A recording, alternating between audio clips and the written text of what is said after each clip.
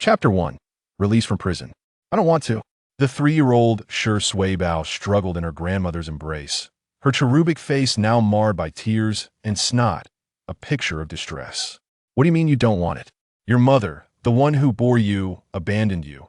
And you, my dear, are nothing but a burden. Someone in the city is willing to take you. So be grateful. Shi Kangcheng had just emerged from prison and arrived home to witness a scene that ignited his ire.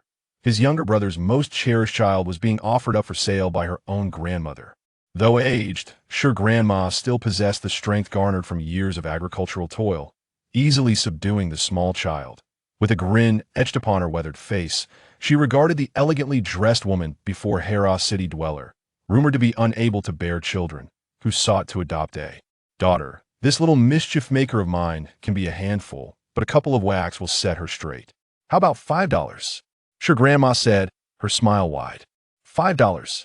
In the late 1970s, that sum could purchase 5 pounds of pork, enough to treat her beloved grandson. A crowd of neighbors had gathered, buzzing with gossip. Oh, if that second son of Shi knew his daughter was being sold, it would break his heart. TSK, TSK, TSK. How could one do this to their own granddaughter? While some expressed disapproval, many more supported Shi grandma's actions that I think this is rather advantageous. After all, Shi's second son died last year, and his wife left. Rather than let Bao suffer here, it's better for her to go to the city and enjoy a better life. If I had a daughter, I would do the same. The rural folk, the city represented a dreamlike existence. Listening to the adults chatter, little Bao's tears flowed uncontrollably. Children in the countryside mature quickly despite her tender age. Bao understood the implications of being sold. Her father had perished gathering herbs for her, while her mother could no longer bear the hardships and had abandoned their home. Now, Bao was utterly alone. Woo! Daddy, Bao misses you so much. The more she pondered, the more sorrowful she became, and she burst into tears. The shrill wail of the child caused the woman across from them to frown. She had sought a child to fulfill her maternal desires, yet this one was far too noisy. What would happen if she took her home? I believe this child may not be suitable for my family after all. Perhaps we should reconsider, the woman said, her brow furrowed in disapproval. Upon hearing her rejection, Shi grandma grew frantic. She dropped Bao unceremoniously to the ground, heedless of any potential injury, and approached the woman with a fawning demeanor. Madam, please give another thought. My granddaughter was born healthy and full term. Her parents provided for her better than I could. Just look at how chubby and fair she is. Children are bound to be a bit noisy. A few spanks when you take her home will do the trick. Shi grandma spoke with an air of nonchalance, eager to rid herself of the burden of another child. The Shi family has fallen on hard times. The elderly matriarch lost her husband long ago and has raised her 2 sons and 2 daughters alone. After much effort, all her children have married. Her eldest son has welcomed a grandson, while her younger son has had a daughter, though he is still capable of having more children. However, to her dismay, this little misfortune has brought about the untimely demise of her son. That day, her daughter-in-law fled, leaving behind a burden she could no longer bear. The woman stepped back in disdain, exclaiming, "I do not want it anymore." She was increasingly reluctant to keep the child, predicting that with such a temperament inherited from the grandmother, the child would likely turn out no better in the future. Before the matriarch could react, the woman hastily entered her vehicle and ordered the driver to leave, distancing herself from this wretched place. $3. Or shall I give it to you for free? The matriarch implored in desperation. Despite her reluctance to keep the child, she knew that discarding it was not an option. It was no infant, and returning would only invite further disgrace. Watching the car drive away, the matriarch felt a surge of irritation, only to turn and find her eldest son reveling in her misfortune. The burden he had become, curled up on the ground, further aggravating her mood. She approached, intending to kick Shi Bao, but before her foot could make contact, a larger foot intercepted her. The murmurs around her faded, and she slowly raised her head. Her eyes, shrouded in shadows, met the gaze of a man with a buzz cut and a scar running down his nose, exuding a menacing aura. Trembling in fear, she stammered, Shi Kangcheng, you are out of prison?" With a cold laugh, Shi Kangcheng shoved the matriarch aside. She stumbled, but did not fall. One wonders if my second uncle knows how his beloved is being treated by his sister-in-law. Would he rise from the grave to intervene? He glanced at the unconscious little girl on the ground, a chill enveloping his demeanor. The onlookers instinctively recoiled. Shi Kangcheng, the second grandson of the Shi family, had once been close to Shi Suibo's father. His imprisonment stemmed from a scuffle with Shi Suibo's father that tragically resulted in a fatality. His ruthless reputation had instilled fear throughout the village. Though he had received a 12-year sentence, he had only served 10. You were supposed to be in for 2 more years. How are you out now? The matriarch trembled, her fear of this nephew palpable. Oh, good behavior earned an early release, Shi Kangcheng replied nonchalantly. As if it were of no significant consequence, he bent down and cradled the 3-year-old child in his arms. Her small, fragile body seemed to melt against him, her tear-streaked face a portrait of sorrow. Since you no longer wish to keep this child, I shall take her. With that, he turned to leave. However, the matriarch, feeling a surge of indignation, strode up to him, blocking his path. If you want this child, fine. $5, she declared, extending her hand. Her expression tensed. Shi Kangcheng regarded his long unseen aunt with indifference, his heart unperturbed. After all, her character had been well known a decade ago. Over the past 10 years, he had received numerous letters from his second brother, who had married and welcomed a delightful child named Shi Sui. Once he was released, he would have the privilege of being called uncle. Each letter conveyed the deep affection his second brother held for the child. Yet, a year prior, he received the devastating news. After demonstrating exemplary behavior over the decade, he was granted an early release, his first desire being to see that child, only to be met with such a scene. Surely, his second brother must be heartbroken. Stepping forward, Shi Kang lowered his voice to a whisper audible only to the two of them and leaned close to Grandma Shi's ear. Your second brother is behind you. He's watching you. Chapter 2. Dog egg, a single phrase from Shi Nai sent shivers down her spine. In this age, people still cling to the belief in ghosts and deities. Her resentment towards her second son had led her to deliberately avoid thoughts of him. Yet upon being reminded by Shi Kangcheng, an icy chill crept up her spine, extinguishing any desire for financial gain. Fine. If you take him away, do not expect him back. From now on, this child has no ties to the Shi family. Shi Nai's voice rose, clear and resonant for all to hear. Shi Kangcheng nodded, finding her response agreeable. Just as he intended to leave, a sudden thought struck him. He turned to Shi Nai and said, "Oh, by the way, Aunt, please return the 3 acres of land belonging to my father. If I do not see the deed by tomorrow, I shall come to seek you out." Observing the distressed expression on Shi Nai's face, akin to one who has tasted something vile, Shi Kangcheng felt a surge of satisfaction. His gaze drifted to a shadow hidden behind the Shi family gate before he turned and departed.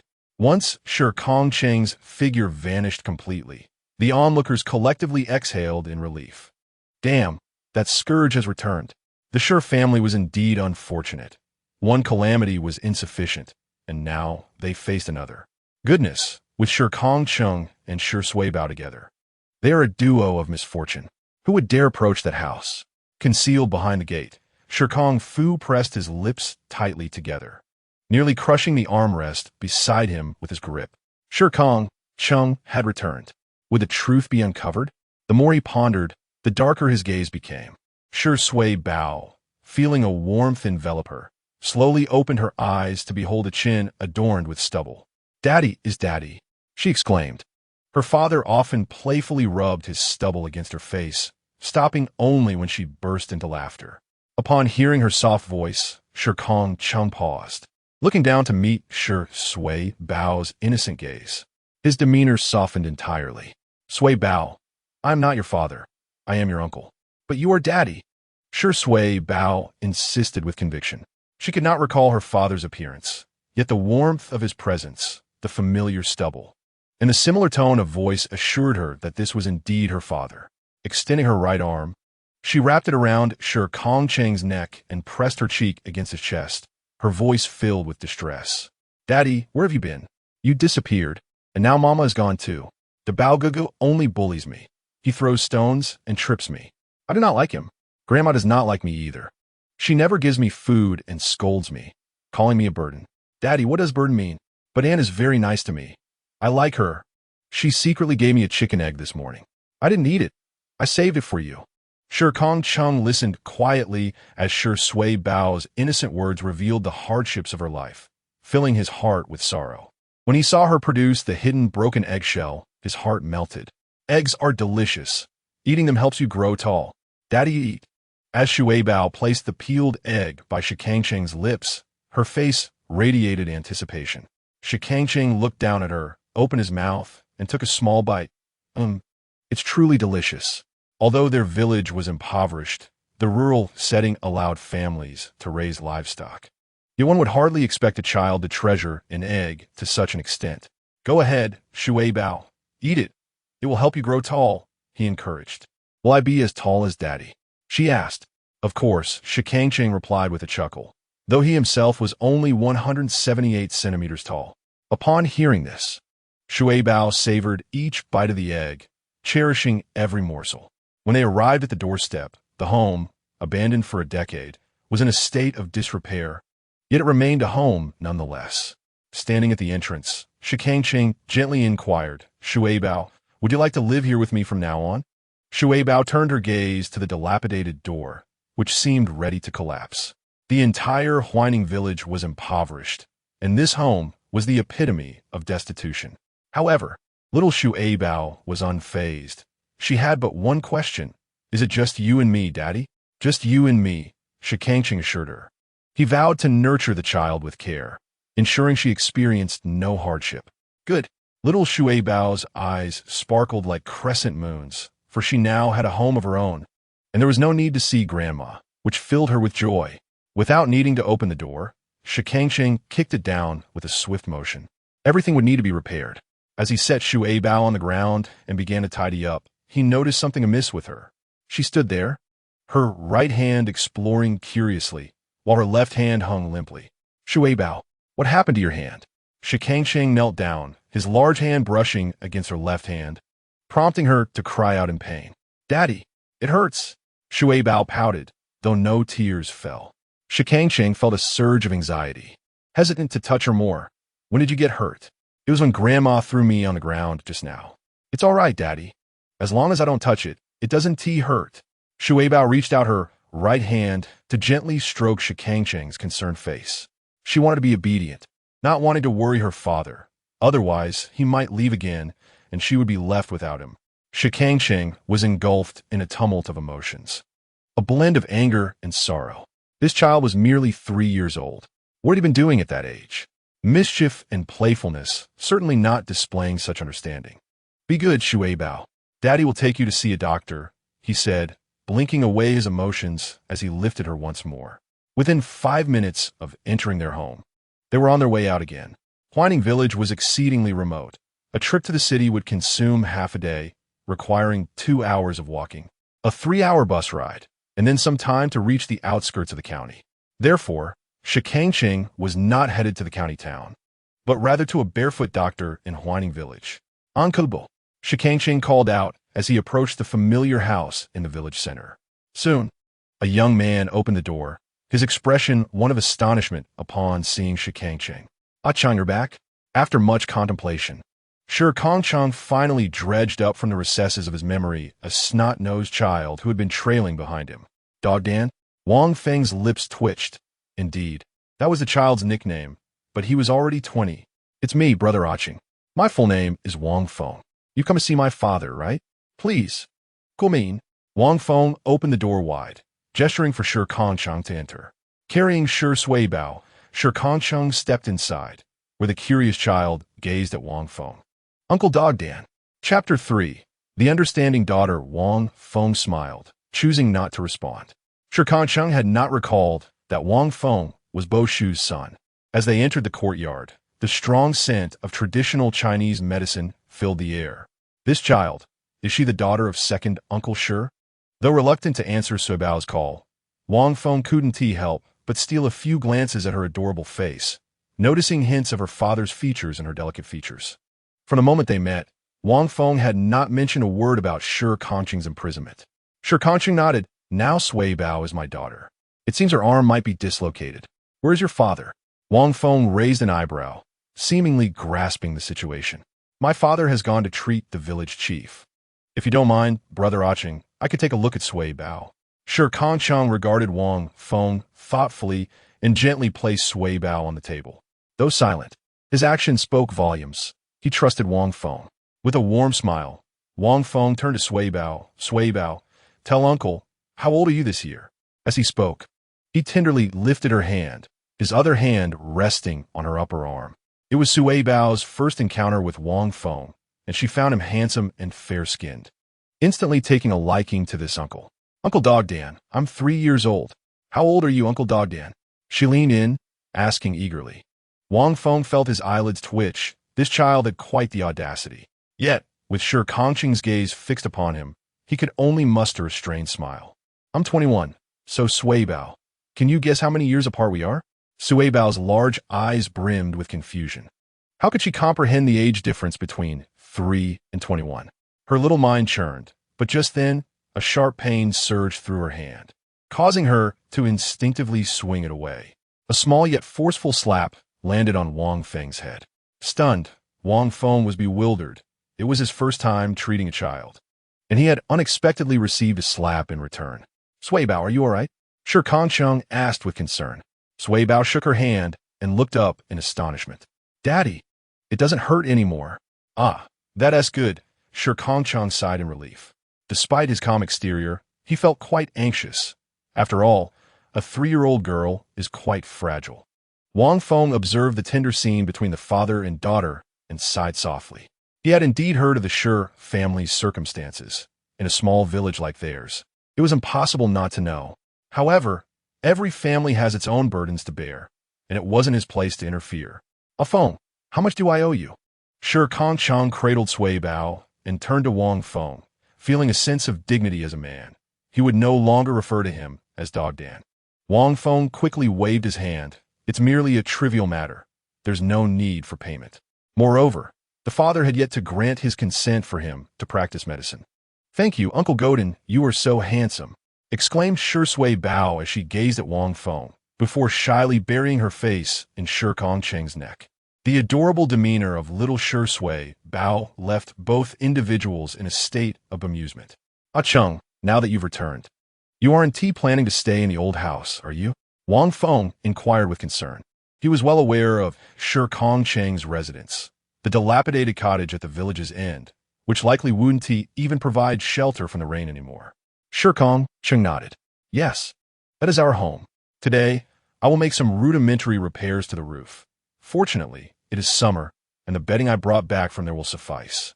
I have endured my share of hardships, so this seems hardly significant to me.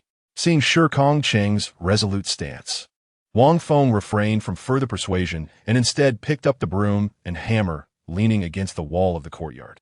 What are you doing? Shi Kangcheng, cradling little Sui Bao, was about to depart when he noticed Wang Feng with tools in hand. Although he understood Wang Feng's intentions, he felt a desire to refuse. If it weren't for Sui Bao, he would hardly wish to engage with the villagers. Wang Feng patted Shi Kangcheng on the shoulder in the past. You taught me to fight while I followed closely behind you. Now, I am trailing behind you to help with the cleaning. Wang Feng's smile radiated warmth, causing Shi Kangcheng to pause for a moment before shaking his head with a faint smile. Feng, you really don't need to do this. Come on, Cheng. We're still being formal with each other. Let us hurry, or else Sui Bao will have nowhere to sleep tonight. Wang Feng moved ahead, and Shi Kangcheng observed the young man's strong silhouette before looking down at Sui Bao's innocent eyes, chuckling helplessly. It appeared that they had all grown up. Seated on a chair, little Sui Bao felt a bit bored as Uncle Godin and her father busily repaired the roof, instructing her to stay put. Naturally obedient, she sat still for 10 minutes before becoming restless, spotting a hole in the ground. Her eyes sparkled with curiosity as she squatted down and poked at it with a stick, calling out, little worm, fishy fish." Having grown up with little supervision and companionship, she often played alone with small creatures. Thus she had a keen sense of whether any critters were nearby. Sure enough, after a few moments of digging, she unearthed the tail of an earthworm. "Don't run away. I'll catch you for Daddy to eat fish," she murmured, her small hand reaching out to grasp the wriggling creature. When Shi Kangcheng glanced down, he found Sui Bao with her little backside in the air, an utterly adorable sight. Shi Bao, what are you doing? He called out, having nearly completed the roof repairs. Let us go to the county tomorrow to buy some essentials. After all, little Shi Bao only has one outfit. Initially focused on her task, Shi Bao, upon hearing her father's voice, inadvertently exerted too much force, causing the worm to snap in two, and she plopped down onto the ground, staring at the other half that had escaped. Pouting, she lamented. It's all your fault for calling me. Rising to her feet, she brandished the remaining half of the worm and confronted Shi Kangcheng. Daddy, look what you made me do. The worm has run away. On the chubby hand, a wriggling earthworm was squirming. Surprisingly, Shi Kangcheng was not repulsed by this. Rather, he was intrigued that the little girl, Shi Bao, had an affinity for such creatures. Bao, why are you catching earthworms? Aren't you afraid? He gently inquired, stroking the little girl's head. Bao shook her head, her large eyes shining with sincerity. Not afraid. I'm catching them for Daddy to fish. Shi Kangcheng was warmed by this display of concern, his heart overflowing with tenderness. Although today was their first meeting and she was not his child, it mattered not. In this lifetime, he vowed to nurture Bao with care. Wang Feng observed the tender interaction between the father and daughter from behind, unaware of the hardships Shi Kangcheng had endured during his years in prison. The villagers held a fearful and unfavorable view of him. Yet in Wang Feng's heart, Shi Kangcheng remained the big brother who would shield him from harm. Chapter 4. The daughter's enormous appetite after bidding farewell to Wang Feng. There was little left to tend to at home. It must be noted that Shi Bao's skill in catching earthworms was truly remarkable by the time Wang Feng departed. The yard was pockmarked, and Bao had filled a glass jar with worms. Wang Feng shook his head in resignation, allowing the child to be her exuberant self. Daddy, let's catch fish, Shi Bao exclaimed, cradling a glass jar as large as her own arm, brimming with enthusiasm. She had observed her uncle catching worms before heading out to fish, managing to reel in sizable catches each time. Her grandmother would praise her uncle's prowess. Yet Bao had never tasted the flavor of fish. Thus, this time, she was determined to catch fish for her father to enjoy. Shi Kangcheng regarded Shi Bao and nodded. Wait here, I will make a fishing rod. Okay, she replied obediently, watching him intently as he took an axe and approached a nearby grove of wild bamboo. Selecting a slender stalk, he swiftly chopped it down. Unbeknownst to Bao, Shi Kangcheng fashioned a makeshift fishing rod with remarkable speed, utilizing fishing line and hooks that he had procured from somewhere. Let's go, he said, taking her small hand as they made their way to the riverbank of the village. One of the advantages of their home was its seclusion from the village. It seemed that whatever they did went unnoticed by the villagers, making them feel like an independent household despite being part of the same community. Upon reaching the riverbank, they found two women washing clothes by the water. The river was broad and flowed swiftly, attracting many to its banks for laundry.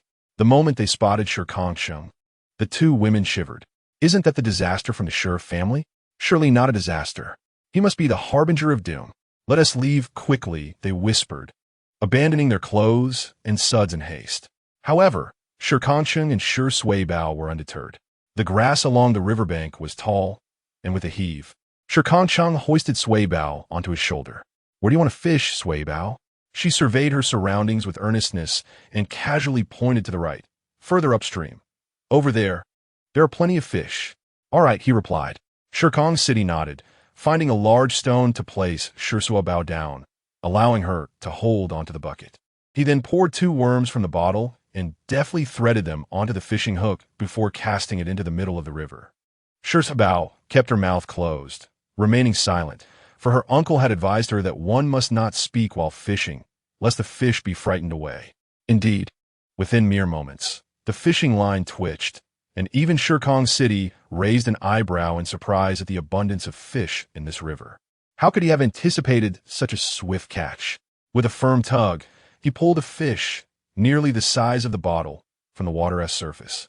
An exhilarating sight that left Shi Bao captivated.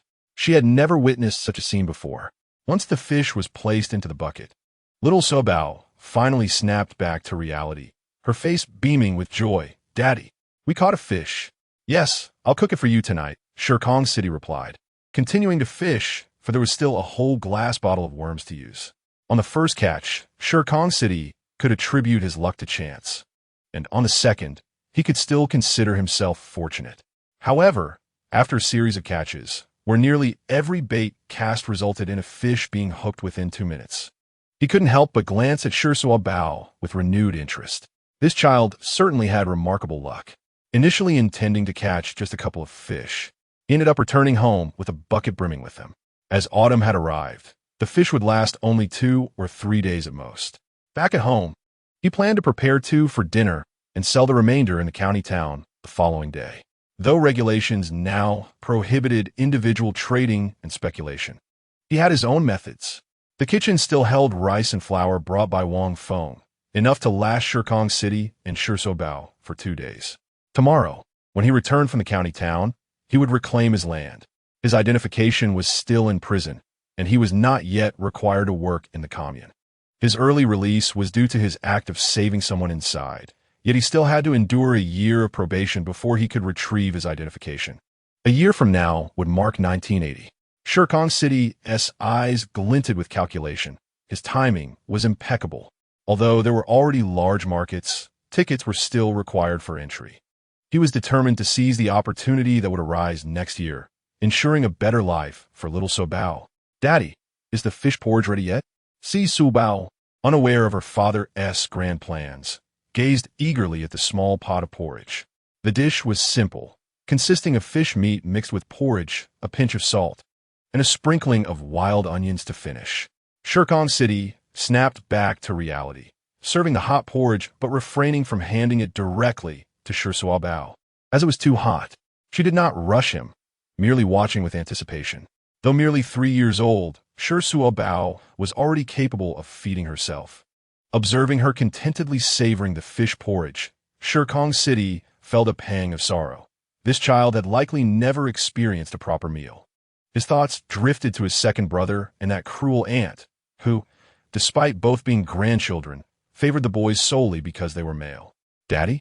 Shi Bao looked at Shi Kangcheng with a hint of confusion. She wished to have a bit more to eat, yet her father continued to gaze at her without acknowledging her presence. "What's wrong?" Shi Kangcheng snapped back to reality, realizing that his emotions had become somewhat tender since being with Shi Bao. Indeed, a child has the profound ability to transform a man. Holding her bowl with both hands, Shi Bao offered it to him, pleading, "Daddy, I want more." Shi Kangcheng was somewhat taken aback. Initially, he had served her the same portion he had taken, assuming she wouldn't finish it, but now he noticed her bowl was remarkably empty. Instantly, he worriedly pulled her into his embrace, gently patting her belly. "Bao, are you truly still hungry? Your stomach feels soft, not full at all." "Hungry?" Shi Bao nodded vigorously, tapping her belly. "It's empty. I haven't filled it halfway." "You haven't eaten enough?" Shi Kangcheng questioned with skepticism. "Could you get full at Grandma's house?" "No, there was no food at Grandma's." Shi Bao shook her head. This indicated that she understood the concepts of hunger and satiety. Yet it was disconcerting that her aunt had not provided her with adequate food. No wonder she was so small. "You can have a little more, but you mustn't eat too much at night. Otherwise, it will be hard to digest." After finishing their meal, Shi Kangcheng gently wiped Shi Bao's face. As for a bath, he decided they would wait until tomorrow when they could buy new clothes. He lulled Shi Bao to sleep. She nestled against him and quickly drifted off. Leaning against the wall, he gazed into the pitch-black night, his eyes gleaming like a wolf's.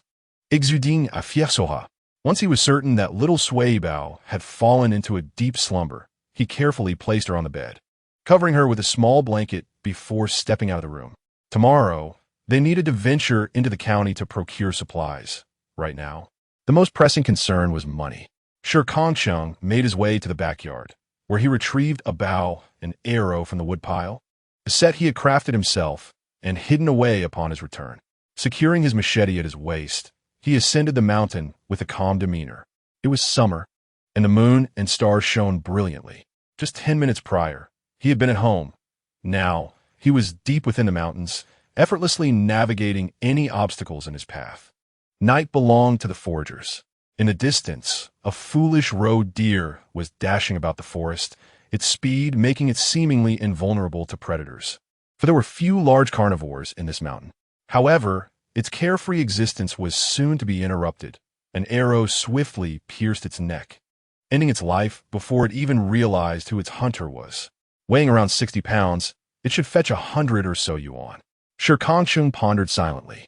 Having spent so much time in confinement that he was somewhat out of touch with current market prices, he would need to explore the city tomorrow. With the four hooves of the foolish roe deer bound together, Shi Kangcheng effortlessly lifted it up. Initially, he had only intended to catch some wild rabbits, but unexpectedly encountered such a simple-minded creature. After meeting Suibao, luck seemed to have shifted in his favor. Suddenly, a tiger's roar interrupted his descent down the mountain, transforming his expression from indifference to exhilaration. He hastily concealed the foolish roe deer and swiftly made his way toward the source of the sound. Upon arrival, he discovered not just a single tiger, but also two wolves facing it. Perched on a tree branch, Shi Kangcheng, though lacking formal education, understood the principle of the mantis stalking the cicada while a hidden bird awaited its chance. The two wolves appeared to be a male and a female. The male was already grievously injured, while the tiger was not faring much better. It was evident that the earlier cry of distress was likely the result of an attack by the male wolf, and Shi Kangcheng watched with keen interest. Even if they did not end each other's lives, he would intervene, for the distance to Huining village was merely 7 or 8 kilometers. He would eliminate any threat to Suibao's safety, and should that ant dare to create trouble, he would show no mercy, regardless of her status as an elder. As he pondered, the clash between the two forest titans neared its conclusion. The male wolf had already succumbed, its size overshadowed by that of the tiger, which was rightly called the king of beasts. Unfortunately, the female wolf was rather frail and soon fell to defeat. As the tiger approached her, despair filled her eyes. Yet she could not succumb to her pain. The tiger also collapsed, revealing a human figure beneath its fur. Tiger skins were quite valuable, almost a rarity. However, this particular tiger bore numerous wounds from the wolf's claws, prompting Shi Kangcheng to click his tongue in disappointment. The worth had diminished by half. Turning his gaze to the female wolf, he noted that she had not yet breathed her last, and to his surprise, there was no murderous intent in her eyes. His curiosity piqued as two small wolf cubs emerged from the grass behind her and rushed to her side, nuzzling her head and paws in a desperate attempt to revive her. It became clear that their actions were driven by a longing to save their mother. Retracting his gaze, Shi Kangcheng had initially intended to skin the wolf, but decided against it. Instead, he resumed his endeavor with the tiger's skin, employing a sharp knife to skillfully remove it without a trace of blood. Behind him, the female wolf whimpered, but Shi Kangcheng, uninterested in turning back, continued his task. Once the tiger's skin was neatly folded and secured to his back, he departed, leaving the tiger's meat for the two wolf cubs. After all, he would not prey upon the innocent. Yet, just as he took a few steps, he heard footsteps behind him. Turning, he discovered a small wolf cub trailing closely behind, while another cub sat atop the deceased tiger, watching them depart.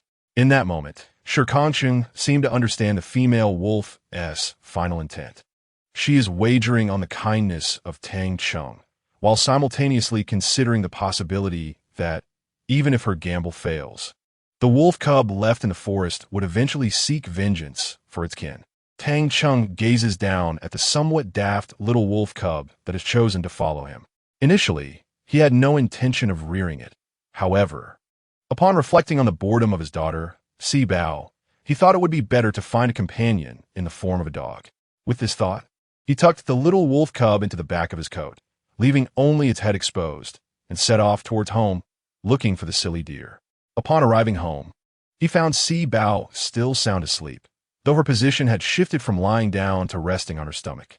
The following day, Si Bao woke up early, and as soon as she opened the door, her gaze met that of the little wolf cub in the yard. Her previously drowsy eyes brightened instantly, and she scooped up the cub, excitedly rushing to the backyard where, indeed, Tang Cheng was repairing the wall. "Daddy, Daddy, is this the puppy you got for me?" Tang Cheng watched as Si Bao embraced the wolf cub, which licked her cheek, evidently fond of her, and he nodded in affirmation. "Yes, it's yours to play with." He did not bother to correct Si Bao's misconception that the creature was a dog, for in his eyes, the distinction between a wolf and a dog was merely one of domestication. Si Bao spun around joyfully with the wolf cub in her arms. Little puppy, what shall I call you? Soon, the 3-year-old faced a significant dilemma, naming her new friend. She crouched down, observing the wolf cub as it sat, its round eyes fixed upon her. For reasons unknown, perhaps the instincts of a wolf, it inexplicably liked this little girl.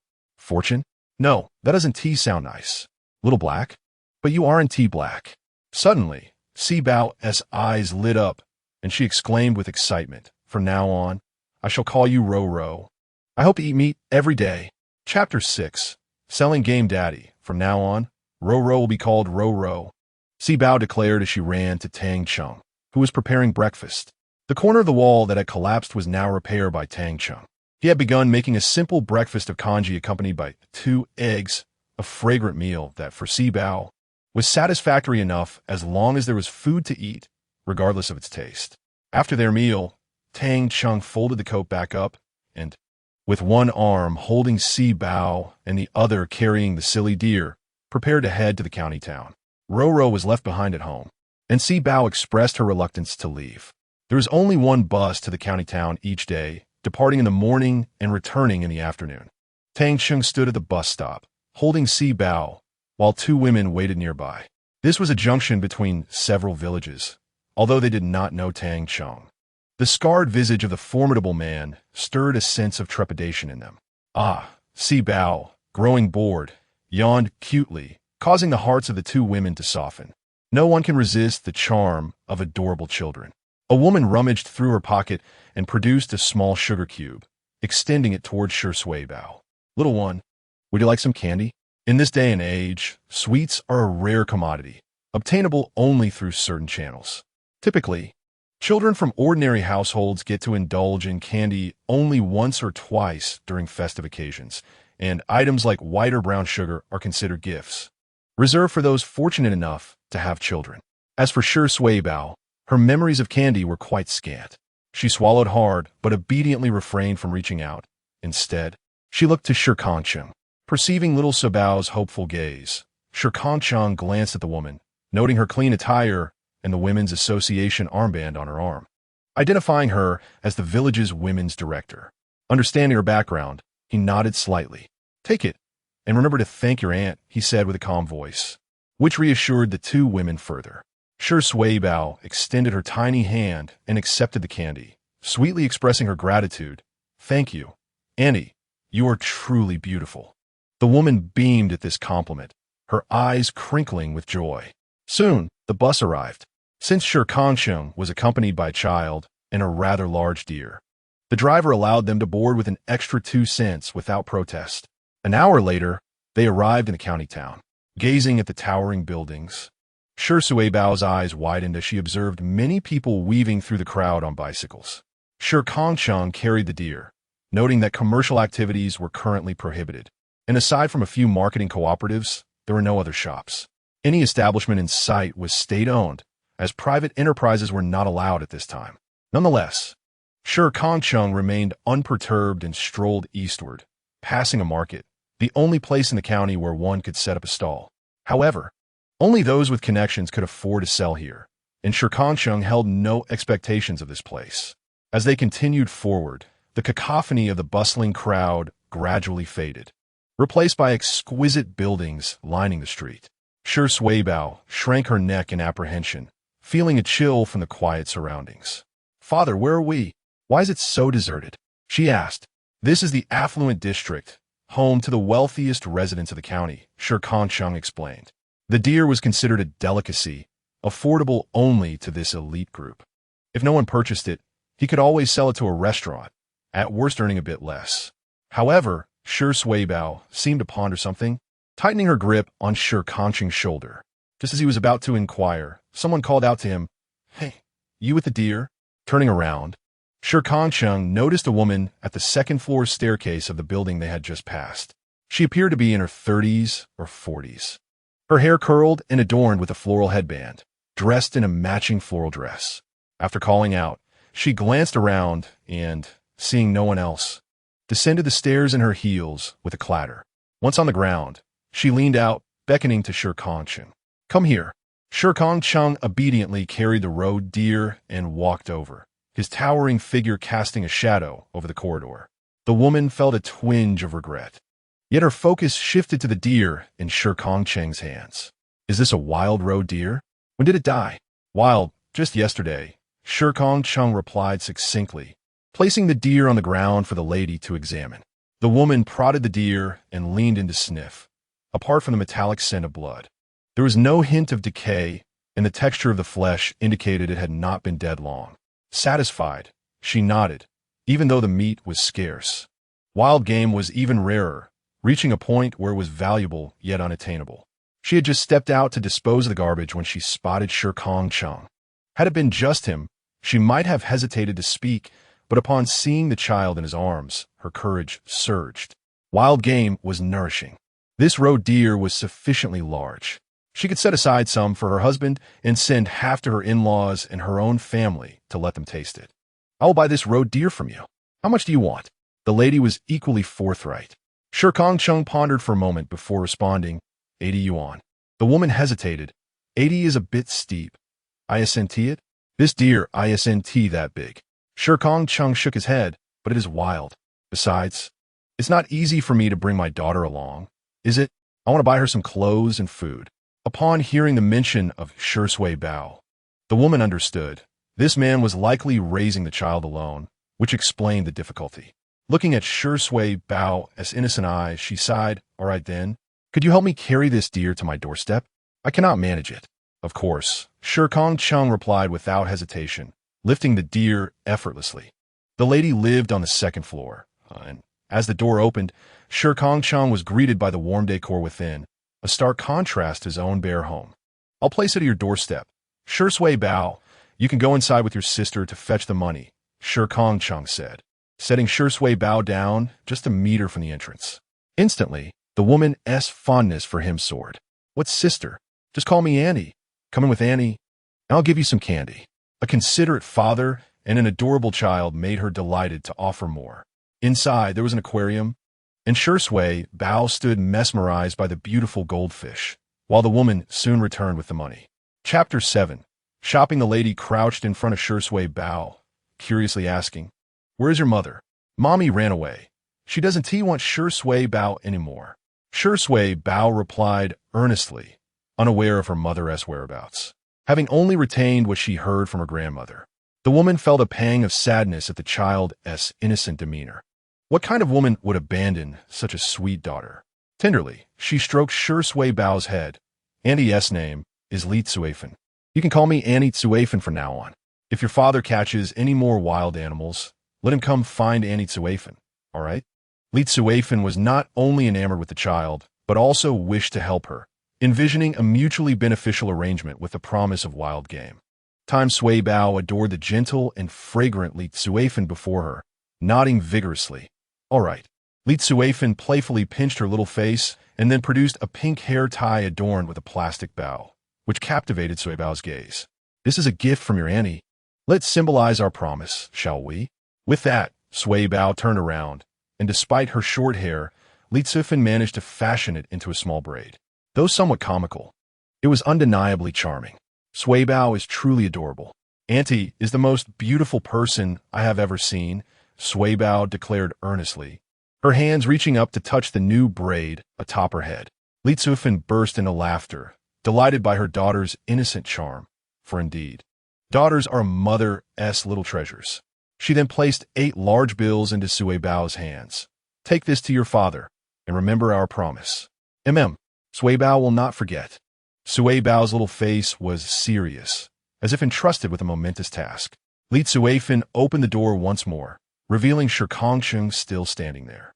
Sui Bao leaped into his embrace, handing over the money. "Daddy, this is the money Annie gave, and the hair tie she gave me. Isn't it pretty?" "Very pretty," Shi Kangcheng replied, noticing the pink accent in her hair. After counting the bills, he confirmed they were correct, even in excess. "There's more."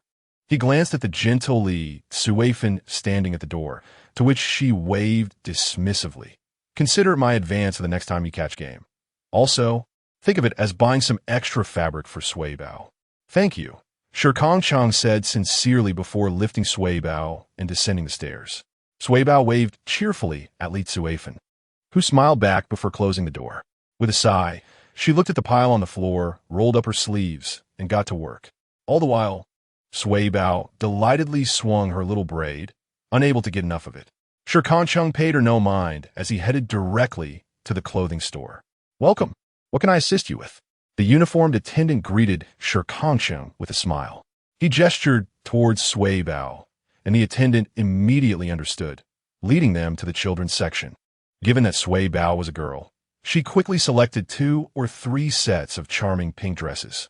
These 3 are the latest styles. All the girls in the county adore wearing them. When donned, they resemble little princesses, the attendant explained. Shi Kangcheng, unfamiliar with such items, bent down to inquire. Sui Bao, do you like them? Sui Bao looked around, but didn't he express the same enthusiasm she had for the hair tie? Shaking her head, I don't like them. They're not convenient to wear.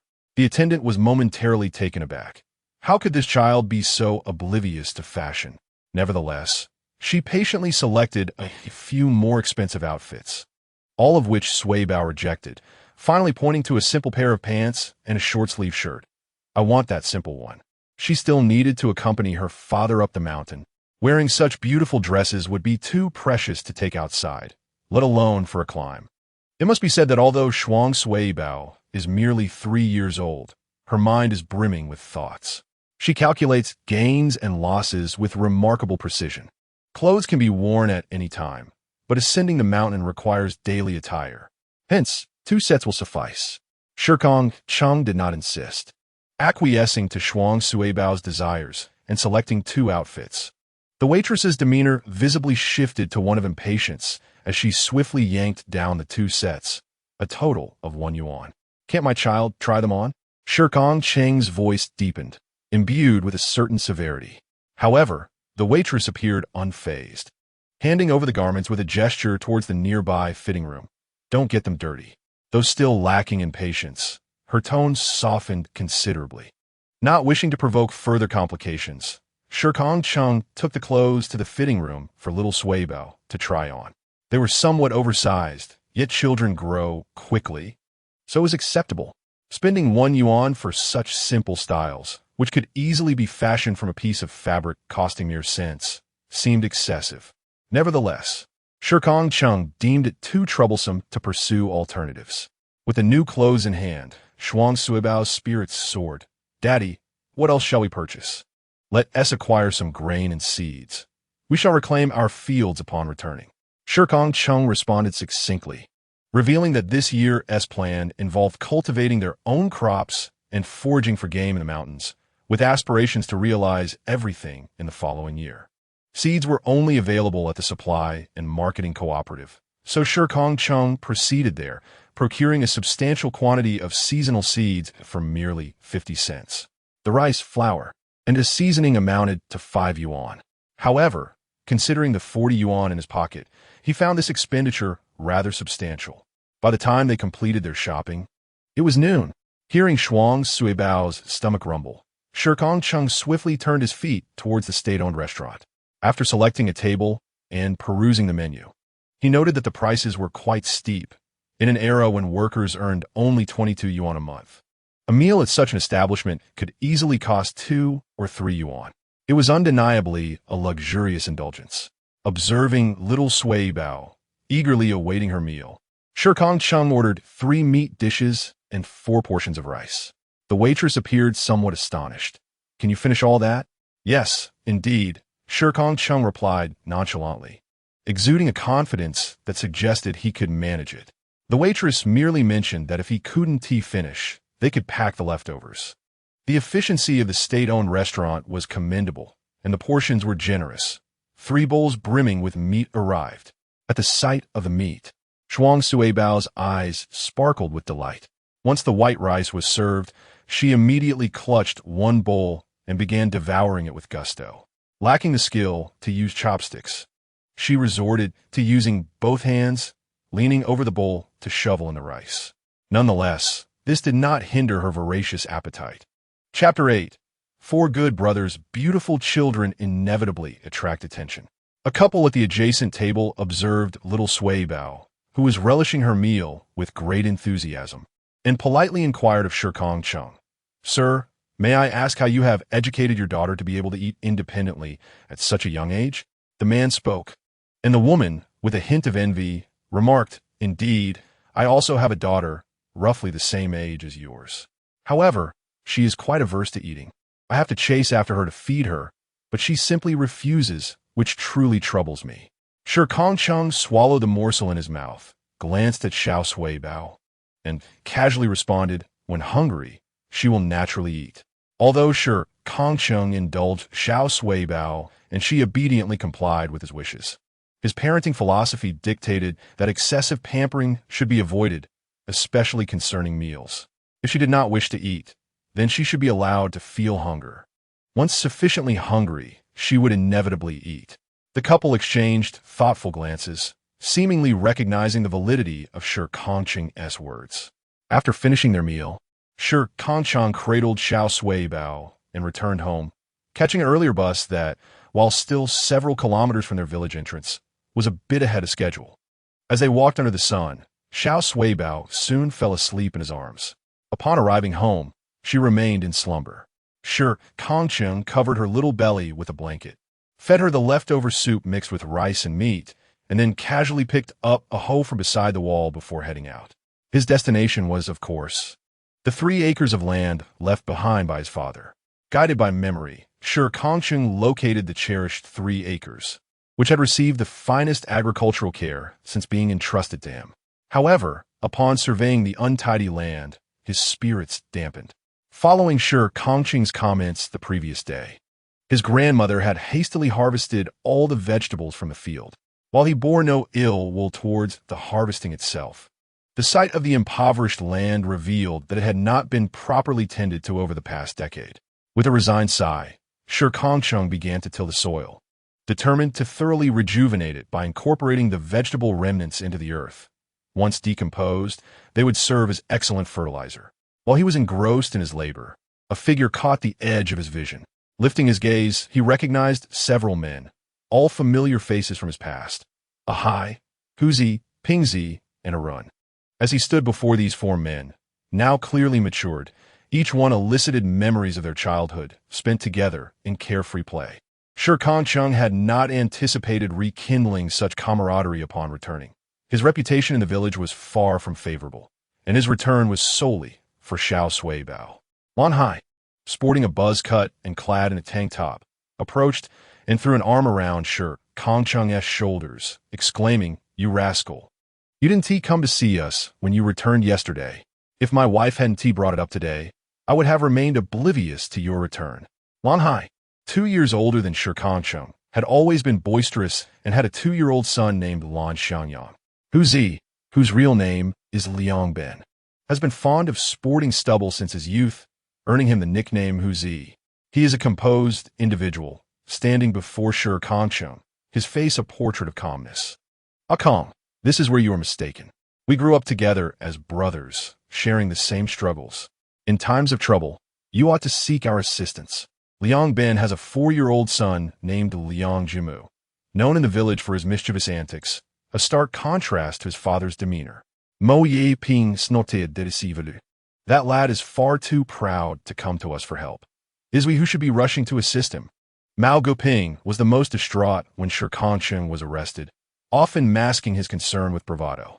He has a daughter, Mao Zi, of the same age as Liang Jiamu, and the two have never gotten along. Qi Jinrun, the eldest among the 5, playfully slapped Mao Guping on the head. Despite his indignation, Mao Guping dared not retaliate. "Kong, don't heed Ping Zi's nonsense. His tongue may be sharp, but he is genuinely worried about you. Every year at our gatherings, he sheds tears," Qi Jinrun remarked, a mediator among friends.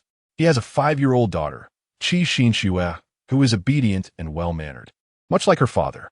Shi Kangcheng, witnessing the concern of his 4 brothers, forced a smile, feeling somewhat awkward.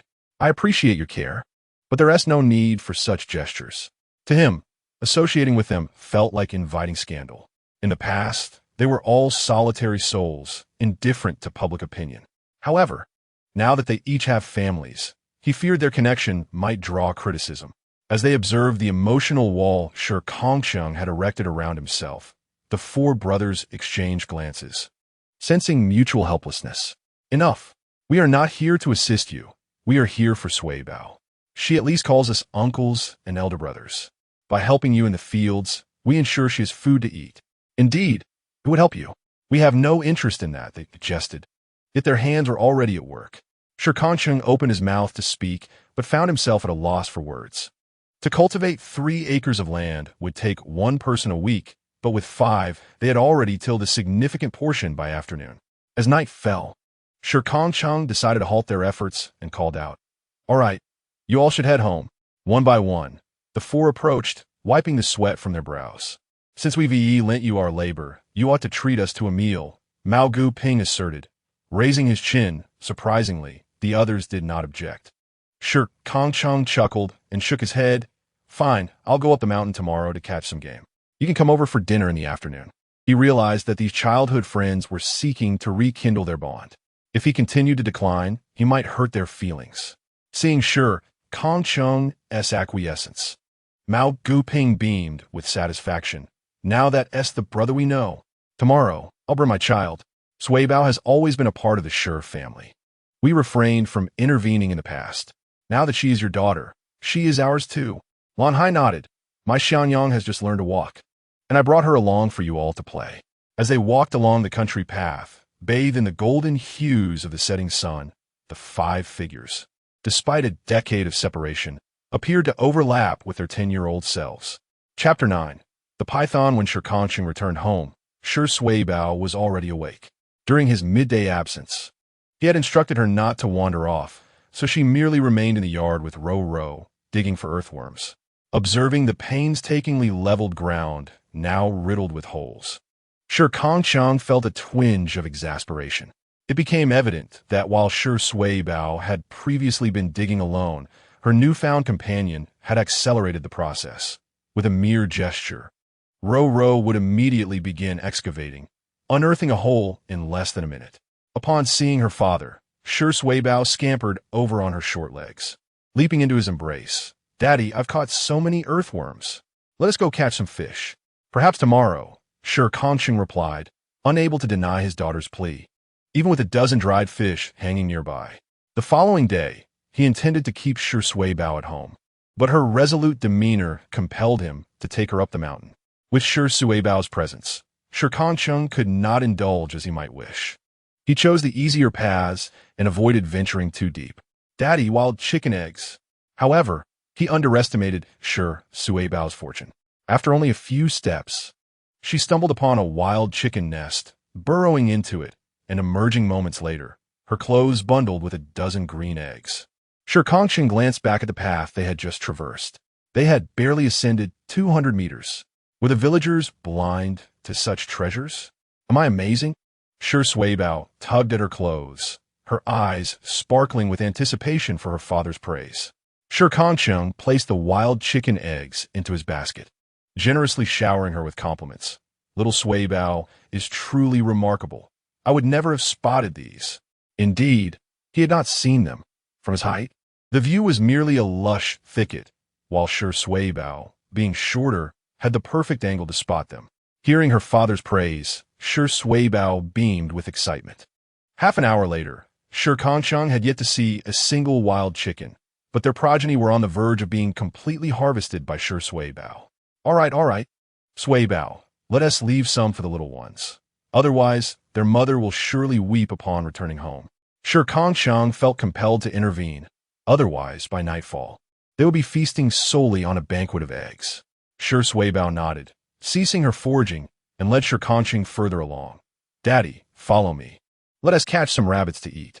With a resigned sigh, Shi Kangcheng trailed behind her, scanning their surroundings for potential dangers.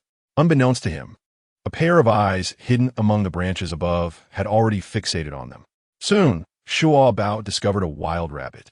As he pounced, several gray rabbits sprang forth, while Shi Kangcheng's arrow had already been released. "Wow, Daddy is amazing," Shua Bao exclaimed, clapping dramatically at the sight of the 4 fallen hares. Shi Kangcheng approached with a smile to collect the rabbits, but in that fleeting moment, a shiver ran down his spine. Something was amiss. When had this python crept so close? He gazed at the brown serpent, as thick as his arm, which had coiled around Shu Bao. Shu Bao remained still, curiously observing the python encircling him. "Don't be afraid, Bao. Daddy will save you," Shi Kangcheng reassured, anxious that Shu Bao's struggles might provoke the snake further. If a python intended to constrict its prey, it could do so effortlessly, especially against a child like Shu Bao. The arrow was evidently useless now. The python's scales provided excellent protection against such weaponry. Drawing his machete, Shi Kangcheng locked eyes with the serpent, refusing to avert his gaze. In the presence of such a formidable beast, he could not afford to show weakness. Failure meant certain peril for little Shu Bao. "It's so cool," Daddy, Shu Bao remarked, reaching out to touch the serpent's skin, the frigid sensation causing him to gasp in surprise. Shi Kangcheng's heart raced as the python diverted its attention to Shu Bao. The child stared into the creature's vertical pupils, tilting his head inquisitively. Just as Shi Kangcheng prepared to act, Shu Bao took the initiative. "Be good, snake," he said, extending his hand as if to caress its flesh. Shi Kangcheng was taken aback by the sight. The python, in a surprising display of gentleness, brushed its snout against Shu Bao's cheek. Shu Bao beamed with delight. He wrapped his arms around the python's head, and the snake made no move to retaliate, allowing the child to embrace it. Turning to his father, Shu Bao exclaimed, "Daddy, I love this snake. Let's keep it." Shi Kangcheng hesitated. "Perhaps not, Bao. If the villagers see it, they might be frightened." He felt unable to agree to Shu Bao's wish. Keeping such a creature at home, despite his ability to eliminate it, would create a constant, unsettling sense of danger. Feeling rejected, Shu Bao lowered his head sadly, saying, "Snake, I can't keep you. You're too big." The python flicked its tongue, seemingly understanding Shu Bao's words, and gently lowered the child beside Shi Kangcheng, its tail brushing past his feet as Shi Kangcheng fought the urge to strike. Then, he noticed a small snake at his feet, silver in color, lifting its head to gaze at Shu Bao. "A little snake. Daddy, can I keep it?" Shu Bao et Gulim, seizing the small serpent with excitement. Faced with this second plea, Shi Kangcheng found it impossible to refuse. In that moment, Shu Bao thought the mother snake was exceptionally clever. As Shi Kangcheng beheld the python before him and glanced at the small snake clutched in Shi Bao's hand, he pondered how his home was not a kindergarten where mothers would send their children. Nevertheless, he nodded in acquiescence. "Very well, but it must remain a secret." "All right." Shi Bao coiled the small snake around her wrist like a bracelet, and at first glance, it was indeed indistinguishable. Looking down at Shi Bao, a hint of confusion stirred within Shi Kangcheng. Initially, he believed it was merely good fortune on her part, yet after this incident, he began to realize that Shi Bao had a unique affinity for animals. This was advantageous. Even if they encountered wild dogs later, she would be safe from harm. After the initial shock, Shi Kangcheng felt a sense of reassurance. Given the circumstances, he could afford to relax a bit. After all, he was to host his friends for dinner that evening, and a mere wild rabbit would not suffice. Chapter 10. Gastrodia and Wild Boar's Daddy. "Where are you going?" Shi Bao inquired curiously as she was lifted by Shi Kangcheng and seated on a tree branch, swinging her little legs, ensuring that Shi Bao was secure. And with a large python observing from above, Shi Kangcheng reassured her, "Daddy is off to hunt a wild boar. I shall prepare meat for you tonight." The thought of stew reminded Shi Bao of the braised pork she had savored at the state-run restaurant the previous day, causing her to salivate. She obediently waved at Shi Kangcheng. "Then make sure you catch a big one." "Of course," he replied with a nod before departing with his bow and arrow. Once Shi Kangcheng vanished from sight, the large python encircled Shi Bao once more. Had Shi Kangcheng been present, he would have noticed that the python's embrace effectively shielded her from falling. Shi Kangcheng moved swiftly through the mountains, his daytime agility surpassing that of the night. However, it seemed that without Shi Bao, his luck had diminished significantly, for he encountered no large beasts. Suddenly, a rustling sound reached his ears. Shi Kangcheng swiftly turned. heading in the direction of the noise. In the distance, he spotted a group of brown creatures gradually slowing their pace. Perched on a tree branch, he crouched down to observe. Below him, a herd of wild boars was rooting around a mound of earth, seemingly captivated by whatever lay hidden within. Shi Kangcheng aimed at the most robust wild boar, releasing his arrow with precision toward its neck. The sound of the arrow piercing flesh was unmistakable, and the wild boar's piercing cry echoed through the forest as Shi Kangcheng remained steadfast in his position, allowing the other boars to scatter in a frenzy. The wounded boar attempted to flee, but pain disoriented it, causing it to crash into several trees before collapsing lifelessly to the ground. Shi Kangcheng did not rush. He waited patiently before descending from the tree, landing accurately beside the boar. With its heartbeat silenced, he stepped upon it and extracted the arrow, blood gushing forth onto the ground, an occurrence he paid no mind. It was essential to bleed the animal. Otherwise, congealed blood within the boar would compromise the quality of the meat. Shi Kangcheng approached the mound the wild boar had been excavating, curious as to what had incited such fervor among them. After circling around Shi Kangcheng City, one side appeared somewhat dark. It seemed improbable for this mountain to possess black soil. An idea struck Shi Kangcheng City. He found a sharp stone nearby and chipped away a bit of the surface, causing a piece of black material to fall out. It could be easily crushed by hand, and upon bringing it to his nose, he confirmed its identity: coal. Astonishingly, this mountain turned out to be a coal mine. Squatting there, Shi Kangcheng City poked at the coal fragments on the ground, lost in thought. To discover a coal mine so close by was remarkable. If his memory served him correctly, these mountains were tradable properties belonging to the state, yet no one seemed wealthy enough to purchase them. His gaze grew resolute. He would save money to buy the mountain. Just as he prepared to rise, his attention was drawn to another sight.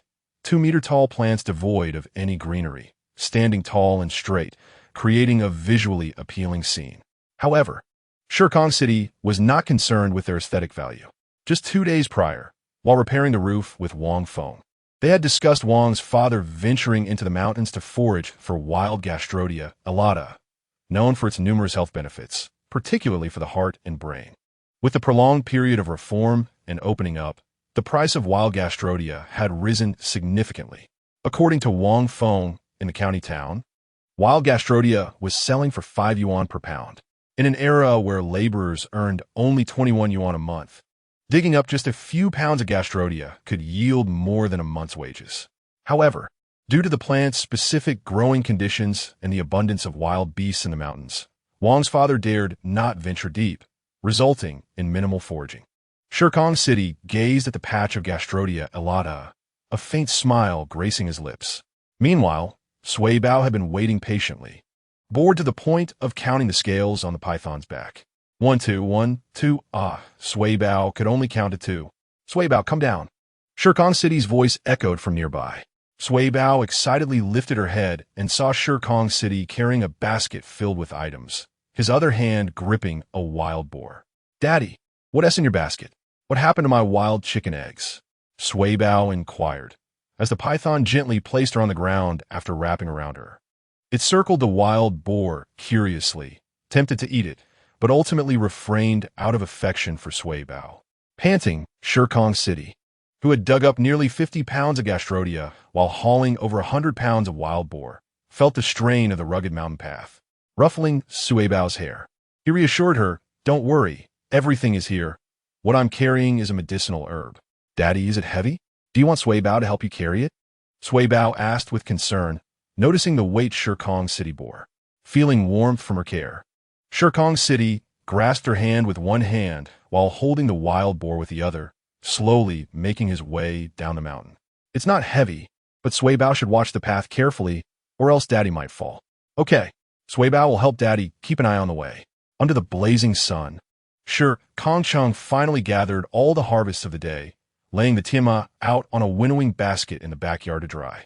As they were to be taken to the county town the following day, he also brought out all the wild chicken eggs, prompting Sui Bao to gleefully scamper around the yard with the eggs in hand. Shi Kangcheng fashioned a simple platform from a wooden board and deftly hoisted a wild boar onto it, preparing to butcher it. he made a larger incision in its neck, allowing the blood to flow into a large basin below. The meat dog, drawn by the scent of blood, rushed forward, nearly leaping into the basin, only to be kicked away by Shi Kangcheng. After whimpering twice, it obediently squatted nearby, awaiting Shi Kangcheng's generous feeding. Once the blood had drained sufficiently, Shi Kangcheng split the boar's belly, revealing all its entrails. Shi Suibao watched from a distance, utterly terrified. "Daddy, do I have so many things inside me too?" Although standing afar, her keen eyesight allowed her to see the innards clearly, prompting her curious inquiry. The innocent question brought a smile to Shi Kangcheng's face. "Yes." Shi Suibao exclaimed, her face alight with astonishment as she touched her own round belly, her little mind swirling with questions. Chapter 11. The wild boar feast. After separating the entrails, he placed the intestines into another basin. In this era, every part of the pig was highly sought after. After all, meat was a precious commodity not easily enjoyed at every meal. A knock resounded at the door, diverting Shi Suibao's attention momentarily from her belly as she rushed to open it. Upon swinging the door open, she locked eyes with another small child, both of them momentarily taken aback. The moment Liang Jimu saw Shi Suibao, his previously dark face flushed crimson, turning a deep shade of red. Before he swiftly hid behind Liang Ben, peeking out from between Liang Ben's legs to gaze at the doll-like Shi Suibao. Liang Ben chuckled at his son's reaction. Typically mischievous, Liang Jimu had now turned bashful in the presence of a little girl. "Come out, this is your sister Suibao," Liang Ben said, lifting Liang Jimu by the collar and bringing him before Shi Suibao. Liang Jimu's face was nearly bursting with embarrassment, desperately wanting to escape. Yet, Shi Suibao broke the silence, asking, "Who are you?" Her voice, sweet and melodious, only heightened Liang Jimu's shyness. I am Liang Jimu," he stammered, acutely aware of his trembling voice and fearful of ridicule from his friends if they were to witness this. Liang Ben ruffled Shi Suibao's hair, saying, "Suibao, call me Uncle Liang. I am your father's good friend." Shi Suibao looked up at the tall young Ben, her innocent eyes wide with wonder. She recognized this uncle, the one who had sneakily given her treats before. He was indeed a good friend of her father? Was a good friend? She pondered, her face a picture of confusion. Shi Kangcheng glanced up and called, "Ah Ben, come help." Coming, Liang Ben rolled up his sleeves and stepped inside, leaving only Shi Suibao and Liang Jimu, two young children, gazing at each other. Liang Jimu thought Shi Suibao was the most beautiful girl he had ever seen. He was utterly smitten. "Suibao, can we be friends?" He mustered his courage and asked her. Shi Suibao tilted her head in confusion and inquired, "What is a friend?" Liang Jimu was momentarily taken aback, pondering how to define friendship. After scratching his head, he finally articulated, "A friend is someone who, in the future, will share delicious food with you and stand up for you if anyone bullies you. That is what a true friend is." Shi Suibao may not have grasped everything, but the mention of delicious food resonated profoundly with her.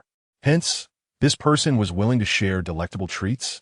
She eagerly decided to be his friend. Shi Suibao's eyes sparkled as she embraced Liang Jimu tightly. "Mumu, from now on, we shall be good friends, and you must share your tasty snacks with me." Liang Jimu, caught in her embrace, experienced the thrill of being hugged by a girl for the first time, aside from his mother and grandmother. This was a girl he admired. Gazing at the sky, he felt as though he might burst with joy.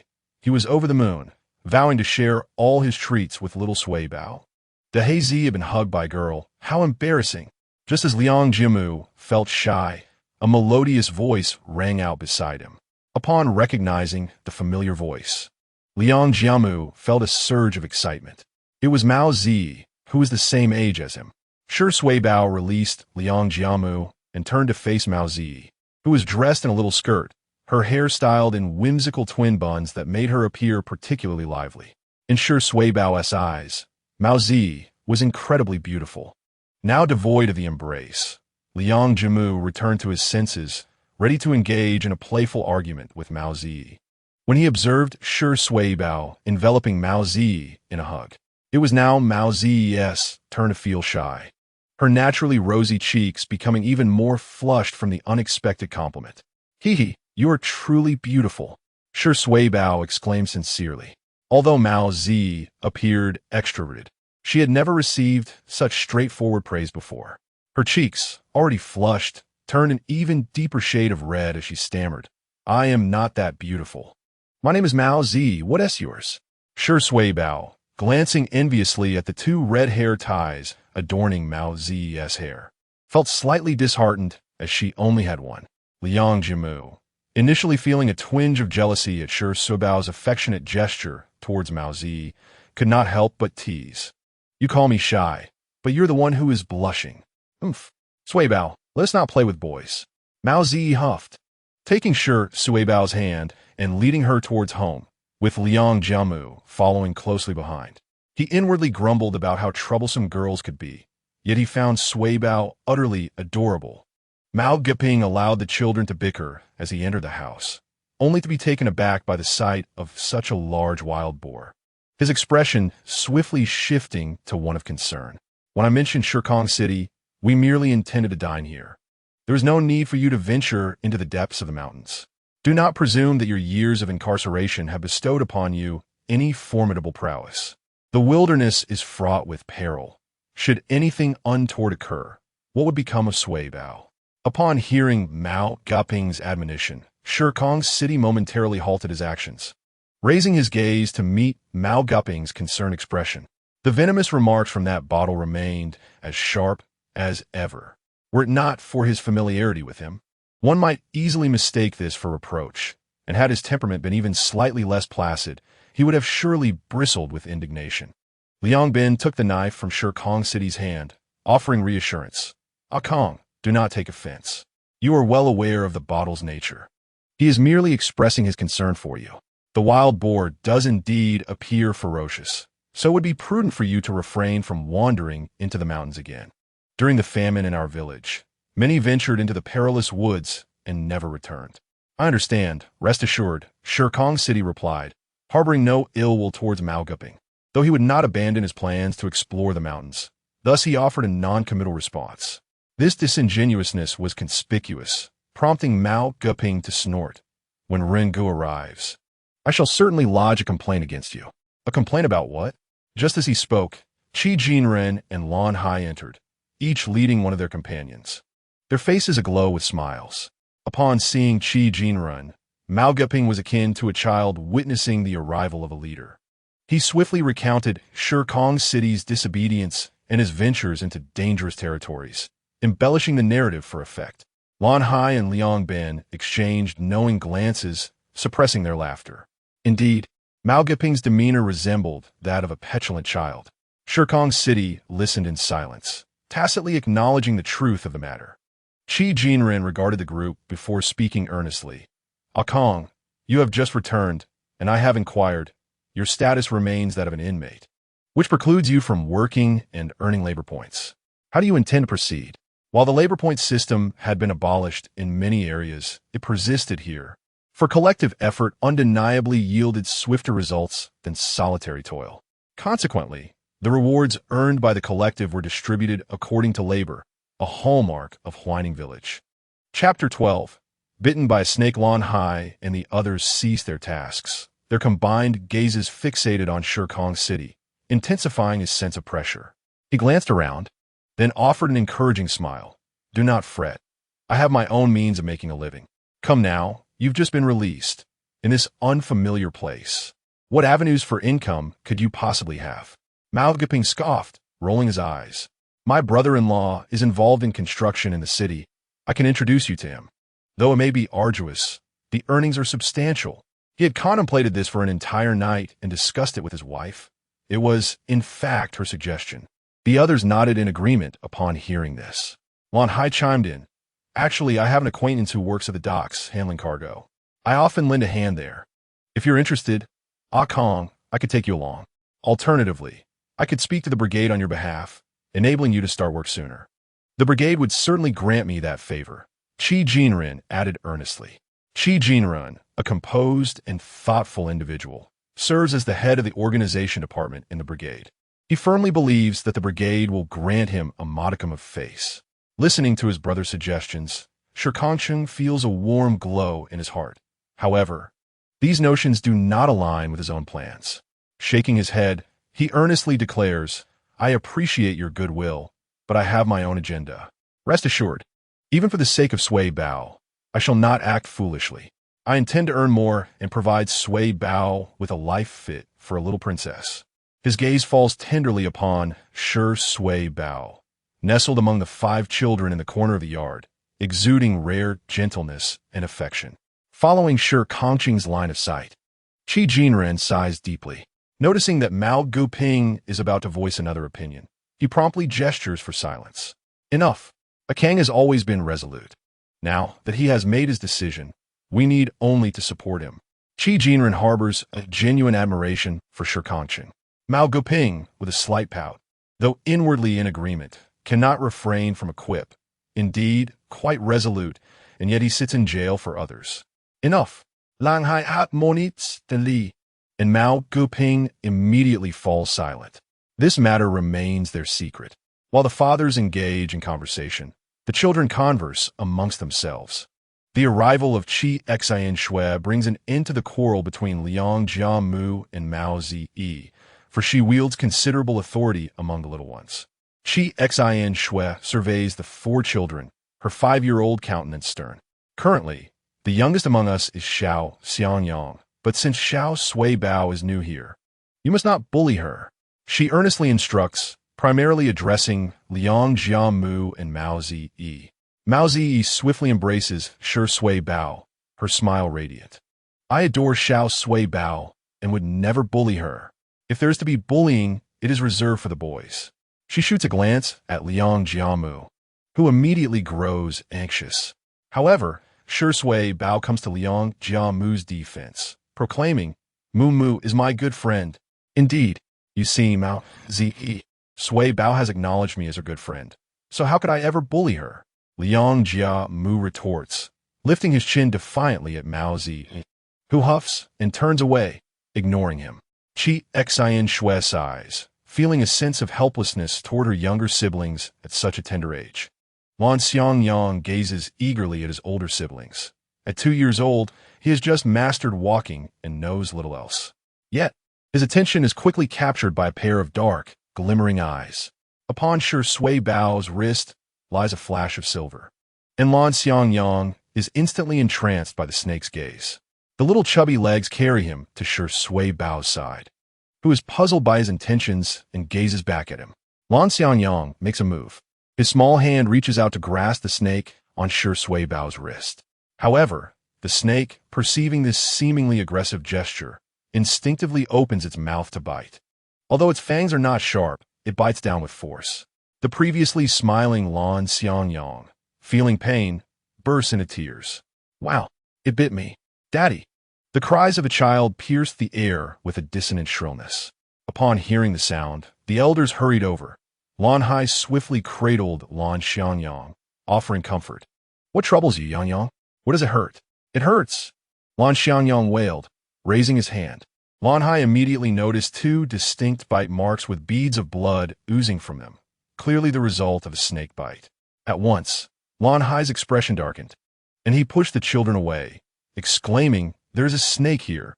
The others, upon hearing of the snake, rushed over to gather their own children, scanning the area anxiously until they were reassured that all was well. "Where's the snake? Let us kill it," Mao Guping declared fiercely. Shi Kangcheng had already surmised that this snake was likely the one belonging to Sui Bao, but in the next moment, Sui Bao began to cry. Since being brought by Shi Kangcheng, she had not shed a tear, yet now her sobs were filled with distress.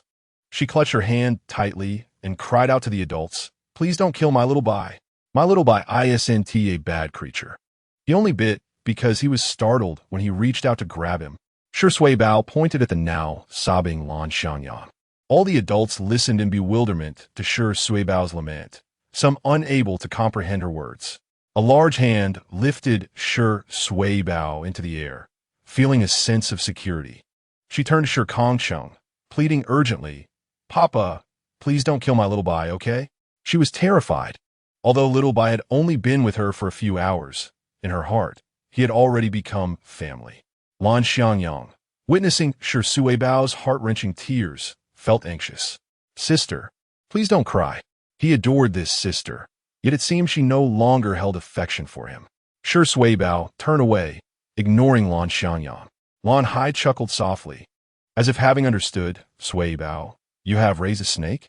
Shi Suibao clung to Shi Kangcheng's neck in silence, her dislike for the group of uncles evident. They had come with intentions to harm her Little Bai, and she no longer cared for them. Shi Kangcheng chuckled and gently patted her back, reassuring her, it's all right. Suibao, no one wishes to harm your Little Bai. You just need to tell the uncles that Little Bai is not dangerous, and that Brother Xiangyang did not mean any harm, did he? Lan Hai came to realize that Lan Xiangyang had always been curious, reaching out to grab anything that intrigued him. It was likely that he had startled Little Bai, prompting the bite. Xiangyang, apologize to your sister. I'm sorry, sister. Lan Xiangyang mumbled, lips pursed, gazing at the back of Shi Suibao's head, utterly perplexed as to why she no longer liked him. Shi Suibao let out a muffled sound, still fuming. Shi Kangcheng, with a hint of exasperation, turned her around forcefully. See, your brother has already apologized to you. He didn't mean it. Besides, look at his little hand. He was bitten too, and it hurts terribly. Shi Kangcheng pulled Lan Xiangyang's hand forward. The bite was small and shallow, and the blood had already begun to coagulate. Yet, upon seeing the blood, Shi Suibao pursed her lips in fear, fully aware that being bitten was indeed painful. Looking up at Lan Xiangyang, whose eyes were brimming with tears, Shi Suibao pouted slightly. Never mind, she thought. She is my sister, and she is magnanimous. Very well then. Shi Suibao reached out and patted Lan Xiangyang before swiftly turning her head away again. But this was her way of showing she was not angry. After placing the child back on the ground, Qi Jinren expressed some concern. Hey Kong, is it safe for you to let little Suibao raise a snake? Surprisingly, Liang Bin, the most trustworthy among them, pointed at the pig lying dead nearby and chuckled. Did you all not notice? That over there is a wolf. Upon his remark, they finally realized the truth. Shi Kangcheng continued his dismembering task with calmness. No need to worry. They're quite fond of Suibao. If danger arises, they would be the first to perish. This confidence made the remaining four exchange glances. Though their bond had endured a decade apart, much had changed within them. Once the adults departed, Liang Jimu eagerly approached and asked, Suibao, show me Little Bai. I adore snakes. Mao Zi scoffed. Liang Jimu, how can you say that?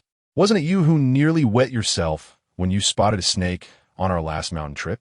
Not me. Liang Jiamu insisted stubbornly, claiming, my mother said that as long as there is no evidence, a man must appear brave before the woman he loves. Seeing Liang Jimu genuinely interested lifted Shi Suibao's spirits considerably. I can show you, but do not reach out. Little Bai is scared. Okay. Liang Jimu nodded vigorously. The two girls, however, stepped back a pace in fear. Lan Xiangyang contemplated advancing, but, remembering the pain in her hand, took a step back alongside Qi Xinxue. Shi Suibao extended her hand, revealing her chubby wrist, upon which a pure white snake rested, bathed in the golden hues of the setting sun. The scales of Little Bai shimmered with iridescent colors. Perhaps encouraged by Shi Suibao's presence, Little Bai raised its head and flicked its tongue. Wow, what a beautiful little snake. The first to exclaim was not Liang Jimu, but rather the initially terrified Mao Zi. Little Bai truly was exquisite, as Mao Zi leaned in slightly. Qi Xinxue restrained her. Although it is beautiful, Suibao said not to move around too much. Oh, all right. Mao Zi felt a pang of regret. If all snakes were this lovely, she would not be afraid. Suibao, where did you find such a beautiful little snake? Liang Jimu, once apprehensive, now felt emboldened and even wished to raise one. Seeing everyone's delight lifted Shi Suibao's mood, for the emotions of children can shift swiftly. My mother gave it to me. While this was the truth, they could not comprehend it. The attention of children shifts rapidly.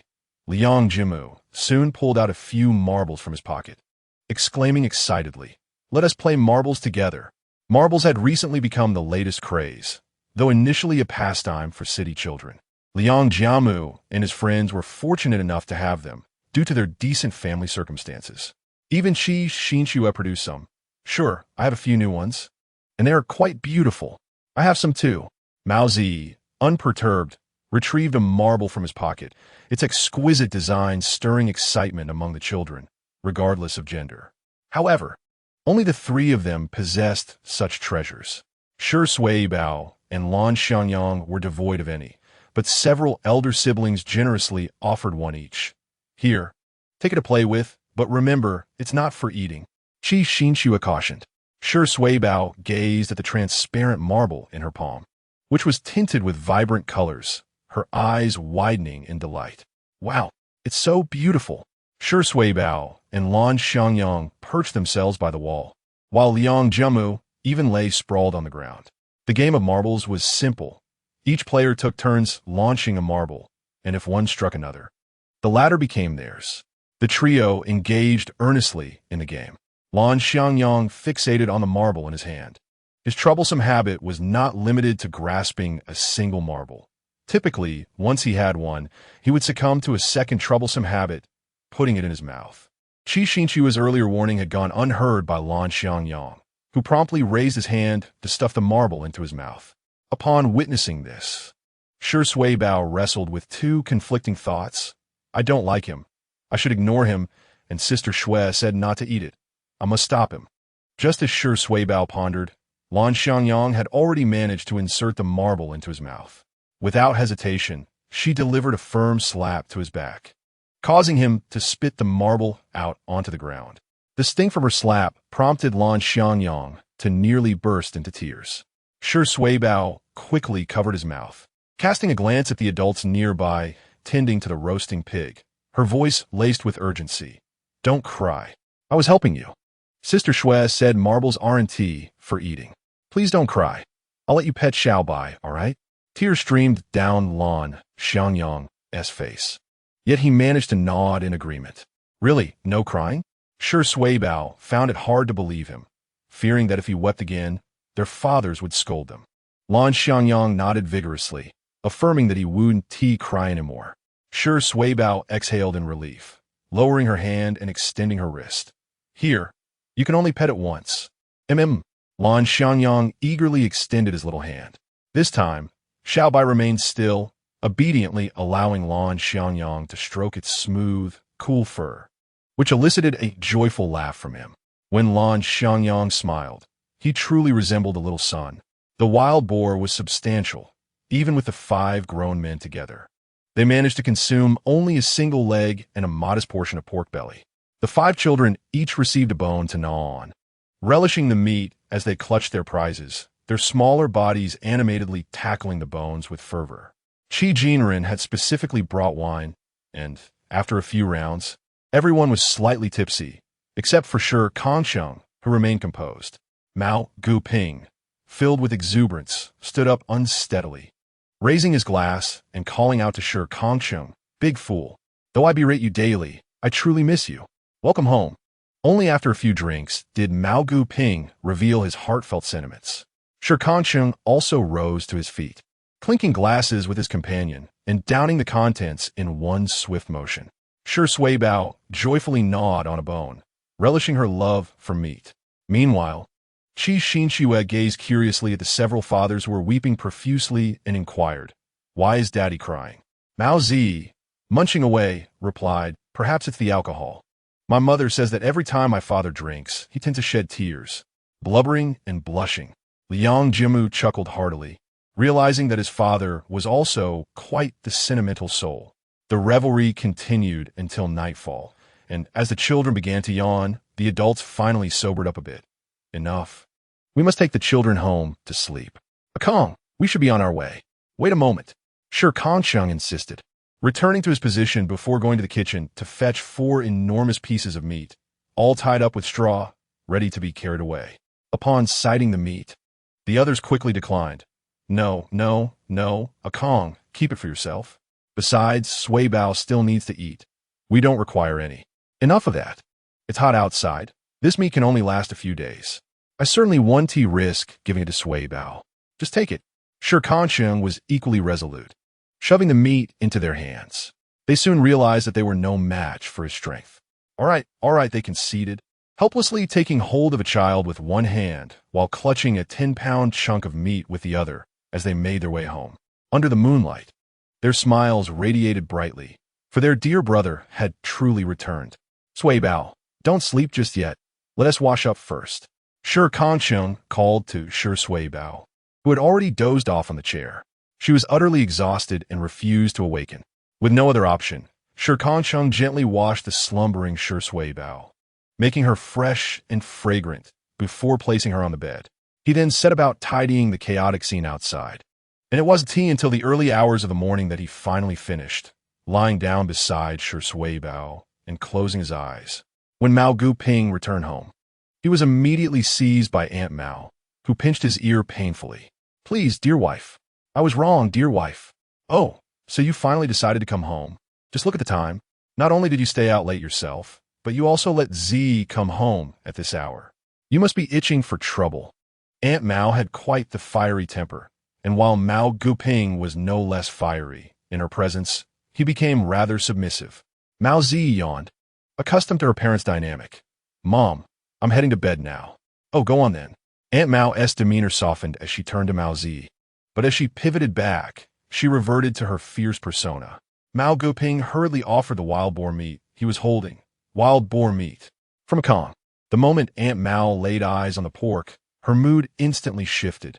After all, it was meat, even though their family was relatively well off. Such a bounty was not something they could enjoy every day.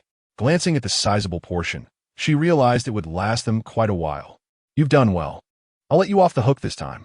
Aunt Mao took the meat, and Mao Guping let out a sigh of relief, rubbing his sore ear. Ah, my wife is too formidable. What can I do but indulge her? Aside from Mao Guping, the other three returned home to find their wives somewhat anxious. Aunt Shi gently accepted the wild boar meat, then complained, how can one go to someone else's house for a meal and bring things back? Wild boar meat is so precious these days. Tomorrow, you should take some grains over. Additionally, our little Shui has outgrown many of her clothes. You should send them to that child as well. Ah, indeed. Qi Jinren listened to his wife's ramblings with a heart full of warmth. Ever since he had discussed the matter of Shi Kangcheng with her, she had responded with unwavering support. He truly had married a wonderful wife. The following morning, Shi Kangcheng rose early, intent on delivering the gastrodia he had to sell in the county town. As dawn broke, Sui Bao was called awake. After washing her face, she handed a pink hair tie to Shi Kangcheng, exclaiming, Daddy, tie my hair? All right. Shi Kangcheng took the hair tie, initially thinking it to be a simple task. However, once it was in his hands, he realized that tying hair was no trivial endeavor.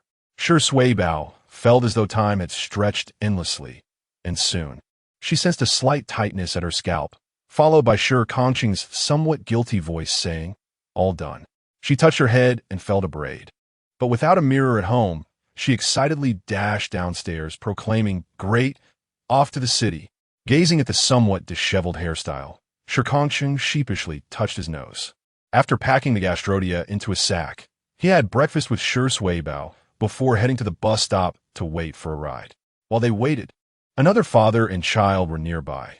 The child frequently glanced at Sui Bao, which piqued her curiosity. Daddy, why is he staring at me? Perhaps he thinks you are quite beautiful, Shi Kangcheng replied earnestly. The father and son pair, overhearing their conversation, stifled their laughter. Soon, the bus arrived, and upon boarding, Sui Bao remained the center of attention. Sitting on her father's lap, she curiously turned to a woman beside her and asked, Auntie, why do you keep looking at Sui Bao? Is it because Sui Bao is pretty? The woman chuckled softly but nodded in agreement. Indeed, Sui Bao is lovely. But who styled her hair? The woman's gaze fell upon the peculiar hairstyle that resembled antennae sprouting from Sui Bao's head. Daddy did, Sui Bao proudly declared. Shi Kangcheng averted his gaze, aware of his lack of skill in hairstyling, but he felt there was little he could do. This was his utmost capability. The woman found the scene both amusing and heartwarming. Would you like me to give you a nicer hairstyle? That would be wonderful. Before Sui Bao could voice her hesitation, Shi Kangcheng had already lifted her into his arms. Although she had intended to decline, believing her father's work was sufficient. She found herself at the mercy of the woman's expertise. Upon arriving in the county town, Shi Suibao alighted from the bus, transformed into a lively young girl. Shi Kangcheng silently committed the woman's hairstyling technique to memory, thinking that with a few more observations, he could surely master it. "Daddy, where are we going today?" she inquired. "We're going to the traditional Chinese medicine hospital to have a look," he replied. Shi Kangcheng had already approached Wang Feng in advance, inquiring about the price of Tianma. Wang Feng had suggested that he visit the street filled with traditional Chinese medicine shops, where a plethora of herbal stores awaited, and advised him to select one with reasonable pricing. Chapter 15. The price of Tianma. Following Wang Feng's guidance, Shi Kangcheng, burdened with a basket full of wild Tianma, made his way to the street lined with traditional medicine shops. Although referred to as a street, it comprised merely 3 or 4 pharmacies, all affiliated with the government. Shi Suibao, quite obedient, held on to Shi Kangcheng's large hand without straying, demonstrating commendable behavior. Upon entering the first herbal shop, a robust aroma of traditional medicine enveloped him, which was not unpleasant. Shi Kangcheng politely called out from the entrance, prompting the portly shopkeeper to approach, his belly swaying with each step. "What do you wish to purchase?" The rotund proprietor first scrutinized Shi Kangcheng's attire, then glanced at the little girl beside him, his expression shifting to one of disdain. Shi Kangcheng shook his head and retrieved a piece of Tianma from the basket. "This is wild Tianma. What is your price per pound?" True to his nature, Shi Kangcheng remained taciturn, opting for the simplest phrases to resolve matters. However, his gaze remained fixed on the shopkeeper's reaction, and it was evident that the moment he unveiled the Tianma, the shopkeeper's eyes glimmered with interest, only to be replaced by a furrowed brow in the next instant. The shopkeeper examined the wild Tianma in his hand, then scrutinized the plainly dressed father and daughter, a cacophony of calculations echoing in his mind. "Ah, you've come at an opportune time. The market is flooded with Tianma, and the prices have plummeted. Moreover, I can see the quality of your Tianma is lacking. However, considering how hard you two have worked, I can offer you 50 cents per pound, as if purchasing candy for a child." The shopkeeper affectionately patted Shi Suibao's head, feigning kindness. If one were genuinely naive, they might mistake the shopkeeper's demeanor for genuine concern for their plight. 50 cents? Shi Kangcheng responded with minimal reaction, merely echoing the offer, which only bolstered the shopkeeper's confidence. Indeed, rural folk are easily deceived. 50 cents is quite generous. You won't find a better price elsewhere. The shopkeeper reiterated, reaching for the basket on Shi Kangcheng's back. If this transaction succeeded, he could indulge in 2 months of gambling. However, before his hand could grasp the basket, a powerful grip seized his arm, leaving him stunned as he regarded the rough yet strong hand. Under the shopkeeper's gaze, Shi Kangcheng exerted a slight pressure, causing beads of cold sweat to form on the shopkeeper's forehead as he gritted his teeth and exclaimed, "Let go, let go." With a forceful toss, Shi Kangcheng compelled the shopkeeper to stagger back 2 steps, revealing a distinct red mark on his fair arm, destined to blossom into a bruise by morning. Enduring the pain, the portly man forced a smile. "Brother, you possess quite the strength." Shi Kangcheng nodded, not denying it, indeed. "Having spent several years in confinement has granted me considerable power." Upon uttering these words, the corpulent proprietor instinctively recoiled, swallowing hard. Those who emerge from incarceration are invariably formidable individuals. The affluent fear the powerful, while the powerful fear those who are reckless. "Thus, I offer you 2 yuan per jean. Is that acceptable?" The rotund owner dared not protest further and extended 2 fingers. Though this price was still somewhat exploitative, it afforded significantly greater leeway compared to the mere 50 cents. Nonetheless, Shi Kangcheng remained unsatisfied. He extended his hand once more, causing the hefty owner to cower and shield his head, closing his eyes tightly. However, the anticipated pain did not ensue. Upon cautiously reopening his eyes, he beheld Shi Kangcheng reclaiming the wild gastrodia he had previously held. "I shall peruse other shops for their pricing," he declared, turning his back and departing without a glance back. Once Shi Kangcheng's figure had completely vanished from the shop entrance, the stout proprietor collapsed onto the floor, gasping for breath. At first glance, Shi Kangcheng appeared to be a simple and honest rural man. Yet a closer inspection revealed the potency in his gaze and posture, alluding to his formidable strength. Should one foolishly provoke him, they might find themselves meeting their demise in the blink of an eye. After exiting the first traditional Chinese medicine shop, Shi Suibao curiously inquired, "Father, are you exceptionally strong?" "Indeed, I possess considerable strength. I have been strong since childhood," he replied. This might be one of his innate talents. Otherwise, a decade ago, he would not have been able to directly eliminate that individual. The memory of that fateful night lingered in his mind, casting a deeper shadow over his thoughts. Shi Suibao, however, leaped with excitement, exclaiming, "Father, father! Suibao is strong too." "Oh!" Shi Kangcheng looked down at his child. The fact of his strength was a secret known only to his second brother and his father. In his youth, his father had spoken of an ancestor who was a great warrior, capable of splitting boulders with his bare hands, suggesting a genetic inheritance of such prowess. To his surprise, it seemed Shi Suibao had inherited this as well. Observing Suibao's exuberance, Shi Kangcheng felt a profound sense of calm. He had buried all past burdens deep within, and now his sole focus was to raise Suibao safely and joyfully. Navigating through two bustling traditional medicine shops, Shi Kangcheng chose to venture into a more secluded yet spacious establishment. "Welcome, esteemed guests. How may I assist you?" A young apprentice inquired politely. Shi Kangcheng placed down the woven basket and lifted the cloth covering it, revealing, "These are the wild gastrodia I have gathered. Do you accept them?" Upon witnessing the bountiful basket filled with exceptionally high-quality gastrodia, the apprentice's eyes sparkled with excitement as he eagerly nodded, "Yes, indeed. Please wait a moment while I fetch my employer." He dashed to the back, and within a minute, a youthful man in his 30s emerged, a smile gracing his face as he crouched before the basket. "Wow, the quality of this gastrodia is extraordinary." He lavished compliments upon it. After several examinations, the proprietor finally rose, extending his hand with a smile. "Greetings, I am Shi Kangcheng, the owner of the first traditional medicine shop. May I inquire your name?" "Shi Kangcheng." "Brother Shi, where did you gather this gastrodia?" "It must have been in the deep mountains. I have not seen such high-quality wild gastrodia in many years." Shi Kangcheng sighed wistfully. Everyone inherently understands that the deeper one ventures into the mountains, the superior the quality of the wild medicinal herbs. Naturally, their prices soar correspondingly. Yet who would dare?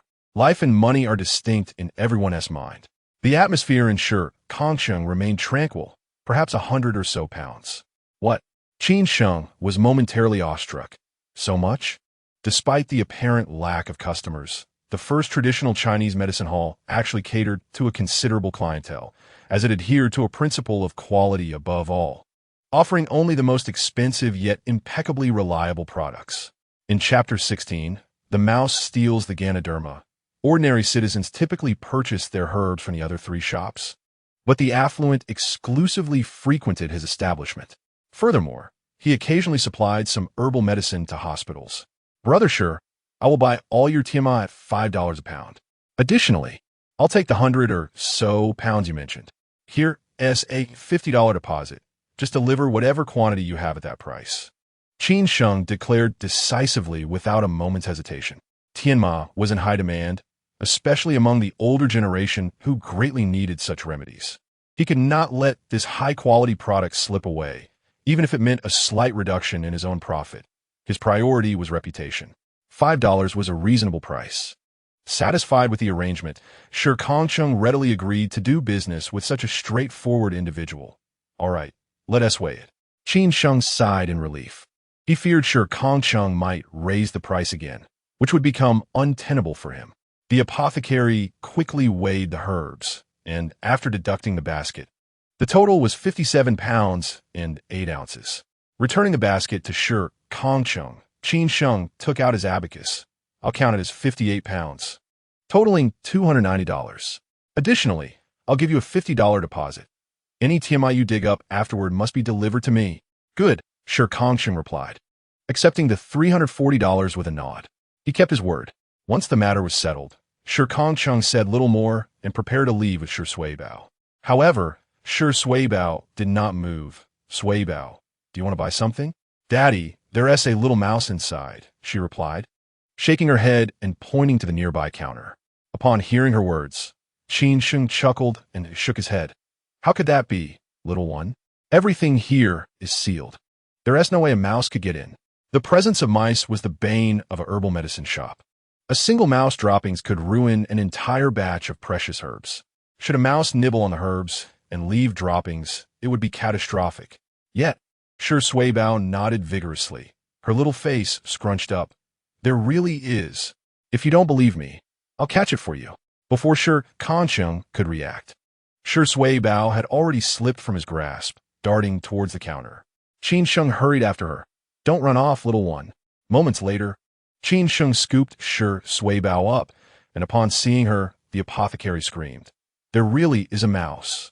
In the delicate grasp of Sui Bao, a mouse was ensnared, its tiny mouth munching on an unidentified medicinal herb that had piqued the curiosity of Shi Kangcheng. However, the startled reaction of Qin Sheng indicated that this herb was undoubtedly of considerable value. My precious Lingji, Qin Sheng exclaimed, releasing Sui Bao and hastily opening the cabinet, only to discover a hole beneath it, revealing that half of the prized Lingji had been gnawed away by the mouse. Oh no, my soul Lingji! It was a cherished heirloom passed down from his grandfather, and now it was reduced to a mere fragment. Sui Bao stood there, clutching the mouse, uncertain of what to do. Her pleading gaze met Shi Kangcheng's, silently asking, should I release the mouse? Naturally, the mouse could not be freed. Even as she contemplated this, the little white snake coiled around her wrist was already in motion. The mouse, no larger than half the size of Sui Bao's palm, had gone unnoticed by the others in the store. By the time Sui Bao realized what was happening, the snake had already devoured half of the mouse. She glanced at the little white snake and then at the weeping Qin Sheng, approaching him with a suggestion. Uncle, do you still want the mouse? If not, I'll feed it to Xiao Bai. Huh? Qin Sheng lifted his head from his sorrow, only to be met with the terrifying sight of a snake consuming a mouse. Terrified, he flung the Lingji aside. Sure, brother. There's a snake. He hastily sought refuge behind Shi Kangcheng, who, though somewhat exasperated, had encountered many brothers, but had never seen a man so easily frightened. This is my daughter's pet. There's no need for alarm. You ought to replace that cabinet. Shi Kangcheng remarked, brushing off the hand resting on his shoulder before picking up Sui Bao. Meanwhile, the little white snake had completely swallowed the mouse. It remained coiled around Sui Bao's wrist, amusingly creating a bulge in its midsection. Using a snake as a pet? My eldest daughter is truly remarkable. Qin Sheng praised Sui Bao with a thumbs up, swallowing hard as he watched them depart. He immediately instructed the apprentice, commence a thorough cleaning of the entire clinic. Every inch. With newfound wealth, Shi Kangcheng contemplated purchasing materials to renovate their home. Previously, it had been devoid of furnishings, the roof merely thatched with straw. Although summer was tolerable, the impending rains threatened to transform their abode into a veritable waterfall. As he procured tiles for the roof in the outskirts of the county, he treated Sui Bao to a few egg cakes, strolling leisurely with her in his arms. At that moment, Shi Kangcheng couldn't help but reflect on how his daughter was indeed a warm and comforting presence. Sui Bao took bites for herself while also feeding him, showcasing her thoughtfulness. Don't come any closer. As they approached the edge of the county, the dilapidated houses and treacherous roads became increasingly evident. Passing through a narrow alley, Shi Kangcheng heard the sound of a girl weeping. With a mindset of not meddling in others' affairs, he initially intended to walk past. Yet upon glancing down, he was met with Sui Bao's wide, innocent eyes. Teaching children begins with leading by example. Parents are the best mentors for their offspring. Unbeknownst to him, a phrase suddenly surfaced in Shi Kangcheng's mind. With a sigh, he turned his steps towards the alley. Deep within the alley, Li Tsuran clutched her bag against her chest, her face a mask of fury as she glared at the gang of thugs before her.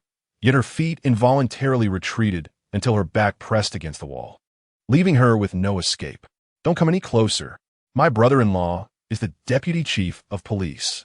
Li Tsuran's heart raced with fear, yet her words remained defiant, hoping these ruffians might be intimidated and spare her. However, the thugs, far from being daunted, grew more exhilarated at her proclamation. "Oh, so you're the sister-in-law of the police chief. How thrilling."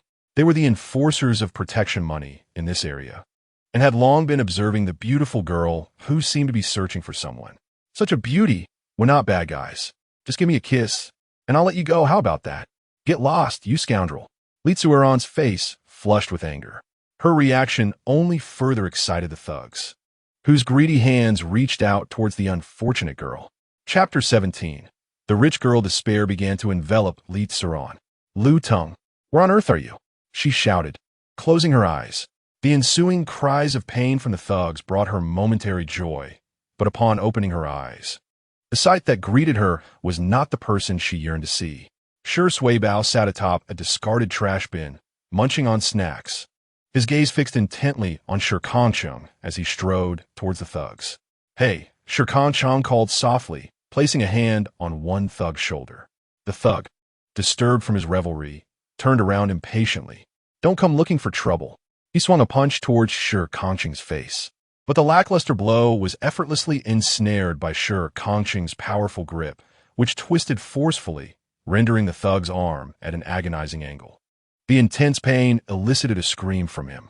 The remaining thugs, witnessing the scene, hastily grabbed sticks from the corner and charged at Shi Kangcheng. As a club swung toward his head, Li Tsu'eron screamed, "Watch out." Shi Kangcheng extended his hand, and the stick struck his arm, snapping into two with a resounding crack. In the next instant, his palm connected with one thug's face. A bunch of grown men, bullying a girl? With a single slap, he sent the thug's head spinning to the side, blood streaming from his mouth, leaving him dazed, while the other side of his face met a similar fate. Big men can fight, but they do not strike women, nor the elderly, the weak, or the infirm, unless they are truly vile. "Do you understand?" Shi Kangcheng calmly instructed.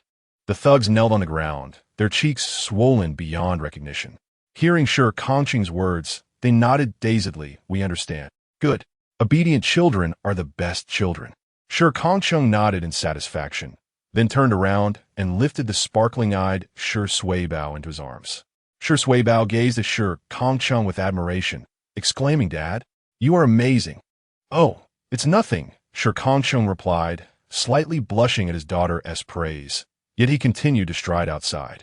Meanwhile, Li Tsu'eron, who stood witnessing the entire scene, felt somewhat puzzled. "Big brother, did you come to rescue me or to impart some lessons?" However, upon noticing the disheveled ruffian sprawled awkwardly on the ground, Li Tsu'eron hastily stepped out and trotted to catch up with Shi Kangcheng's pace. "Benefactor, wait for me." Shi Kangcheng had already covered quite a distance, nearly 100 meters, by the time Li Tsu'eron reached him, panting heavily. He halted, glancing at the breathless Li Tsu'eron, and asked, "Is there something you need?"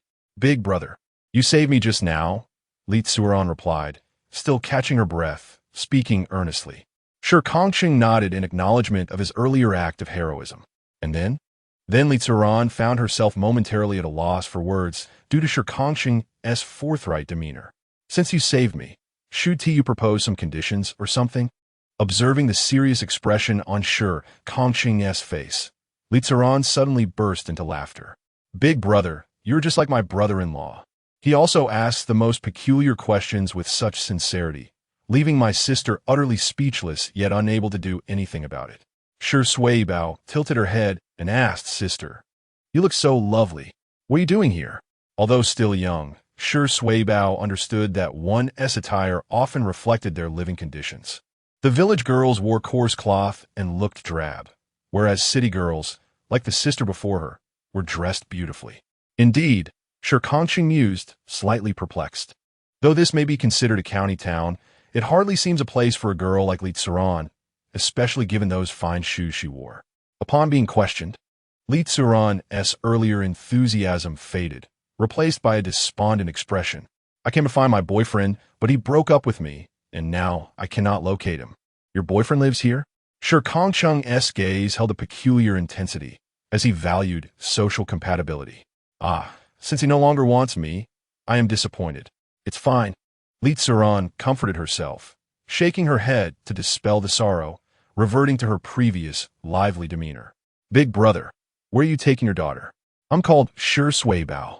Not daughter, Shi Suibao interjected. Li Zuoran chuckled. All right, little Suibao. At this, Shi Suibao beamed, her eyes sparkling with delight. I'm off to buy tiles and bricks. Are you planning to repair a house, big brother? Li Zuoran inquired as she positioned herself beside Shi Kangcheng, accompanying him toward the tile and brick factory. Unbeknownst to them, a young man on the second floor, 100 meters behind them, stared darkly at their retreating figures. Zuoran, wait for me. Once I have earned enough money, I will definitely come back for you. Li Zuoran followed Shi Kangcheng, gaining more insight into the man before her.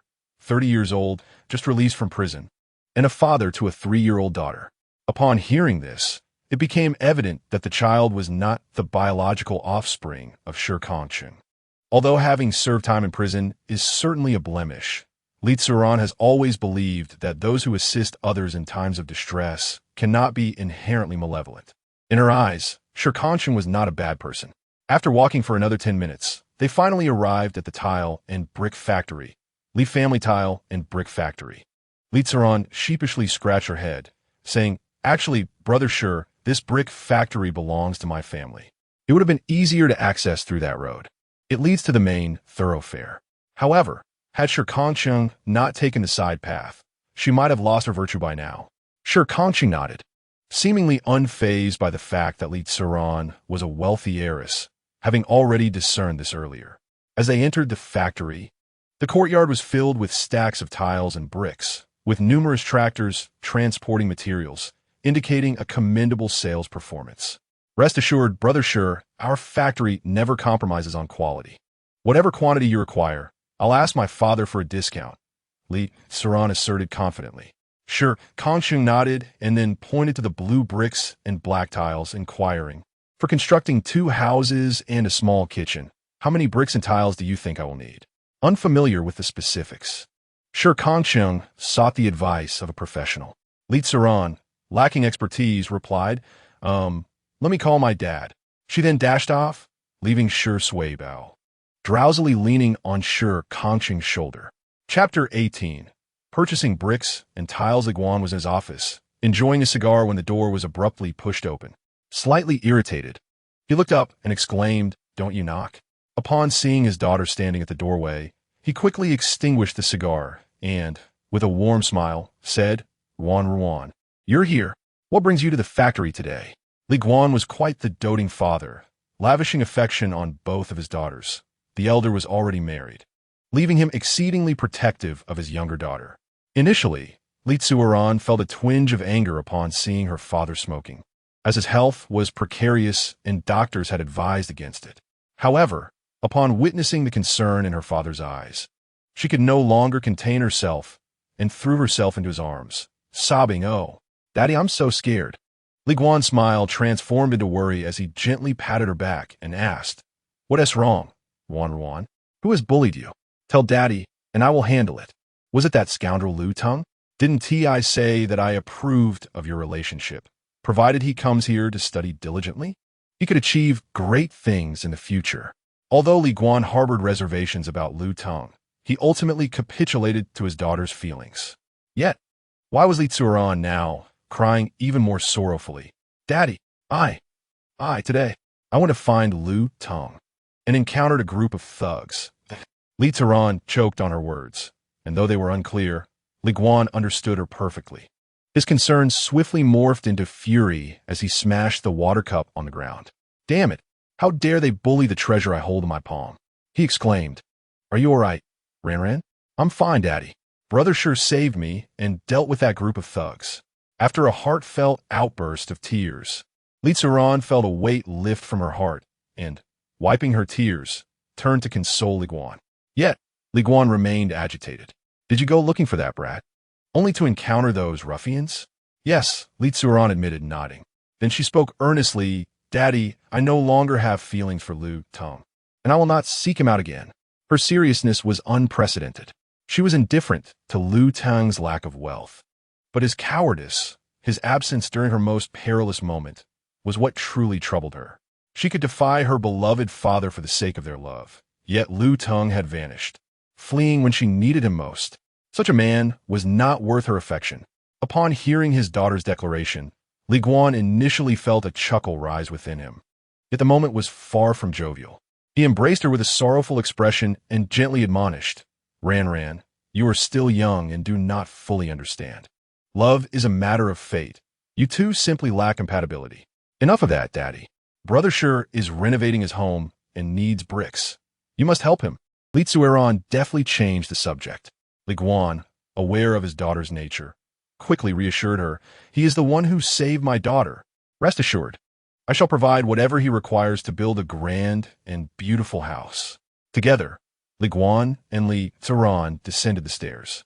From a distance, they observed Shi Kangcheng soothing Shi Suibao to sleep, gently patting her back while she peacefully nestled against his shoulder.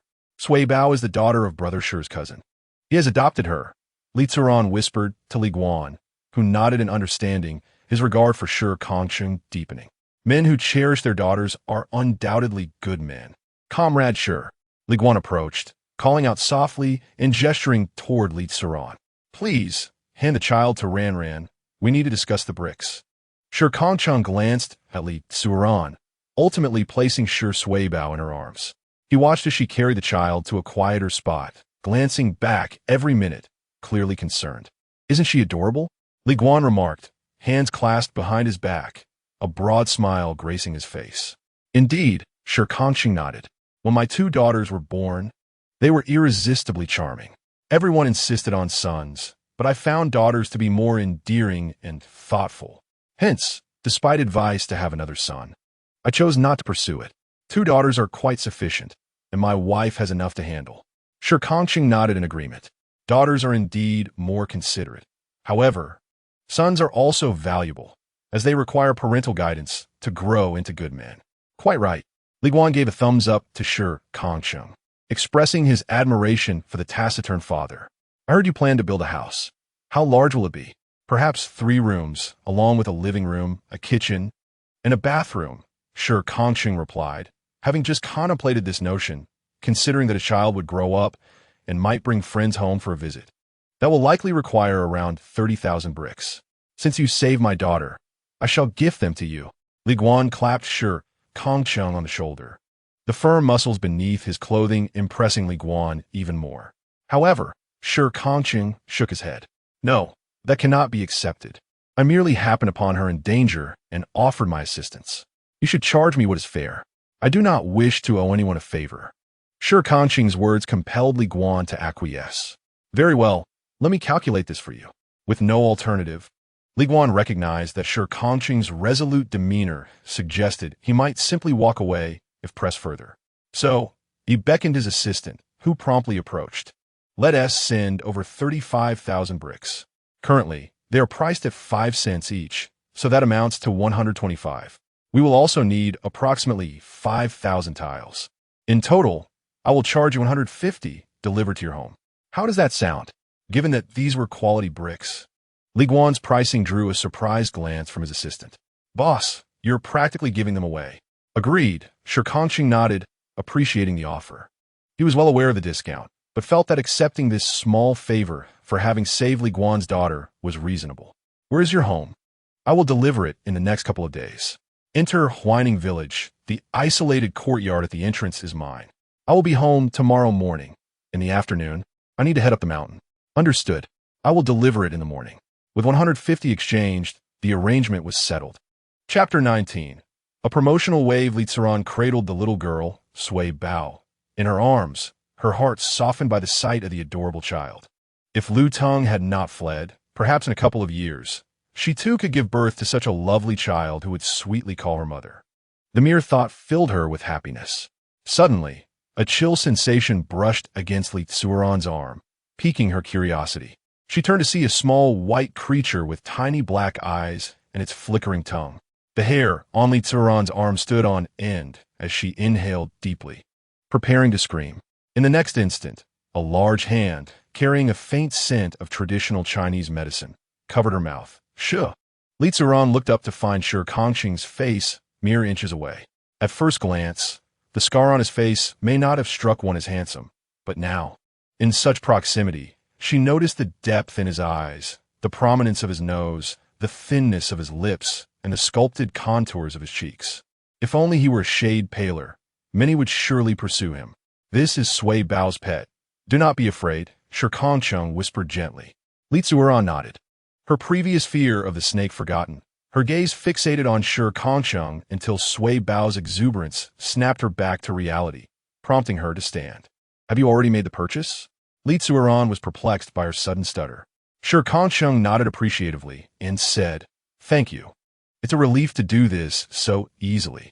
Once I finish building my new house, I shall treat you to a meal. Very well, Li Zuoran replied, her smile revealing 8 gleaming teeth. Shi Kangcheng nodded again and turned, leaving without hesitation. As she watched his figure fade away, the smile on Li Zuoran's face lingered. Li Guan, observing his daughter, could easily discern her emotions. He playfully tapped her on the head and teased. Ran, you've just experienced a breakup. How can you so swiftly transfer your affections? Though he secretly thought that Shi Kangcheng would make a commendable son-in-law. Embarrassed, Li Zuoran's ears turned crimson, and her entire face flushed as she swatted her father's arm. Dad, what nonsense are you saying? Shi Ge is my benefactor. I harbor no such thoughts. Yes. Of course, he replied, chuckling. Dad! Unbeknownst to Shi Kangcheng, his intention was merely to prevent Li Zuoran's exuberant shout from waking Si Bao, yet it unintentionally caused her heart to skip a beat. Upon returning home, Ro scampered over, tugging at Shi Kangcheng's leg, eager to see Si Bao. With a swift kick, Shi Kangcheng sent the chubby child tumbling momentarily before she bounced back and repeated the action, becoming increasingly amused. After placing Si Bao on the bed and tucking her in, Shi Kangcheng firmly held Ro by the scruff of her neck and admonished, You are a wolf. Why do you eat like a pig? For a fleeting moment, Ro's gray eyes went blank before she wriggled free, racing around the yard in a frenzy. I am a wolf. I am a wolf. I am a wolf. Shi Kangcheng chuckled and shook his head. In the kitchen, he retrieved the wild boar meat from the well, having consumed some yesterday and given away the rest. Now, only a dozen pounds remained, along with an entire pig's trotter. After some contemplation, he decided to cut off 2 pounds of meat, wrapped it in grass rope, and stepped out of the courtyard, heading into the village. As Shi Kangcheng entered the village, the once cheerful elders at the entrance fell silent, casting wary glances in his direction. He smiled gently at them and inquired, Have you eaten, Grandpa and Grandma? Not yet. Where are you off to? Though hesitant to engage, they felt compelled to respond to his polite inquiry. Shi Kangcheng lifted the pork in his hand, having skinned it, thus obscuring whether it was wild or store-bought. I'm going to express my gratitude to Dr. Wang. I dug up some Tianman mountains and sold it for 2 yuan a pound, so I bought some pork to thank him. Dr. Wang referred to Wang Feng's father, the village's barefoot doctor. Tianma can sell for that much? Upon hearing about the money, their fear dissipated, and they drew closer. Curiosity piqued. Shi Kangcheng nodded earnestly. Indeed, the medicinal value of this herb is high. If any of you find it, I can help you sell it in the city. The elders exchanged glances. While they lacked the ability to do so themselves, their sons and grandsons certainly could. Currently, it is not the busy farming season, yet it is essential to earn some extra pocket money. Will you assist us in selling at 2 yuan per pound? Naturally, but the quality must be assured. If you, dear elders, have any doubts regarding my integrity, I can provide a sample beforehand, treating it as if I have already received payment. The words of Shi Kangcheng resonate with both sentiment and reason. This declaration elicited joyous reactions from the gathered elders. How could this be wrong? Shi Kangcheng waved his hand dismissively, wearing a nonchalant expression. What is there to worry about? I have grown up under your watchful eyes. If my father were here, he would undoubtedly support my actions. This statement effectively lifted the burdensome label of being a solitary star from Shi Kangcheng, even prompting an emotional elder to reminisce about his father, her eyes glistening with tears. Your father endured great hardships. You truly resemble him. My father must be living quite happily now. Please do not be sorrowful, dear elder. Is there any seed at home? Feel free to come to my house and take some. Do not hesitate. All right. Shi Kangcheng nodded, for whether he goes or not is indeed his own affair. Once Shi Kangcheng departed, a collective sigh escaped the group of elders. We have been prejudiced against him. Indeed, this child, a Cheng, is a good soul, albeit somewhat unfortunate. Shi Kangcheng had not wandered far. The sounds of their conversation reached his ears, and while his expression remained unchanged, a faint smile graced his lips. The meat was indeed meant for Wang Feng. Upon encountering Shi Kangcheng, Wang Feng appeared somewhat exhilarated. "Brother, where have you been these past few days? I could never find you whenever I sought you out." Wang Feng was uncertain whether he shared the same sentiment as Shi Kangcheng, or if it was merely a matter of fate. But every time he went looking for Shi Kangcheng, he found him absent. "I want to sell some tianma. Here, take this meat." His words were as brief as if he were discussing a monetary transaction. Wang Feng accepted the meat, inquiring with curiosity, "Did you find tianma?" "Yes, deep in the mountains. Do not go there, but I have informed the villagers, and they may venture out." "You're quite mischievous, brother," Wang Feng chuckled. "Not allowing me to go suggests it is indeed perilous. Yet Shi Kangcheng has mentioned it to the villagers, revealing a treacherous intent." Nonetheless, Wang Feng admired Shi Kangcheng's actions. Chapter 20. Greed leads to peril. Is the village truly simple-hearted? Indeed, it possesses a certain innocence, as its inhabitants lack formal education. Are the villagers inherently kind? That is not necessarily the case. Over the past 20 years, Wang Feng has witnessed numerous instances of elder women mistreating their daughters-in-law, husbands abusing their wives, and even selling their granddaughters. After decades of neighborly interactions, it is evident that a trivial matter, such as a single vegetable, can transform long-time acquaintances into bitter adversaries. Exchanging harsh words. Is this kindness? Such sentiments can only exist when there are no vested interests at stake. Thus, Wang Feng does not believe Shi Kangcheng's actions are wrong. If one values their own life, they would naturally refrain from venturing into the depths of the mountains. However, if one is ensnared by the allure of wealth, then there is little recourse. A kind heart is often susceptible to exploitation. "A Feng, do you know how to build houses?" As Wang Feng placed the meat into the well, Shi Kangcheng suddenly inquired. "Brother, I do. The house I live in was renovated by me. Are you planning to build a new home?" Wang Feng pulled up a chair and sat beside Shi Kangcheng, his seat slightly lower than Shi Kangcheng's. Shi Kangcheng nodded and shared his plans with Wang Feng. Upon hearing this, Wang Feng immediately volunteered, expressing enthusiasm for the idea. "Your house indeed needs some work. Don't worry, my brother. I will find a few trustworthy companions, and we can complete the construction within a month." Shi Kangcheng agreed, knowing that Wang Feng was more familiar with the locals and could be relied upon to select capable individuals. "All right, please help me find a few people. I can offer 50 cents a day, meals included." This price seemed reasonable. "Deal." Wang Feng accepted the task with a smile, and as Shi Kangcheng prepared to leave, he handed him a bag of radishes from beside the wall. "These are for you to plant." "Sure." By the time Shi Suibao awoke, Shi Kangcheng had already prepared lunch, having spent the morning in the peaceful slumber of his child. During the meal, Shi Kangcheng outlined the plans for the afternoon. "Suibao, today Daddy is going to the mountain to collect medicinal herbs. Which of your older siblings' homes do you want to visit?"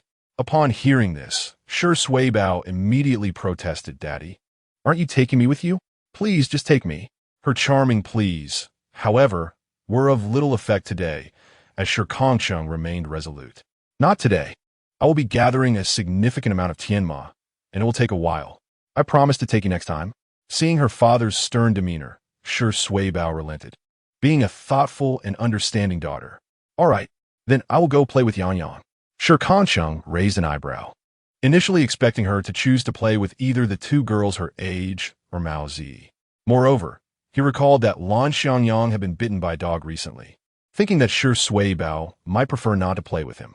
To his surprise, she explained, "Why do I like Yang Yang?" "Because he calls me sister," Shi Suibao reasoned, completely unaware of any flaw in her logic. With a resigned smile, Shi Kangcheng tousled her hair, realizing the simplicity of her desire. Everyone enjoys the company of those they perceive as weaker. All right then. He picked up a bag of sweets, identical to what Shi Suibao had previously enjoyed, having purchased 2 for the afternoon, and carried her towards Lan Hai's home. Upon finishing her dishwashing, Lan Hai spotted Shi Kangcheng entering and quickly dried her hands to greet him. Ah Chung, you're here. Have you eaten yet? Observing Lan Hai in her apron. Shi Kangcheng's thoughts wandered, while she noticed the way he looked at her and felt a bit shy, scratching her head. Ah, my wife doesn't tea like washing dishes, so I have to take care of it. Oh, I remember someone saying on their 16th birthday that they wanted to find a wife to serve them, Shi Kangcheng teased, recalling how Lan Hai, with his youthful bravado, often boasted about the kind of wife he wanted in the future.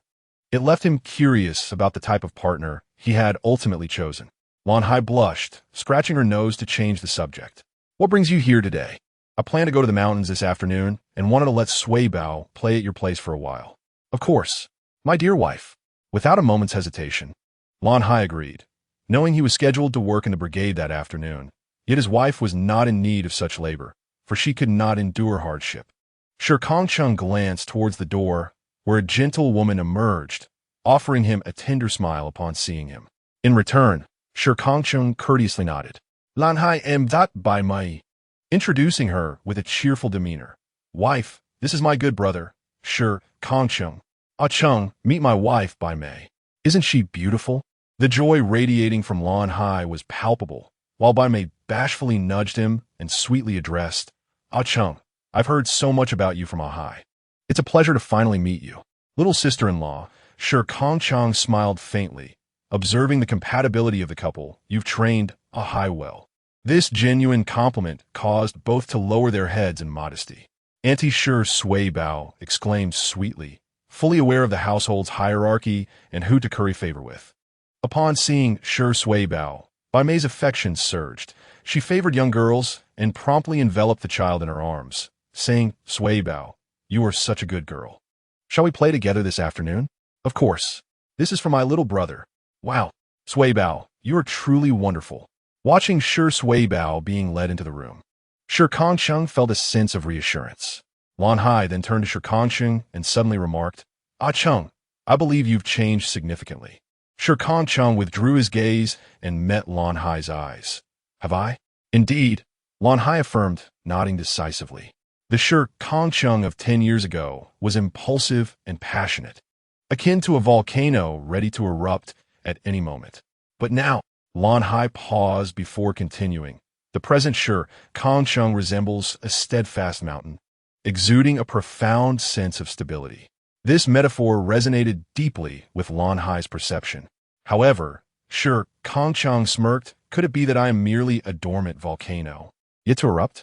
Lan Hai, catching the glint of ambition in Shi Kangcheng's eyes, chuckled self-deprecatingly. I almost forgot. You are Shi Kangcheng, not Shi Jinren. Ha ha ha. Well, I must take my leave.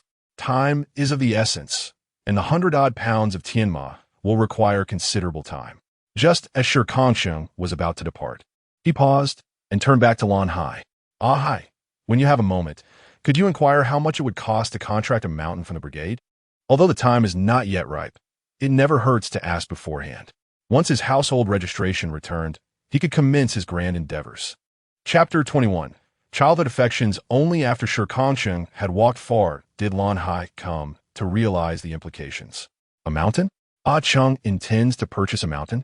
What for? Lan Hai pondered, unable to fathom the purpose. While it was indeed possible to contract a mountain, the price was exorbitantly high, and no one in their vicinity dared to undertake such a venture. Nevertheless, since Shi Kangcheng had requested him to inquire, Lan Hai marked the matter as curious in his mind, planning to ask when he worked at the brigade. The moment Shi Kangcheng set foot at the base of the mountain, his pace quickened, his gaze fierce and resolute. In the forest, his actions inadvertently summoned a multitude of wild beasts. This time, Shi Kangcheng did not even resort to using bow and arrow. Instead, he flung small stones he had collected at his doorstep, striking each beast that sought to attack him. Though their identities remained unknown, the pain inflicted upon them was palpable, causing them to flee in terror. The villagers of Huining, having just finished their meals, were resting when the sudden cries of beasts from deep within the mountains filled them with unease. Such sounds typically heralded either a confrontation among predator factions or the dominant beast's pursuit of prey. Fortunately, the ruckus was at a considerable distance, and the beasts were aware enough to keep their distance from human settlements. By the time Shi Kangcheng arrived at the patch of gastrodia he had visited the previous day. An hour had elapsed. Recently, the animals in the mountains had been exhibiting signs of agitation. Perhaps it would be best to eliminate them all, he murmured, finding no fault in this thought. The unrest stemmed from the demise of the tiger. With the alpha gone, the monkeys would surely vie for supremacy. If they were to descend the mountain, Shi Kangcheng might be in jeopardy. With a silent resolution, he dismissed these concerns and began to dig for gastrodia with his hoe. To venture into mining, he mused, one would need an initial capital of at least 10,000 coins. In this era, such a sum was the hallmark of affluent families. It was a notion the villagers could scarcely entertain. Yet for Shi Kangcheng, it was merely a matter of time and preparation. As he toiled, unearthing several hundred pounds of gastrodia, his clothes became thoroughly drenched, clinging to his skin and revealing his well-defined muscles. Were his four brothers to witness this, they would undoubtedly be astounded. His physique, robust and formidable, surpassed theirs, who labored daily in the fields, by 2 or 3 times, despite his decade-long incarceration. What had transpired during those 10 years? Wordlessly, Shi Kangcheng filled his basket and prepared to descend the mountain. The descent would not be without its challenges. He needed to prepare provisions for the construction of a house. Bearing over 100 pounds on his back, he navigated the rugged terrain with remarkable agility. Along the way, he spotted a couple of night hares, swiftly dispatching one with a well-aimed stone. Additionally, he discovered some wild chickens, ideal, as he felt that a wild boar would draw too much attention. Once he had stowed everything in the yard, discomfort settled over him, prompting Shi Kangcheng to seek a bath. In these times, bathing was a simple affair, particularly for him. He drew some well water and stood in the backyard, ready to cleanse himself. However, as the water cascaded over him, a piercing scream erupted from behind. Turning to investigate, he beheld a woman, both unfamiliar and vaguely recognizable, standing there, her gaze fixed upon his body. Despite her cries, her eyes remained locked on him with an intensity that was unmistakable. The presence of Shi Kangcheng was rather unsettling. "Who are you? How dare you enter someone else's home uninvited?" he exclaimed, hastily donning his attire, irritation evident in his demeanor. His sense of territoriality was strong, and this impolite intrusion only exacerbated his agitation. Zhao Xiumei, startled by his outburst, clutched the railing tightly and cautiously replied, "Ah Cheng, it's me, Xiaomei. Do you not remember?" Xiaomei? Shi Kangcheng rummaged through his memories and finally unearthed a chubby little girl, her face smeared with tears. Zhao Xiumei, 5 years his junior, was once cradled in his arms at her birth. In her childhood, she was often ridiculed for her weight, and Shi Kangcheng had been her protector. However, those memories halted abruptly on the night of her 15th birthday, when he witnessed her being taken away, never to hear from her again. As he recalled Zhao Xiumei, his anger subsided somewhat, yet he still felt a twinge of discomfort. "Xiaomei, in the future, please remember to knock when entering my home. I do not appreciate uninvited guests." "Huh? All right," Zhao Xiumei replied, momentarily taken aback. She had come with hopes of seeing the cherished Shi Kangcheng after so many years. But it seemed that a decade apart had transformed their once close sibling relationship into something unfamiliar.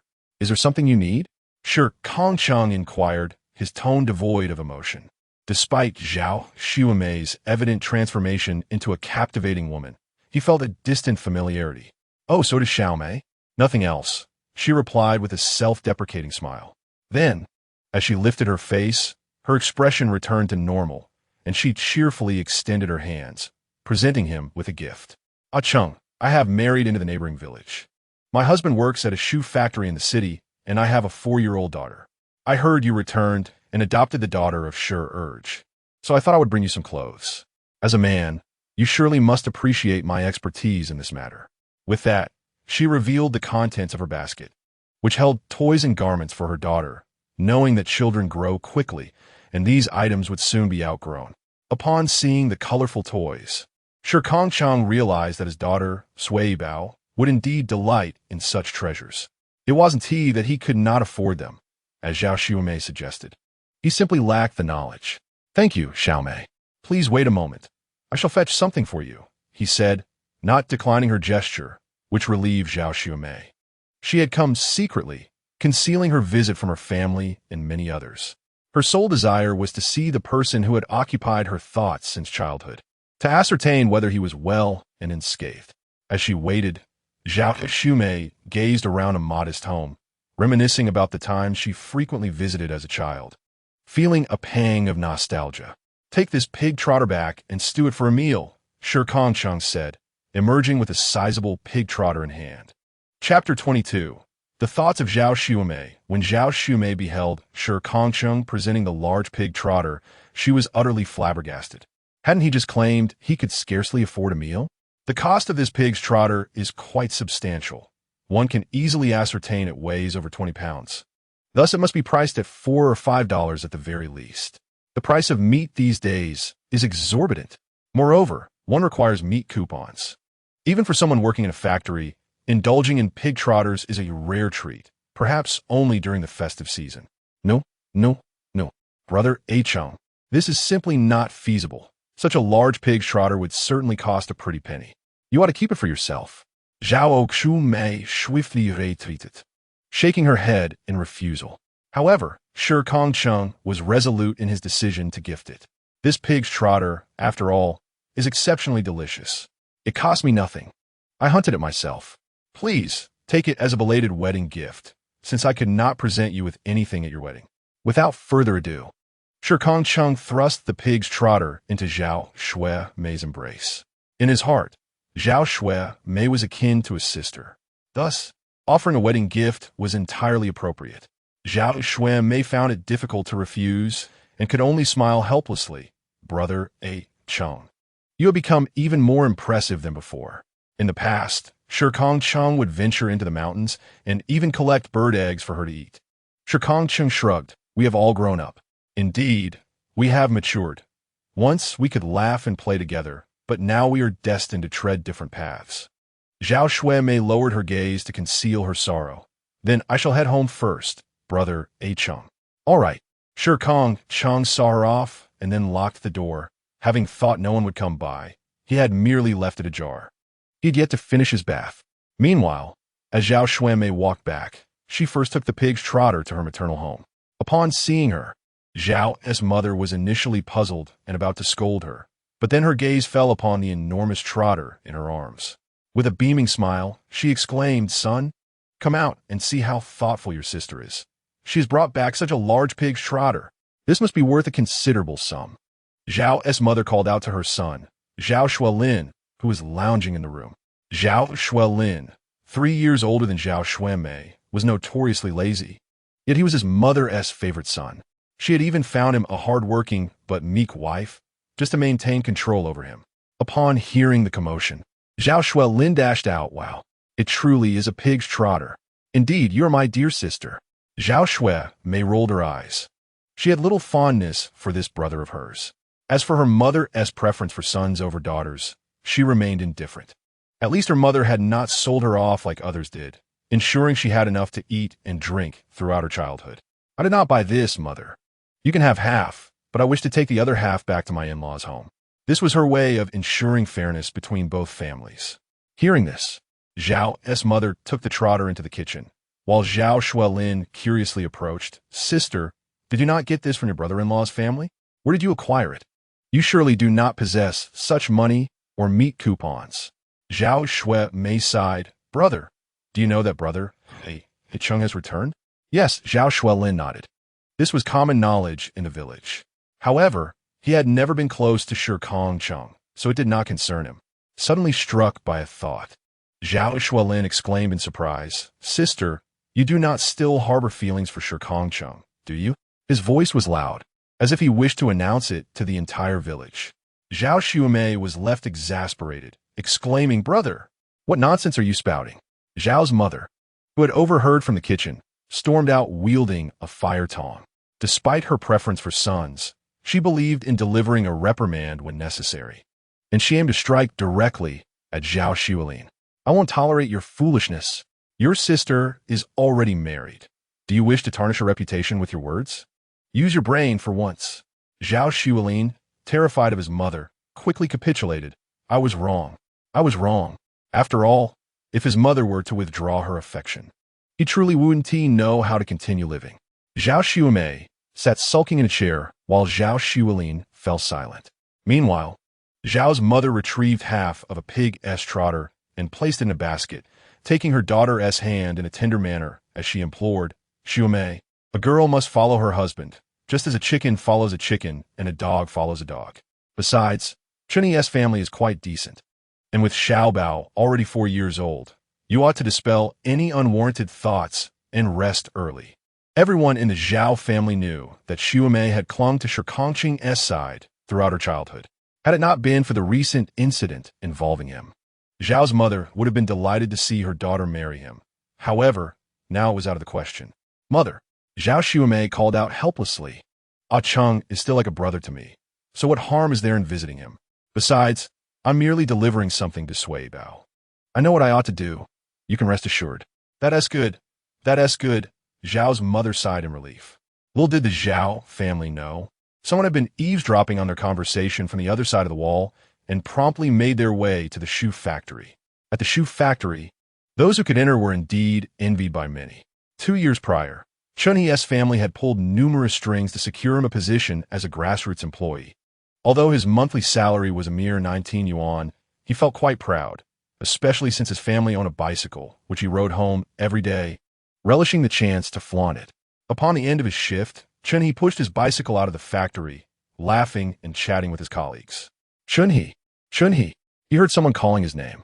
Looking around, he spotted a girl under a large tree not far away, dressed in a white dress.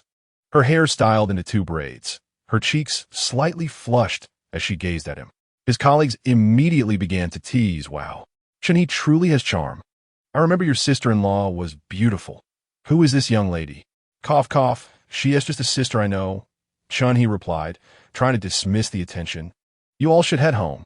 Although he appeared somewhat irritated, the envious glances from his peers filled him with pride. Then, under the watchful eyes of everyone, he approached the girl. "Xiaomei, do you need something?" Zhao Xiaomei, Zhao Xuemei's cousin, was someone Chun-He was familiar with as her brother-in-law.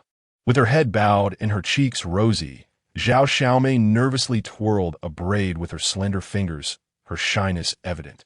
"Brother-in-law, I have something I'm unsure if I should discuss with you." Chun-He swallowed hard. The Zhao family truly had remarkable genes. His wife is indeed beautiful. Yet after 5 years together, she pales in comparison to the youthful allure of the girl before him. "What do you think, Xiaomei?"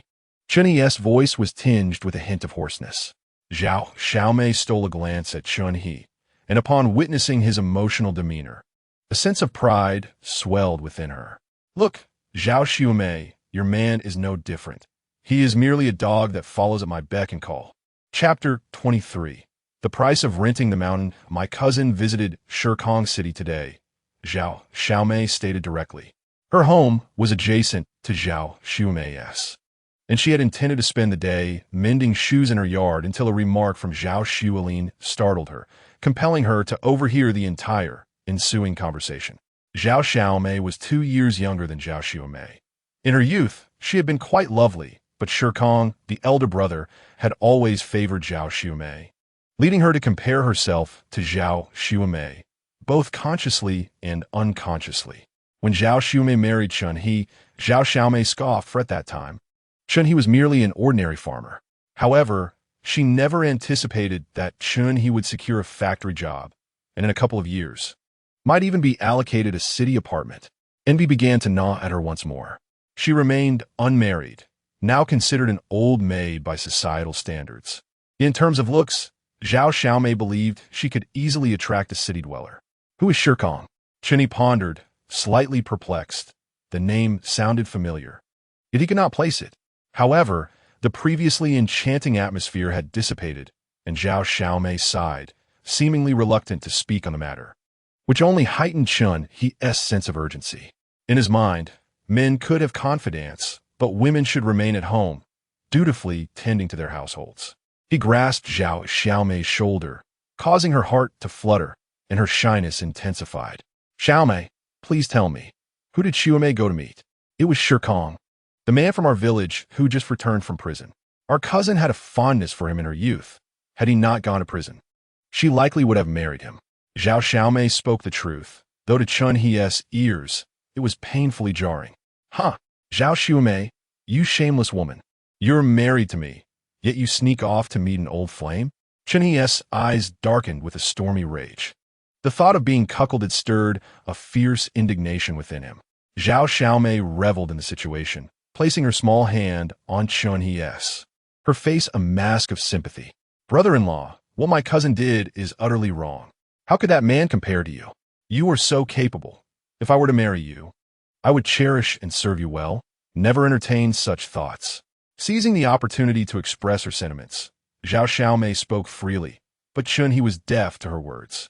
That man cannot hold a candle to me. I must return and confront that wretched woman. Without a second thought, he mounted his bicycle and sped homeward, leaving Zhao Xiaomei standing alone, a fragile figure lost in the wind. Am I to be left here all alone? Please ensure that you reimburse me for the fare back. Chun Xiaomei exclaimed, her frustration evident as she stomped her foot. How could this man be so utterly oblivious? Shi Kangcheng, unaware of the tribulations that Chun Xiaomei had endured during their brief 5-minute encounter, busied himself by meticulously preparing the wild rabbits and chickens he had caught, skinning them with care before placing them in a basket to hang in the well. In this rural area, the absence of electricity rendered a refrigerator a luxury. Once he had cleaned everything up, Shi Kangcheng took a few wild chicken eggs from his pocket, recognizing that with their parents deceased, the future for the young ones was uncertain. Thus, he decided to take everything in one go.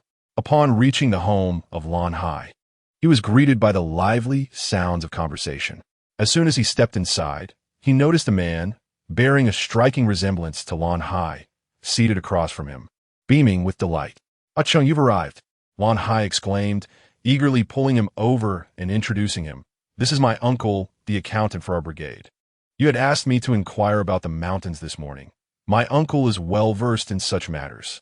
An accountant, indeed, would possess a certain level of genuine education." Shi Kangcheng met Lan Debo's probing gaze with calm assurance, nodding in acknowledgement. "Uncle Lan, it's been a while." It had indeed been a considerable time. "Ah Cheng, since you've been released from prison, it's time to work hard. Let us refrain from repeating past mistakes," Lan Debo advised earnestly. Lan Hai, aware that Shi Kangcheng preferred not to dwell on the past, quickly diverted the conversation. "Oh, uncle, let us not revisit that. Ah Cheng is no longer a child. Regarding the mountains, what do you think?" Returning to the matter at hand, Lan Debo sipped his tea and continued, "Our area is rich in mountains and wildlife, which is why no one has ever contracted them. If you have an interest, I could certainly discuss it with a few of the brigade members. I believe a 30-year lease would suffice, costing around 7,000 to 8,000 yuan. Upon hearing this price, Lan Hai's expression fell instantly. 7 to 8,000? That's exorbitantly high. Lan Debo rolled his eyes. What did you expect? This isn't merely about a plot or two of land. You become a father, yet you still lack maturity. I think Ah Cheng is the sensible one. Yes, Lan Hai replied dismissively. However, Shi Kangcheng calculated the situation in his mind. He had taken a different route today and observed the vicinity. It appeared that the mountain range was not limited to just one peak, but might encompass an entire region full of minerals. What kind of mountain could be acquired for 7,000 to 8,000? Lan Debo, surprised that Shi Kangcheng truly entertained such a notion, responded earnestly, "Our brigade has 2 mountains, and a neighboring village possesses 3. When you venture out, you can see 5 or 6 peaks in sight. Rather than letting them sit idle, why not lease them? It could be a substantial windfall for the brigade." "Indeed, that sounds feasible. Grant me a year," Shi Kangcheng replied, satisfaction evident in his voice as he regarded Lan Debo with sincerity. Yet, Lan Debo hesitated. "Ah Cheng, are you certain you can gather such a sum a year? Moreover, what do you intend to do with all these mountains?" "Indeed, Ah Cheng, you must contemplate carefully. Although the mountains here are splendid, aside from logging, there appears to be little else you can pursue commercially. Cultivating fruit trees seems rather impractical," Blue Sea cautioned. Shi Kangcheng was not inclined to elaborate. This secret must remain concealed. With a faint smile, he mused, "Whether I can store anything remains uncertain. For now, I shall set this goal. If necessary, I can always settle for fewer mountain peaks." "Fair enough. I will inform the brigade to reserve some for you. Blue Sea replied. Thank you, uncle. Don't mention it. Ah, hi. I shall return home now. Don't be late for work tomorrow at the brigade.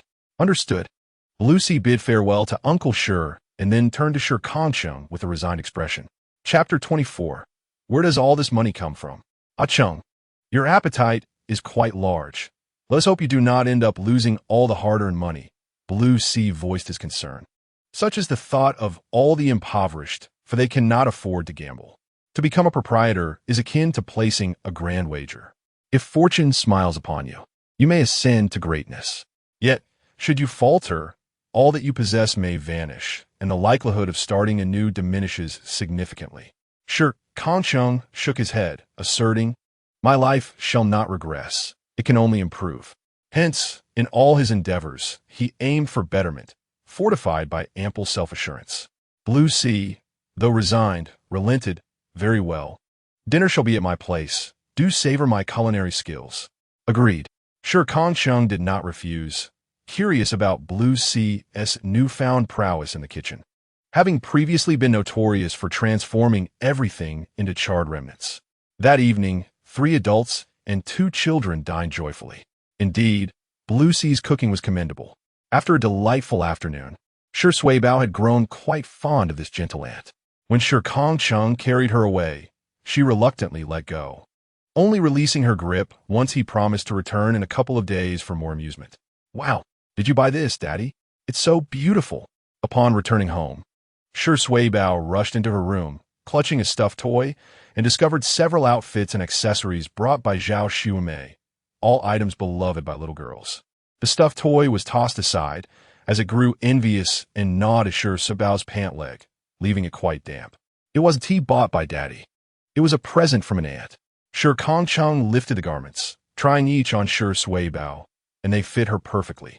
Yet, her favorite items remained the hairpins and elastics, which she clutched with delight, even removing the little white toy to wrap it around twice. Observing the little white toy, Shi Kangcheng noted that the mouse had been entirely consumed, appearing to have grown noticeably larger and remarkably docile. The following morning, Shi Kangcheng was styling Shi Suibao's hair.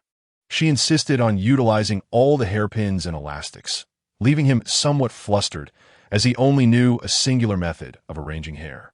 Meanwhile, the sound of a tractor approached, accompanied by the familiar voice of Li Guan. Brother Shi, are you at home?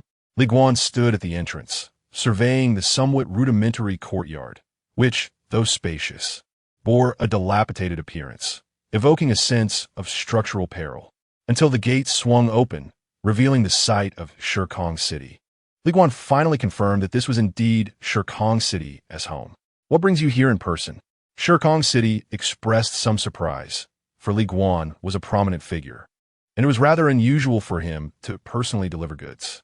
Li Guan waved his hand dismissively, signaling the workers behind him to unload the items. They did not place them directly in the yard, but sought an empty space beside the courtyard wall to deposit everything. You are different. I can't help but worry. By the way, these are the items for Suibao from Ranan. Upon entering, Li Guan spotted Suibao seated in the center of the yard, beaming with joy, and his demeanor instantly softened. Little Suibao, do you remember Grandpa? Suibao nodded vigorously, yes. But before Li Guan could approach, the chubby little figure had already positioned itself protectively in front of Suibao, baring its teeth at Li Guan. Only then did Li Guan notice the plump creature. Observing its drooping tail, he furrowed his brow. Brother Shi, this pet of yours is not a dog. Shi Kang City nodded in acknowledgement. I know, this is not my pet, but Suibao's. Suibao promptly scooped up the chubby creature, which immediately abandoned its earlier ferocity, excitedly licking Suibao's cheek, eliciting a smile from Li Guan. Well, it can protect her. Indeed, the two stood at the entrance, watching the workers stack several thousand bricks in the empty space, piled high. Li Guan glanced toward the village entrance. Why is your home so far from the village? It's quiet, and that's quite nice, Shi Kang City replied succinctly. In truth, there had been houses in between, but by the time he returned, they had all been dismantled, perhaps to avoid being too close. Li Guan understood this unspoken sentiment and chose not to dwell on it. By the way, in a week, it will be Ranan's birthday. I'm planning a small celebration. You should bring Suibao along. I don't think so. Shi Kang City was reluctant to attend. There will certainly be many people. More people mean more complications. However, Li Guan was evidently quite insistent. That one tea do. You are Ranan's savior. My wife has also mentioned that you must come to dinner. It's settled. Just bring Sui Bao along. Don't worry about anything else. Should you choose not to come, it would be as if you were disregarding my hospitality. Li Guan realized that Shi Kangcheng was decidedly resistant to soft persuasion. After a moment, Shi Kangcheng nodded in agreement. All right. See? Li Guan said triumphantly. Boss, the unloading is complete, came the voice of a worker. Excellent. Brother Shi, I shall take my leave now. If you need anything else, just let me know, and I will bring it over at the same price. Li Guan patted Shi Kangcheng's shoulder, once again taken aback by its solidness. On the journey back, he pondered how he could achieve such strength.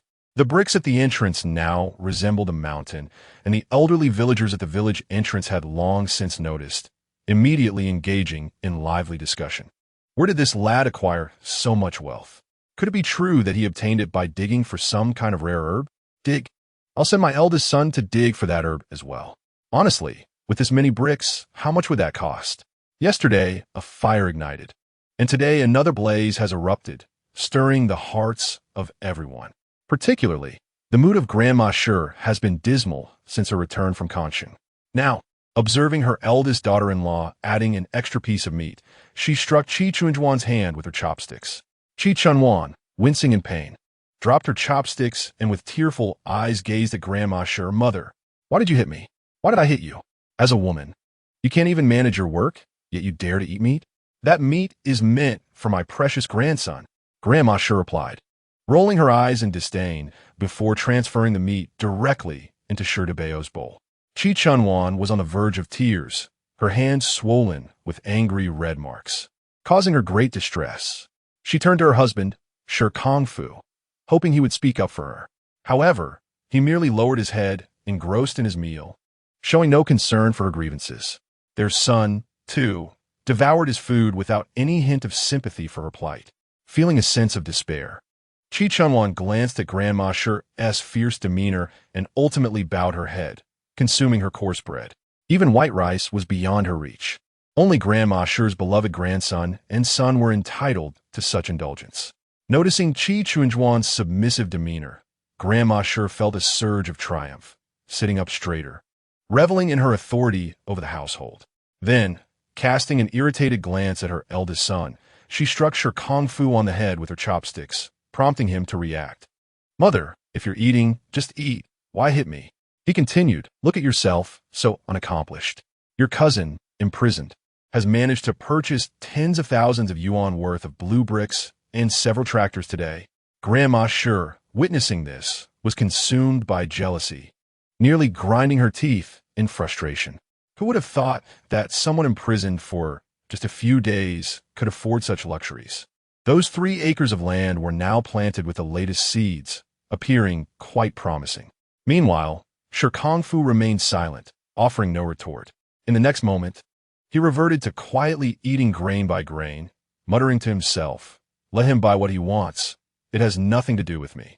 Grandma Shi rolled her eyes again. You are cousins. You grew up together. Go seek his counsel. Find out where his money comes from. I want to go. If you want to, you go.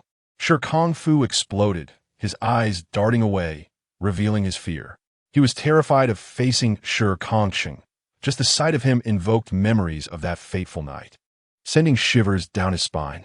For days, he had not slept soundly, haunted by nightmares of a bloodied figure calling his name, instilling immense terror within him. So frightened was he that he could not even eat, abruptly rising to retreat to his room, slamming the door behind him. The loud noise startled Shi Beo, who looked up with a hint of fear, asking, what's wrong with Daddy?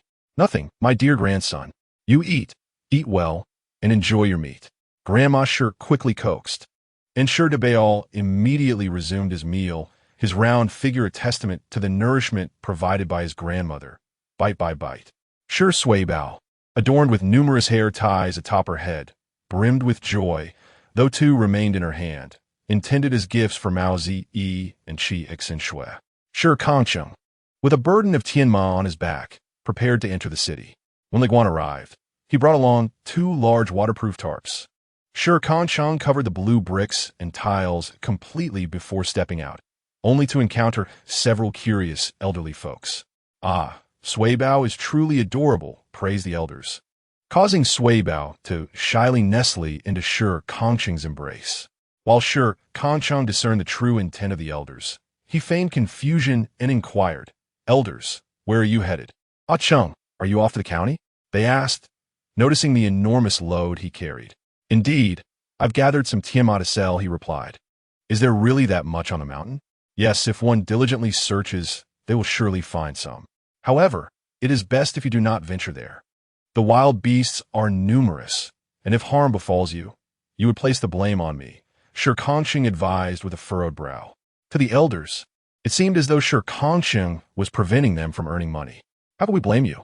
It has nothing to do with you," they retorted.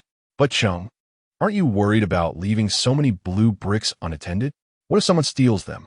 Their eyes frequently darted toward the bricks, a sight they had never encountered before. Shi Kangcheng smiled slightly, his expression innocuous, yet his words sent chills down their spines. "No worries. Should I discover any missing, I will ensure the culprit pays the price. I must take my leave now, elders."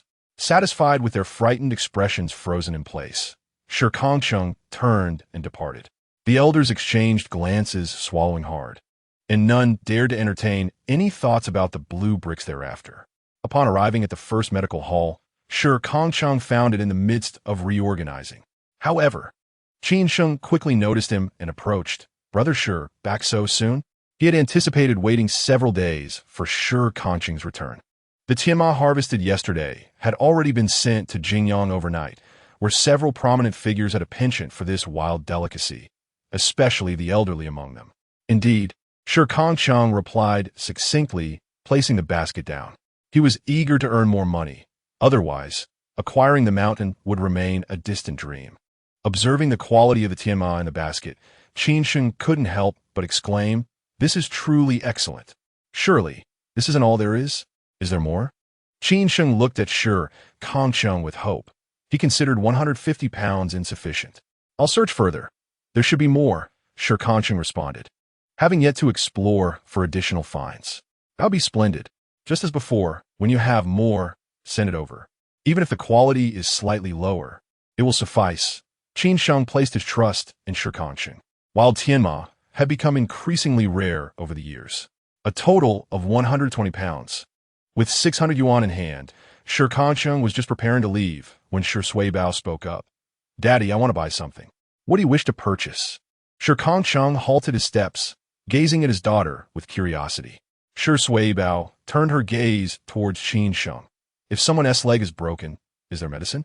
This question left Qin Sheng momentarily perplexed, and he hesitantly replied, "Little one, if a leg is broken, one must go to the hospital. Simply taking medicine is not sufficient." Upon receiving this response, Shi Suibao lowered her head in sorrow. She had been unaware of the purpose of this place, which is why she had remained silent. But during her conversation with Bai Mei yesterday, she learned that medicine could cure ailments, and that was why she was so eager today. Noticing Shi Suibao's distress, Qin Sheng awkwardly glanced at Shi Kangcheng. "What is going on? Does someone in your family have a broken leg?" Shi Kangcheng shook his head. "It's just the two of us." Then, a hint of confusion crept into Shi Kangcheng's voice as he gently asked, "Suibao, whom do you wish to treat?" "Grandpa." Shi Suibao lifted her head, speaking earnestly. Shi Kangcheng fell silent, as her grandfather had long since passed away. Who then? Was this grandfather she spoke of? Such matters were not appropriate to discuss in someone else's establishment, so he exchanged pleasantries with Qin Sheng and departed. Qin Sheng stood there, scratching his head. What a peculiar father-daughter duo. Chapter 26. Selling furs, Shi Kangcheng carried Shi Suibao outside and pressed her for answers. "Suibao, who is Grandpa?" "Grandpa is Grandpa," Shi Suibao replied, her large eyes wide with innocence. "Daddy, you took me to the cattle shed to see Grandpa. Have you forgotten?" Shi Kangcheng speculated that perhaps Shi had introduced her to some elderly person, someone significant enough for Shi Suibao to remember. "Do you recall where Grandpa is?" "Yes, in the cattle shed." Shi Kangcheng noted this down. It seemed prudent to find a time to visit the village's cattle shed. with some money in hand. He contemplated purchasing a birthday gift for Li Saran, as her birthday was next week, and it was essential to select something suitable. However, after half an hour, he had found nothing. From his perspective, everything he saw was something Li Saran already possessed. "Brother, how about a fur coat?" While wandering aimlessly, Shi Kangcheng was jostled by a man who whispered to him. Turning to face the man, he noticed they both sported crew cuts, and the man was scanning the area for prying eyes. Such individuals were known for clandestinely selling items, reminiscent of his previous dealings with poach game. What fur coat? Shi Kangcheng felt a flicker of curiosity. He was indeed in need of more money. Seeing Shi Kangcheng's interest, the man, known as Lao Wu, felt he had found the right person. He had observed Shi Kangcheng frequenting various malls without making any purchases, and despite his plain attire, Lao Wu sensed he was not an ordinary individual. "Come." Lao Wu beckoned, and Shi Kangcheng strode forward, while Shi Suibao blinked curiously. "Hurry inside." He circled around to the back door of an old house, where Lao Wu opened the door and immediately waved at Shi Kangcheng. Such a gesture, laden with the implication of deceit, would have deterred anyone else from entering. However, Shi Kangcheng was unfazed, striding confidently inside. Lao Wu closed the door behind him and turned on the lights, revealing the interior devoid of any old furniture, yet adorned with an array of furs on the walls. "My dear brother, I noticed you hadn't chosen anything yet. Are you perhaps selecting a gift?" Lao Wu sighed, sickly soul. Seeing Shi Kangcheng remain silent, he hurriedly began to introduce his wares. "Let me tell you, these furs were all procured from the north. They are of exceptional quality. The young ladies and wives from affluent families adore these furs. If you present one of these as a gift, I assure you, you are bound to win the heart of a beauty." The glint in Lao Wu's eyes seemed to convey, "Brother, I know exactly what you intend to do." Unbeknownst to Lao Wu, Shi Kangcheng approached the furs, running his fingers over them. While the fur felt soft, it was evident they were made from pieced-together materials. "These are pieced furs, aren't they?" Lao Wu, caught off guard by Shi Kangcheng's discerning eye, scratched his head. "Well, who could possibly hunt down an entire fur nowadays? If it were possible, the price would soar into the thousands. If I were to sell these, I could still fetch several hundred." Lao Wu shook his head, clearly skeptical that such a thing could still happen. Not to mention, the wild beasts in the mountains had dwindled, with many species protected by law against hunting. They wished to profit, yet lacked the means or ability to do so. Shi Kangcheng, however, was struck by an idea, recalling the abundance of wild rabbits and minks in the mountains. Observing Shi Kangcheng's demeanor, Lao Wu questioned, "Brother, you're not seriously considering going hunting, are you?" Shi Kangcheng did not answer directly, but instead posed a counter-question. "If I were to catch suitable animals, would you be willing to take them?" Lao Wu hesitated, biting his lip as he gazed at Shi Kangcheng, eventually letting out a sigh. "Brother, I would like to take them, but look at my situation. I haven't sold a single piece of the synthetic furs I purchased. Even if I wanted to take them, I lack the capability." Lao Wu lamented. "These furs, you see, ordinary people wouldn't buy them due to their exorbitant price. Those who truly know their worth can immediately tell they're synthetic and pieced together, so they are even less desirable." Despite having brought back these furs from the north, he had only managed to sell 5, barely turning a profit of a few thousand. Shi Kangcheng nodded, unperturbed, and turned to leave. Lao Wu quickly grabbed his arm, exclaiming, "Wait, brother, I can't buy them, but there are those who can. Let me introduce you. Is the price reasonable?" "Of course it is. That gentleman is quite influential in our Linghai city," Lao Wu exclaimed, giving a thumbs up, his tone filled with admiration. That gentleman could strut around freely in Linghai city, let alone in their small county. Observing the extraordinary aura of Shi Kangcheng, Lao Wu felt a surge of confidence. "Brother, that gentleman's wife has a particular fondness for fur, especially mink. In half a month's time, it will be her birthday, and if you can procure a beautiful mink before then, I shall introduce you to her. Such a treasure could fetch a handsome price. Should you succeed, I too may bask in a gentleman's favor and no longer remain obscured in this small county."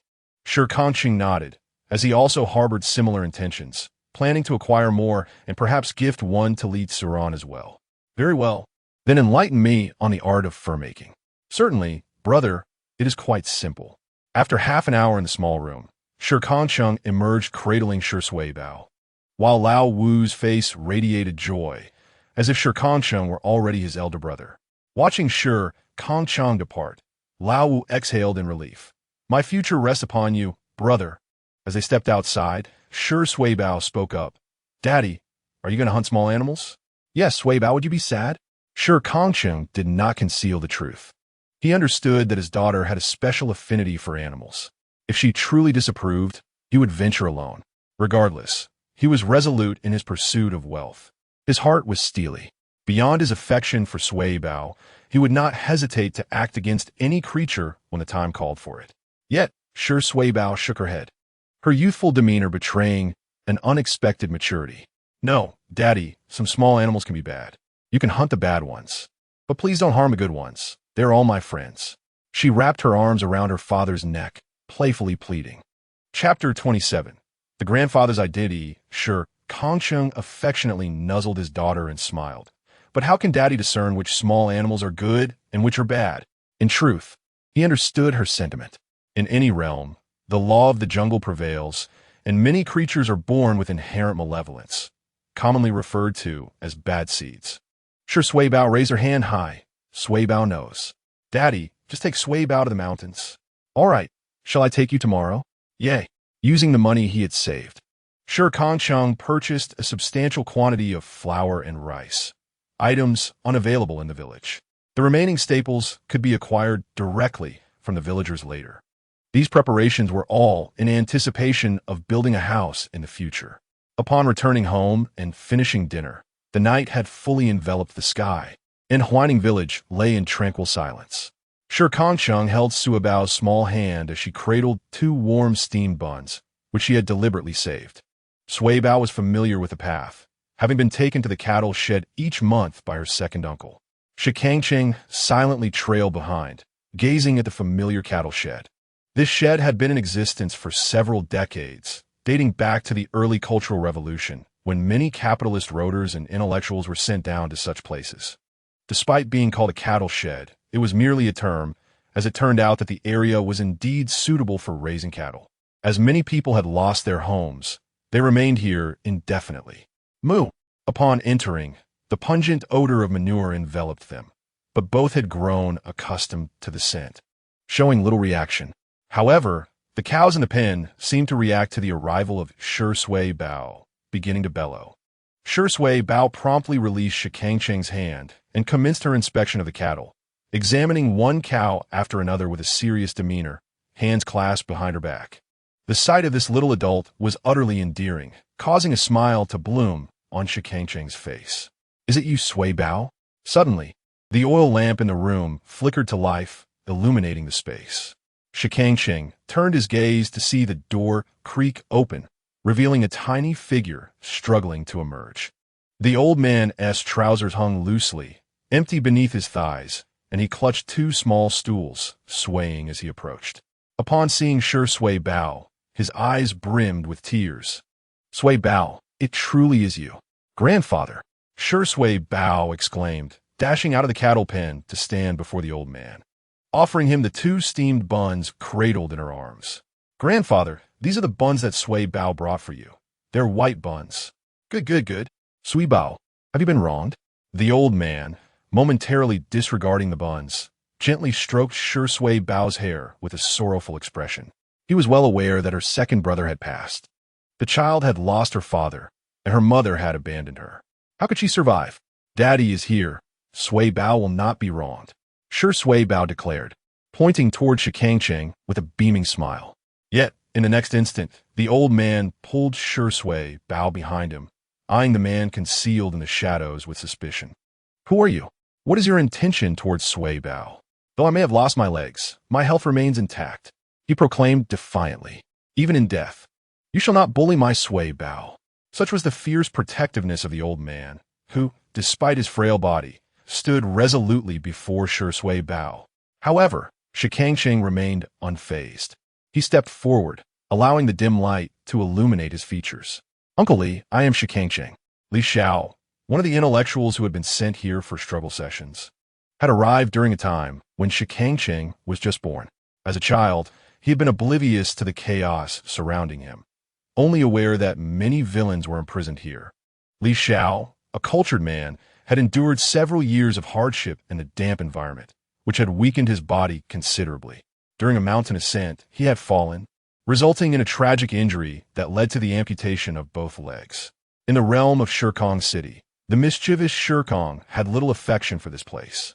However, his elder brother, Shire, possessed a profound appreciation for knowledge, believing it to be of utmost importance.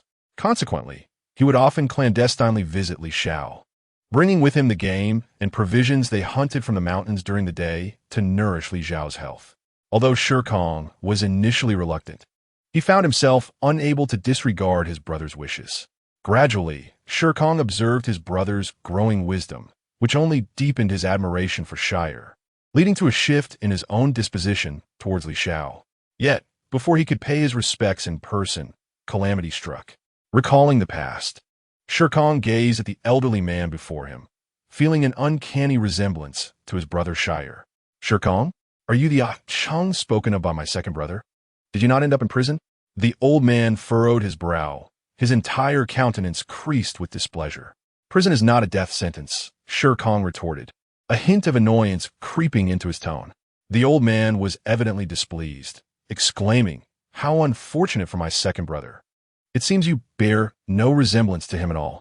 It is a pity he was not born in a more favorable era, much like myself." "Grandfather, what are you and father discussing?" inquired Sui Bao, peeking curiously from behind. The old man, having gleaned the essence of Shenyang's temperament, despite never having met her, was well aware of her character. Through Shire's narratives, he had come to regard Shi Kang as a trustworthy individual, albeit one he did not particularly favor. With a smile, the old man shook his head. "Oh, it is nothing, merely extending greetings to your father." Sui Bao, unfazed, nestled a bun into the old man's arms, cheerfully exclaiming, "Grandfather, father is going to build a new house, and then we can all live together." "Sui Bao," Shi Kang called out urgently, for he had never consented to cohabitate with this elderly man. Sui Bao looked up at him with a hint of sorrow, her delicate features on the verge of tears. "But father, you said that once the new house is built, we would invite grandfather to live with us. Are you deceiving Sui Bao?" Shi Kang, feeling exasperated, rubbed his temples. "Brother, how much trouble have you left for me?" The old man, witnessing Shi Kang's discomfort, felt a sense of satisfaction. "Indeed, you promised me that. You cannot mislead Sui Bao. Moreover, I must keep an eye on you. What if you were to mistreat her?" The old man remained unconvinced, even though this man was Sui Bao's biological uncle. He was determined to remain with Sui Bao, regardless of any shame. Chapter 28. For Treasures Ugh. Shi Kang stood with one hand on his hip, raising the other as if to impart some wisdom, yet found himself at a loss for words. The presence of this old man was akin to an additional burden. With the dual responsibilities of earning a living and raising a child, he was reluctant to acquiesce to such an arrangement. This situation was far more complex than simply caring for a pet. Observing the helpless yet somewhat irritable demeanor of the old man, it was clear to him that, despite his father's repeated assurances of support, he had become a burden. He wished not to inconvenience others, and even with his identity restored, he had no desire to leave this place. His once familiar hometown had become a blur, while this place felt more like home, especially with someone dear to him residing here. "I won't impose on you. Let me in," the old man said in a deep voice, leading the way with his small stool. With a sigh, the young man followed. Stepping into the barn he had never entered before. Inside, a solitary kerosene lamp flickered, illuminating several landscape paintings adorning the table. 10 years prior, he would have understood none of this, but now, as he beheld the artwork, his pupils constricted in disbelief. "Is this a genuine piece by Qi Baishe?" he inquired incredulously, examining the signature. Rolling his eyes, the old man replied, "You've learned a thing or two. It seems your time in prison wasn't wasted. However, how could I possibly possess an original? It's merely a replica of mine." Despite the old man's nonchalance, the young man remained unconvinced. He scrutinized the landscape painting, utterly certain of its authenticity. Yet, the old man was using this masterpiece as a tablecloth. His astonishment did not end there. Upon further inspection, he noticed the writing desk equipped with a wolf howl brush and a Duan inkstone. This was no ordinary old man residing in a barn. He was a hidden connoisseur of the arts amidst the mundane world. Take these. You may sell or gift them as you please. They're all replicas I made, but they could fetch a bit of money. Consider my rent, the old man said, pulling a redwood box from under the bed and retrieving several scrolls, handing them over as if they were mere coins for a child. Seated on the old man's bed, the young girl swung her legs playfully. Grandpa, I still remember the characters you taught me last time. Really? You're doing wonderfully, little Sway Bao. The old man generously praised her, resembling a doting grandfather. Observing their interaction, the young man assessed the situation. This old man was wealthy and treated little Sway Bao well, providing her with a promising education, a scenario with only advantages. All right, once my new house is built, I will come to fetch you, he declared. Yay, Grandpa will live with us, little Sway Bao exclaimed joyfully, her laughter resonating throughout the small room, bringing a smile to the old man's face. If you're busy, send Sway Bao to me. I have many skills to teach her. Indeed, the young man nodded, finding this arrangement quite agreeable. With one hand clutching 4 scrolls and the other holding little Sway Bao's hand, they walked home under the moonlight. Standing at the door, Li Xiao watched their retreating figures, the robust silhouette resembling that of his second brother, filling his eyes with tears. Wen, your brother is a good man. May you watch over Sway Bao from above, ensuring her healthy growth. Upon returning home, Shi Kangcheng gently lulled Sway Bao to sleep before unfurling the 4 scrolls. 2 were exquisite ink paintings, one a calligraphic work, and the last depicted a Tang Dynasty lady. The authenticity of the calligraphy eluded Shi Kangcheng, but he was certain of the lady's portrait's genuineness. As for the ink paintings, their authenticity remained ambiguous. Regardless of Li Xiao's wealth, none could rival his exceptional skill. After carefully stowing the items away, Shi Kangcheng gazed upon Sway Bao, sprawled across the bed. He tenderly tucked a strand of hair behind her ear. Sway Bao, you shall undoubtedly become an extraordinary young woman, he vowed. The following morning, Wang Feng arrived with a group of young laborers, visibly excited by the sight of the numerous blue bricks. Brother, are we really constructing a grand brick house? He exclaimed, unconcerned about the source of the funds for the bricks. In his mind, Shi Kangcheng was destined for success in any endeavor, and possessing a modest sum was entirely reasonable. The young men trailing Wang Feng, some barely 18, bore the marks of considerable labor. Shi Kangcheng surveyed the group, nodding in satisfaction. You fellows are commendable. Now, call me Big Brother. Big Brother, they chorused, their voices nearly piercing the heavens. Shi Kangcheng acknowledged them with a nod. Let us have breakfast first. No need, Big Brother. We already ate before coming. Wang Feng objected, noting that a meal at someone else's home was a rare treat. However, Shi Kangcheng insisted, eat well to work well. He firmly directed the 6 young men to sit down. The towering, albeit mixed flour steamed buns, accompanied by egg soup, made their mouths water. Sway Bao joined them, consuming as much as the others. You will first dismantle this house. I've removed everything inside, so just proceed with the demolition. I will head to the county town. And if I'm not back by noon, prepare something to eat yourselves, Shi Kangcheng instructed, grabbing a burlap sack and addressing Wang Feng. His trust in Wang Feng was unwavering, as all valuable possessions were entrusted to him. Understood, Wang Feng readily agreed, and after bidding Shi Kangcheng farewell, he turned to find 5 pairs of curious eyes fixed on him. Blushing slightly, he urged, what are you staring at? Get to work. Is this the Chang you always speak of, Brother Feng? Indeed, you really cannot stop mentioning him. Now that I see him, he truly lives up to the reputation. Wang Feng cleared his throat, slightly annoyed. Get on with the demolition. Only once the house is cleared can we lay the foundation. As the construction of the new house commenced, Shi Kangcheng made his way to the Li family's brick factory, eager to ascertain whether Li Guan had any acquaintances or if he himself possessed a discerning eye for quality. Upon arriving at the factory, those who recognized Shi Kangcheng promptly escorted him to the owner's office. Li Guan had yet to arrive. When Li Guan eventually came to work and learned of Shi Kangcheng's visit, his immediate reaction was one of concern. Brother Shi, is there an issue with my goods? Chapter 29. the sale of calligraphy and paintings. Upon seeing Li Guan's arrival, Shi Kangcheng rose to his feet. Not quite. I have come primarily to present something for you to admire, Boss Li. After sitting in the office for a brief moment, he noted the elegant 4 styles of calligraphy displayed behind the desk. Heaven rewards diligence. The walls were adorned with numerous landscape ink paintings, and the table was equipped with brushes, ink, paper, and inkstones. This indicated that Li Guan was indeed knowledgeable in the field, or at the very least, sufficiently familiar. Oh, good stuff? Li Guan's interest was piqued. How could one not be captivated by the prospect of encountering something remarkable so early in the day?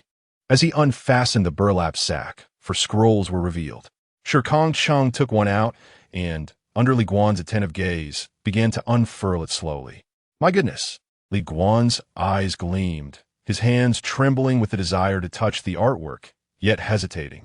Suddenly recalling something, he hurriedly retrieved a magnifying glass from the desk drawer. After examining it for a full 10 minutes, he straightened up, shaking his head in astonishment. Oh, Brother Shi, what can I say about you? What is the matter? Shi Kangcheng replied with a smile. You truly are a good brother. You have brought me an authentic work by Kai Xiang. I am absolutely certain this is genuine. Even if it were not, the forger must certainly be a master. Li Guan embraced him tightly, expressing his admiration. There are only a few wealthy individuals with extravagant hobbies. While some of his friends are passionate about antiques, Li Guan himself is enamored with calligraphy and painting.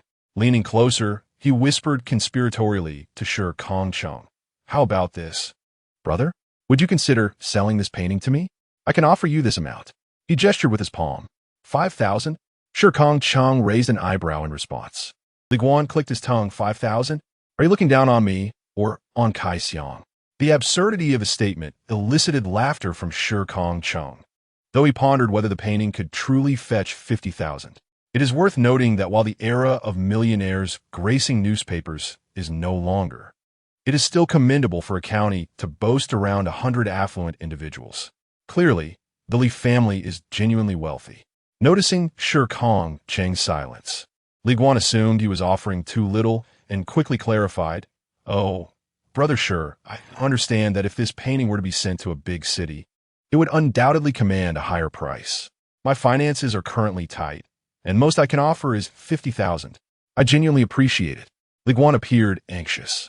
50,000 was all he could muster. After observing Li Guan's demeanor, Shi Kangcheng pondered for a moment before finally nodding. We are fated to meet. Since you cherish it so much, I shall sell it to you. Wonderful, wonderful, Li Guan exclaimed, repeating his delight thrice. He was overwhelmed with excitement as he carefully stored the artwork away. We shall go to the bank later, and I will transfer the money to you. Please provide me with a card. My account is still tied up in prison. All right, brother, you can trust me. I will ensure you do not suffer any loss. Li Guan felt a genuine connection with Shi Kangcheng. Despite the scar on his face, if he were to become his son-in-law, it would surely deepen their bond. However, just as Shi Kangcheng proposed this matter, he dropped another bombshell. Could I trouble Boss Li to assist me with these 3 matters? Alternatively, I could simply wait for someone else to resolve them while I await my earnings. Surely, this cannot be the case. Li Guan glanced at Shi Kang City, then at the 3 calligraphies adorning the sofa. He realized his error and felt deeply remorseful for his earlier disrespect towards that quaint little courtyard. Indeed, true connoisseurs live quite humbly. Please hold on for a moment. I need to make a phone call. Shi Kang City resumed his seat, observing as Li Guan fervently dialed 3 separate numbers, his face flushed with fervor. An hour later, Shi Kang City stood by the window and witnessed 3 small cars entering the factory. 3 elderly gentlemen hastily approached the office. Where are the calligraphies? Are they genuine? Please show us. Li Guan proudly unfurled his calligraphies for their inspection. The 3 elder gentlemen scrutinized them with magnifying glasses, their gazes filled with envy directed at Li Guan. You rascal, how could you not share such treasures with us? Oh, my dear second master, I have more exquisite pieces awaiting your appraisal. Li Guan smiled obsequiously. The 3 men before him were prominent figures from Anping County. Although they had long since withdrawn from the limelight, their every word held substantial weight. Shirkong City and Shi Sui Bao stood to the side, akin to invisible spectators. Shi Sui Bao was youthful, while Shirkong City intentionally diminished his presence. Once Li Guan introduced Shirkong City to the three gentlemen, they suddenly realized the office housed another individual, promptly reverting to their dignified demeanor. "This is the owner of the calligraphies, my good brother, Shirkong City." Shirkong City nodded politely to the three, maintaining a composed yet respectful demeanor. Following the introduction of Shirkong City, Li Guan naturally proceeded to introduce the other three gentlemen. "This is the chairman of the lumber factory, Chun Huakong. You may call him Elder Chun, though he has entrusted the factory's management to his son. This gentleman is Feng Lao, Feng Engguo, the chairman of the shoe factory, who remains diligent in his work. Lastly, we have Yi, the former director of the Industrial and Commercial Bureau, now retired."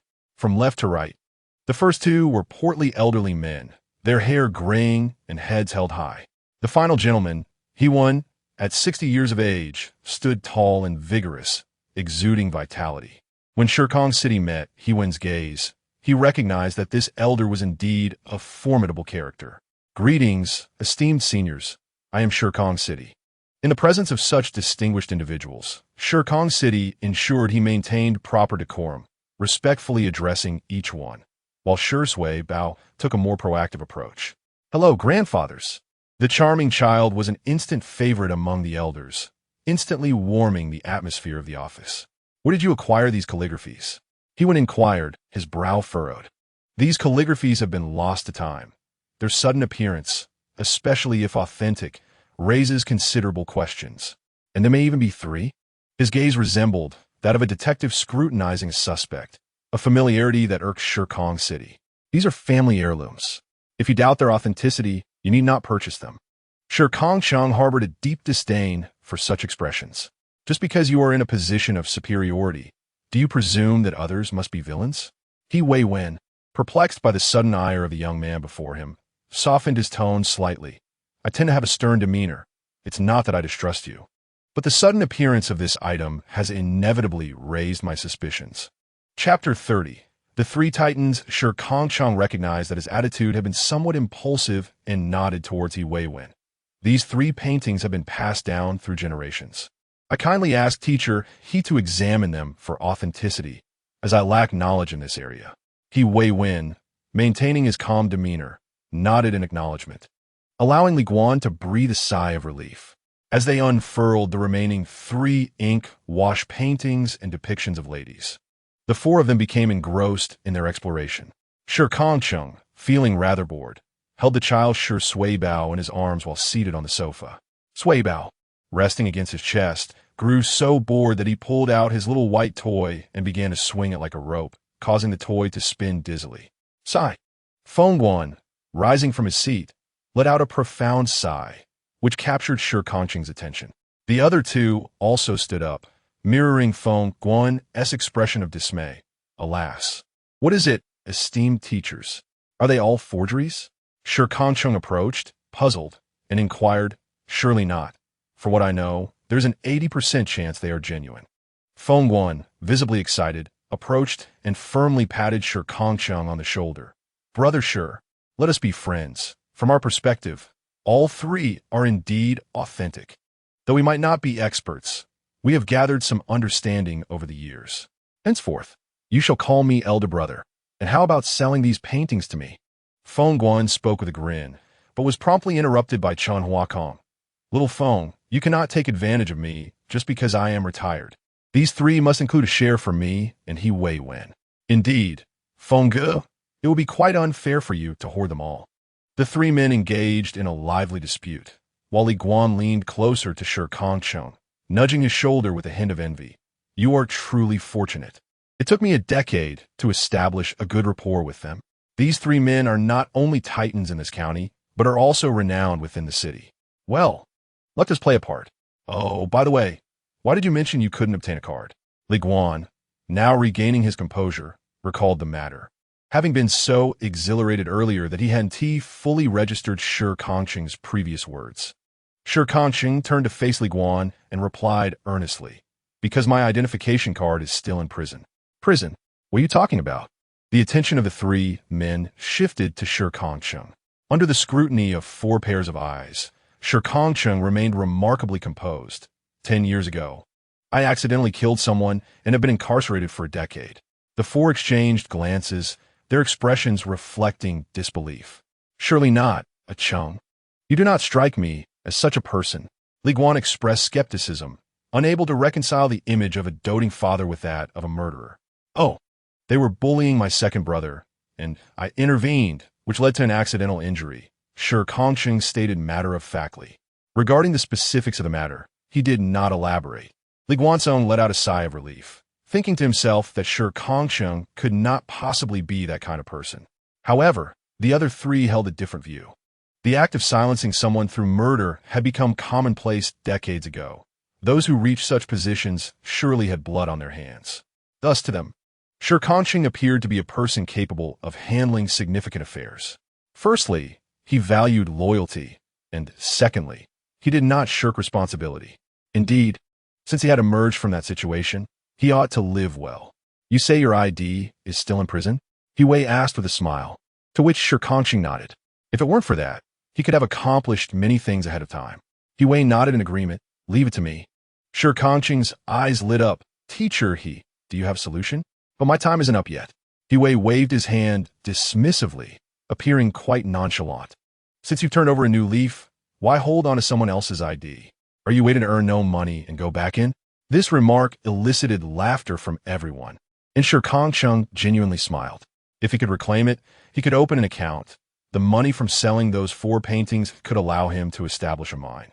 All right, let's do this, Ah Cheng. For these 3 paintings, we will each take 1 and pay you according to market value. When you open your account, we'll transfer the funds to your savings book. Although the banks were not yet highly developed, it was still feasible. After all, such a substantial amount necessitated a bank transaction. Shi Kangcheng was not worried that these 3 prominent figures would deceive him, and he quickly nodded.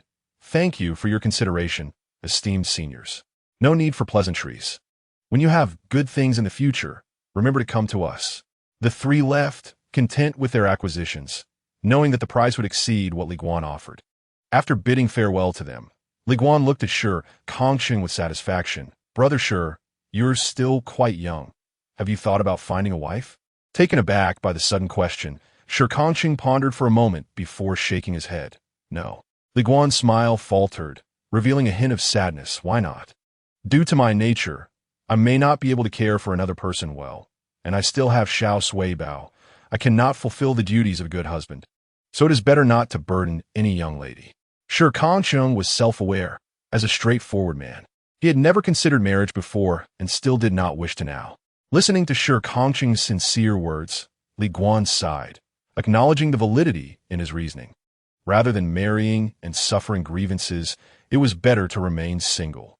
Once your new house is built, make sure to connect a phone line. Otherwise, I want to be able to reach you. Call the number for my brigade. If teacher, he manages to resolve my ID issue, I can open an account myself. All right. Once you have it, I'll call your brigade. With matters settled, Shi Kangcheng did not linger, as there were others at home waiting for dinner. He returned directly to the village and, upon arriving, discovered that the original 2 rooms had been completely dismantled. Now, 5 young men were busily transporting waste material outside. Shi Kangcheng entered the kitchen, preparing a simple meal of pancakes and steamed buns, along with a large pot of pork stewed with vermicelli. Vermicelli is a staple food for them, as the yield of sweet potatoes remains quite high, although the flavors crafted by Shi Kangcheng are rather lackluster. The generous portions of meat certainly make up for it. The young men relish the meal, and Shi Sui Bao, dining alongside them, finds his bowl brimming with meat. Brother, please refrain from adding so much meat in the future. It's rather expensive, Wang Feng expressed with concern. How can we afford this? At this rate, the cost of building a house would be depleted in a month. No worries, I hunt for my own sustenance, Shi Kangcheng replied. You can hunt too, brother. That's impressive. Their admiration, though directed at Shi Kangcheng, brought Wang Feng a quiet joy. Chapter 31. The request of the father-in-law after the meal. Shi Kangcheng escorted Shi Sui Bao to Bai Mei, who was delighted to play with Shi Sui Bao. Naturally, Shi Kangcheng joined the construction of his house. When he bared his upper body, Wang Feng's smile faded upon seeing the numerous scars adorning his robust physique, which appeared somewhat alarming. Brother, what happened to your wounds? Oh, I got into fights while in prison, Shi Kangcheng replied nonchalantly, as if discussing a meal. Wang Feng turned away, pondering how Shi Kangcheng had endured those 10 years behind bars. For a moment, silence enveloped them, but the respect for Shi Kangcheng intensified. Can you believe that the immense boulder they struggled to lift was effortlessly tossed aside by Shi Kangcheng? With his involvement, within 2 hours, they had cleared all the debris, and the next task was to dig the foundation. Shi Kangcheng planned to construct a basement, although there was a cellar in the yard. A cellar and a basement differ significantly, necessitating a deeper excavation, at least 3 meters. In the countryside, a basement was an unheard-of endeavor. Nevertheless, they did not question him further. Whatever Shi Kangcheng decided was to be accepted. As the sun set, only half of the ground had been excavated.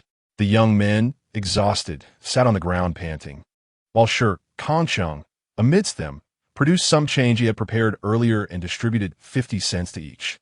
Are we being paid daily, brother? Wang Feng queried, puzzled, as he held the money. Typically, payment is rendered only upon completion of the house. Yes, you all need funds, Shi Kangcheng affirmed. Thank you, brother. At this moment, Shi Kangcheng had thoroughly won over this group of young men. His strength, capabilities, and generosity epitomized the image of the elder brother they so admired. As the others departed, Wang Feng walked alongside Shi Kangcheng.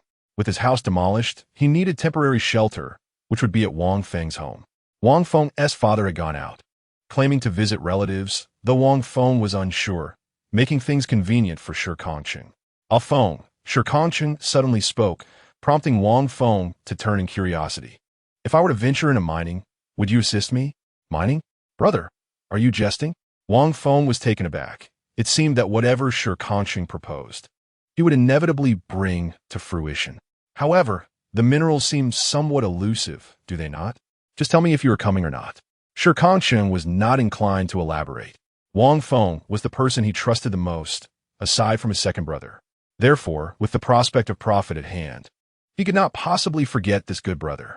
Observing Shi Kangcheng's earnest demeanor, Wang Feng instinctively nodded. Whatever my elder brother does, I shall naturally follow. Very well then.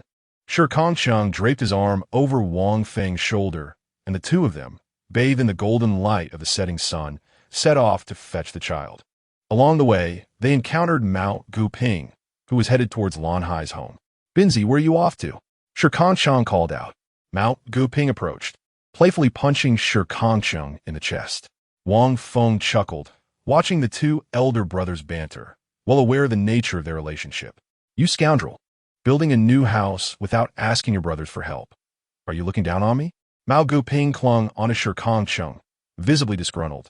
He felt slighted that the child was not entrusted to him, and that he was not called upon for the construction. This, he believed, was indicative of Shi Kangcheng not considering him a true brother. Shi Kangcheng made no attempt to resist, allowing the playful grip while chuckling. Aren't you supposed to be off to work? Are you not interested in that? I can help you when I'm not working. Mao Guping retorted after a moment's pause. Upon reaching Lan Hai's home, the three entered the house. Today, the workload for the brigade was quite substantial. Hence the meal was prepared by Bai Mei. Despite being pampered by Lan Hai, she was not one to shirk her responsibilities when he was weary. Will you be dining here today? Bai Mei asked, rolling up her sleeves. No, we shall return home to eat and come again another time, Shi Kangcheng declined. Bai Mei accepted this without insistence and headed to the kitchen. Lan Hai, fatigued to the point of silence, waved his hand, allowing Shi Kangcheng to borrow Shi Suibao. Upon returning to Wang Feng's residence, they simply prepared a meal. Neither was particularly skilled in the culinary arts, but as long as they could fill their stomachs, that sufficed. The little meatball lingered at Wang Feng's home. If not for his current height, being merely half a knee high, he could have wreaked havoc throughout the house. Before Wang Feng, he exhibited no fear, save for Shi Kangcheng alone. After finishing their meal, as the night deepened, Shi Kangcheng took Shi Suibao to the cattle barn. Feeling the need to discuss the day's events with Li Xiao handed Shi Suibao a brush, allowing her to scribble and draw as she pleased. After listening to Shi Kangcheng's account, the old man merely nodded, I've entrusted everything to you. As for how much you spend and whether you profit or incur losses, that is your affair. Additionally, I intend to use this money for mineral exploration. Shi Kangcheng revealed his plans, eliciting a curious gaze from the old man. The elder tapped his hand on the dry tobacco. I thought no one would discover it. Oh, you're aware? Indeed. The old man nodded. I noticed it years ago while gathering firewood in the mountains. In fact, I have explored several mountains behind. Although some may be deeper, they are indeed coal mines. However, for many years, no one has discovered them, and I had no inclination to mention it. Yet, here you are, a newcomer, uncovering it. The old man regarded Shi Kangcheng with newfound appreciation. Since you wish to pursue this, go ahead. If it proves too challenging, I shall support you. Shi Kangcheng's lips involuntarily curled upwards, a peculiar sensation enveloping him. Although he was no longer the director of the Bureau of Industry and Commerce, his son-in-law held the esteemed position of police chief. That very evening, he summoned his son-in-law to his residence. Dad, you seem particularly cheerful today, Shi Kangcheng remarked, observing Hewen's expression. Despite his mild temperament, Hewen rarely smiled, leaving Shi Kangcheng somewhat anxious in his presence. Hewen was indeed in high spirits. The ink-wash painting still adorned his study. I have a request for you, Hewen began. Oh no, Dad. Just tell me what you need. We are family. After all, no need for formalities. Shi Kangcheng's forehead glistened with sweat. The notion of formality felt burdensome. Hewen nodded. Very well. There is a matter I wish for you to handle. A man named Shi Kangcheng was previously incarcerated. Although he has been released, his identification card remains in custody. Please retrieve it for him. Chapter 32. Shocked Liang Bin for an entire year, Shi Kangcheng felt a sudden heaviness in his heart. Dad, aren't you asking me to abuse my authority? That seems inappropriate. Abuse of authority? Nonsense. Hewen shot Shi Kangcheng a fierce glare, his voice laced with anger. You've released him, yet you withhold his identification? Are you trying to let him starve? With each probing question, Shi Kangcheng felt increasingly helpless. Who exactly was this Shi Kangcheng that could provoke such a response from his otherwise principled father-in-law? Dad, who is Shi Kangcheng anyway? Why does it concern you? He has a child, and you will assist in resolving their household registration as well. Hewen, disinterested in further discussion, retreated upstairs with his small pipe. Eager to admire his new treasure, uninterested in prolonging the conversation with his son-in-law. Shi Kangcheng sighed and glanced at his wife, Hitsue, who was enjoying her meal. Wife, could you not advocate for me? Hitsue rolled her eyes. You know my father's temperament all too well. If I were to intervene on your behalf, you would be in an even worse predicament. Just comply and resolve this. It is not a monumental task. At worst, you can personally ascertain whether this man is of good character. Very well then. The following day, when Shi Kangcheng once again dropped off Shi Suibao at the Baimei residence, he noticed several new children present. Baimei bore a look of helplessness. Liang Jimu, Mao Ziyi, and Qi Xinxue had all gathered, especially Liang Jimu, who appeared quite aggrieved. Sister Suibao, why haven't you come to play with me? Am I not your good friend anymore? A young man, openly weeping, certainly did not project an image of masculinity. Mao Ziyi swiftly pulled Shi Suibao into her embrace, preparing to unite against Liang Jimu. Observing the playful exchange among the children, the parents felt a sense of contentment. Sister-in-law, here's an idea. I have been quite busy lately. Could I entrust the children to your care? I will compensate you 10 yuan a month, Shi Kangcheng suddenly proposed. Baimei looked at Shi Kangcheng in astonishment. Given his numerous commitments, managing the wild beasts in the mountains, crafting fur garments, and dealing with mining affairs, entrusting the children to a reliable individual seemed the wisest course. The absence of a kindergarten in the village only compounded the challenge. Baimei waved his hand dismissively. I can manage. After all, whether I take one or two, it's the same. You need not worry about the money. Earning it is not an easy feat, however. Shi Kangcheng insisted on placing a large sum of money into Baimei's hands. Baimei, caught in a moment of indecision, felt awkward holding it, unsure whether to return it or accept it. Sister-in-law, if I recall correctly, you graduated from junior high, right? Why not teach the children? Consider this money as tuition. With this suggestion, Baimei found himself with little choice but to acquiesce. Very well then, let Suibao have her lunch here. Otherwise, Accepting this money would feel rather uneasy. With a nod, Shi Kangcheng took one last glance at the joyfully playing Shi Suibao before departing. Liang Bin approached Shi Kangcheng, noticing the items he carried. "Ah Cheng, are you off hunting again? Why not take me along? I have a shotgun," Liang Bin said with a tone of pride. Shi Kangcheng raised an eyebrow, surprised that Liang Bin possessed such a thing. "Is that true?" "Indeed. I modified it myself. Shall we give it a try?" "All right." Shi Kangcheng followed Liang Bin back to his home. Liang Bin's wife, a member of the Women's Association, had gone off to work, leaving the house empty. Liang Bin led Shi Kangcheng to the cellar, igniting an oil lamp. As the light flickered, Shi Kangcheng discovered that beneath the cellar lay an entirely different world.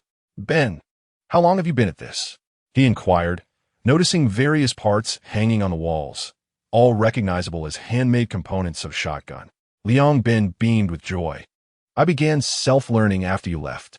I crafted everything piece by piece and assembled a shotgun. I've tested it before. Its power is quite impressive." Aware of the illegality of such creations, Liang Bin exercised caution. As he produced the weapon, Shi Kangcheng could indeed feel its might, lacking any intricate design. It was guaranteed to take down prey with a single shot. "Let us go, Ah Cheng." Wrapping the gun in burlap, the two men circumvented the village, heading into the depths of the mountains. Liang Bin's pace slowed considerably, yet Shi Kangcheng, almost inadvertently, led him towards a beast's lair he was familiar with. "Ah Cheng."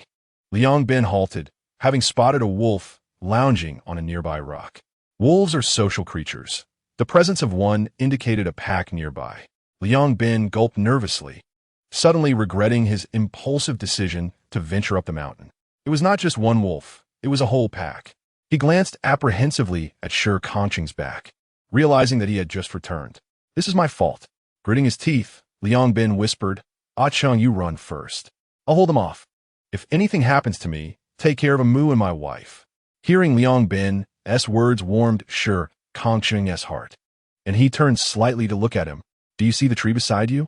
"Yes," Liang Bin replied, puzzled by Shi Kangcheng's intent as he glanced at the large tree nearby. "Climb up." "Huh, climb up." Shi Kangcheng reiterated his command without a hint of negotiation.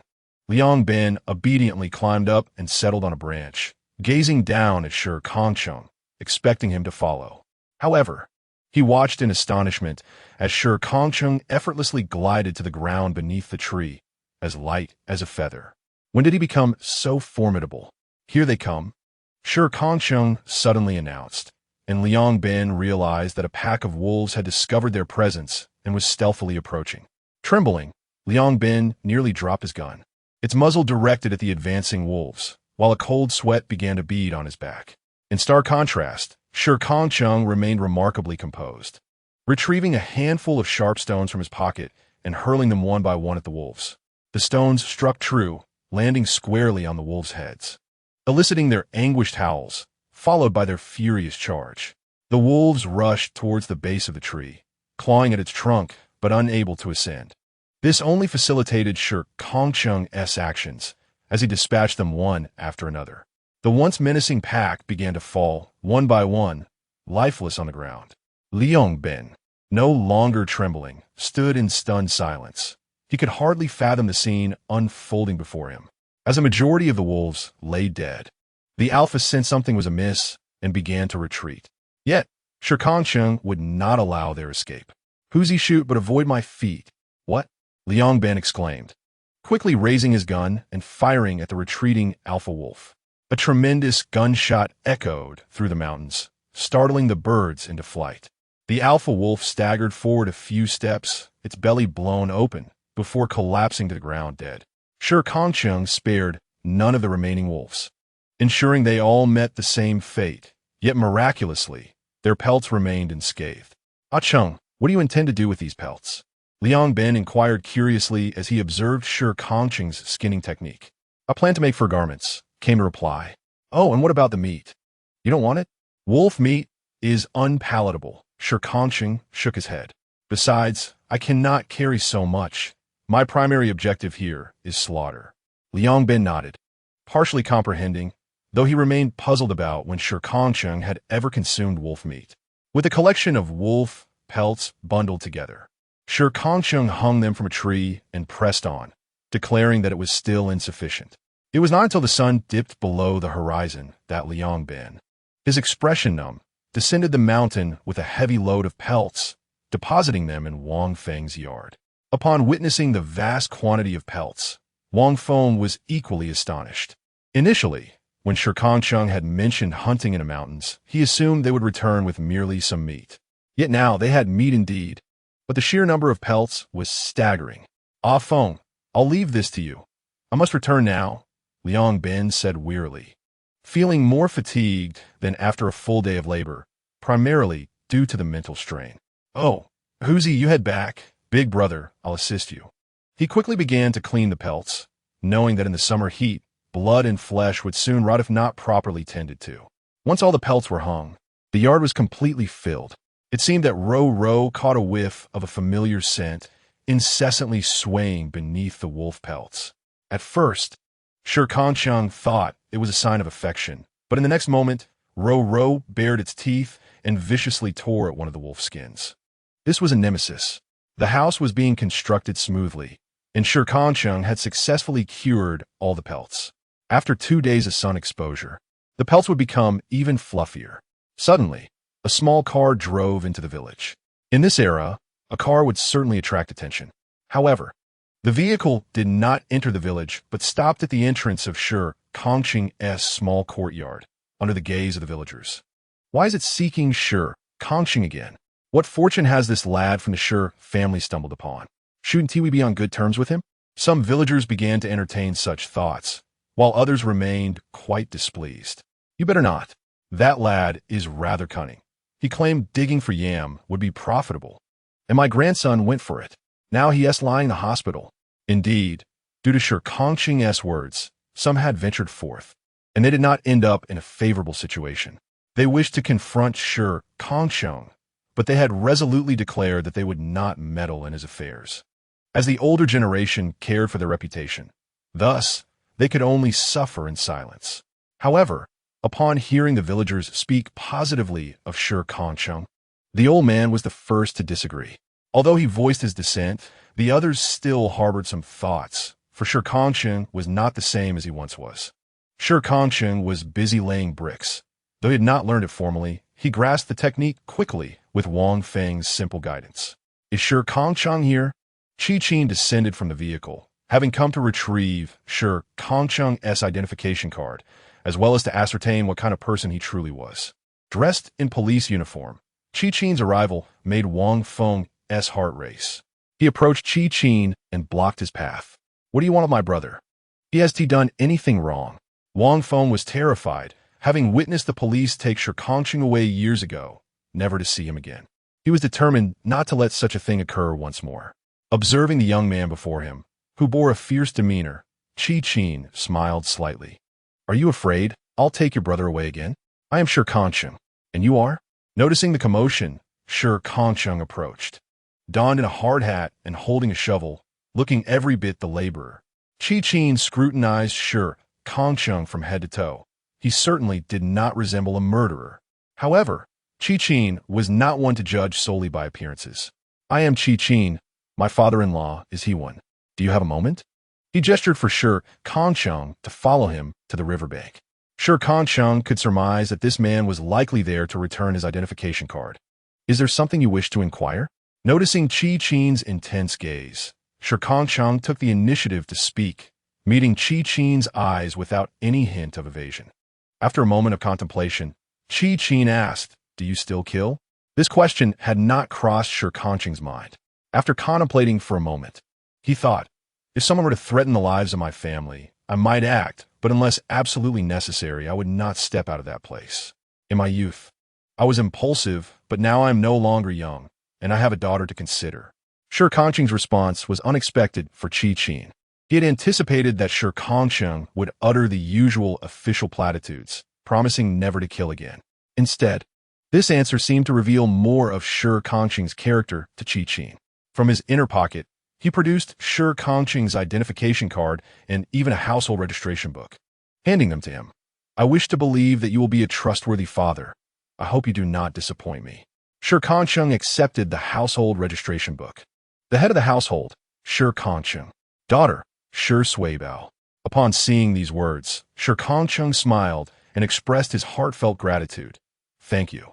Shi Qin also smiled, as he too had a daughter of similar age and understood Shi Kangcheng's sentiments. He patted Shi Kangcheng's shoulder. Strive well, and provide your daughter with a bright future. As the car drove away, Shi Kangcheng placed the household registration book in Idaho close to his heart. It was time to take the necessary steps forward. The most crucial matter, of course, was to open a savings account. Coincidentally, today was also Li Tsueron's birthday. So Shi Kangcheng had specially brought a white rabbit fur coat and a gray-white mink fur, carefully placed in a gray box, the cleanest he could find. Cradling his well-dressed daughter, Shi Suibao, he headed toward the county town. Meanwhile, inside the small villa, Li Tsueron was looking exceptionally beautiful. Li Tsuefen had returned home that day and, upon seeing her sister's appearance, immediately grasped the situation.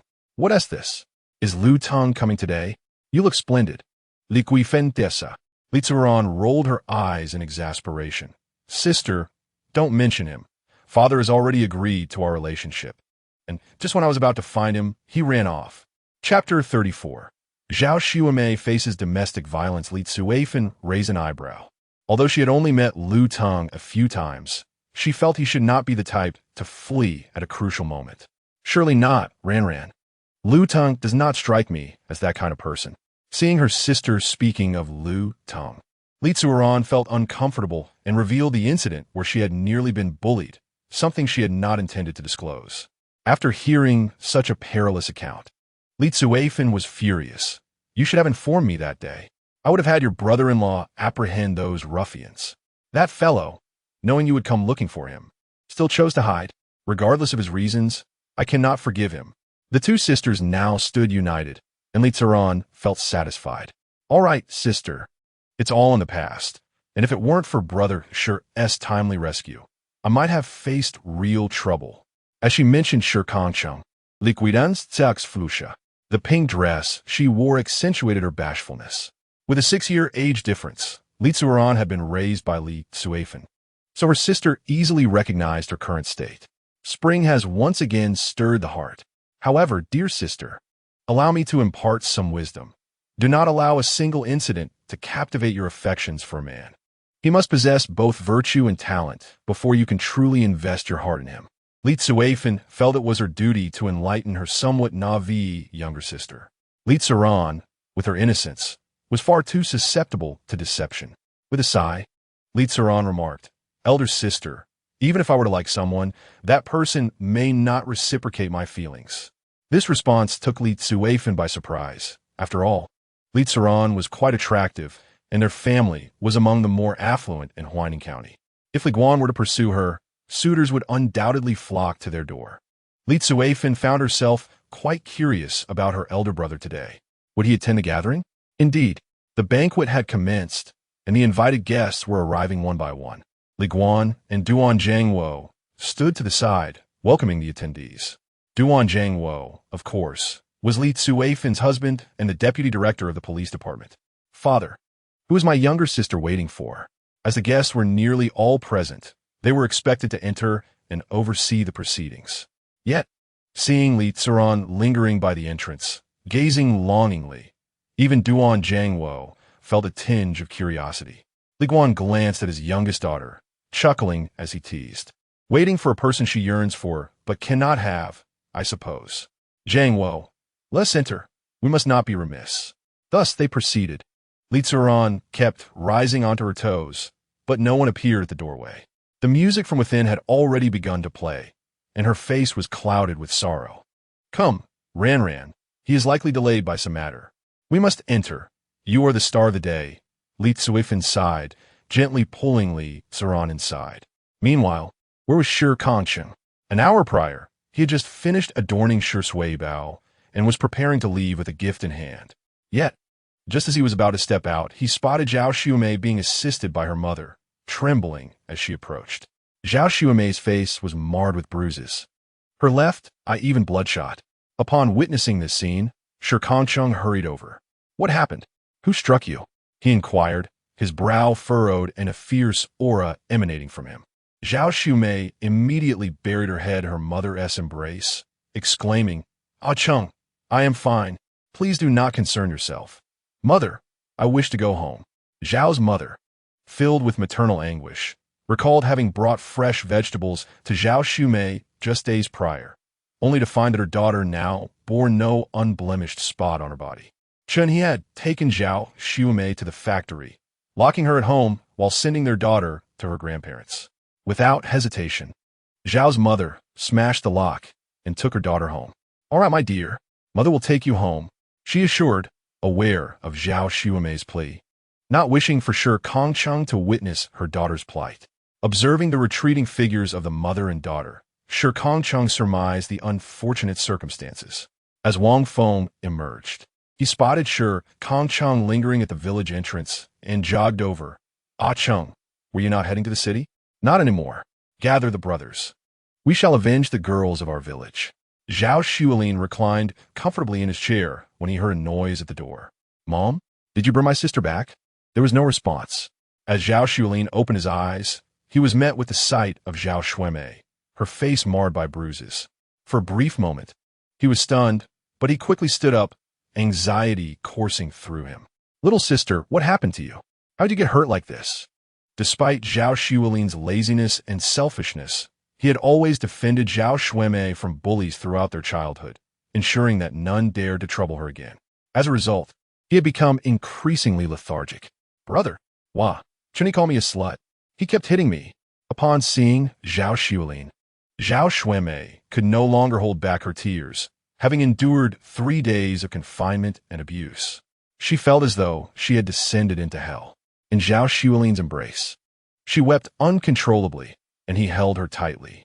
"Damn, Chun-He," Zhao's mother sighed, feeling sorrow for her daughter. However, she reasoned, "Son, let us have a calm discussion with Chun-He. Surely, there has been some misunderstanding. Once resolved, everything will be fine. The little one is already 5. At her words, Zhao Xuemei, still in her brother's arms, froze, her sobs ceasing. "Mom, what are you saying?" Zhao Xuelin, however, vehemently disagreed. "If he dares to hit my sister once, he will do it again." But Zhao's mother understood, and though she was reluctant, divorce was beyond her comprehension. "Why would he hit you?" The door swung open once more, revealing Shi Kangcheng standing at the threshold, flanked by a group of men. Wang Feng had summoned the young men of the village, and upon seeing Zhao Xuemei's injuries, their tempers flared. "How dare he strike a girl from our village? Where is that scoundrel? Just wait until I get my hands on him." Zhao's mother swallowed hard at the sight of so many people at the door. Her husband had passed away early, and without Zhao Xuelin's protection, their family would have been bullied long ago. Thus, she often chose to let things slide, even if it meant suffering herself. Yet now, reality seemed unwilling to allow her to simply overlook this. Zhao Xuemei stared blankly at the door, her gaze fixated on Shi Kangcheng. He stepped forward to stand before her, taking in her bruised visage with a twinge of pity. "Is this because of me?" Chapter 35. Revenge. Zhao Xuemei quickly shook her head. "No, it has nothing to do with you, Ah Cheng. How can it not be related to me?" Shi Kangcheng retorted, silencing the crowd. Truth be told, everyone in the village knew of Zhao Xuemei's childhood infatuation with Shi Kangcheng. Even she found herself gazing at him with a glimmer of hope. Shi Kangcheng pressed his lips together. "We grew up together. I have always considered you as my own sister. Now that you have been hurt, I cannot simply let it go." "I feel the same," Zhao Xuelin added, the two men locking eyes. They had never seen eye to eye, but now they shared a common goal. "But I am so scared." Zhao Xuemei quivered with fear, terror-stricken by the beating she had endured. Shi Kangcheng reached out and gently touched her head, reassuring, "It is all right. We stand firmly behind you.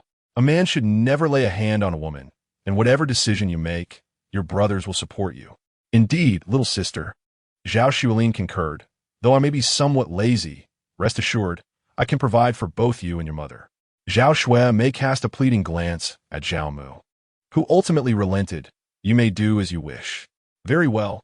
I want a divorce from Chun-He." At that moment, Chun-He was at the factory when someone informed him that there was a visitor seeking him outside. Assuming it was Zhao Xiaomei, he emerged with a cheerful disposition. only to be met not by her, but by Zhao Xuemei. How could the very person he thought should be confined at home appear here? Upon seeing Zhao Xuemei, Chun He felt a surge of fury, his jealousy igniting. You shameless wretch, how dare you show your face? Are you preparing to find another man to humiliate me? He advanced, but Zhao Xuemei swiftly slapped his face, halting him in disbelief. You actually dare to strike me? Chun He exclaimed. Listen well, Chun He, this is the last time I will tell you. I have not been unfaithful. In our 6 years of marriage, I have fulfilled every duty of a devoted wife. I do not know who has been spreading such vile slander against me. Zhao Xuemei's resolve was unwavering. Regardless of the circumstances, Chun He, I want a divorce. Chun He, consumed by his own assumptions, failed to absorb her words. He was convinced of her infidelity and intended to confront her in front of Shi Kangcheng during his next day off.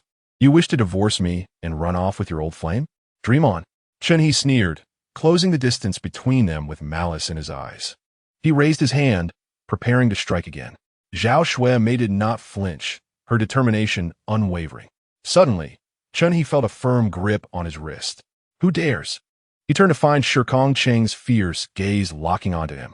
A chill ran through him, yet he steeled himself. Who are you? I advise you not to meddle. Shi Kangcheng smirked. Who am I? I am a man you accuse of dishonoring you. Chun He glared at Shi Kangcheng, his anger boiling over.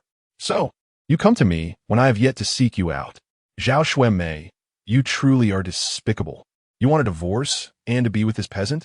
He declared, I will not let you two adulterers escape unscathed.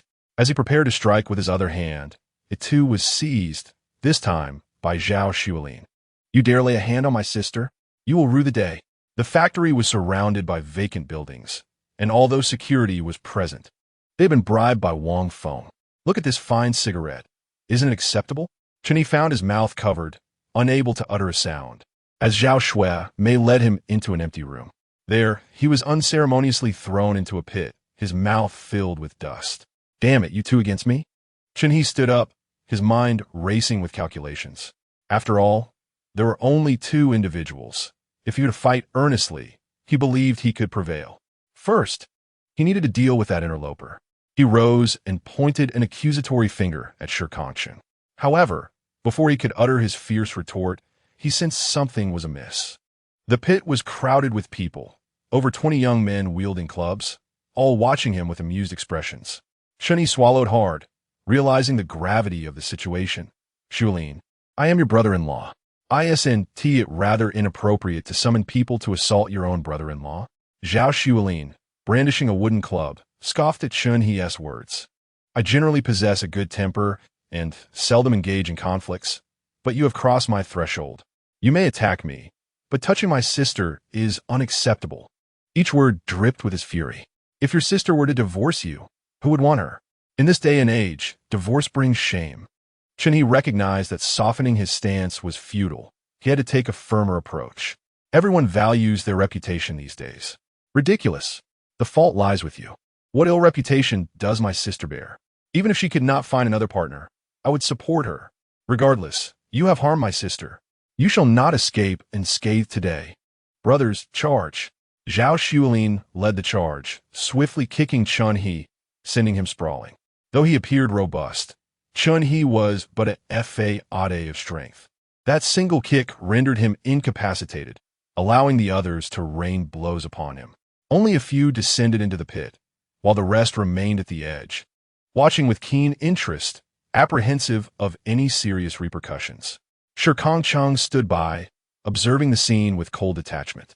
If he recalled correctly, Feng Engguo was the chairman of the shoe factory. It was acceptable not to kill, ruining a life sufficed. As Chun He lay there, bloodied and battered, Zhao Xuelin, still seething, recognized the necessity to cease the assault, adhering to the unspoken boundaries of adulthood. Tomorrow, I will bring people to your home. You will no longer be my Zhao family's son-in-law. Zhao Xuelin crouched beside Chun He and spat at him. At that time, Zhao Xuemei was not yet of marriageable age, and they had never officially wed. When they had a child, they simply forgot the matter. Now, it was convenient to avoid complications. After speaking, he departed with his entourage, leaving Chun He lying there, his eyes filled with venomous intent. When Zhao Xiaomei arrived at the shoe factory, she spotted Zhao Xiumei standing there. Initially, she did not recognize her, given the bruises marring her face. However, upon seeing Zhao Xiulin and his group emerge from within, she quickly concealed herself. Only after the group had departed did she cautiously enter the building. Chapter 36. Preparing for divorce. My heavens. Brother-in-law. Zhao Xiaomei felt a twinge of fear as she stepped into the dilapidated house, which exuded an eerie atmosphere. Yet, she reasoned that something must be hidden here, otherwise Shi Kangcheng's group would not have visited. Summoning her courage, she ventured further inside, where she discovered Chun He desperately attempting to climb upward. Unbeknownst to Zhao Xiulin, regardless of his thoughts, Chun He was besieged, with all attention directed toward his physical state, those unseen yet excruciating places that left him in agony. His visage, marred only by a hint of dirt, bore no visible scars. Consequently, Zhao Xiaomei recognized him at once, rushing over to extricate Chun He from the pit. Kneeling beside him with concern, "Brother-in-law, what has happened to you? What do my cousins do?" Zhao Xiaomei instinctively reached out to touch Chun He, primarily because she noticed no apparent injuries. Yet, the areas she grazed ignited sharp pains, causing Chun He to lose his temper. "Don't touch me." Zhao Xiaomei, unaccustomed to such indignities, felt tears well up in her eyes as she retorted, "Brother-in-law, I only wanted to care for you. Why did you hit me? It hurts so much." Understanding the vulnerability of women, Chun He felt a pang of remorse upon seeing Zhao Xiaomei's tears. He bore the pain and managed to rise. Offering consolation, "I'm sorry, Xiaomei. I didn't mean to hurt you." Zhao Xiaomei gazed up at him with her round, glistening eyes and suddenly burst into laughter. "Brother-in-law, you're so adorable." Chun He chuckled as well, and in that moment, they resembled young lovers. However, the resoluteness of Zhao Xiulin and Zhao Xiaomei weighed heavily on Chun He's heart, instilling a sense of defeat. Yet as he looked at Zhao Xiaomei, an idea sparked within him. He tenderly grasped her hand and caressed her cheek, speaking softly, "Xiaomei, do you know? When I first visited Huining Village, you were the first person I noticed." "Really?" Zhao Xiaomei believed his words wholeheartedly, buoyed by her self-confidence. At that time, Chun He had been introduced by a matchmaker, and Zhao Xiaomei was merely 16, having glanced shyly at him amidst the crowd, while Chun He was not yet an employee of the shoe factory. Thus, Zhao Xiaomei had not truly considered him. Chun He nodded emphatically. "But you were far too young then. How could I pursue you? I thought that by being with Zhao Xiaomei, I could forget you. Yet, to be honest, not a single day has passed without thoughts of you." His profoundly heartfelt words resonated deeply, especially with Zhao Xiaomei, whose romantic inclinations masked her true inexperience. Instantly, her heart raced. But you are my brother-in-law." "Do not call me brother-in-law," Chun He suddenly declared in a serious tone. "I will soon divorce that woman. She is unworthy of being my wife. Only you, Xiaomei, only a gentle and virtuous girl like you deserves to be with me. Will you be with me?" Zhao Xiaomei was nearly moved to tears, filled with eagerness to accept. For all she had done was for the sake of marrying Chun He. In a few years, he would secure a home in the county, allowing her to shed her rural identity and embrace the life of a proper city dweller. Embraced by Chun He, Zhao Xiaomei's heart soared with excitement. As Chun He cradled the delicate young girl in his arms, his eyes sparkled with a sense of triumph. "Ah, Zhao Xiumei, you disdain me, do you?" He seemed amused. "Just wait and see." Their journey did not lead them directly back to the village. Instead, they ventured to Chun He's own village, which was comparable in size to Huining Village. Upon the arrival of a group of young men, curiosity rippled through the onlookers, who wondered what had transpired. However, upon catching sight of Zhao Xiumei, some comprehension dawned upon them. Alas, that Chun lad has truly gone too far. To treat his wife in such a manner? Lamented an elderly woman, her voice tinged with sympathy. It must have hurt terribly. Yet others voiced their agreement, asserting that Zhao's family must have committed some grave misdeed to provoke such a reaction from Chun He. After all, why would he resort to violence otherwise? Human nature often leans towards familiarity. In the eyes of most, Chun He, having been raised in the village, was favored over the outsider, Zhao Xiumei. Moreover, Chen He was among the few who ventured to work in the factories, and the villagers harbored hopes that he might one day become a workshop manager, capable of guiding their own children. Disregarding the whispers of others, Zhao Xiulin and her companion strode confidently toward Chen He's home. Xiumei, gather all your belongings, she instructed. All right. Zhao Xiumei nodded and entered the house to begin packing. Meanwhile, news of their arrival reached Chen He's parents, who had tacitly accepted their son's treatment of his wife. Otherwise, they would not have taken little Bao away in recent days. Chen He's mother, her eyes darting, firmly grasped her 5-year-old grandson, Chen Bao, and sternly inquired, "When your mother asks you whom you wish to be with, what will you say?" "With Daddy," Chen Bao timidly responded, fear evident in his voice, nearly brought to tears. His grandmother was unkind, often scolding him during meals, and he longed for his mother. Yet the grandmother had instructed him to say he would stay with his father. Upon seeing Chen Bao's face, which bore a striking resemblance to Zhao Xiumei's, Chen He's mother erupted in anger. "Why are you crying, you little nuisance? Just like your mother, always so bothersome." Chen He's father, hands clasped behind him, cast a glance at his wife and sighed. What use is there in keeping a girl child? He, too, held no affection for daughters and had little interest in Chen Bao. In dreams, that wretched woman cares only for this little nuisance. If I can control this child, I can control that insufferable woman, Chen He's mother declared fiercely. Gripping Chen Bao, she marched purposefully toward Chen He's home. Upon reaching the doorstep, Chen's mother was confronted with a dozen robust young men standing guard, their presence exuding an air of authority. For a fleeting moment, fear flickered across her face. But then she steeled herself. These youths would not dare lay a hand on an elderly woman. Should they attempt it, she would not hesitate to collapse on the ground. "What are you doing? Stealing openly, are you? Do you believe I won't call the police immediately?" she shrieked, pointing an accusatory finger at the young men. Her outburst caught the attention of Zhao Xiulin and Shi Kangcheng, who emerged from within the house. Upon seeing Chen's mother, Zhao Xiulin shrugged nonchalantly. "By all means, go ahead and call the police.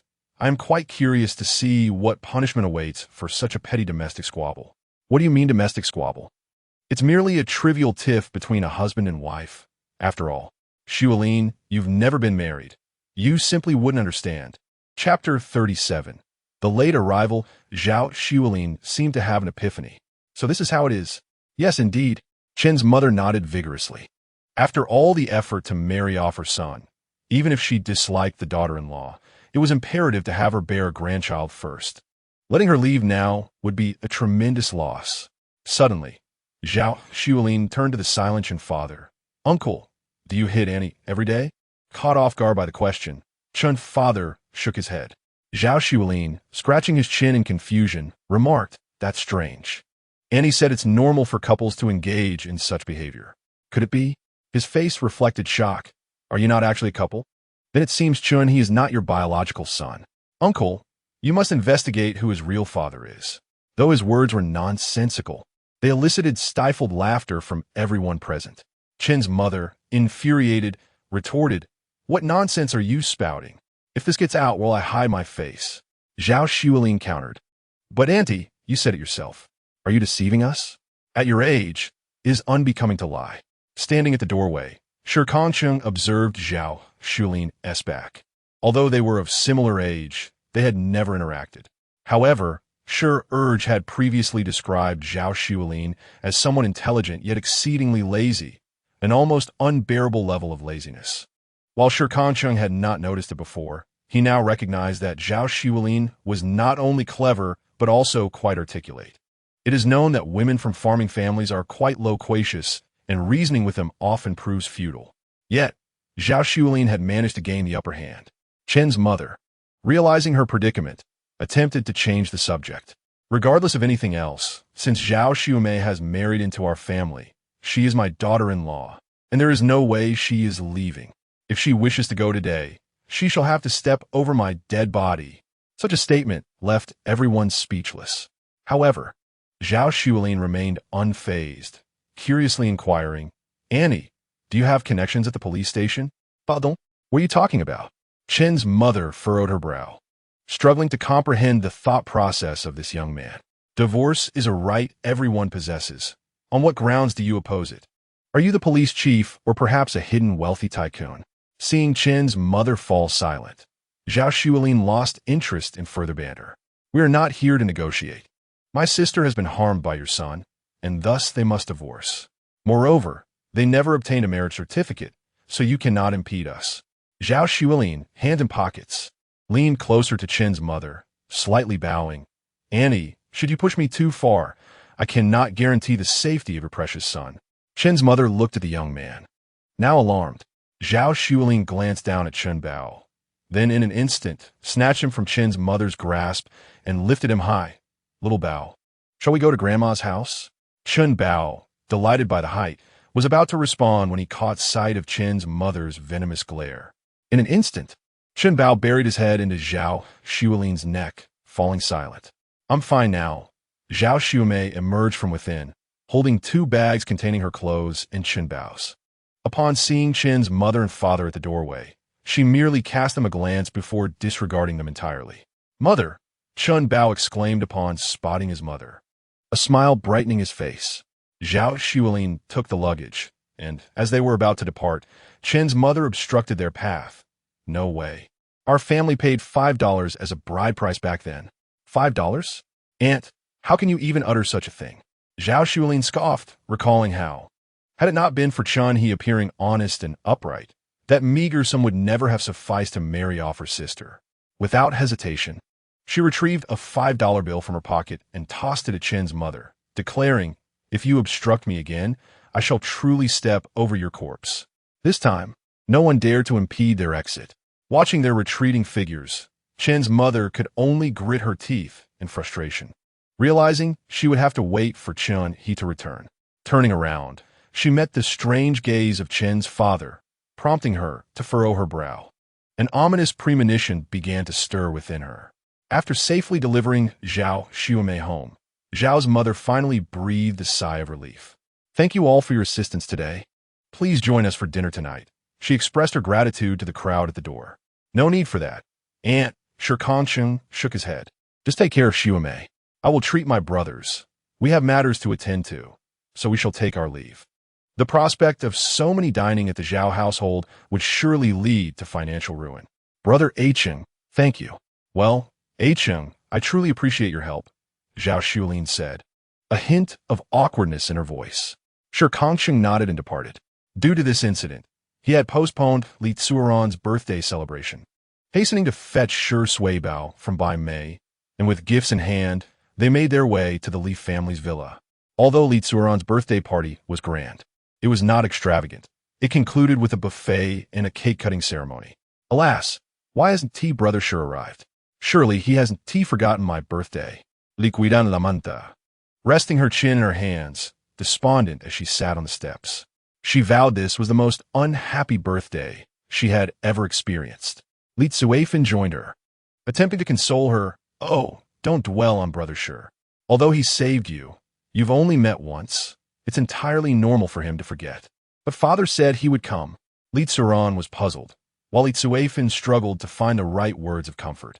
Suddenly, Li Tsuifan's face brightened, glancing towards the entrance. Look, your cherished brother Shi has arrived. Li Tsuoran looked up to see Shi Kangcheng approaching, carrying Shi Suibao. Her previously downcast expression transformed into joy as she dashed to the doorway to greet him. Brother Shi, you're finally here. I thought you wouldn't come. Shi Kangcheng handed her a gift box. I apologize for being late. There were matters at home. No worries at all. Just in time for dinner. Li Tsuoran received the gift with a beaming smile. Although it was an ordinary box, she felt it surpassed any other present.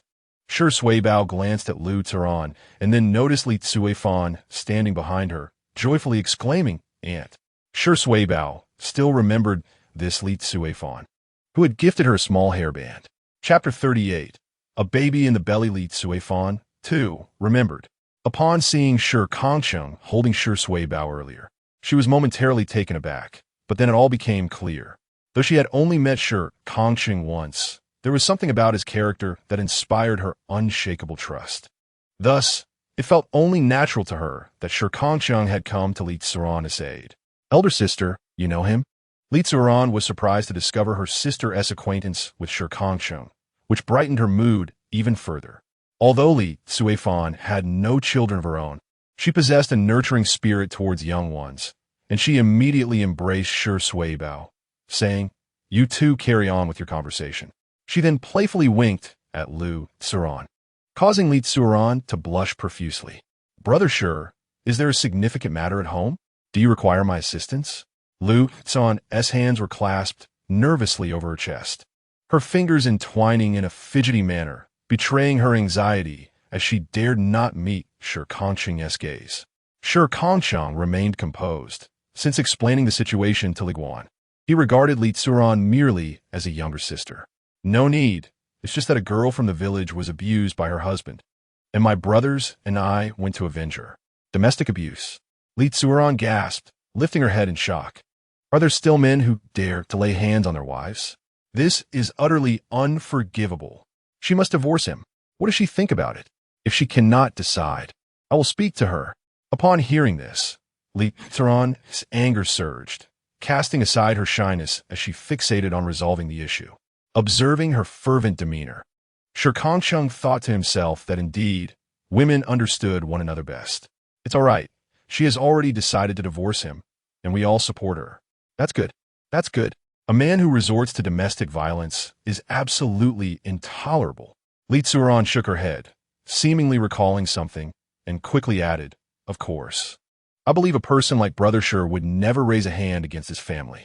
Yes, I do not strike women or children." Shi Kangcheng's matter-of-fact demeanor might have seemed dull to others, yet in Li Zuran's eyes, he appeared radiant. Li Guan, having failed to locate anyone, emerged to see Li Zuran in a lovesick state and couldn't he help but sigh. His daughter's romantic prospects seemed rather unfortunate. Previously, it was due to the man's shortcomings, but now that he was capable, he had no intentions toward Li Zuran. Ran, a chum. Father, Li Guidan, caught in a moment of shyness, looked like a startled cat as her father pointed out her bashful demeanor. Her cheeks flushed crimson as she quickly covered her face and darted into the villa, exclaiming, "I'll go in first." She vanished in an instant from their sight. With a helpless shake of his head, Li Guang approached Shi Kangcheng and remarked self-deprecatingly, "Just look at Ran's infatuated expression. It seems she truly cares for you." Implied meaning, perhaps you could reconsider and grant another opportunity? However, Shi Kangcheng chose to feign ignorance, resolutely stating, "Miss Li simply has not yet come to terms with her feelings. In time, she will inevitably lose interest in me." Ah, very well. A forcibly obtained fruit is seldom sweet. As for emotional wounds, Li Zuran is currently indifferent to them, and at least there will be no issues later on. Li Guan decided to relinquish control over the situation. Upon entering the villa, most guests had already departed. In the kitchen, the chef remained diligently occupied. Beside Shi Suibao, in addition to Li Zuifan, there was another lady, presumably Li Guan's wife. Mrs. Li merely smiled and nodded at Shi Kangcheng before looking at Shi Suibao with affectionate eyes. "Ah, Fun, you are nearly 30. It is time to consider having a child. After all, it would not be amiss to bear a daughter as delightful as Suibao." She began her gentle persuasion. Li Zuifan felt a silent anguish. Others assumed she was reluctant to conceive. Yet since her marriage to Duan Zhangwo, they had been preparing for pregnancy, but to no avail. Duan Zhangwo, indifferent to the matter, exerted no pressure upon her. However, with the passage of time, she felt a growing burden within herself. They had consulted numerous hospitals, all declaring her in good health, suggesting simply that the timing was not right. "I am aware. I too wish for a child." Li Zuifan sighed, her desires unvoiced. At that moment, Shi Suibao, playing with a doll, looked up earnestly at Li Zuifan. "Annie, you have a little baby in your belly." The innocent words were interpreted by Li Zuifan as a rhetorical question. Smiling, she shook her head. "Annie does not have a baby in her belly." Yet Shi Suibao insisted again. "Yes, you do. At this juncture, Mrs." Li lifted Shi Suibao into her arms. "Suibao, tell Grandma. How do you know Annie has a baby?" Sensing that Shi Suibao also cherished this grandmother, the doll had once been a toy of Li Zuran's in her childhood, which she had now outgrown. However, Shi Suibao had no doll of her own. Mrs. Li's face beamed with delight as she turned to her daughter. I have heard that children's intuitions are remarkably accurate. Tell me, when did your last menstrual cycle occur? How could that be possible, mother? Li Tsuifan was incredulous, having faced such disappointment for so long. How could it suddenly change? Nevertheless, upon reflection, she felt a twinge of anxiety. Her cycles had always been punctual, arriving at the beginning of the month. Yet now it was already mid-month, and while she had not paid heed before, it seemed there might indeed be a possibility. Mrs. Li, perceiving her daughter's reaction, understood this was likely the case. She quickly admonished Li Tsuifan, you must pay closer attention to your health. Avoid strenuous activities and refrain from eating indiscriminately. Do you understand? I understand, mother, Li Tsuifan replied, a flicker of excitement in her eyes as she gazed at Shi Suibao with newfound affection, pulling her close for a hearty kiss that made Shi Suibao giggle. Mother, do not tell Jiang Wo just yet. I plan to surprise him. All right, I understand. Seeing her daughter and son-in-law in a harmonious relationship brought a sense of comfort to Madame Li. The arrival of Shi Suibao filled the family with laughter, while Shi Kangcheng remained as silent as ever. The Li family's dinner was lavish, featuring numerous dishes that Shi Kangcheng had never tasted before.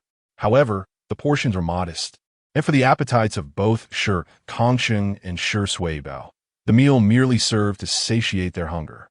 Upon observing the small servings, Shi Suibao felt a pang of disappointment. Madame Li, displaying her concern, inquired, Suibao, what would you like to eat? Grandma will serve you. There's no need, Madame Li. I will take care of Suibao, Shi Kangcheng replied with a gentle smile, as it was only natural for a father to say so.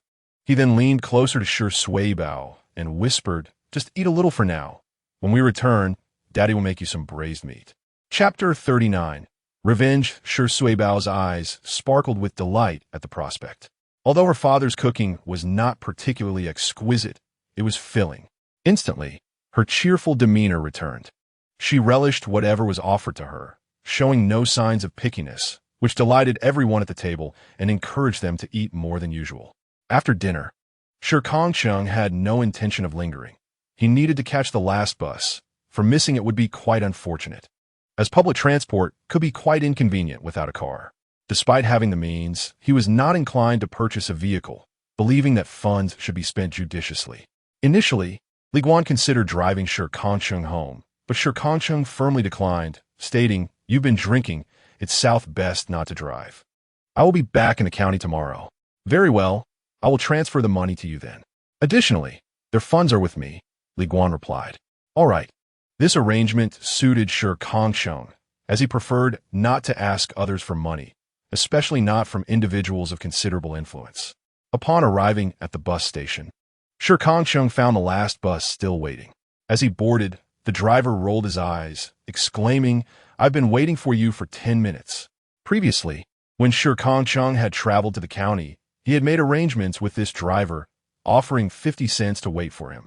Despite his grumbling, the driver started the engine, spurred by the promise of that 50 cents. With no passengers at this late hour, the bus sped past several stops without halting. Shi Suibao clutched a doll gifted by Madame Li, playing joyfully with it, occasionally wrapping her little wrist around the doll's body. Shi Kangcheng glanced down, humorously picturing the little white doll being ensnared.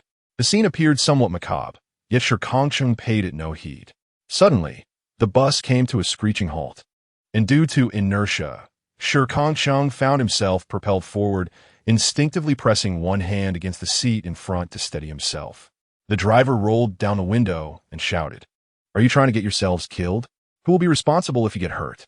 In front of the bus stood a young man, illuminated by the headlights, wielding a stick. Upon hearing the driver's words, he lifted his head, his eyes gleaming with malice. Open the door. The driver, feeling a chill run down his spine, recoiled, stammering, what do you want? Stop wasting time. Open the door. Otherwise, there would be no one to witness the commotion, even if you were caught in it. A smirk played on Chun He's lips. He had spent a considerable sum on medical treatment, and his frustration was palpable. However, upon arriving at the stop, he spotted Shi Kangcheng disembarking and overheard the conversation between him and the driver. Indeed, this ambush was meticulously orchestrated. The driver swallowed hard, anxiety evident in his demeanor. As there were only 3 people in the vehicle, it was clear who the target was. What should we do? The driver inquired cautiously, his gaze fixed on Chun-Hee, who was steadily approaching the car door. Shi Kangcheng calmly placed Shi Suibao onto the seat, instructing, "Be a good child and wait for Daddy here." "All right, open the door," he commanded, his entire demeanor shifting. No longer the affectionate father. He exuded an aura of menace that made the driver feel the man in the car was far more intimidating than those wielding clubs outside. Obediently, the driver opened the door, a gust of cold air rushing in. Turning back, he was startled to see a group of 10 burly men emerging from the shadows, armed with clubs, clearly intent on inflicting harm. Glancing at Shi Suibao seated in the car, the driver hesitated. "Perhaps we should reconsider? You have a child to think about. You surely can't take on all of them. Isn't it better to settle any disagreements amicably?" Hearing the driver's plea, Shi Kangcheng turned slightly, a smile gracing his lips. "Do not worry. Just close the door." "Huh? Oh, all right." Unable to sway him, the driver resignedly shut the door. Unlike Shi Kangcheng, he lacked the fervor for confrontation. He merely wished to live his life in peace. With the door shut behind him, Chun-Hee stood merely 2 meters away. "What? Is the beating not sufficient?" Shi Kangcheng tilted his head, observing Chun-Hee, whose face bore no marks of injury. He was indifferent to the prospect of accumulating more. Chun-Hee sneered at him. "You scoundrel, seducing my wife and hiring thugs to assault me. Is that it? I shall say this for the last time. I have no ties with Xuan Mei, now or ever. You're the one who has lost his sanity and blames others." Shi Kangcheng scoffed. Some individuals, even when in the wrong, refused to admit it, instead fabricating excuses based on others' faults. Chun-Hee, however, dismissed his words entirely. "I have no desire for further discourse. The vendetta for the beating I endured today, coupled with your theft of my wife, shall be settled tonight." Suddenly stepping back, Chun-Hee raised his club, pointing it menacingly at Shi Kangcheng's face. "Get him!" he shouted. Instantly, a dozen strong men surged forward, their clubs aimed at Shi Kangcheng's head, striking without hesitation. The driver could only watch in disbelief. Shi Kangcheng reacted swiftly.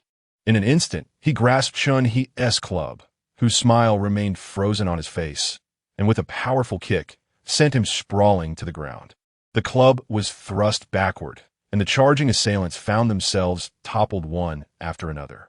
The men from the Han Dynasty were notorious gangsters in the county town, and this time, Chun-Hee had indeed spent a considerable sum to bring them here, instilling in them a profound sense of confidence.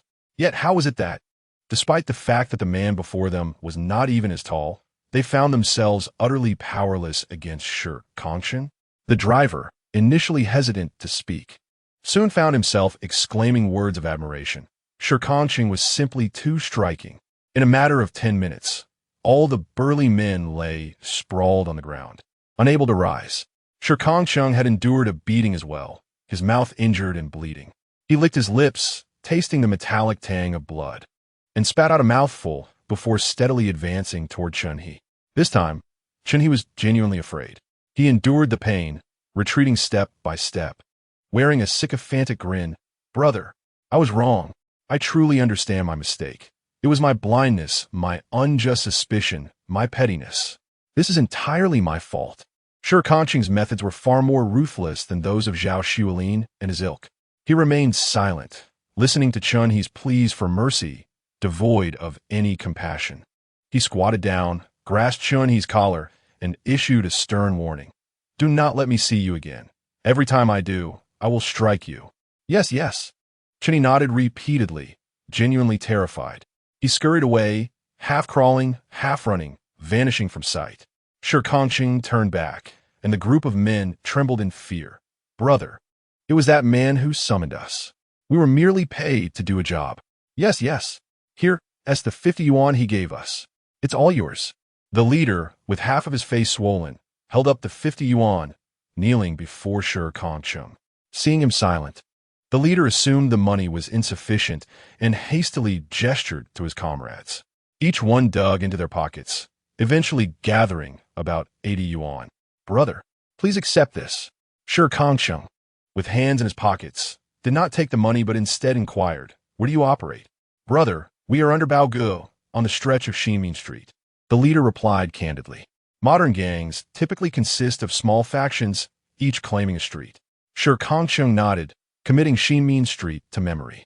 "You may leave," he suddenly declared, turning to knock on the car door, which opened promptly. In the stunned expressions of the gangsters, the vehicle drove off, leaving behind a dozen men still kneeling on the ground. "Brother, didn't he even want the money?" one of them remarked in astonishment. This was the first time they had encountered someone like Shi Kangcheng, and the leader, gazing at the dark road, suddenly grew solemn. "Let us show this man some respect if we encounter him again. He is not someone we can provoke." Having navigated the underworld for over a decade, the leader could discern a person's essence.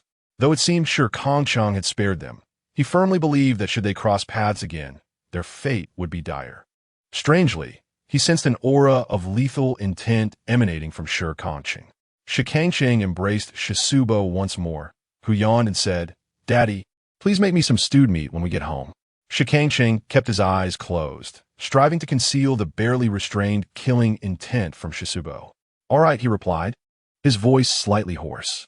The driver gripped the steering wheel tightly, feeling a sense of terror emanating from his passenger. Occasionally, he glanced at Shi Kangcheng through the rearview mirror, only to find that their eyes met suddenly, causing him to nearly swerve off course in fright. Upon arriving at their destination, the driver let out a long sigh. Reflecting on the harrowing experience he had endured for a mere 50 cents, he would boast about it to his friends tomorrow. Upon returning to Li Feng's home, he found that Li Feng was still awake. The aroma of food wafted from the kitchen, stirring Shisubo from her near slumber. "Uncle Godin, have you cooked?" she exclaimed. "I figured you might not be full, so I prepared a little something just as you arrived," replied Wang Feng, wiping his hands and bringing out a steamer filled with dumplings and some stewed meat, all sourced from the mountains by Shi Kangcheng. Wang Feng had also benefited from Shi Kangcheng's fortune, feasting on more meat in these few days than he had in half a year. Indeed, both Shi Kangcheng and Shisubo devoured the food with gusto, savoring each dumpling and morsel of meat. The father and daughter shared a remarkable appetite. To be honest, they bore a slight resemblance to each other, leading to no suspicion when they ventured out together.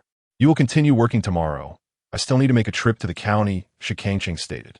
"Understood," Wang Feng nodded. The renovations on the house were progressing swiftly, nearing the roofing stage, after which they could begin the main interior work. Shi Kangcheng's absence posed no issue, as the workers held him in high regard, and with meat at every meal, they worked with great diligence. The following day, as usual, Shi Kangcheng took Shisubo to Baime. He contemplated the establishment of a kindergarten once the mining operation commenced, as there were quite a number of children in the village. He then visited a brick factory, where Li Guan drove him to open a savings account. Initially, Shi Kangcheng estimated around 200,000, but to his astonishment, the amount totaled 350,000. This indicated that the three individuals had each contributed 100,000 for their paintings. "Ah, the wealthy truly are different," he mused. After depositing 300,000, he kept the remaining 50,000 in a suitcase. Why not save that 50,000? Planning to buy a house? Li Guan inquired curiously as they exited. Shi Kangcheng shook his head. "Not buying a house for now. I intend to rent land." "Oh, renting land is also an option. Good luck," Li Guan encouraged, believing Shi Kangcheng's plan was to cultivate fruits or something similar. Little did he know, Shi Kangcheng's intentions were to mine. With his identification card in hand, Shi Kangcheng wasted no time. After bidding farewell to Li Guan, he headed straight to the Industrial and Commercial Bureau to inquire about the requirements for establishing a mining site. Having gained a preliminary understanding, Shi Kangcheng discovered that the requirements for mining a quarry are quite numerous, particularly the mining permit, which proves to be rather cumbersome. Currently, it is nearly impossible to obtain such documentation without some form of backdoor assistance. Other issues, however, he felt he could resolve on his own. Reflecting on the situation, he realized that if self-reliance was insufficient, he would have to seek alternative means. Although Shi Kangcheng was not fond of being indebted to others, he acknowledged that sometimes it is necessary to take such measures. He promptly made his way to He Wen's residence. Upon seeing Shi Kangcheng, He Wen showed no surprise. merely greeting him with a smile and leading him to the backyard. Is there something you need, Xiao Chung? By the way, I trust you have received your ID card? Yes, indeed, He Lao, Shi Kangcheng replied, sitting upright across from He Wen and addressing him formally. I have come to seek your assistance. Oh. He Wen observed the serious demeanor of Shi Kangcheng and felt a tinge of curiosity, as he had never witnessed such a straightforward approach to soliciting help. Without any preamble, Shi Kangcheng had delved straight into the matter. Surprisingly, He Wen appreciated this directness, having navigated through many intricate interpersonal dynamics in his youth. He found such sincerity to be exceedingly rare. I have discovered a mine on the hillside behind my house and wish to establish a mining site. But I'm encountering difficulties in obtaining the mining permit, which is why I thought of you. And what benefit would I derive from assisting you? He Wen inquired, as they were not particularly close, having only engaged in a solitary transaction previously. He smiled, intrigued to see how Shi Kangcheng would respond. After a moment of contemplation, Shi Kangcheng proposed, Are you interested in the works of Qi Baishi? He Wen nearly spat out his tea in surprise.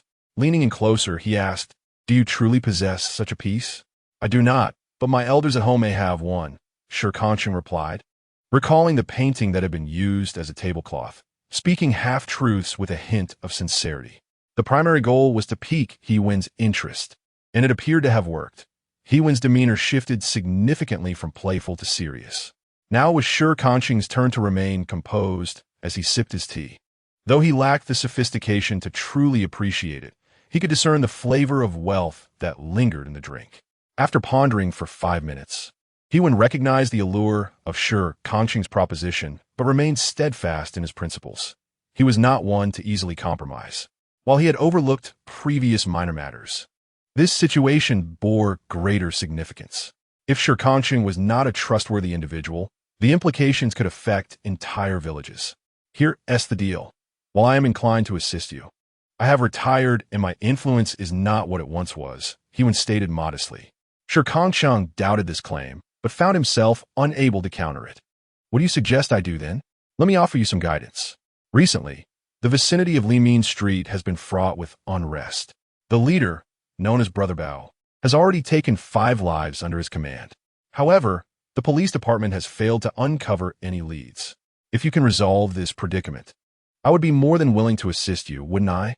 He Wen remarked with a smile. Shi Kangcheng began to comprehend. He Wen's son-in-law happens to be the police chief. If this matter remains unresolved, the pressure on him would undoubtedly be immense. Thus, this was a means for He Wen to bolster his son-in-law's achievements through another's efforts. Shi Kangcheng lowered his head with a smile and replied, Very well, I shall investigate. There was little else to say. He was merely aware that his influence was insufficient. He Wen nodded with a grin. Go ahead, I await your good news. As he watched Shi Kangcheng depart, He Wen's smile faded, replaced by a sense of hope tinged with apprehension. I trust you will not disappoint me. Should he fail, He Wen harbored no qualms about eliminating this young man. Knowing too much could always pose a risk to his own people. Unbeknownst to Shi Kangcheng, he had already been marked for resolution by He Wen. He proceeded toward Limin Street, recalling that the group he had confronted the previous night was indeed the local ruffians. Limin Street is a domain that evades regulation. In essence, what is deemed unlawful elsewhere is permissible here. The power brokers behind this street make it challenging for authorities from the capital to impose their will. Upon entering, Shi Kangcheng was accosted by a provocatively dressed woman who seized his hand, her supple form pressing against him. Is this your first time here, big brother? Let's have some fun. The woman, adorned in heavy makeup, sported dark eyeshadow that momentarily led Shi Kangcheng to believe she had been beaten. The overwhelming scent of her perfume triggered his allergies, prompting him to push her away, grimacing as he brushed off his clothing. Keep your distance. You reek. He suffered from rhinitis and could not tolerate the scent. Initially smiling, the woman erupted in anger at his rejection. What is wrong with you, man? I'm the prettiest here, and you don't fancy me? Is it that you're lacking? Her friends erupted in laughter, and she called out, Ladies, come see. This handsome guy seems to be lacking in capabilities. Shi Kangcheng smiled, knowing no man would relish such a statement, even someone as composed as he. With a decisive stride, he moved forward, catching the woman's hands in one of his, lifting them above her head and pinning her against the wall. The woman widened her eyes, taken aback by Shi Kangcheng's imposing presence, the raw masculinity emanating from him overwhelming her senses. She felt her heart racing wildly. His large hand rested on her waist, its heat nearly searing her skin. The street buzzed with the women's gossiping shouts. The rising hand evoked a sense of bashfulness in the woman, who exclaimed, "Big brother, my name is Xiao Ting. Why don't we step inside? I want to charge you." Xiao Ting spoke hesitantly, feeling remorseful for her earlier words. This man exuded an overwhelming masculinity. However, Shi Kangcheng suddenly halted, nonchalantly releasing her hand as if nothing had transpired. "Where is Brother Bao?" he inquired. Xiao Ting's hand lingered in the air, momentarily dazed, a blend of annoyance and shyness overtaking her. "What do you need Brother Bao for? There's something I need to know. Just tell me where he is." Shi Kangcheng remained aloof, yet after their previous encounter, he seemed strikingly handsome to Xiao Ting, regardless of his actions. Shyly, she lowered her gaze. "If I tell you, will you be good to me?" "Where?" "Walk 100 meters forward on the 3rd floor of the Black Gold Club." Shi Kangcheng's sudden, icy tone startled Xiao Ting, prompting her to blurt out the address. Without hesitation, he turned and departed. Watching his retreating figure, Xiao Ting covered her cheeks, her heart brimming with affection. "So handsome! I must have him." Along the way, numerous women leaned against the walls, yet none dared to approach Shi Kangcheng. They merely observed him. During the day, patrons seldom frequented this place, resulting in the street being seemingly deserted except for Shi Kangcheng. "Stop! Who are you?" As Shi Kangcheng approached the Black Gold Club, 2 burly men blocked his path, towering over him by half a head at a height of 185 meters. Nevertheless, Shi Kangcheng exhibited no fear. "I'm looking for Brother Bao. You think you could just find Brother Bao? Do you think you're worthy?" The men showed no mercy, embodying the ruthless nature of their trade. Yet the next moment, they felt a swift blow to the back of their heads. Turning around, they instantly cowered. "Brother Heyer, what brings you down? Should you be resting?" Brother Heyer, whose face bore the scars of a recent altercation, particularly marred his eye. Yet this did not diminish his authority. With a cold snort, he remarked, "If I weren't preparing to head out, wouldn't my brother be bullied by you lot?" "What brother?" The 2 men looked utterly bewildered, only to see the once haughty Brother Heyer transform into a sycophant, bowing deeply towards Shi Kangcheng. "Brother, what brings you here today?" Chapter 42. Rising Difficulty. I'm looking for Brother Bao. The figure of Brother Heyer, who had been so thoroughly bested by Shi Kangcheng the previous night, now regarded him with newfound respect.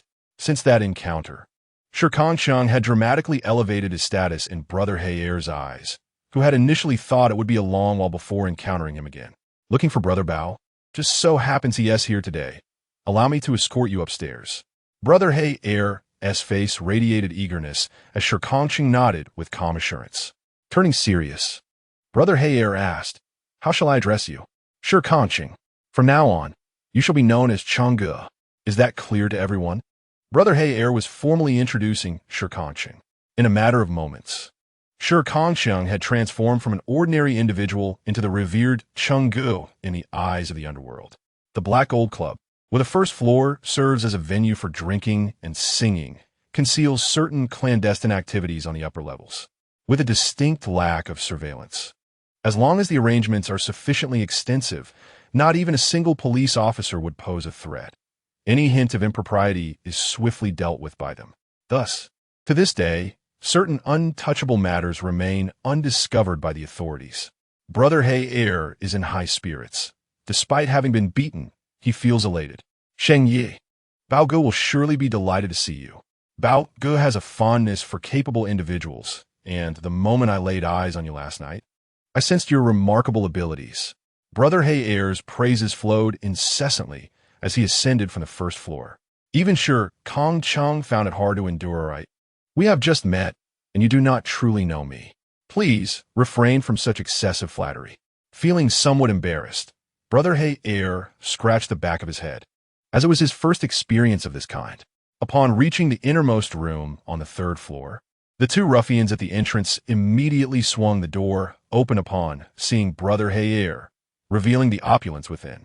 Shi Kangcheng could only describe it as a world of indulgence.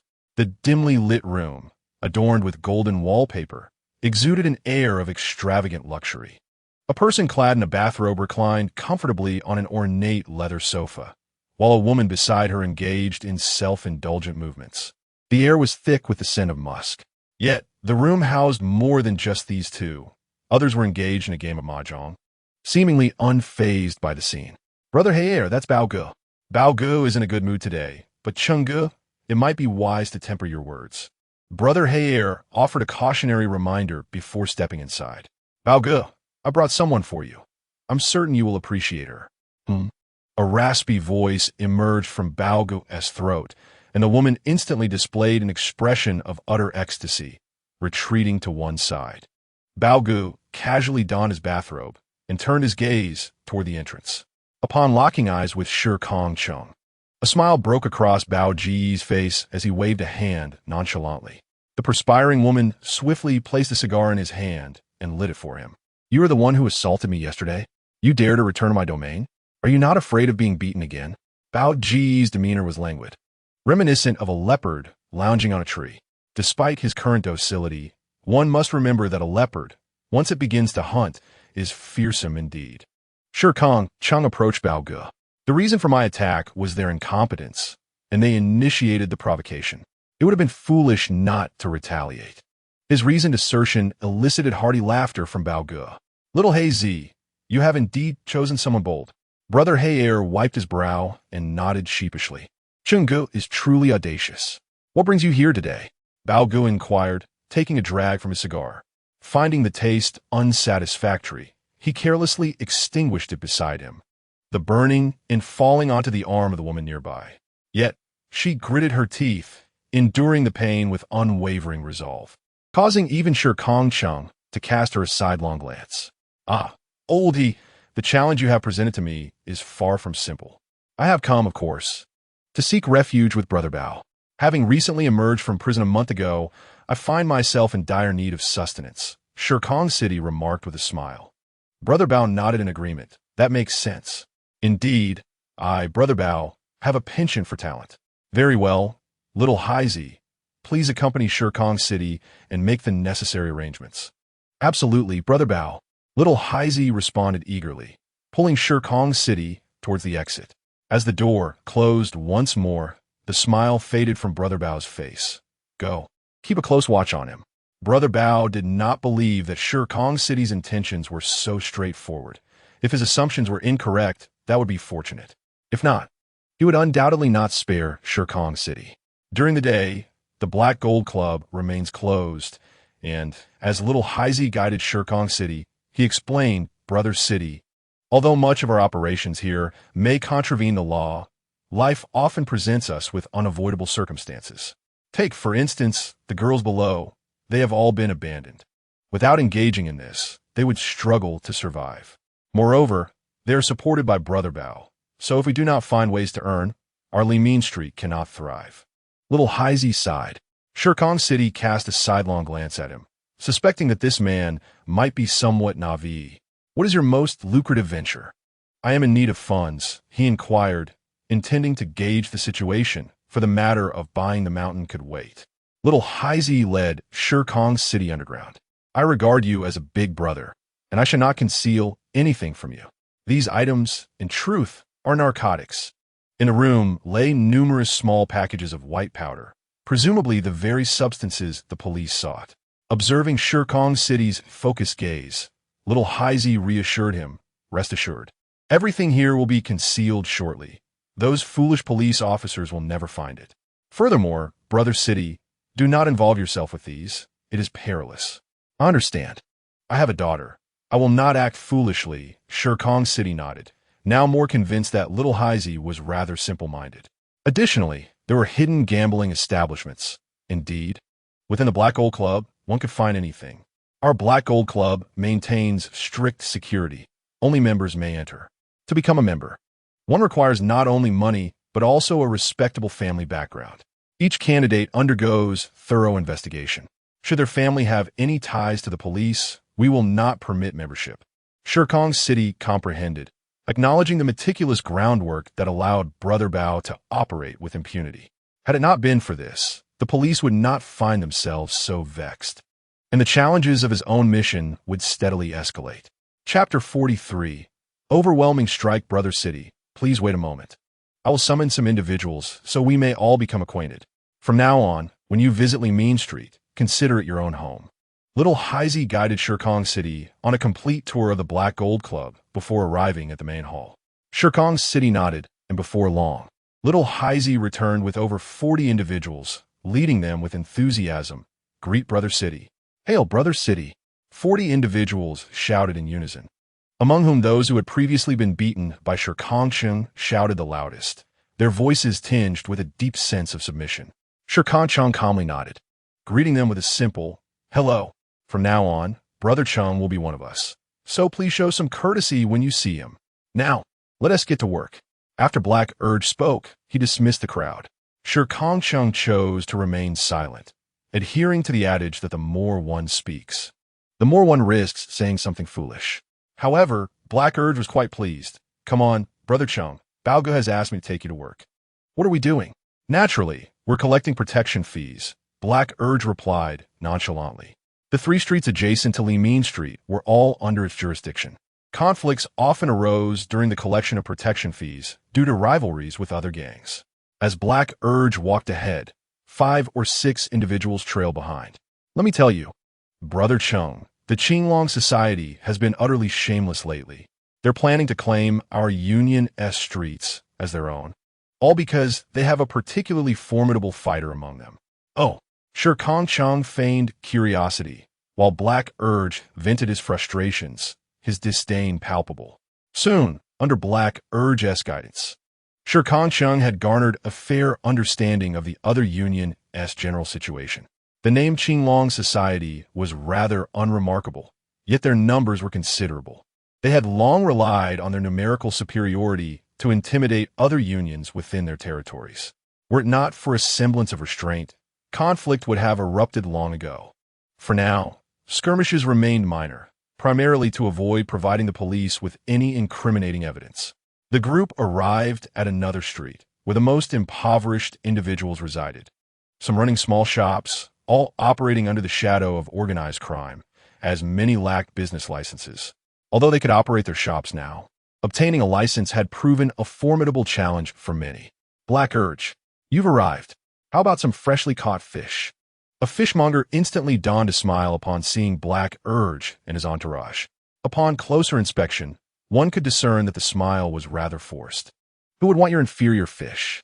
It's time to pay the protection fee. Isn't it?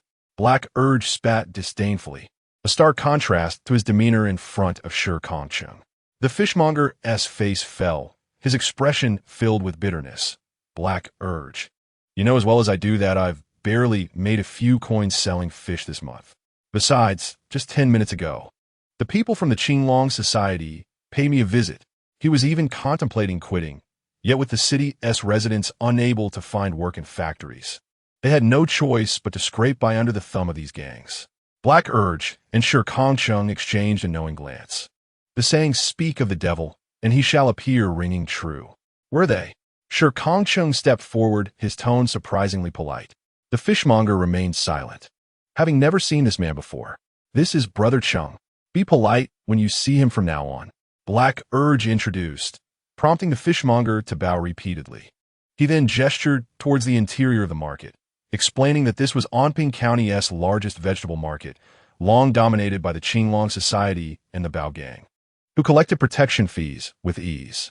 Let us deal with them, Shi Kangcheng declared, leading the group forward, while the fishmonger sighed in relief, realizing that he would not have to pay his protection fee after all. In his mind, Shi Kangcheng contemplated that his release from prison was meant to be a tranquil passage into the future. However, Hewen's actions now compelled him to deviate from his intended path.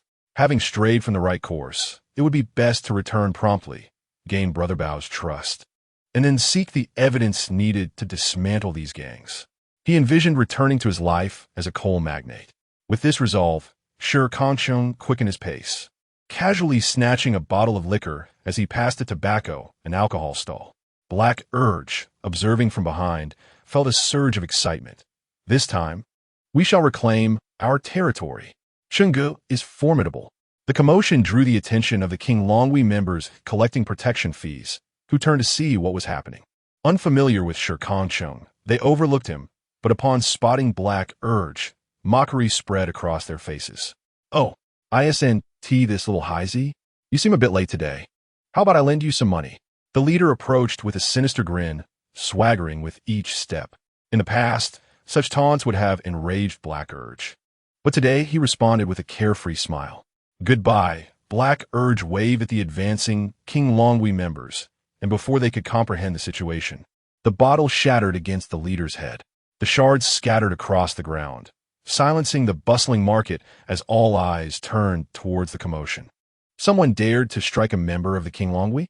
Stunned, the King Longhui members stared at Shi Kangcheng, blood trickling down the leader's face as he raised his head. Feeling the warmth of his own blood, anger surged within him. "How dare you? You will pay for this. Get him, kill him." With a wave of his hand, several men surged forward. Just as everyone believed Shi Kangcheng was doomed, 2 minutes later, several lay, groaning in pain on the ground.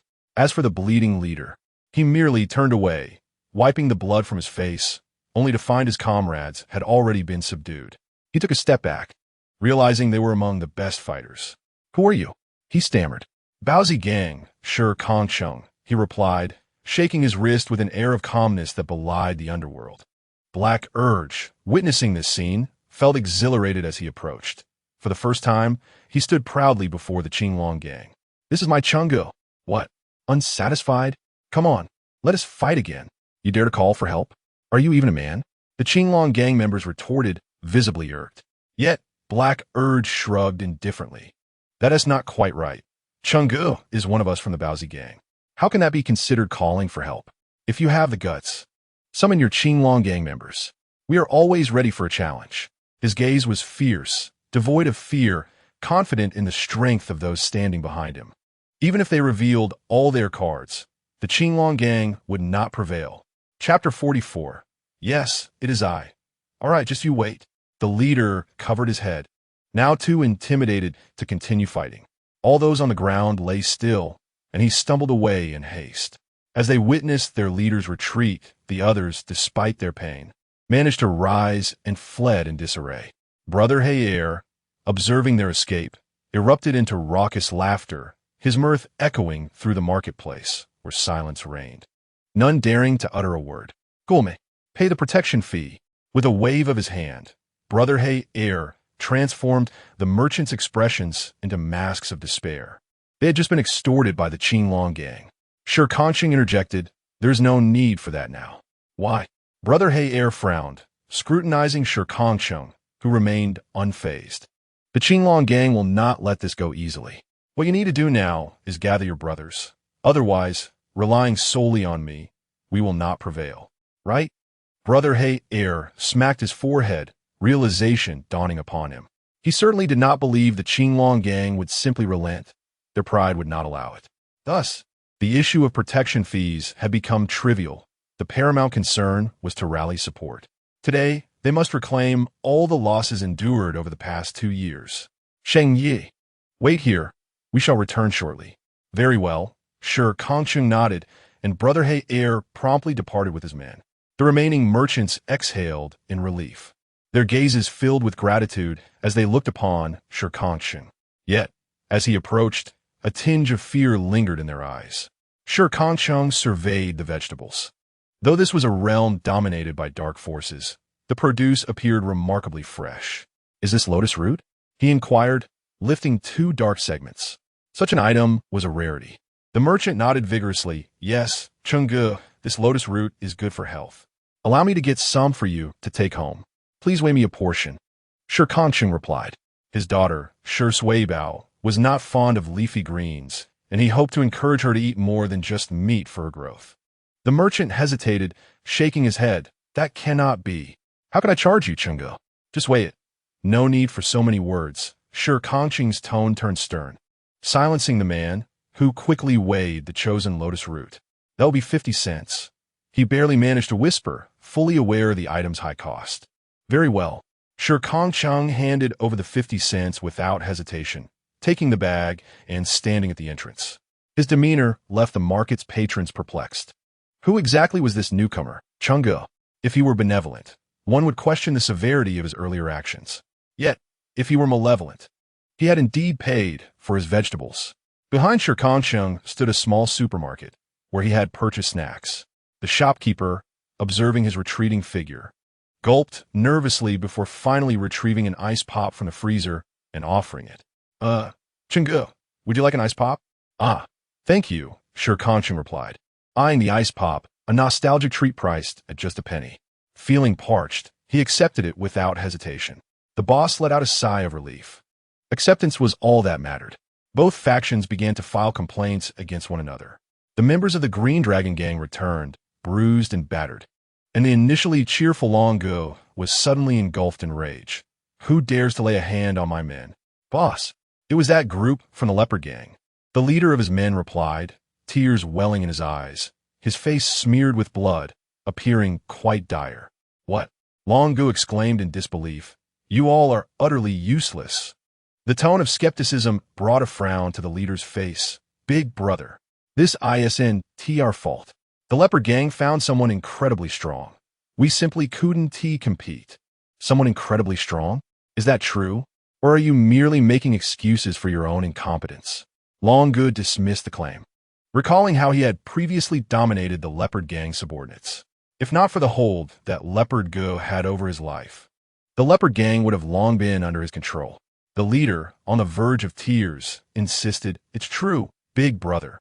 They are over at the market, most likely mocking our Green Dragon Gang. Bah, I am eager to see who this person is. Longo spat, seizing an axe and striding toward the market. Meanwhile, Hey Ergo had arrived before Leopard Go, who, initially lounging, sat up abruptly. Are you serious about the chairman? Is this Chung truly formidable? Indeed, Leopard Go. That rabble from the Green Dragon Gang will surely call for reinforcements. Changge is still waiting over there. We must rally our brothers. Hayagi declared in dein Antli. After years of enmity between our factions, we must exact our revenge this time. Leopard Go pondered, calculating the potential gains and losses of summoning his men, ultimately concluding that if they triumphed, he would not suffer. Should they falter, he could simply cast Shi Kangcheng aside as a scapegoat. Hey Z, summon the men. Yes. Shi Kangcheng, having not savored an ice pop in quite some time, initially thought one would suffice. However, the icy sweetness was irresistible, prompting him to pay 5 cents for another 5.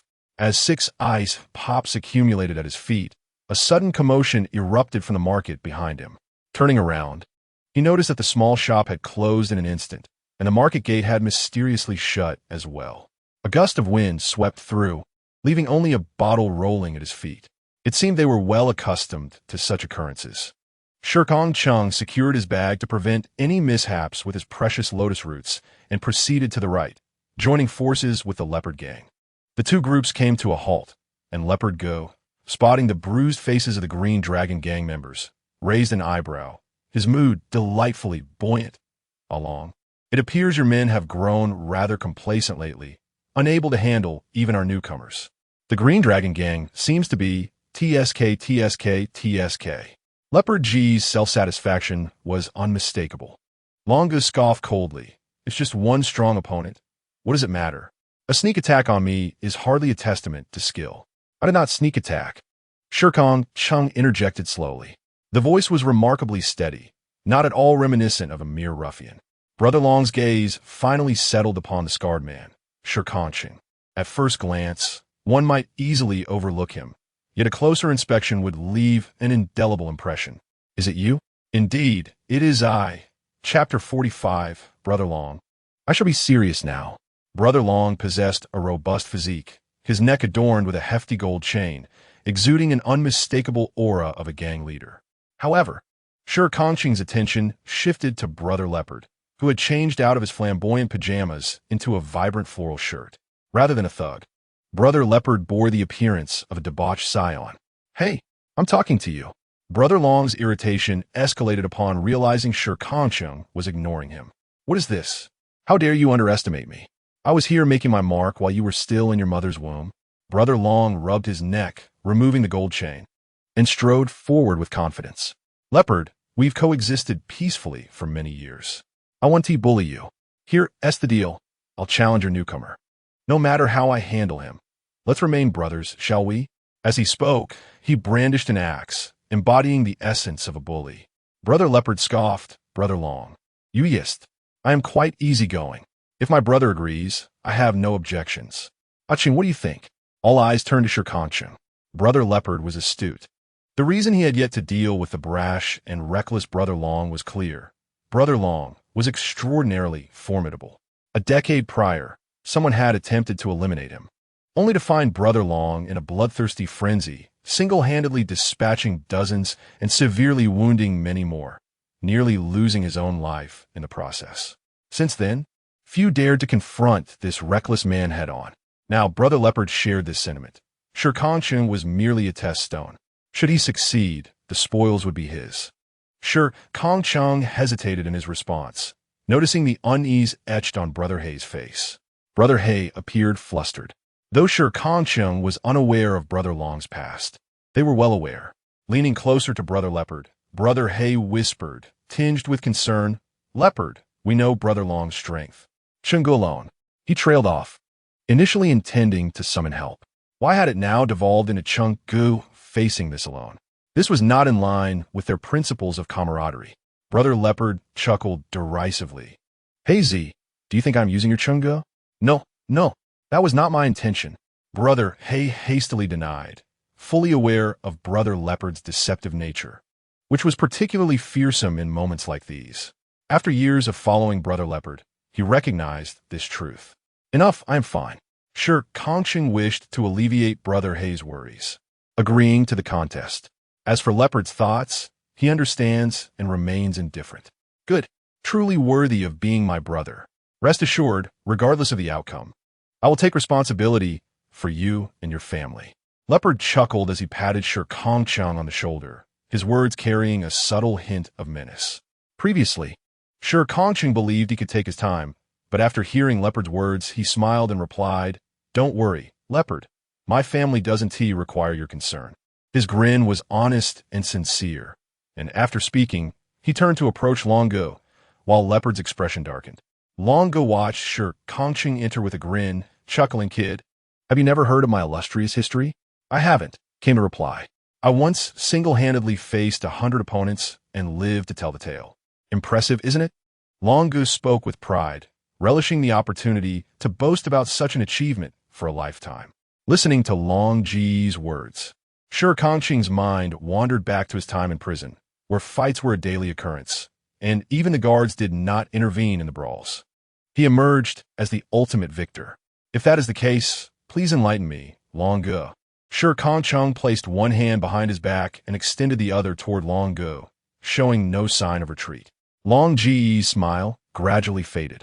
It was the first time he encountered someone so fearless. Flashy moves won't defeat me. Long Ji's gaze sharpened, transforming from prideful to serious. In a flash, his swift and sharp axe came hurtling toward Shi Kangcheng's neck, gleaming ominously in the afternoon sun. Yet, Shi Kangcheng remained motionless. The members of the leopard gang could hardly contain themselves, bracing for the gruesome scene of a decapitated head. Just as the axe was a mere 20 centimeters from Shi Kangcheng, he shifted his feet and sidestepped, the axe grazing his shoulder. He extended his hand, capturing Long Ji's wrist. The motion appeared feeble, yet Long Ge felt an immense force, rendering him immobile, as if Shi Kangcheng had taken control of his body. Spinning him around to face away from him, the axe still raised. The crowd was bewildered. What manner of technique was this? They had never witnessed anything like it before. Long Ge, equally perplexed, turned to gaze at Shi Kangcheng, who bore an air of calmness akin to that of a practitioner. Angered, he exclaimed, You little brat, are you toying with me? I underestimated you just now. This time, I shall unleash my true power. With that, Long Ge charged forward once more. Shi Kangcheng continued to exhibit the strength of 1,000 pounds. This skill was Tai Chi during his 10 years in prison. Aside from the daily brawls that served as entertainment, he dedicated all his time to study. From being a bullied underling to becoming an untouchable figure, he spent 5 years mastering his craft. Even then, he remained humble and eager to learn. The prison was rife with talent, and he sought to absorb all knowledge available to him. Long Ji's confidence had crumbled into despair. Each of his relentless attacks felt as if they were striking against cotton. He was on the brink of madness. The onlookers were becoming increasingly frantic. Even Brother Leopard's gaze towards Shi Kangcheng grew somber. Noticing the timing was right, Shi Kangcheng finally revealed his other hand. Brother Long, I'm about to get serious. What do you mean you're going to get serious? Were you just toying with me all this time? Brother Long was truly infuriated. For the first time in his life, he found himself the subject of mockery, and what was worse, he did not comprehend the game being played by the man before him. Regardless of Brother Long's protests, Shi Kangcheng made his move. His palm, light as a feather, struck Brother Long's abdomen. The numerous previous light taps had not caused him significant harm. They were merely a prelude. This time, however, it shattered Brother Long's internal organs, causing his eyes to widen in shock, blood vessels bursting with rage. Shi Kangcheng swiftly sidestepped as Brother Long expelled a spray of blood. The axe in Brother Long's hand slipped from his grasp, clattering to the ground. With a thud, he collapsed, blood continuing to pour from his mouth. The members of the Qinglong gang quickly rushed over, lifting Brother Long. Brother Long, are you all right? Though concern filled their voices, their eyes remained fixed on Shi Kangcheng, filled with terror.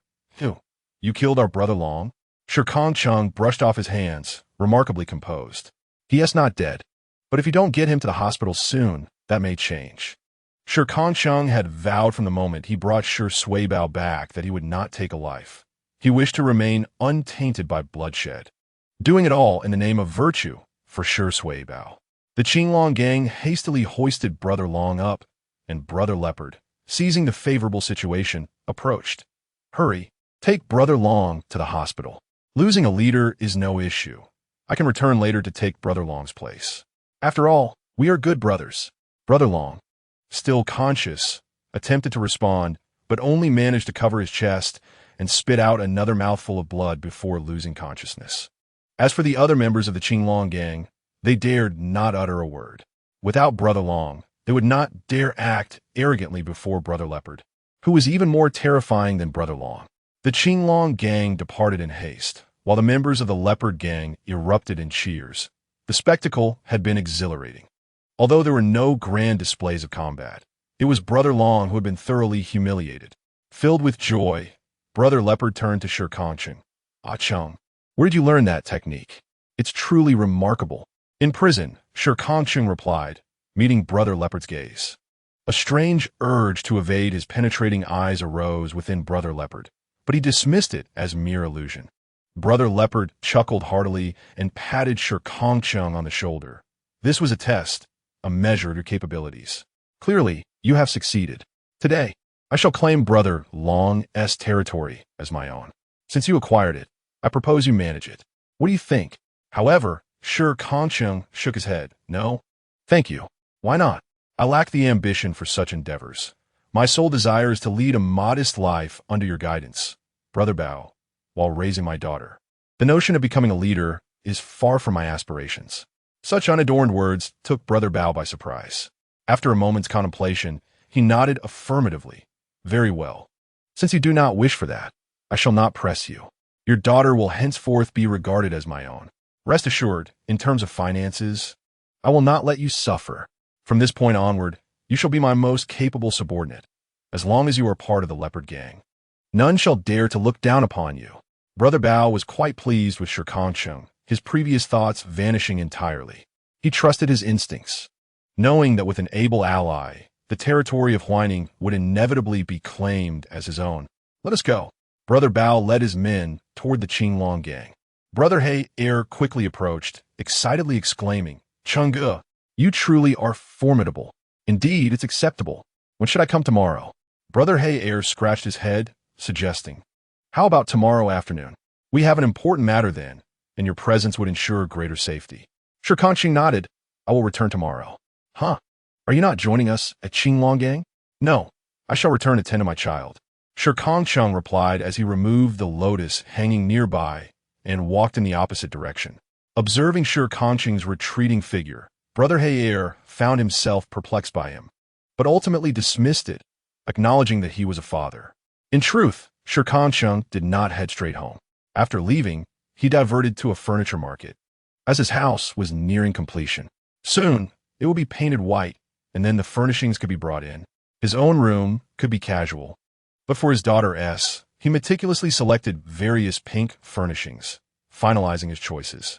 He paid a deposit of 10 yuan, with delivery scheduled for 3 days hence.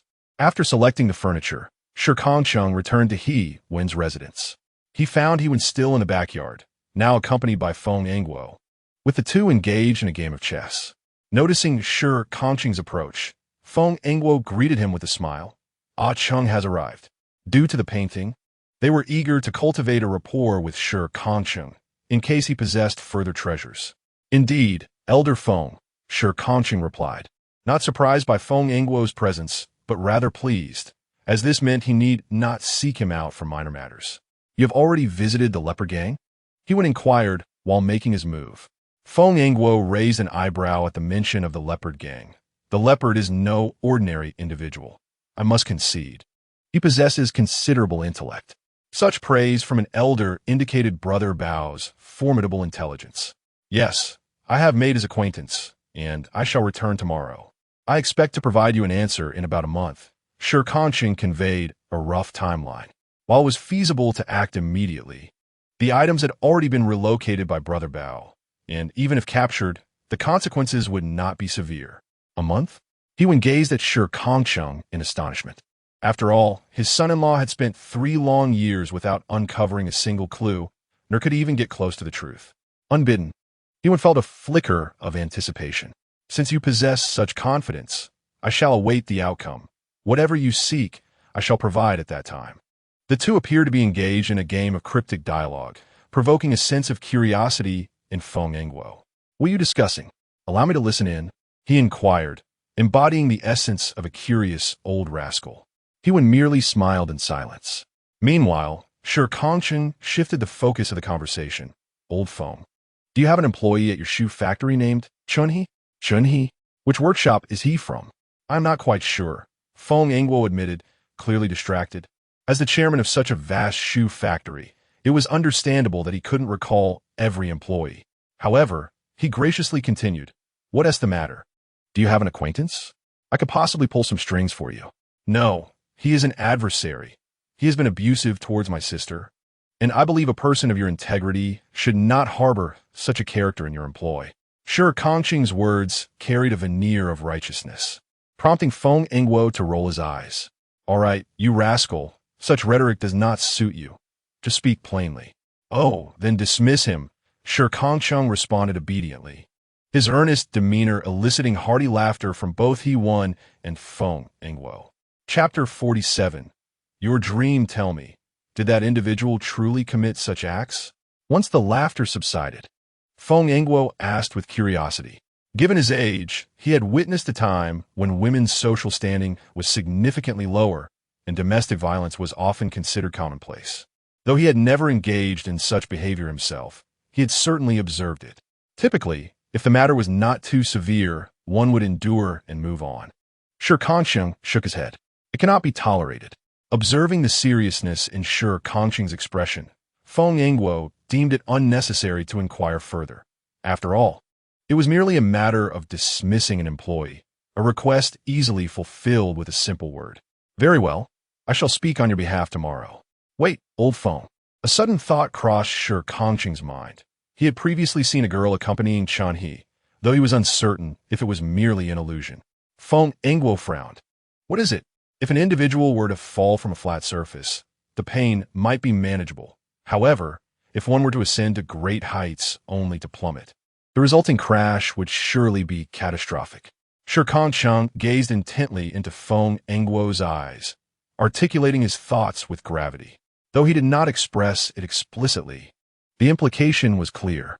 He Wen and Feng Engguo exchanged a glance, both brimming with admiration. Feng Engguo erupted into hearty laughter. Well done, Xiao Cheng. Your methods are commendable. Should you achieve great success in the future, do not forget us old fellows. Feng Engguo's jest was met with humility as Shi Kangcheng lowered his gaze. After their exchange, Shi Kangcheng chose not to linger and prepared to return home. Meanwhile, He-Wen and Feng Engwo resumed their unfinished game of chess, though it appeared the game had taken on a new dimension, steering towards a different outcome. Upon returning home, Shi Kangcheng found that the construction of the house was nearing completion. As he stepped inside, he was greeted by the sight of Zhao Xulin. Their eyes met, and an air of awkwardness enveloped them instantly. Zhao Xulin, wielding a hammer, diverted his gaze and cleared his throat, remarking, "Isn't this rather tedious? I'm merely here to lend a hand." "Thank you," came the response. "No need for pleasantries." Shi Kangcheng then proceeded to illustrate how to effortlessly ensnare someone in an awkward situation with just 3 sentences. Fortunately, Wang Feng emerged from his task, breaking the tension. "Ah Chung, you're back. The house is nearly finished. We can commence painting tomorrow. We owe it all to Brother Xulin.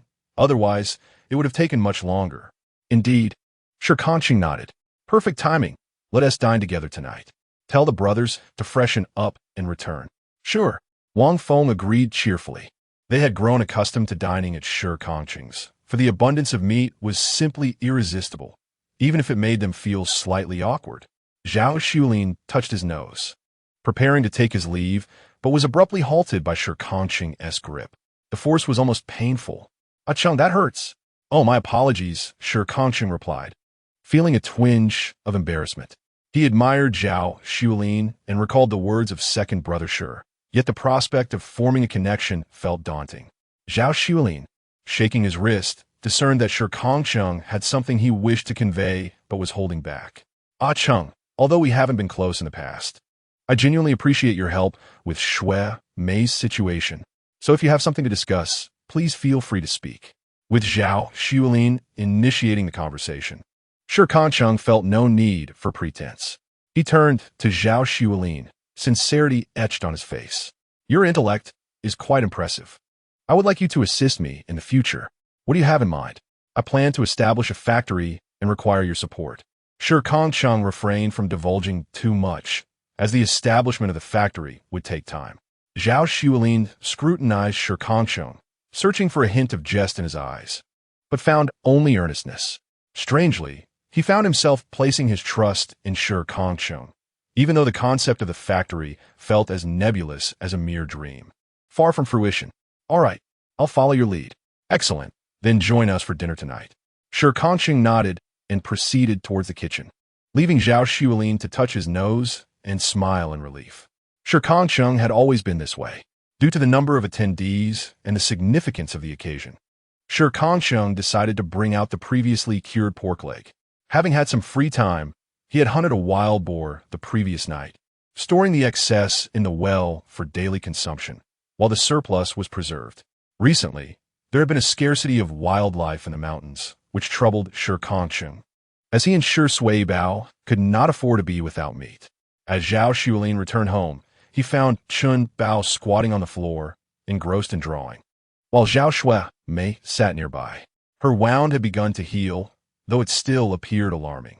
Yet her gaze was as gentle as flowing water. "Xumei, brother." Zhao Xumei lifted her face, smiling as she spoke. Upon returning home, she felt a sense of boredom, yet an undeniable tranquility enveloped her. Observing Zhao Xumei in this state, Zhao Xulin sighed inwardly. It was time to engage her in some activities, for idleness often breeds excessive contemplation. Zhao Xulin settled beside his sister and inquired curiously, "Xumei, is there anything you wish to pursue? Something I want to do?" "Yes, indeed. Whatever it is, brother will support you. You're far too bored, and it leads to overthinking. I want to study. I aspire to attend university." Zhao Xumei pondered for long, while before her eyes suddenly sparkled with excitement as she gazed at Zhao Xulin. Zhao Xulin, being astute, recognized that as blood relatives, they shared a similar intelligence. The college entrance examination had been reinstated for quite some time, and during their father's lifetime, Zhao Xumei had excelled academically, often ranking first in her middle school. However, tragedy struck when their father encountered an unforeseen incident, plunging the family into turmoil. At that time, Zhao Xulin had already dropped out due to his own laziness. This calamity left their mother despondent, and Zhao Xumei, in an effort to alleviate her mother's burdens, chose to marry. Yet now, she yearned to reclaim her dreams, dreams that had nearly faded from memory, the dream of attending university. Zhao Xuelin observed Zhao Xiumei and chuckled softly, affectionately ruffling her hair. I thought you had forgotten about it. I still remember when you first achieved top marks in middle school. You excitedly told me you would be the first in our family to attend university. After our father's incident, I intended to work to support your education. However, by the time I returned, you were already betrothed.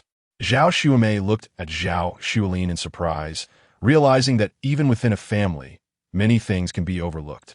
They exchanged a knowing smile, a sense of understanding washing over them. Since you desire it, then pursue it. All right. Chapter 48. The Feast with the Decision Made. Zhao Xuelin planned to retrieve some textbooks for Zhao Xiumei.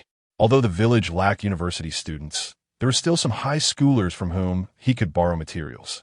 After informing their mother, Zhao Xuelin bathed and made his way to the Shi Kangcheng family's home. Many had already arrived, assisting with preparations. The air was thick with the aroma of meat emanating from 2 large pots. Upon catching a whiff of the enticing scent, Zhao Xuelin could not help but swallow in anticipation. Xuelin is here. Being fellow villagers, even if not closely acquainted, they recognized one another. Zhao Xuelin entered to find 2 large round tables already set. As he helped arrange the bowls and chopsticks, he approached Wang Feng. Feng, if I recall correctly, you graduated from high school, right? Yes, indeed. What's on your mind? Wang Feng replied while working. Do you still have your high school books? Why do you ask? Wang Feng looked up, teasingly regarding Zhao Xuelin.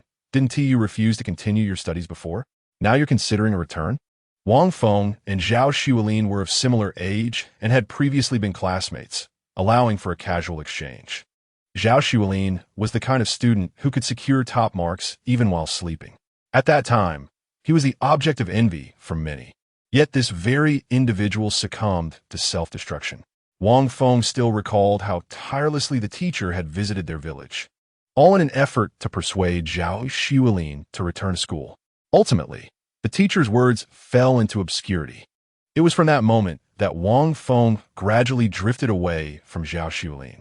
Zhao Xuelin rolled her eyes, expressing her disinterest. I have no inclination towards that. Isn't Xuan Mei at home with nothing to do? She's intelligent and aspires to take another university entrance exam, and I support her in that. Wang Feng felt a tinge of disappointment, yet he was also pleased to see Zhao Xuemei pursuing her ambitions. All right, I'll sort it out and deliver it to your home tomorrow. Thank you for your trouble. No need for such formality. We're like brothers. In these times, education remains of paramount importance, and Wang Feng's father had meticulously preserved the books from his elementary school days. Naturally, Wang Feng did not attend university, for he was destined to inherit his father's legacy. This meal was solely for brothers. Everyone sat shirtless, indulging in food and drink, and as the night wore on, merriment turned into drunken revelry. Cheng, the previously shy boy, now inebriated, boisterously approached Shi Kangcheng, wrapping an arm around his neck. Shi Kangcheng remained steadfast, holding on the boy's wrist to prevent him from pulling him closer. Cheng, do you know how much I fear you? My mother warns that Shi Kangcheng is as ruthless as a wolf. Keep your distance. The crowd chuckled at the boy's drunken antics, none intervening.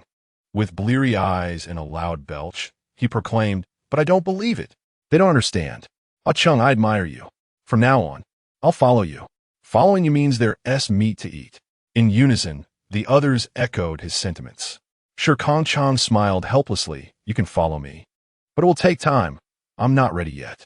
Despite having consumed a fair amount of liquor, he was surprisingly only slightly flushed, speaking with clarity. It's all right. We'll wait for you. Whenever you call, brothers will be there in an instant.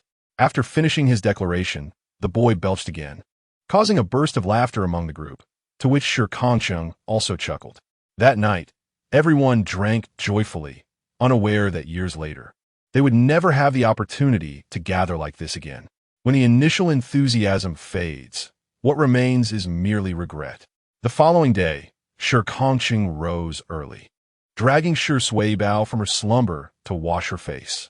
Shi Suibao had been quite happy lately, playing daily at Bai Mei's place. Had Shi Kangcheng not intervened, she might have even stayed there. Dad, Xiaobai has grown.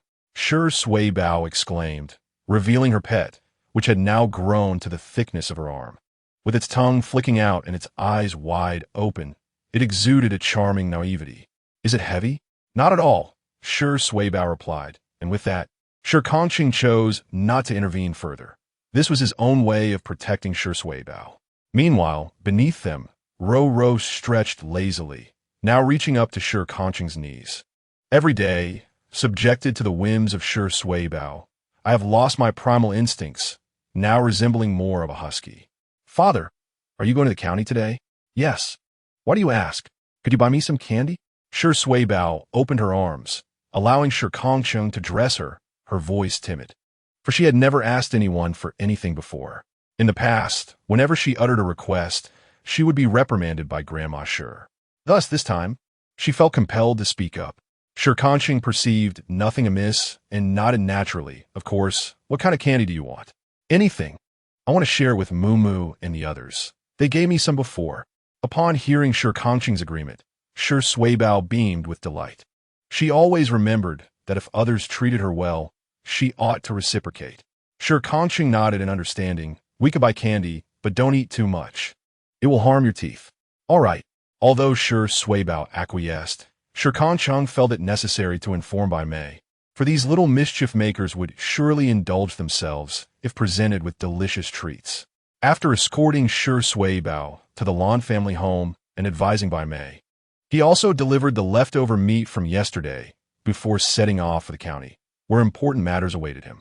Once Shi Kangcheng departed, Grandma Shi instantly retreated from the doorway. She then coaxed Shi Dabo, your sister Sui Bao has meat to eat every day.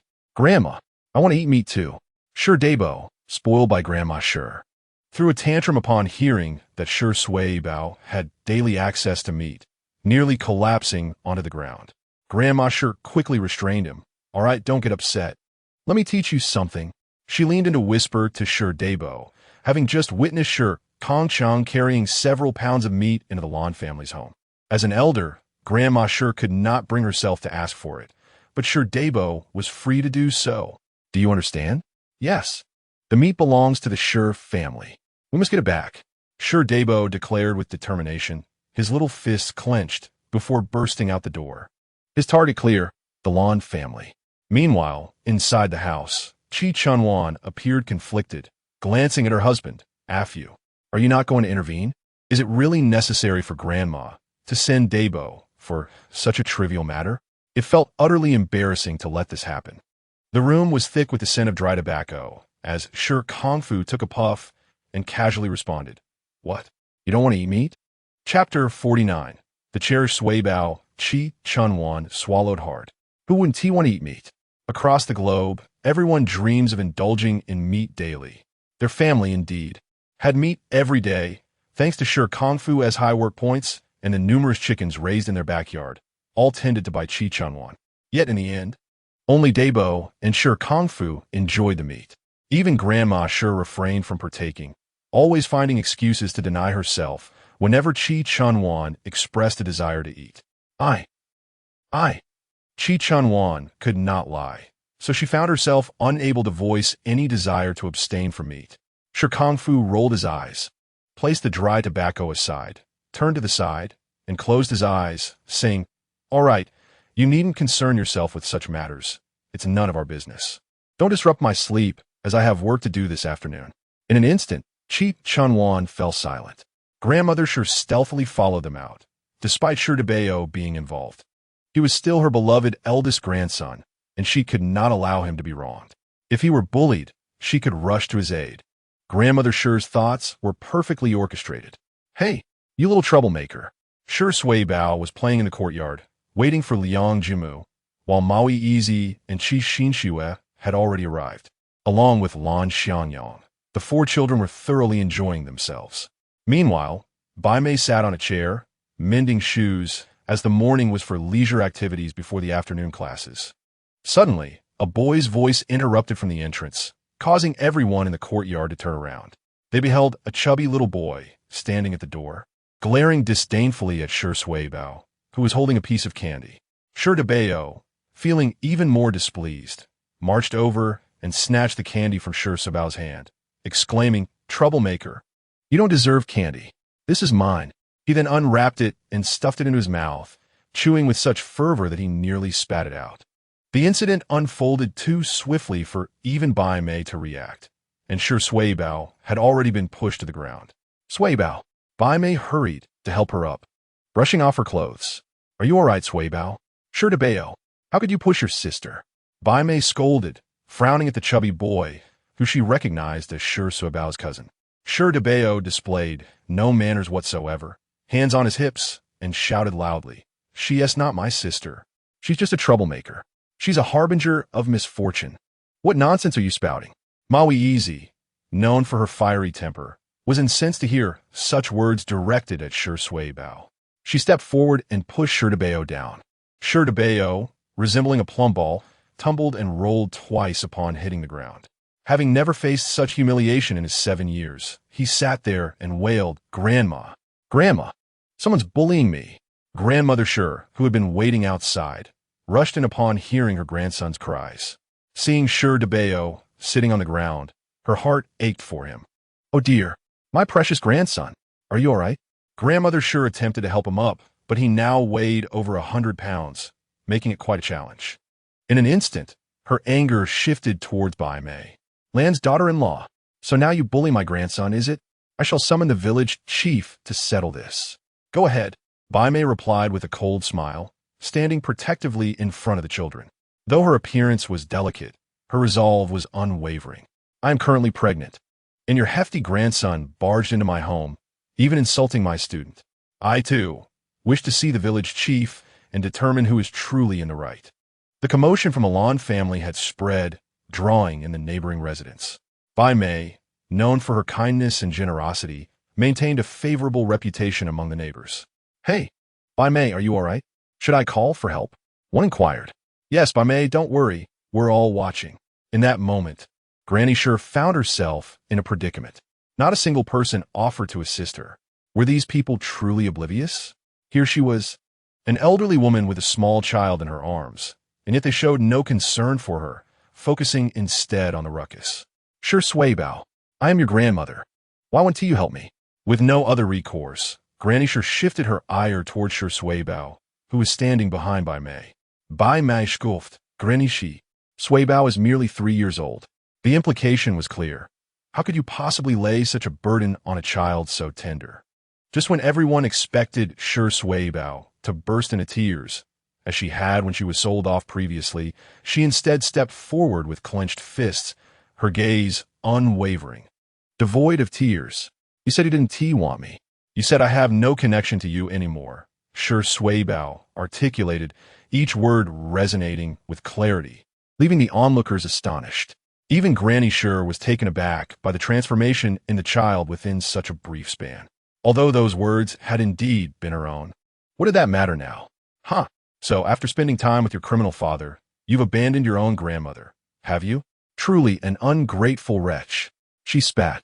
Shi Kangcheng, being older and having gathered all pertinent details regarding Shi Suibao, stepped forward.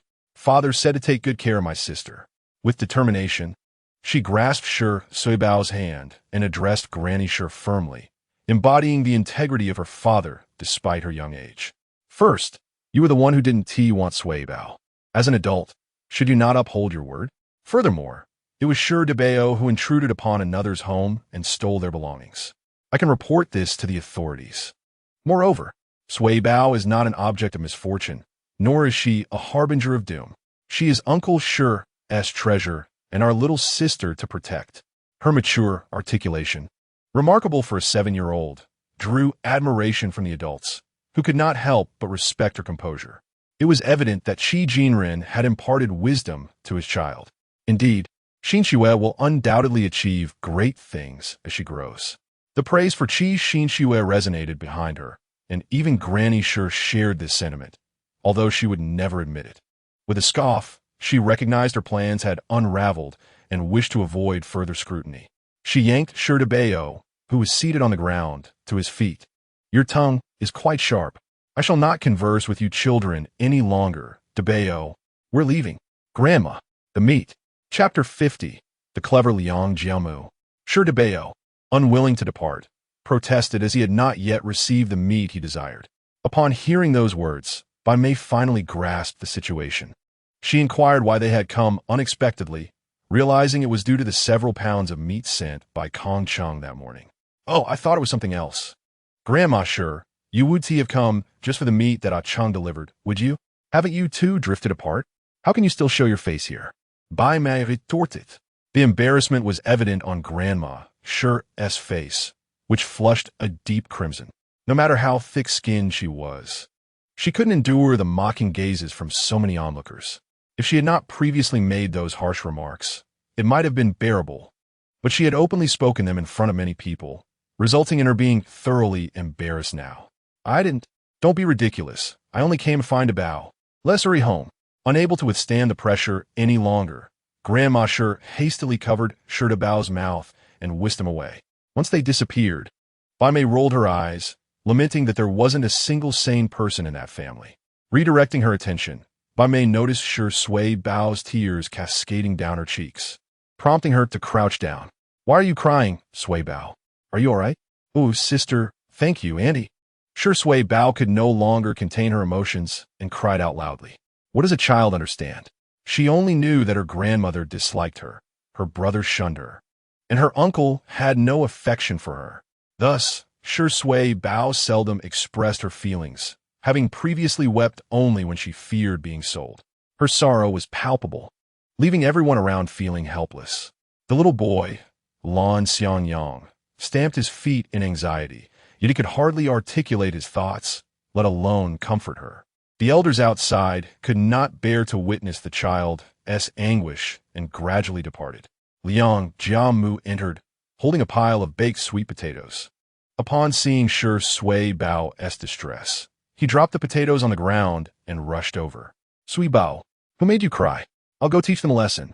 Liang Jiamu brandished his small fists, and for the first time, Maozi did not counter his enthusiasm, instead nodding in agreement. After a while, as Shi Bao's tears subsided, she managed to smile, saying, Brother Mu, I'm fine. I'm just very happy. Daddy said these are tears of joy. Huh? Tears of joy. Liang Jiamu scratched his ear, perplexed by the expression. Yet Bai Mei tenderly caressed Shi Bao's face, feeling a pang of compassion for the child, who was so understanding that it tugged at her heartstrings. Although it seemed she was caring for Shi Bao, the child often managed many tasks on her own and even assisted her with chores. Bai Mei thought to herself, if only the baby in her womb were also a girl. Seeing that Shi Bao had stopped crying, Liang Jiamu picked up the baked sweet potatoes from the ground, giving the largest one to Shi Bao. Then he and Mao huddled together to whisper, that a Bao is really asking for it. Liang Jiamu was furious after hearing the story. With a glint in his eye, he leaned closer to Mao Zi. Keep an eye out for me. I'm going out for a bit. Don't let any catch on. All right, you can count on me. Mao Zi nodded earnestly. Although she often clashed with Liang Jiamu, she still had faith in his capabilities. Concealed by Mao Zi and Qi Xian Shui, Liang Jiamu dashed out. Returning home directly, Liang Jiamu retrieved all the candies he had hidden beneath his blanket. After a moment of contemplation, he decided to keep 2 pieces for Sui Bao. He then took the candies and ventured into the small woods behind his house, a favored playground for the children of the village. Previously, he had spent much time there, but his visits had dwindled since Sui Bao's arrival. Muzi, we haven't seen you in ages. Liang Jiamu was quite popular. Upon his arrival, many young boys rushed toward him. This little grove was connected to another village, attracting boys from different communities as well. I brought candy. This time, I need your help with something. Each of you will get 2 pieces. Liang Jiamu leaped onto a large rock and pulled out all the candies from his pocket, grabbing 2 handfuls that made the watching children gulp in anticipation. Candy, we haven't had any this month. What are we doing? Tell us, Brother Mu. The title had evolved from Muzi to Brother Mu, illustrating the irresistible allure of the sweets. Liang Jiamu smiled and crouched down, beckoning them closer. Meanwhile, Granny Shi had returned home with Shi Daba, her temper flaring. All you think about is candy. Didn't I tell you to go in and get some meat? Pampered by his family, Shi Daba not only ignored his grandmother's words, but also dared to retort, I want candy. Go get me the meat. I want to eat meat. Granny Shi furrowed her brow at his demeanor. I am your grandmother. How can you be so rude? You mustn't learn from that good-for-nothing. Her eldest grandson, sweetly addressing her as grandma, only deepened her frustration. Shi Daba, feeling discontent, ran out after pushing past her, having neither seen the meat nor wanting to endure another lecture. Granny Shi, resigned, could only call after him to return soon. Upon reaching his usual play area, Shi Daba found few willing companions, as Granny Shi's strong presence and his own spoiled nature deterred others from playing with him. Hey, Shi Daba, do you want to play with us? Just as he squatted down, several familiar children appeared, ones he had seen before but rarely played with. Weren't you all avoiding me? That was before. Now we want to play with you. Will you join us? All right. Without much thought, Shi Daba couldn't come up with any other response, and upon their repeated invitation, he readily agreed. Excitedly, he followed them into the small woods. However, upon seeing so many children gathered, he suddenly felt hesitant. Although he was simple-minded, he could sense the underlying tension. I think I'll play by myself, he muttered, attempting to retreat. Yet before he could turn away, someone kicked him, sending him tumbling into the center, where all the children encircled him. Fear gripped Shi Daba. At home, he could act freely, but outside, he felt intimidated. The kick had stung considerably. As he raised his head, Shi Daba saw Liang Jiamu, hands tucked into his pockets, resembling a petty thug from the underworld. You. What do you want? If you hit me, I'll tell my grandmother. Shi Daba retreated, but found himself surrounded by people, with no escape in sight. Liang Jiamu shrugged, feigning indifference. Go ahead and tell her. Everyone will attest that the injuries on you are from your own clumsiness. Shi Daba was taken aback. For the first time encountering someone more shameless than himself, tears welling up in his eyes, threatening to spill. Liang Jiamu clicked his tongue. If you dare to cry, I'll hit you right now. Ugh, hick. Shi Daba was startled once more, his impending sobs stifled into hiccups, which came out one after another in a rather comical manner, eliciting laughter from those around him. The laughter echoed through the small grove, and the adults passing by wore affectionate smiles, completely ignoring the unfolding drama. This time, Liang Jiamu was not merely seeking revenge for Shi Suibao. The worst of it would be Shi Daba's grandmother, yet Liang Jiamu felt powerless against adults. However, he had other means. He crouched down to face Shi Daba, grasping his chubby cheeks. Now, all the children in the village are my eyes and ears. We will be watching you. Suibao is my sister, and if I catch you misbehaving again, I will teach you a lesson. Liang Jiamu spoke with fierce determination. Shi Daba winced from the pinch on his face and quickly nodded. I won't say anything. It was all my grandmother who said it. He would never admit it was his own words. Liang Jiamu nodded, having elicited exactly what he wanted. Yes, it's all your grandmother's fault. Therefore, I have no intention of hitting you. From now on, you must tell me everything your grandmother says. For every word you share with me daily, I will give you a piece of candy. You understand, right? You'll have candy every day. Liang Jiamu coaxed him gently, and had Shi Kangcheng been present, he would have been astonished. How could someone so honest and somewhat inarticulate give rise to such a persuasive child? Indeed, extremes often lead to unexpected outcomes. Really? Shi Daba couldn't think of anything else, and upon hearing about the daily candy, his eyes sparkled, momentarily forgetting the pain on his face. Liang Jiamu released him and promptly stuffed a piece of candy into Shi Daba's mouth. Shi Daba's saliva flowed freely, overwhelmed with joy. See? I didn't deceive you. Just listen to me. I'll listen to you. From now on, I'll tell you whatever my grandmother says. Shi Daba nodded vigorously, oblivious to any wrongdoing in this arrangement. Such pampered children naturally regard their caregivers with a sense of entitlement, while exhibiting utmost respect towards outsiders. Seeing that his objective was achieved, Liang Jiamu nodded in satisfaction, patting Shi Daba's head. This matter is our secret. You mustn't tell your grandmother, or our agreement will be nullified. I'll leave you to enjoy yourself now. I must return. Liang Jiamu dispersed the crowd, paying no mind to Shi Daba, who sat on the ground, savoring his candy. Now he needed to return swiftly, ensuring that Bai Mei remained oblivious to his prowess. Upon reaching Bai Mei's residence, Liang Jimu exhaled in relief. Bai Mei was still preoccupied with his own affairs, entirely unaware of his capabilities.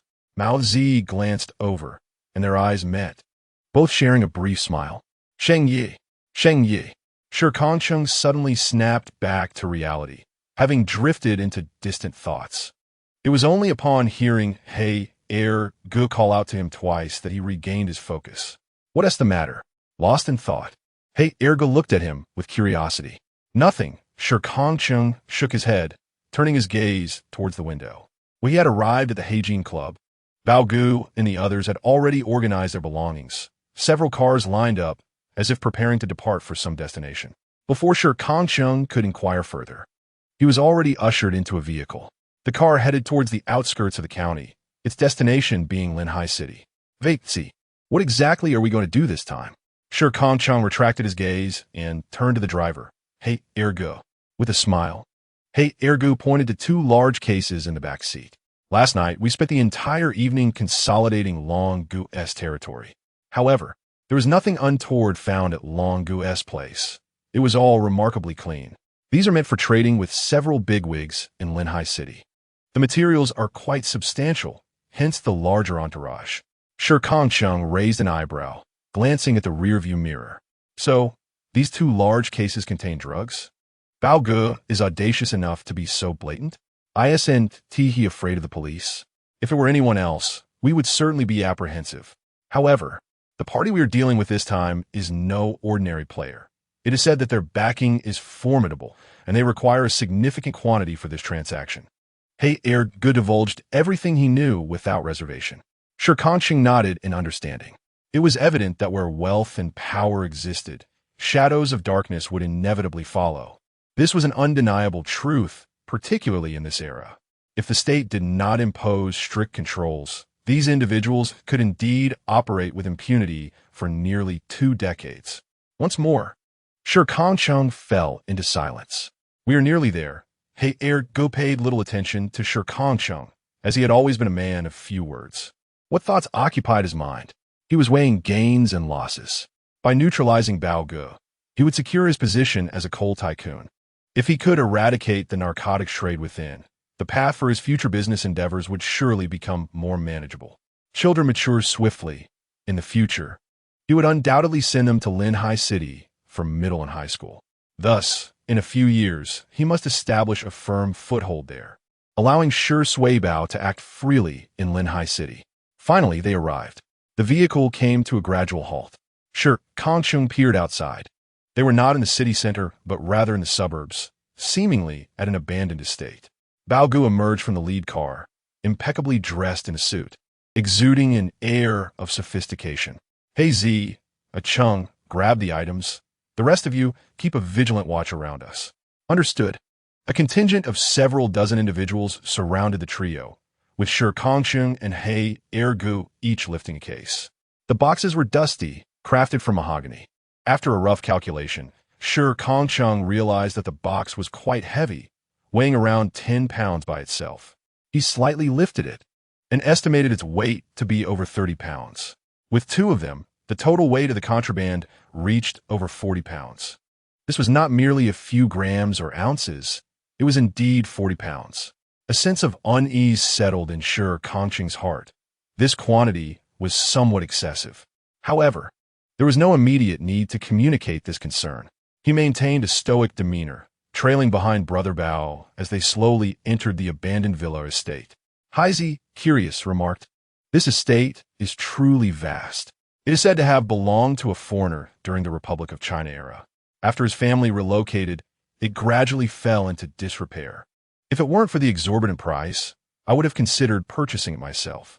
Brother Bao, in high spirits, elucidated further. The villa was a complete example of European architecture, each detail exquisitely carved. While the exterior was cloaked in cobwebs, the interior was remarkably pristine. Chapter 52.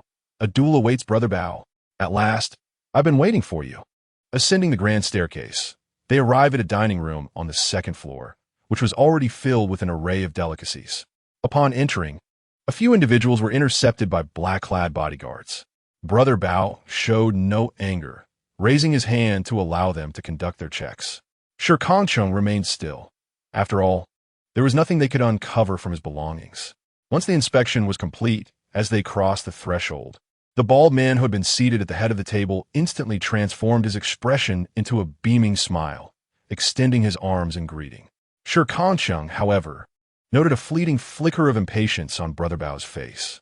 When go long time no see, still no sign of hair growth? The impatience was but a fleeting moment, unnoticed by all but Shi Kangcheng.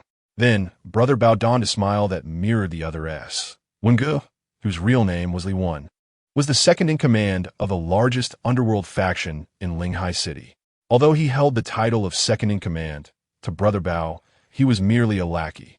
Were it not for Li Wen's uncle being the captain of the criminal investigation team in Linghai City, who would ever choose to associate with him? Upon hearing this, Li Wen's lips twitched momentarily, discomfort flickering across his features, but he merely forced an awkward smile. Baozi, you still have such a way with words. Good thing I know your heart isn't malicious. Otherwise, you would have faced dire consequences long ago. At just over 30, Li Wen had begun losing his hair in his 20s, having consulted numerous doctors to no avail. Behind his back, he was often referred to as Bald Brother. Shi Kangcheng's gaze fell upon the reflective surface of Li Wen's head. It was indeed quite shiny. Brother Bao smirked mockingly, of course. Our Wengu has the kindest heart. Their laughter was disingenuous, each trying to outdo the other in false camaraderie. Soon, both parties were seated at a long table, Shi Kangcheng observing those across from him. Besides Li Wen, there were two exceptionally muscular men, their garments straining against their brawn, clearly Li Wen's bodyguards. They also carried two boxes, larger than the one in Shi Kangcheng's grasp. If you were not mistaken, those boxes contained cash. At that moment, Li Wen turned his attention to Shi Kangcheng. Baozi, is this the new recruit? I haven't seen him before. In the bustling locale of Shikang City, my capable assistant, a Cheng, addressed him as Brother Wen. Brother Wen, however, paid no heed to the greeting. In his eyes, Shikang City appeared somewhat inept. Leopard, despite being the leader of your group, do you truly lack competent subordinates? The implication was clear. Shikang City was lacking. Leopard lowered his head, rubbing his nose, concealing the smugness that lingered at the corners of his mouth. It is best that you underestimate me. I certainly do not wish for my men to be coveted by others. After all, we are merely a small county. How can we possibly compare to Brother Wen's capable team? Come now, spare me the flattery. Have you brought the goods? The boss is quite particular about your merchandise. It must meet high standards. Brother Wen deftly shifted the conversation, though the smile at the corner of his mouth was nearly impossible to suppress. Returning to the matter at hand, Leopard adopted a serious demeanor. You need not worry, Brother Wen. I assure you, I do not take the boss's goods lightly. All the items here are brand new, and I have personally inspected each batch. The concentration is at 90%. Should any issues arise, the boss can certainly hold me accountable. I am more than willing to face the consequences.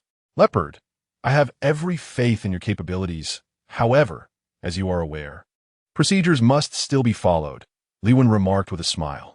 Leopard's competence was indeed commendable. Otherwise, the boss would not place such trust in him. Yet Li Wen felt a twinge of irritation, for he too had informants capable of procuring quality goods. Yet the boss insisted on Leopard supplies. Even if it is necessary to acquire your goods, I must find a way to irk you. Leopard nodded in acknowledgement, exuding a confidence that rendered Li Wen's petty tactics inconsequential. Soon, two boxes were placed upon the table and opened in full view of everyone. Shikang City glanced over to find them filled to the brim with white powder, each neatly packaged in small bags, presenting an orderly appearance. Li Wen's lips twitched in annoyance. What kind of obsessive-compulsive behavior is this? How am I supposed to find fault? Leopard, this is where you err. We are in the business of selling goods. Why must you be so meticulous? He sighed, then noticed a bag in the corner that was clearly only half full. Upon retrieving it, he held it up before Leopard, shaking it slightly. Annoyed, Leopard swatted Li Wen's hand away. Enough. That bag is a complimentary gift. Don't go looking for trouble where there is none. If everything checks out, let us conclude our transaction. In truth, Leopard's swat was not forceful. It was merely a casual remark. However, Li Wen perceived it differently. He a prominent figure in both the criminal underworld and legitimate society of Lehigh City, was not accustomed to being touched in such a manner. Now, he felt a sharp sting in his hand. Li Wen's expression darkened instantly, and the bodyguards flanking him stood alert at the change in his demeanor. The two groups faced each other, one standing, the other seated. The standing faction exuded a more formidable presence, yet inexplicably, Li Wen sensed an eerie calm emanating from the trio across from him. "Brother Wen, are you preparing for a fight? A mere scuffle seems unnecessary. Since you have new recruits on your side, we too have newcomers here. Let us allow them to engage in a friendly spar. We shall simply observe the spectacle. What do you think?" Li Wen remarked with a cold smirk, presenting his suggestion in a manner that left Brother Bao no opportunity for refusal. Brother Bao turned to Shi Kangcheng. "What say you, Ah Cheng?" "Very well. Let them spar," Shi Kangcheng replied with calm assurance. Li Wen was taken aback by the ease of the agreement, yet he relished the thought of witnessing Shi Kangcheng being bested. Standing at 175 centimeters, Shi Kangcheng's two imposing companions towered at 2 meters. "Step back, lest you injure yourselves," Brother Bao said, reclining in his chair with a smile, his composed demeanor provoking some thoughts in Li Wen. Shi Kangcheng nodded and moved to the far end of the table, where a clear space awaited. He then gestured towards the two approaching giants. "Come here." Brother He air chuckled at Shi Kangcheng's words. It seems like Brother Cheng is calling his dogs. Brother Bao joined in the laughter. Li Wen smirked derisively. "Enjoy your verbal jabs. You'll have cause to lament later." The two hulking figures exchanged glances, clearly intent on a 2-on-1 assault. The notion of dignity was secondary. Their objective was victory. However, Shi Kangcheng's speed proved superior. As their fists converged, he swiftly sidestepped and deftly slipped between them. Seizing their trousers, he yanked forcefully. Chapter 53. Brother Bao's doubt. The two men, already colliding, were clad in tight-fitting pants. At the sudden tug from Shi Kangcheng, a jarring sensation coursed through their bodies. Regardless of their strength, no man could withstand such an impact. Their screams elicited beads of cold sweat from all the men in the room. Cough, cough. Brother Bao cleared his throat, abruptly uncrossing his legs. Yet Shi Kangcheng did not cease. He flung the two men onto the table, pressing their faces down with his powerful hand. The two giants, facing one another, could see the terror reflected in each other's eyes. Their eyes were bloodshot, the pressure on their faces akin to being crushed by a vehicle, leaving them utterly powerless to retaliate. In a mere minute, with two swift movements, the contest reached its conclusion. Li Wen, who had been laughing moments before, now wore a stiff smile as he observed the thoroughly defeated duo, gulping in disbelief. Brother Bao smirked, tapping the table. "All right, Ah Cheng, this was merely a spar. There's no need for excessive force." "Indeed," Shi Kangcheng replied, immediately releasing the two men, who collapsed to the ground, their bodies limp as they clutched their faces, blood seeping from their lips. As they raised their heads to meet Shi Kangcheng's gaze, they trembled in fear. Fortunately, Shi Kangcheng did not pursue further action. Instead, he returned to Brother Bao's side and calmly resumed his seat. Li Wen swallowed hard. "Brother Leopard, your little brother is quite impressive." "Ha!" The sitting posture remains unchanged, and nothing has transformed in Shi Kang City. Yet in Li Wen's eyes, his level of danger has already surpassed that of Brother Leopard. Brother Leopard waved his hand, displaying a commendable humility. It's merely a bit of skill in fighting. "So, Brother Wen, shall we proceed with this transaction?" "Of course. We shall continue." Li Wen, being the second in command, naturally possessed a certain adaptability. Soon, Brother He had counted the money, and in this transaction, Li Wen was merely the executor, with the true counterpart being the boss. Thus, Brother Leopard harbored no concerns about any discrepancies in the amount. The primary purpose of bringing Shi Kang City along was to eliminate Li Wen, who had long been an eyesore to him. With both parties resolved to settle the transaction without lingering, Li Wen suddenly smiled and addressed him. "Brother Cheng." "Brother Wen." Shi Kang City halted, gazing at Li Wen.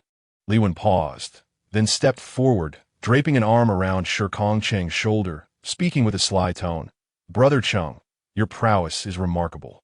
Remaining in that small county is truly a waste of talent. Why not come to Lehigh City? I can introduce you to the boss." and I firmly believe that within 2 years, you shall wield great influence in Linghai City. Ideally, he would come under Li Wen's command, thus solidifying Li Wen's own position. As Li Wen spoke, he showed no concern for Brother Leopard's presence. Brother Leopard turned, mocking. Li Wen, isn't it rather inappropriate to poach my talent in front of me? The way you put it, if Brother Cheng possesses such strength, he certainly can't remain in a chicken coop forever. Can he? The two engaged in a battle of wits. Shi Kangcheng quietly took a step back. Thank you for your appreciation, Brother One, but it is still too early.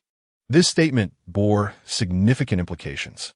Both Brother Leopard and Li Wen curled their lips in response. To Brother Leopard, it signified that Shi Kangcheng intended to assist him in advancing into Linghai City, while in Li Wen's perspective, it suggested Shi Kangcheng wished to come to Linghai City, but felt uncomfortable stating so with Brother Leopard still present. Well then, safe travels, and until next time. With that, both parties departed contentedly in opposite directions, and soon, the once desolate manor returned to its former state, as if no one had ever visited. Ah Cheng, join me, Brother Leopard called as Shi Kangcheng was about to board Brother Heir's car. He exchanged a glance with Brother Heir, who nodded in agreement, prompting Shi Kangcheng to close the car door and approach the first vehicle. Inside the car, there was only money. Brother Leopard drove. Shi Kangcheng was not behind the wheel. Compared to Brother Heir's driving style, Brother Leopard was more casual, resting one hand on the steering wheel and the other outside the window. Shi Kangcheng sat upright in the passenger seat, gazing ahead. Ah Cheng, Brother Leopard said, having finished a cigarette. Shi Kangcheng's eyes flickered, yet his posture remained unchanged. I heard that after you left yesterday, you went to Fujian Community. Do you know someone there? Brother Leopard feigned indifference, yet was, in reality, interrogating him. The Fujian Community, where Hewen resides, is undoubtedly the wealthiest neighborhood in Anping County. It is apparent that Brother Bao remains skeptical of himself. Yesterday, he evidently dispatched someone to tail him. Although Brother Bao feigns indifference, his peripheral gaze remains fixed on Shi Kangcheng. A person's initial reaction to a statement often reflects their inner unease. Shi Kangcheng is somewhat inscrutable to him. Turning towards Brother Bao, Shi Kangcheng inquired, I sell fur. Would you be interested? You still sell fur? Brother Bao had calculated every possibility, but he never anticipated Shi Kangcheng's response. An informant had reported that after leaving Li Min Street, Shi Kangcheng entered the Fujian Community, lingering for less than half an hour before returning to Huaining Village.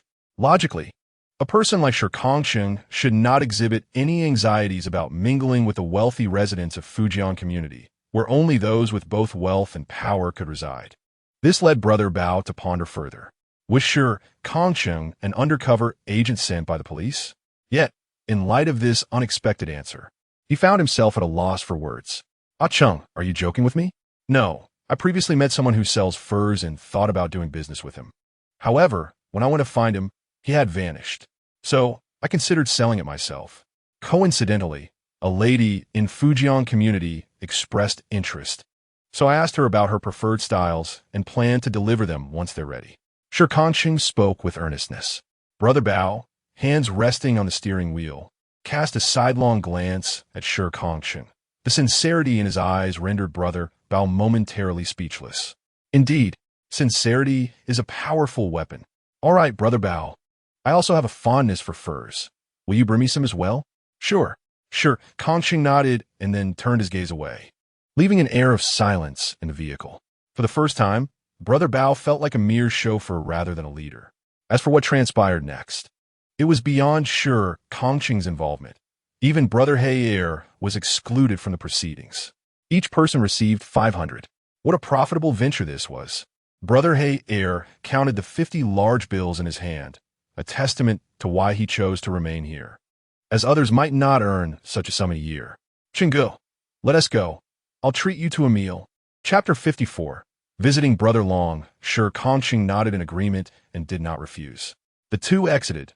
There were no restaurants on Li Min Street, so they headed straight to the state-run dining establishment.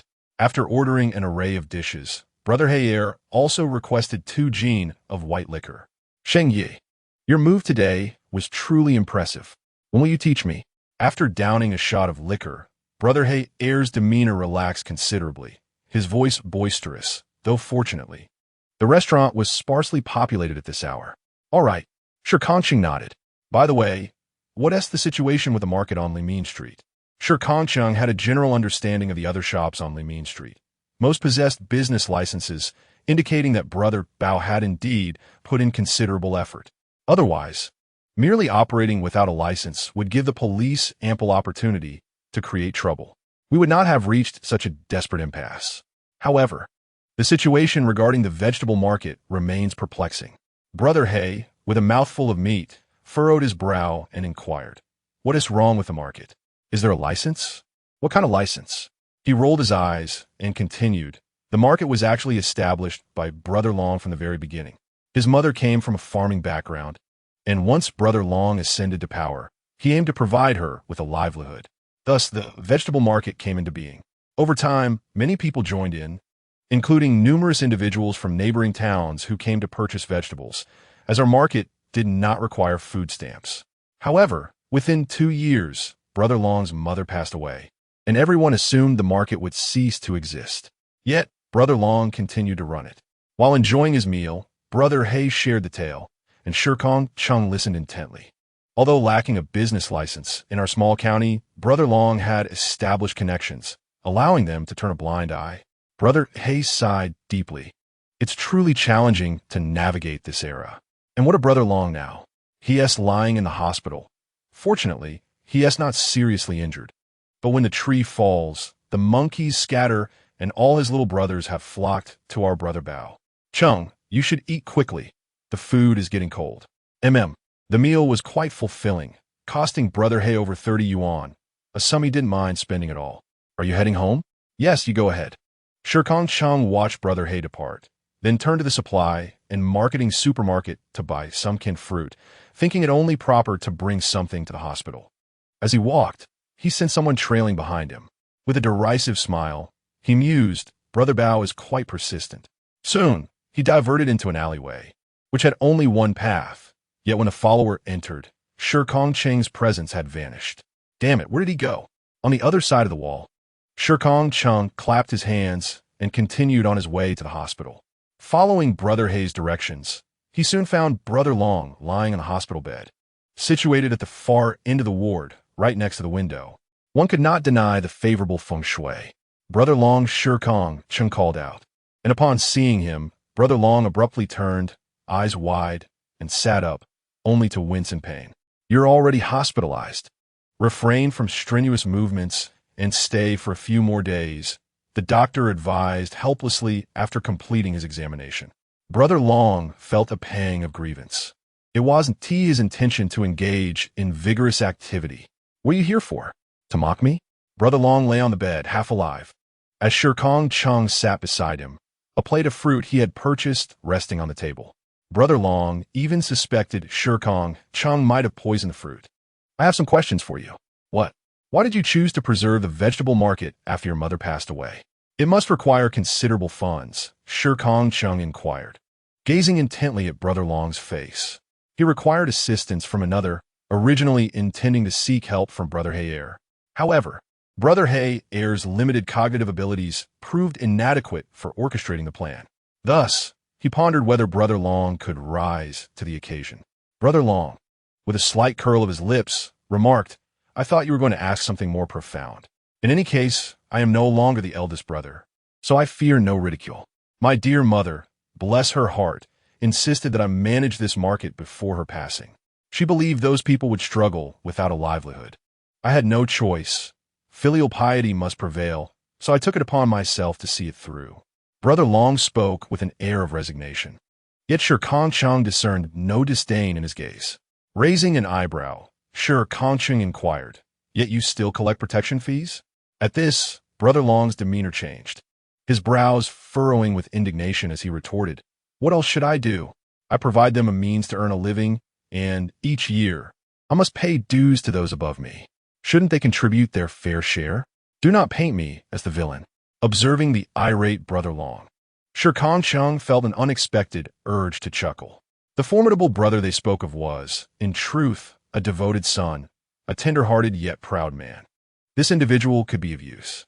Brother Long, are you aware of Brother Bao's drug trafficking and his violent deeds? In the hospital room, they were alone, the splendid afternoon sun having lured the other patients outside, leaving Brother Long solitary. Brother Long ceased his outburst, gazing at Shi Kangcheng with a look of confusion. I am aware. What are your thoughts? He furrowed his brow. What did I think? I will never involve myself with such things. I shall never touch drugs. His eyes bore an unmistakable aversion.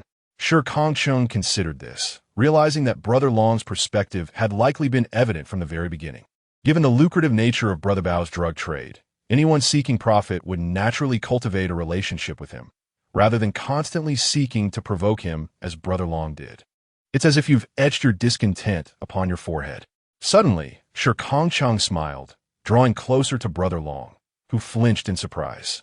Had it not been for Shi Kangcheng's quick reflexes, he might have toppled. What are you doing? I must emphasize that I, Brother Long, am not inclined towards such matters. He covered his mouth, eager to affirm his stance. Shi Kangcheng, perplexed by Brother Long's words, laid bare his thoughts. To be candid, Brother Long, I too harbor no fondness for drugs, nor do I care for Brother Bao. Why don't we join forces? Are you not afraid I might inform Brother Bao? Brother Long teased, scrutinizing Shi Kangcheng's expression. Go ahead. He wouldn't believe you anyway. Brother Long scoffed. Must you articulate the truth so bluntly? Very well. Brother Long reclined once more, now grasping the essence of Shi Kangcheng's character. Merely a pawn of the police. However, he found no objection in aiding this pawn to confront the foul Brother Bao. As one ages, one ought to cultivate virtue. Otherwise, upon passing, one would not wish to face their departed mother. Chapter 55. Brother Long's performance. Shi Kangcheng sat by the bedside for an hour. The conversation with Brother Long revealed to Shi Kangcheng that Long harbored great ambitions, yet faced numerous obstacles that confined him to this small place. He had also committed many unlawful acts. What if you end up inside as well? Shi Kangcheng suddenly inquired after finishing the plan. Brother Long's smile faltered momentarily. Then he relaxed, gazing at the ceiling. Young man, I will be 50 next year. How many years do you think I have left? 20 perhaps, came Shi Kangcheng's earnest response, causing Brother Long's eyelids to twitch. So, I might only have 20 years to live, whether outside or inside, it matters not. Brother Long sighed. What I fear most is facing my elderly mother. Shi Kangcheng was at a loss for words, as he had no recollection of his own mother and felt no intense connection to his father. The silence from Shi Kangcheng elicited a chuckle from Brother Long. All right. I'm done discussing this with you, kid. You should head back now. I'll be discharged tomorrow, and that's when our plan will commence. Understood. Shi Kangcheng nodded, rising to leave. Brother Long turned his head, observing Shi Kangcheng's broad back.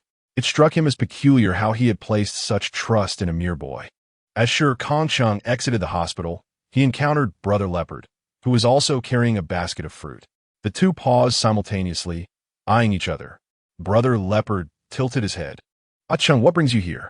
Half an hour earlier, the subordinates had reported that Shi Kangcheng had slipped away, and now encountering him at the hospital made Brother Leopard ponder further. What brings you to see Brother Long? Naturally, I can't have a look and, in the process, persuade Brother Long to join our ranks. Oh, Shi Kangcheng met Brother Long's gaze without flinching, speaking earnestly. Brother Leopard, you manage so many people now.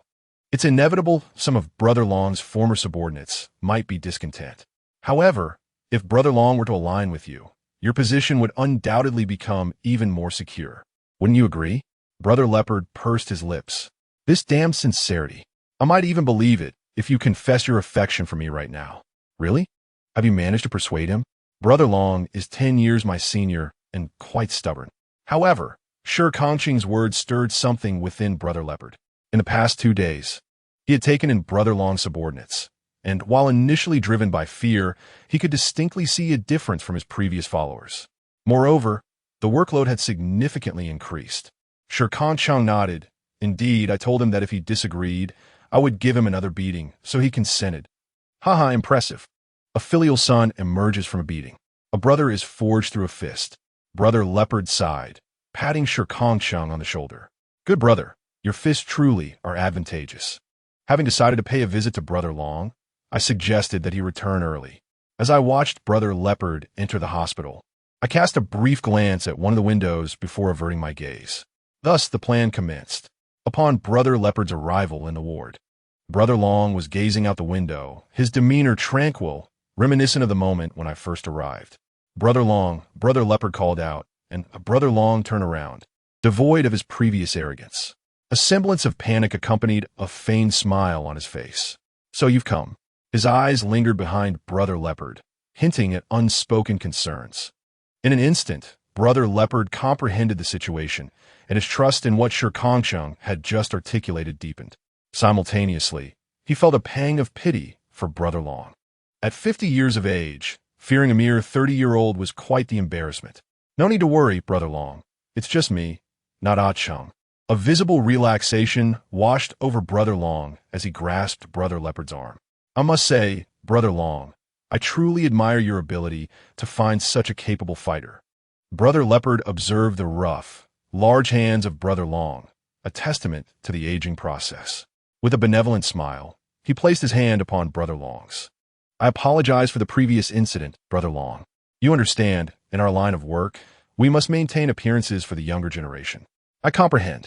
Brother Long nodded, a sigh escaping his lips, embodying resignation. "I realize that this world belongs to the youth, but I am simply unwilling to concede. Nevertheless, this incident has made me acknowledge my own age. I have also made a promise to that insufferable lad. From now on, I shall work under you, seeking nothing more than a stable future. You shall handle external affairs while I manage the internal, and together, we shall strengthen the Leopard Gang." As he spoke, Brother Long's hand rhythmically patted Brother Leopard's arm, causing discomfort. Brother Leopard could only manage a strained chuckle. "Very well. You handle the external while I manage the internal?" The phrasing felt somewhat awkward, but this arrangement was now firmly established. Meanwhile, Shi Kangcheng sat aboard a bus, observing the slowly shifting landscapes, his mind calculating. The initial step of the plan was to eliminate Brother Leopard's doubts and successfully integrate Brother Long into the Leopard Gang's inner circle. Brother Leopard's trust in Brother Long surpassed that of anyone else. Although they had previously been adversaries, their objectives aligned, and thus Brother Leopard harbored no concerns. Brother Long was affiliated with the police. Surely, the first step had been accomplished, Shi Kangcheng mused. As the bus came to a halt, the sound seemed to echo his thoughts, and he disembarked slowly. Taking a deep breath, he relished the fresh air of the countryside.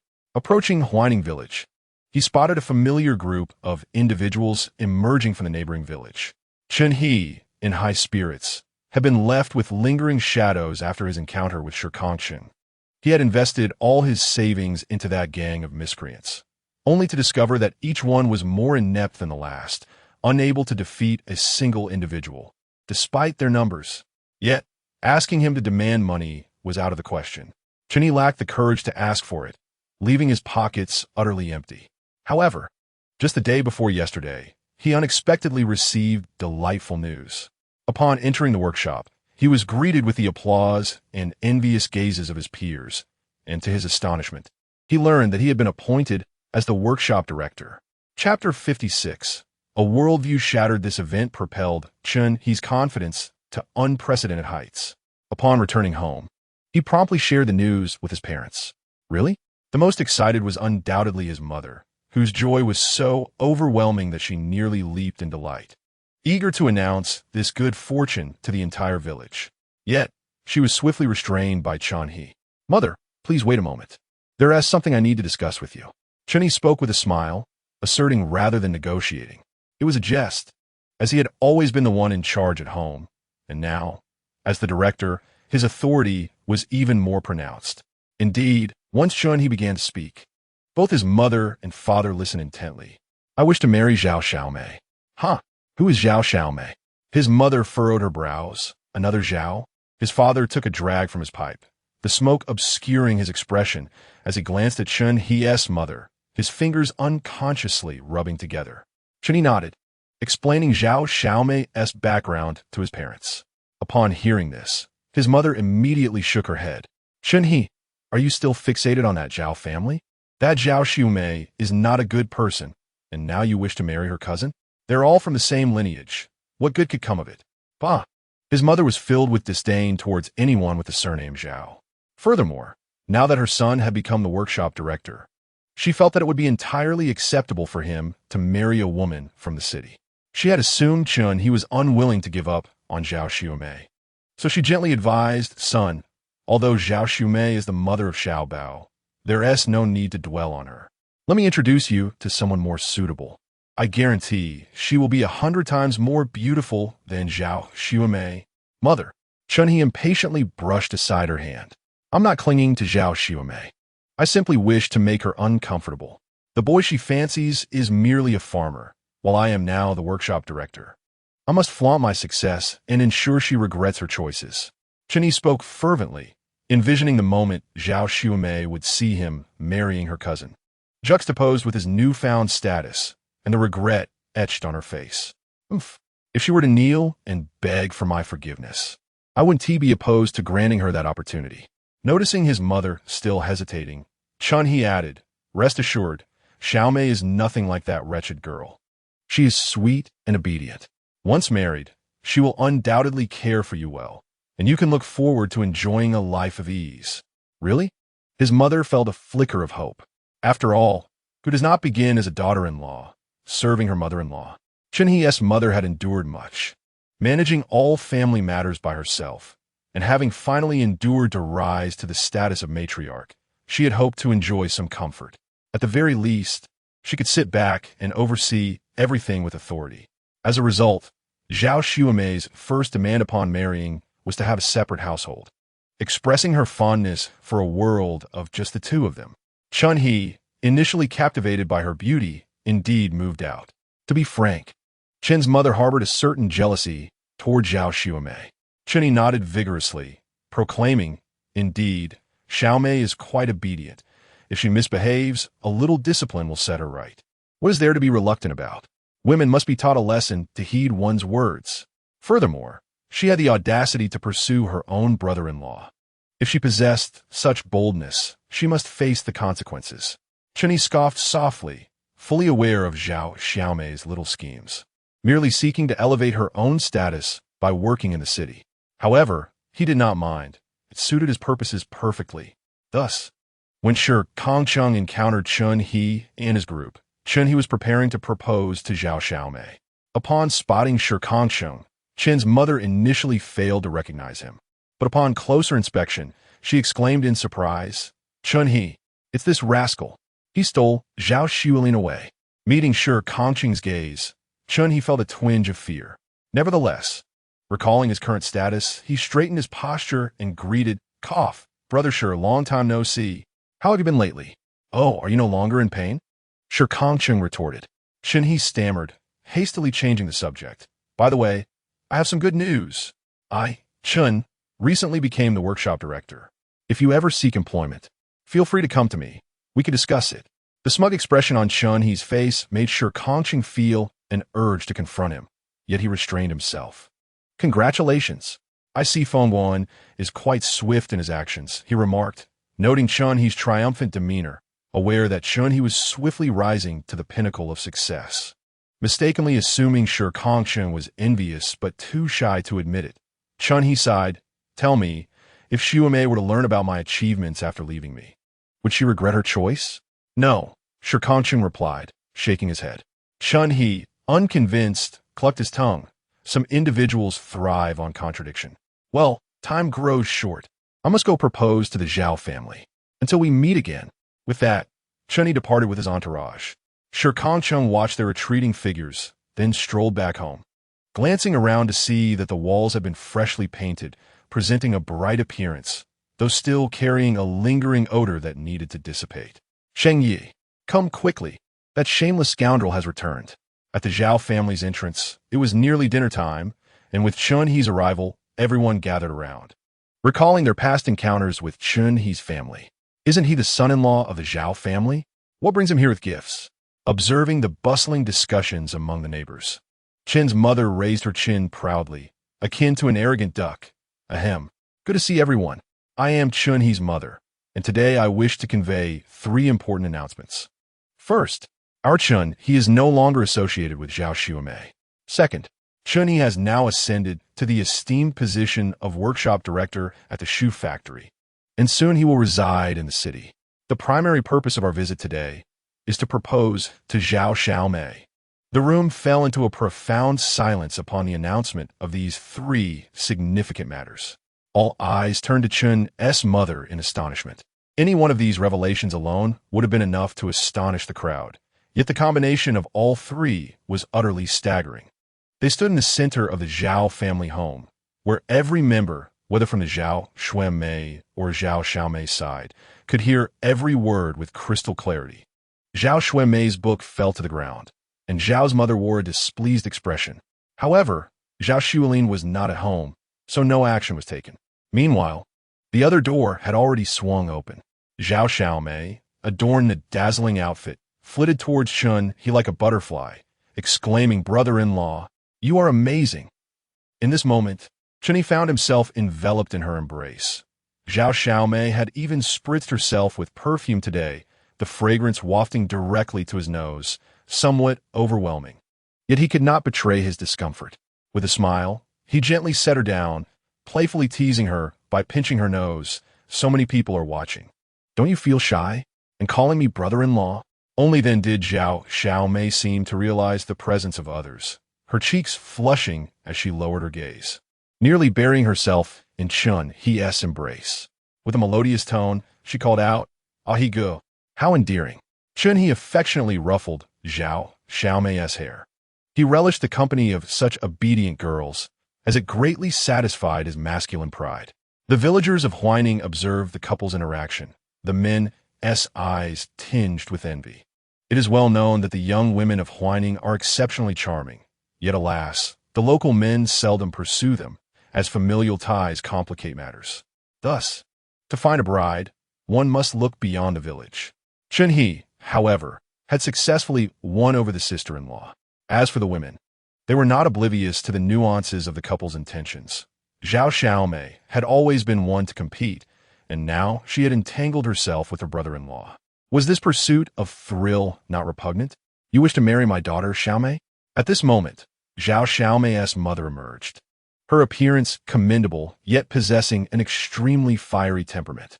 Zhao Xiaomei had certainly inherited the best traits from her parents. Upon seeing her mother, Zhao Xiaomei visibly trembled. After all, her mother was known for her strictness, and being seen with Zhao Xuemei's ex-husband could lead to a humiliating reprimand in front of so many witnesses. Zhao Xiaomei tugged at Chun He's sleeve, and he lowered his gaze to meet her watery eyes, reminiscent of a fawn. Instantly, his protective instincts surged. "Yes, Aunt. I am now the workshop director at the shoe factory. Within a year, I will qualify for housing rental, and I will bring Xiaomei to live in the city, allowing her to enjoy the life of a prosperous lady." Chun He clasped Zhao Xiaomei's hand, drawing her behind him, exuding a robust masculinity. Zhao Lin pursed her lips, gazing at the man before her. The Zhao family had endured great misfortunes. Both her husband and her mother-in-law's husband, the two brothers, had perished. They were both widows, connected by family ties, yet having little interaction, but their objectives were aligned. Their sole desire was to ensure their children could lead prosperous lives. Zhao Mu had only 2 children, while she had 4. Besides Zhao Xiaomei, one eldest daughter had long been married, and another son, Zhao Xulin, who was of the same age, had also taken a wife, freeing her from any concerns regarding him. Now, only Zhao Xiaomei and her youngest son, merely 11 years old, remained, hiding behind the door and peering outside. Although the man before her certainly possessed commendable qualities, Zhao Lin turned her gaze towards the closed door adjacent to them, still refraining from voicing her consent to the matter at hand. It was simply too scandalous. "Mother-in-law, I understand your thoughts." Seeing Zhao Lin's reluctance to speak, Chun Mu's eyes darted, and she stepped forward, linking her arm with Zhao Lin's, feigning a sisterly bond. Indeed, while Xiaomei and Xuemei are sisters, it would sound quite unseemly to utter it. However, Xuemei has divorced my Chun He. Divorce signifies a severing of ties. Regardless of marriage or engagement, there exists no connection with the other party. My Chun He, too, earnestly yearns for Xiaomei, and you have seen it for yourself. This is no mere boast. My Chun-He is undeniably destined for greatness.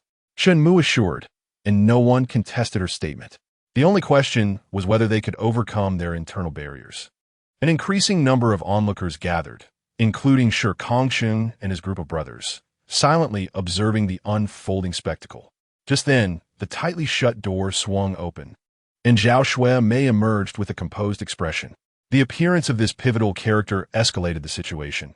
Chun-He fixed his gaze intently on Zhao Xuemei, eagerly anticipating her reaction, hoping for her jealousy, longing for her to plead for his forgiveness. Xuemei.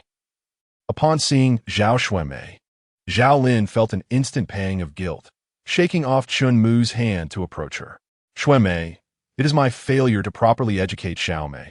I am truly sorry. Aunt, how could this possibly be your fault? Zhao Xuemei unexpectedly responded with a smile. Shi Kangcheng, witnessing this side of Zhao Xuemei, breathed a sigh of relief. It seemed that she had completely let go. Zhao Xuemei smiled at Chun-He and the somewhat smug Zhao Xiaomei behind him, her gaze neutral, devoid of any jealousy or resentment. Chun-He, are you certain you wish to marry Xiaomei? Zhao Xuemei, what are you doing? Zhao Xiaomei exclaimed in a fluster, yet Chun-He held her back. Chun-He nodded earnestly. Yes, I am determined to marry Xiaomei. Zhao Xiaomei's emotions shifted rapidly. She grew angry at Zhao Xuemei's words but blushed at Chun-He's declaration. Her expressions changed faster than a chameleon. Zhao Xuemei nodded, then smiled at Zhao Lin. Aunt, since they are mutually affectionate, you shall grant them your blessing, will you not? But Zhao Lin was still quite hesitant when Zhao Xuemei continued. However, since I am Xiaomei's cousin, there are certain matters I must address beforehand. Zhao Xuemei stepped forward, and Chun-He furrowed his brow. The development of this situation was utterly divergent from his expectations. You are a remarried man, even though you are currently the workshop director. It does not alter the fact of your previous marriage. Xiaomei is an untouched maiden, and if you genuinely wish to marry her, the requisite betrothal gifts and bride price must be provided, correct? We shall not adhere to the city customs, but will follow the traditions of our village. A dowry and wedding gifts are obligatory. Additionally, my aunt has painstakingly raised Xiaomei. It is only right that a bride price of 200 is offered to my aunt. Surely, Director Chun, you can afford these expenses? Zhao Xuemei spoke with unwavering conviction and sound reasoning, leaving Chun-He at a loss for words. Chen's mother was displeased. Even if they could afford such sums, she was reluctant to part with the money. After all, she had only spent $5 to marry Zhao Xuemei, and now they expected her to pay 500 for marrying Zhao Xiaomei. Ridiculous. Zhao Xuemei, how dare you utter such demands? 300 for the wedding gifts and an additional 200 for the bride price. Altogether, that amounts to a hefty 500. How can you even suggest such a thing? Chun Xuemei responded with a sardonic smile. Director Chen cannot muster such a sum. If you cannot afford it, perhaps you should return home and embrace your single status. Chen-He was momentarily speechless, taken aback by Zhao Xuemei's reaction, which was far from what he had envisioned. Regret and envy coursed through him. But then he had a sudden realization, his face breaking into a smile. I see now. You are envious of Xiaomei and do not want me to marry her. So you are placing all these obstacles in my path, aren't you? This vile insinuation nearly made Zhao Xuemei retch. Zhao Xiaomei remained silent. For the things Zhao Xuemei mentioned were indeed her desires. Who wouldn't want a grand wedding? I believe Sister Xuemei speaks the truth. Came the teasing voice of Wang Feng from behind. Instantly, everyone turned to look at Wang Feng. The group from Shi Kangcheng City stood above, and when Chun-He turned around, he met Shi Kangcheng's indifferent gaze, along with the sight of Wang Feng, a young man with a radiant smile. Who are you? Why are you meddling? Chun-He questioned, frowning. I am nobody in particular, but according to our village customs, Sister Xuemei is correct. What family marries off a daughter without some form of payment? Do you expect to gain a bride without offering anything in return? Wang Feng bluntly laid bare Chun-He's sordid intentions for all to see. Upon hearing this, the others, who had initially been perplexed, began to grasp the situation. They started to murmur discontentedly, directing their criticisms at Chun-He. Zhao Xiaomei lifted her gaze to Chun-He, her face filled with grievance. Brother He, do you truly wish to marry me? I too am an untouched maiden, and those bride prices. Though it was not explicitly stated, Zhao Xiaomei's intentions were abundantly clear. Chen He felt a twinge of irritation, yet at this juncture, he realized that to yield would indeed be a comical folly. I genuinely wish to marry you. Rest assured, I will provide for you, he declared earnestly. Is that truly the case? Indeed, Chen He felt as though his heart were bleeding. As the newly appointed workshop director, he earned merely 500 a month, and this expenditure would deplete 2 years' worth of his salary. Nevertheless, for the sake of pride, he gritted his teeth and endured. Zhao Xiaomei beamed with delight, while Zhao Linshi breathed a sigh of relief, turning to Zhao Xiumei with gratitude tinged by guilt. Xiumei, your aunt truly. It's all right, aunt. I only wish for Xiaomei's happiness. Moreover, you must hold on to the betrothal gifts tightly, Zhao Xiumei whispered, leaning closer to Zhao Linshi. She felt certain that if Zhao Xiaomei took the gifts home, they would inevitably be seized by Chen's mother. Understood, Zhao Linshi replied with solemnity. Thus, this matter was settled. The next time Chen He came, he would bring the betrothal gifts and a matchmaker, marking the consummation of the marriage.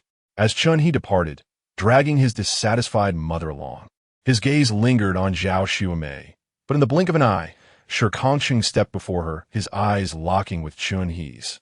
Chen He swiftly averted his gaze in trepidation and hurriedly retreated. Zhao Xiaomei cast a triumphant glance at Zhao Xiumei, entirely oblivious to any impropriety in her demeanor.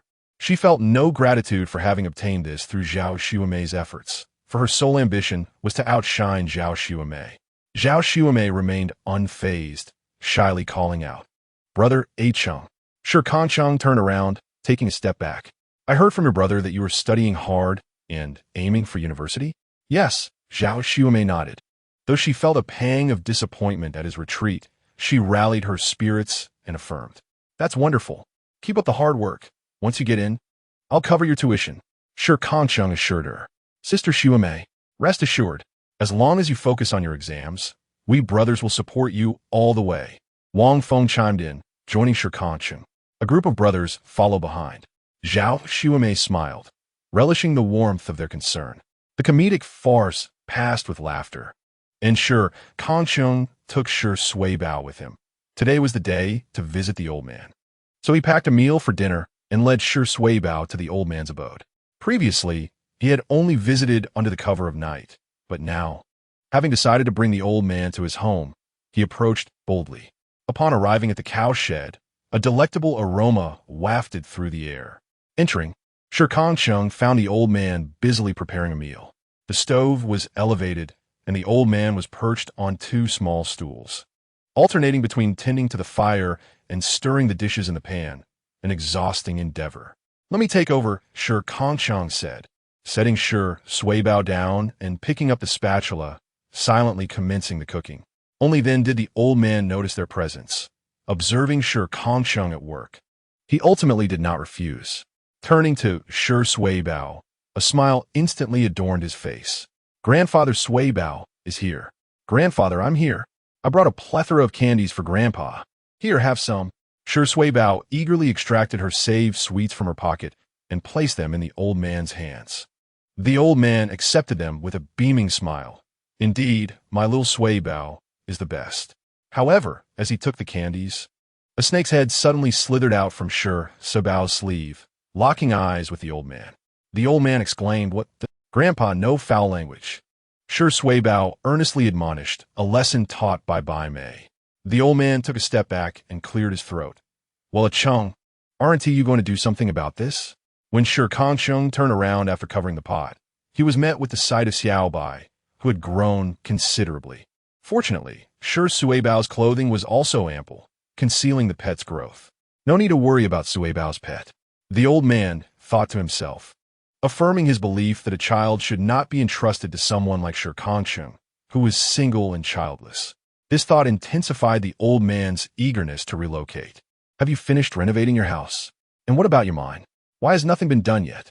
It has been nearly 2 months, and I still have not seen the day when I am taken away. Very soon, Shi Kangcheng replied with a hint of exasperation. He too desired the matter to be resolved swiftly. He recounted the agreement he had with He-Won. Upon hearing this, the old man scoffed at He-Won, saying, "He truly excels at using others to do his bidding. If you succeed, it benefits his son-in-law. If you fail, you bear the consequences. You foolish boy. How could you trust such an obvious ploy?" The old man gazed at Shi Kangcheng as if he were a simpleton. Shi Kangcheng rubbed his throbbing temples, realizing that this old man was not someone he could strike. "I understand what He-Won is plotting, but this is the only way I can obtain my qualification. What about you? Do you have a plan?" Chapter 59. The involvement of Brother Long. The old man's lips twitched. After spending nearly 40 years in a cow shed, what scheme could I possibly devise? "Then that settles it," Shi Kangcheng shrugged. "So, even when fully aware of others' intentions and knowing it is a trap, there is no choice but to leap into the abyss." The pot was bubbling, for the old man had prepared a stew brimming with various ingredients, including vermicelli. Lifting the lid released a delightful aroma. Coupled with the items Shi Kangcheng had brought, the table was laden with a sumptuous spread. Knowing the appetites of Shi Suibao and Shi Kangcheng, the old man had prepared in abundance, yet he himself had only nibbled a few bites before feeling full. Upon learning of Shi Kangcheng's plan involving the so-called Brother Long, the old man nodded in agreement. This man is quite commendable. This can indeed be seen as a form of using others to achieve one's ends. An exceptional leader should adeptly utilize those under his command while keeping himself untainted. Rest assured, I shall emerge from this unscathed. The next day, Brother Long had already organized his belongings, and a throng of gang members arrived at the hospital. "Brother Long, we have come to escort you." Their imposing presence startled the other patients, who hastily pulled their blankets over their heads, too frightened to utter a sound. Long Gu reprimanded sharply, "Stop your noise. It's disturbing the other patients. Gather your belongings and leave." He strode ahead, followed by a group of subordinates, all former underlings of Long Gu. The previous day, they had received instructions from Bao Gu, stating that Long Gu had submitted and directed them to come for him the next day, thus marking Long Gu as the second in command henceforth. In that moment, his subordinates were torn between elation and apprehension, having previously betrayed Long Gu. "Long Gu, about earlier, we were in the wrong. You know Bao Ji's methods. We dared not make him an enemy." One of his former second-in-command ventured timidly from the back of the vehicle. Long Gu chuckled, patting him on the shoulder. "You need not elaborate. I comprehend fully. We shall remain brothers and strive together." Such words melted the ice between them, and the tension eased. Long Gu gazed out the window, fully aware that his feelings for these brothers had long since dissipated. Once betrayed, trust could not easily be restored. The vehicle approached Limin Street, a key location he had frequented before, yet this time, the weight of his altered status imbued the experience with a distinct significance. "Shi Kangcheng has arrived," someone announced as Long Gu stepped out of the car. Upon meeting his gaze, Long Gu instinctively recoiled, clearing his throat. Keep your distance." The fear was palpable, eliciting muffled laughter from his companions. At that moment, Bao Gu also emerged, interjecting, "All right, Chung, maintain your distance from Long Gu. After all, he is our second-in-command now, and we must accord him that respect." "Understood," Shi Kangcheng nodded, stepping back to observe the two embrace before entering the Black Gold Club together. He stood aside, quietly noting that he had distanced himself from this unfolding drama. Suddenly, a soft presence pressed against him. It was Xiao Ting, who had approached unnoticed. Today, she appeared vastly different from the first time he had seen her, when heavy makeup had failed to conceal her dark circles. Now, with only a light touch of powder, she looked barely over 20. The way she gazed at Shi Kangcheng, coupled with his lack of dismissal, confirmed her suspicion. He favored innocence. "How do I look, Ah Cheng?" she inquired coyly. "How old are you?" He retorted, caught off guard. I'm 22, she answered candidly. Shi Kangcheng gently brushed her aside. "You're in the prime of your life. Pursue something you genuinely enjoy. This is not a sustainable path." With that, he turned and walked away, leaving her standing there. Laughter erupted from her friends behind her. "See, Xiao Ting has been shut down again. Didn't we say Changgu isn't interested in women? You should just give up." Xiao Ting bit her lip. The thought of surrendering was inconceivable. She was determined to win this man over. Meanwhile, Shi Kangcheng kept pace. buoyed by the success of their previous transaction and the undeniable quality of Bao Ji's merchandise, which had drawn a multitude of sellers. However, the drug trade has become quite tightly regulated, and Brother Bao no longer dares to engage in it daily. It has become perilously risky. Nevertheless, with the arrival of Brother Long, he has gained an ally. Brother Long, when I first invited you to join me, you declined. Just look at what I have achieved on my own. I have already amassed hundreds of thousands relying solely on this. Brother Bao rubbed the white powder between his fingers and inhaled it, causing an involuntary shudder to wash over him.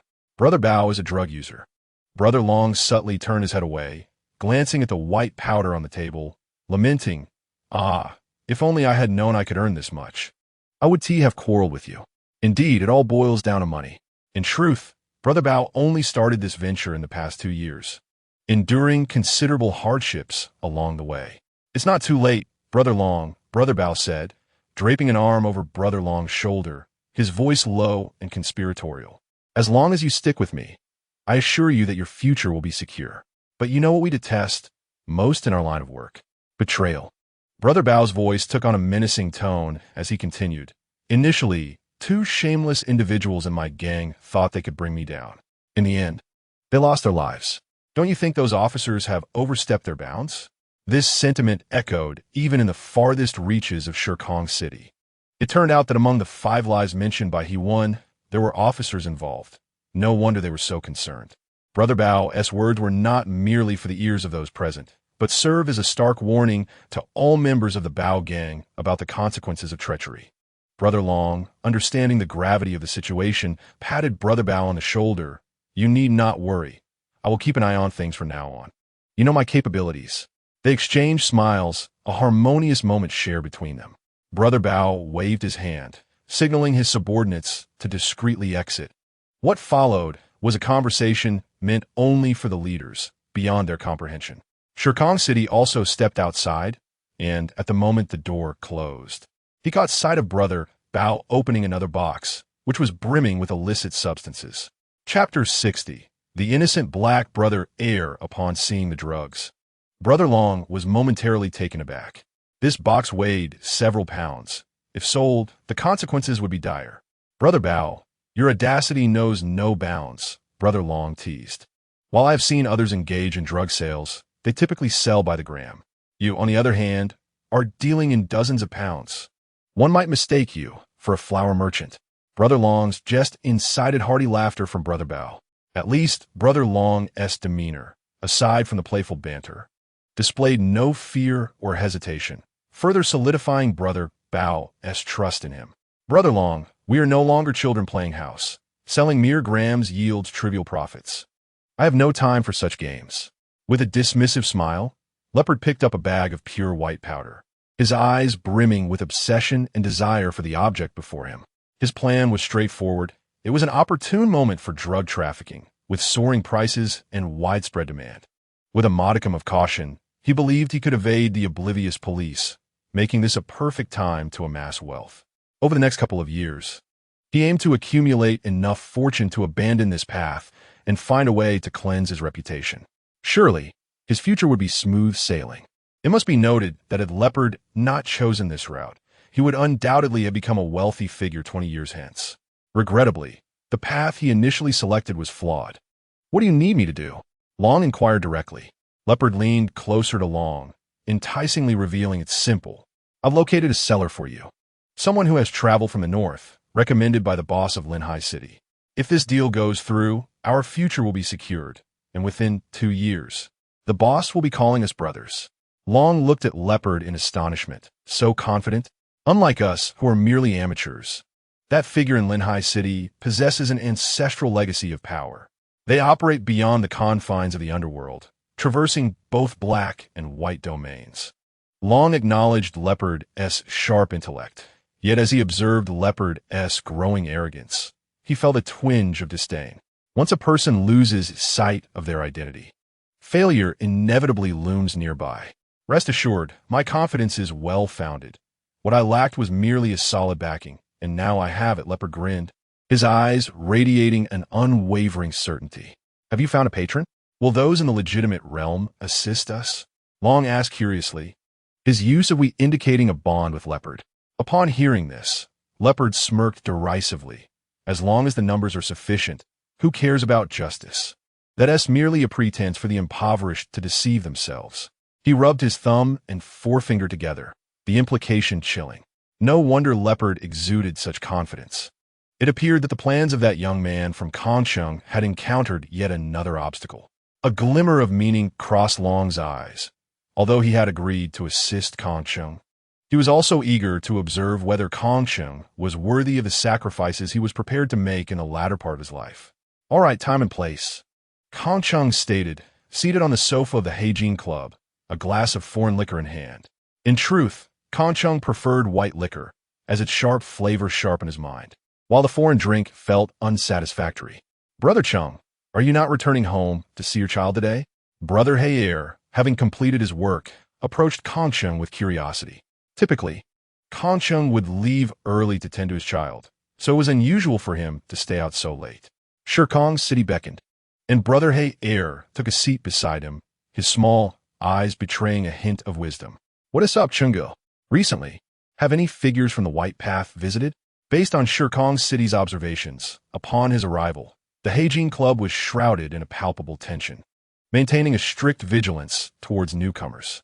However, ever since he had vanquished Long Ge, the atmosphere seemed to have relaxed considerably. Yet, Shi Kangcheng did not attribute this to Brother Bao's laxity. Rather, it indicated that Brother Bao no longer felt fear. Why was that? Surely, it was because he had someone backing him. Brother Heyer's small eyes widened slightly in surprise as he gazed at Shi Kangcheng. As expected of you, Changge. How did you know? Upon hearing Brother Heyer's response, Shi Kangcheng felt reassured that his suspicions were correct. Indeed, it was most straightforward to inquire from Brother Heyer, who was refreshingly candid. Leaning closer, Brother Heyer whispered, although Brother Bao forbids me from discussing this with others. You, Chenggu, are not just anyone. Therefore, I believe I can confide in you. From Brother Heyer's words, Shi Kangcheng gleaned the source of Brother Bao's newfound confidence. On the day Shi Kangcheng defeated Long Ge, the underworld of Anping County had been significantly cleansed. Previously, the two factions were at odds, with the police merely observing, unable to intervene.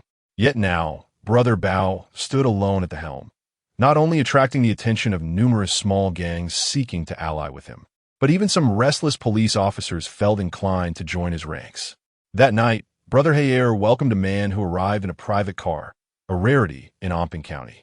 The visitor was a somewhat gaunt middle-aged man, though Brother Heyer could not discern his appearance clearly.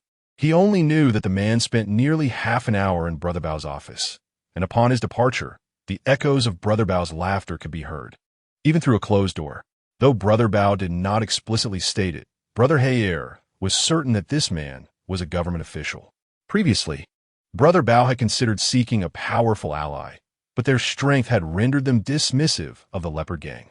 However, the situation had changed. In Anping County, if the Leopard Gang claimed the second position, who would dare to assert the first?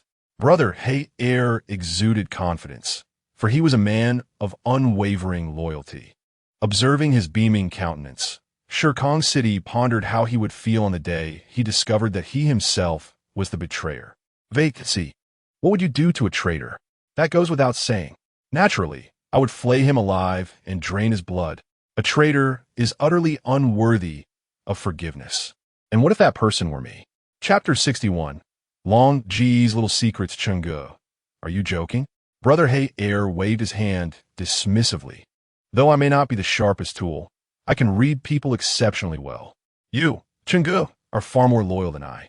So betrayal could never occur in your case. Shi Kangcheng raised an eyebrow, perplexed by Brother Heyer's unwavering trust in him. However, Black Air Ji's words were undeniably accurate. He was indeed the most loyal among them. Otherwise, he would not have willingly endured 10 years of imprisonment for certain matters.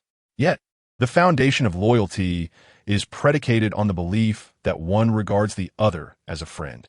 Observing Black Air Ji's animated profile as he spoke, Shi Kangcheng lowered his gaze and drained the contents of his glass. I apologize, Black Z, but from the very beginning, none of you have been included in my circle of friends. After acquiring the information he sought, Shi Kangcheng remained seated, sharing drinks with Black Ergo, who, somewhat inebriated, began recounting tales of his childhood mishaps, eliciting laughter from Shi Kangcheng. Still present, when Leopard Gu and Dragon Gu emerged, they were greeted by this harmonious scene. Smiling, Leopard Gu inquired, to which Black Ergo, with a tipsy hiccup and a grin revealing his stained yellow teeth, replied, Leopard Gu, Dragon Gu. Witnessing such an endearing Black Ergo, Leopard Gu could only chuckle helplessly. Black Z, you ought to brush your teeth daily. Your yellowing teeth will make finding a wife quite the challenge. A wife. It was unclear which tender spot Black Ergo had hit, but he suddenly burst into tears, startling Shi Kangcheng. Imagine a man as large as a gorilla weeping uncontrollably. It was, in a word, quite a sight to behold. Dragon Gu could not resist mocking. I was beaten to a pulp by a Chung and didn't cry. Why is he weeping? Discussing it only brings tears. The young must endure some emotional hardships. It's best not to dwell on him. Leopard Gu appeared quite accustomed to such antics. A Chung, you should head home early. Your daughter is waiting for you. Leopard Gu patted Shi Kangcheng's shoulder, adopting a caring elder brother demeanor. Drink less. If you return home reeking of alcohol, your daughter will surely be displeased. All right. The exchange was ordinary, as was the concern expressed. To an outsider, it might seem that Leopard Gu genuinely cared for Shi Kangcheng. Yet Shi Kangcheng understood the truth. Had he not fought on Leopard G's behalf, Leopard Gu would not have attained his current standing. Thus, Shi Kangcheng was acutely aware of his own significance. Turning his gaze to Dragon Gu, who awkwardly smiled. Why are you looking at me? I don't have children. But Leopard Gu is right. You should return home early. As he spoke, Dragon Gu stepped forward, half embracing Shi Kangcheng. From now on, we are brothers. You cannot hit me anymore. How could that be, Dragon Gu? I am merely Leopard G's enforcer. I strike where he directs. This remark caused Dragon Gu to release him immediately, clicking his tongue in disbelief. I must say, Leopard, your choice of enforcer demonstrates remarkable loyalty.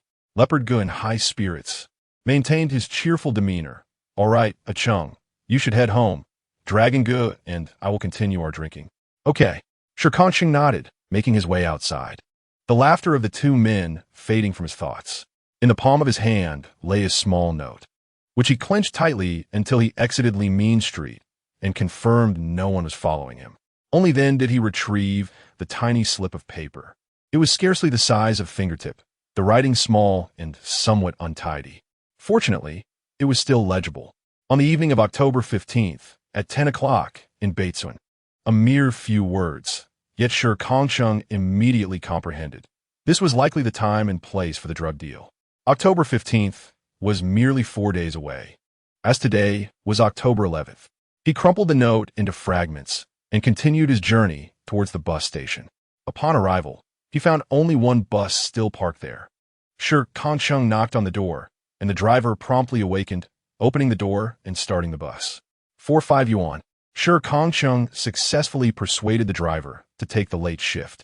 Although the driver remained unaware of Shi Kangcheng's true identity or his business in the county, he understood one thing.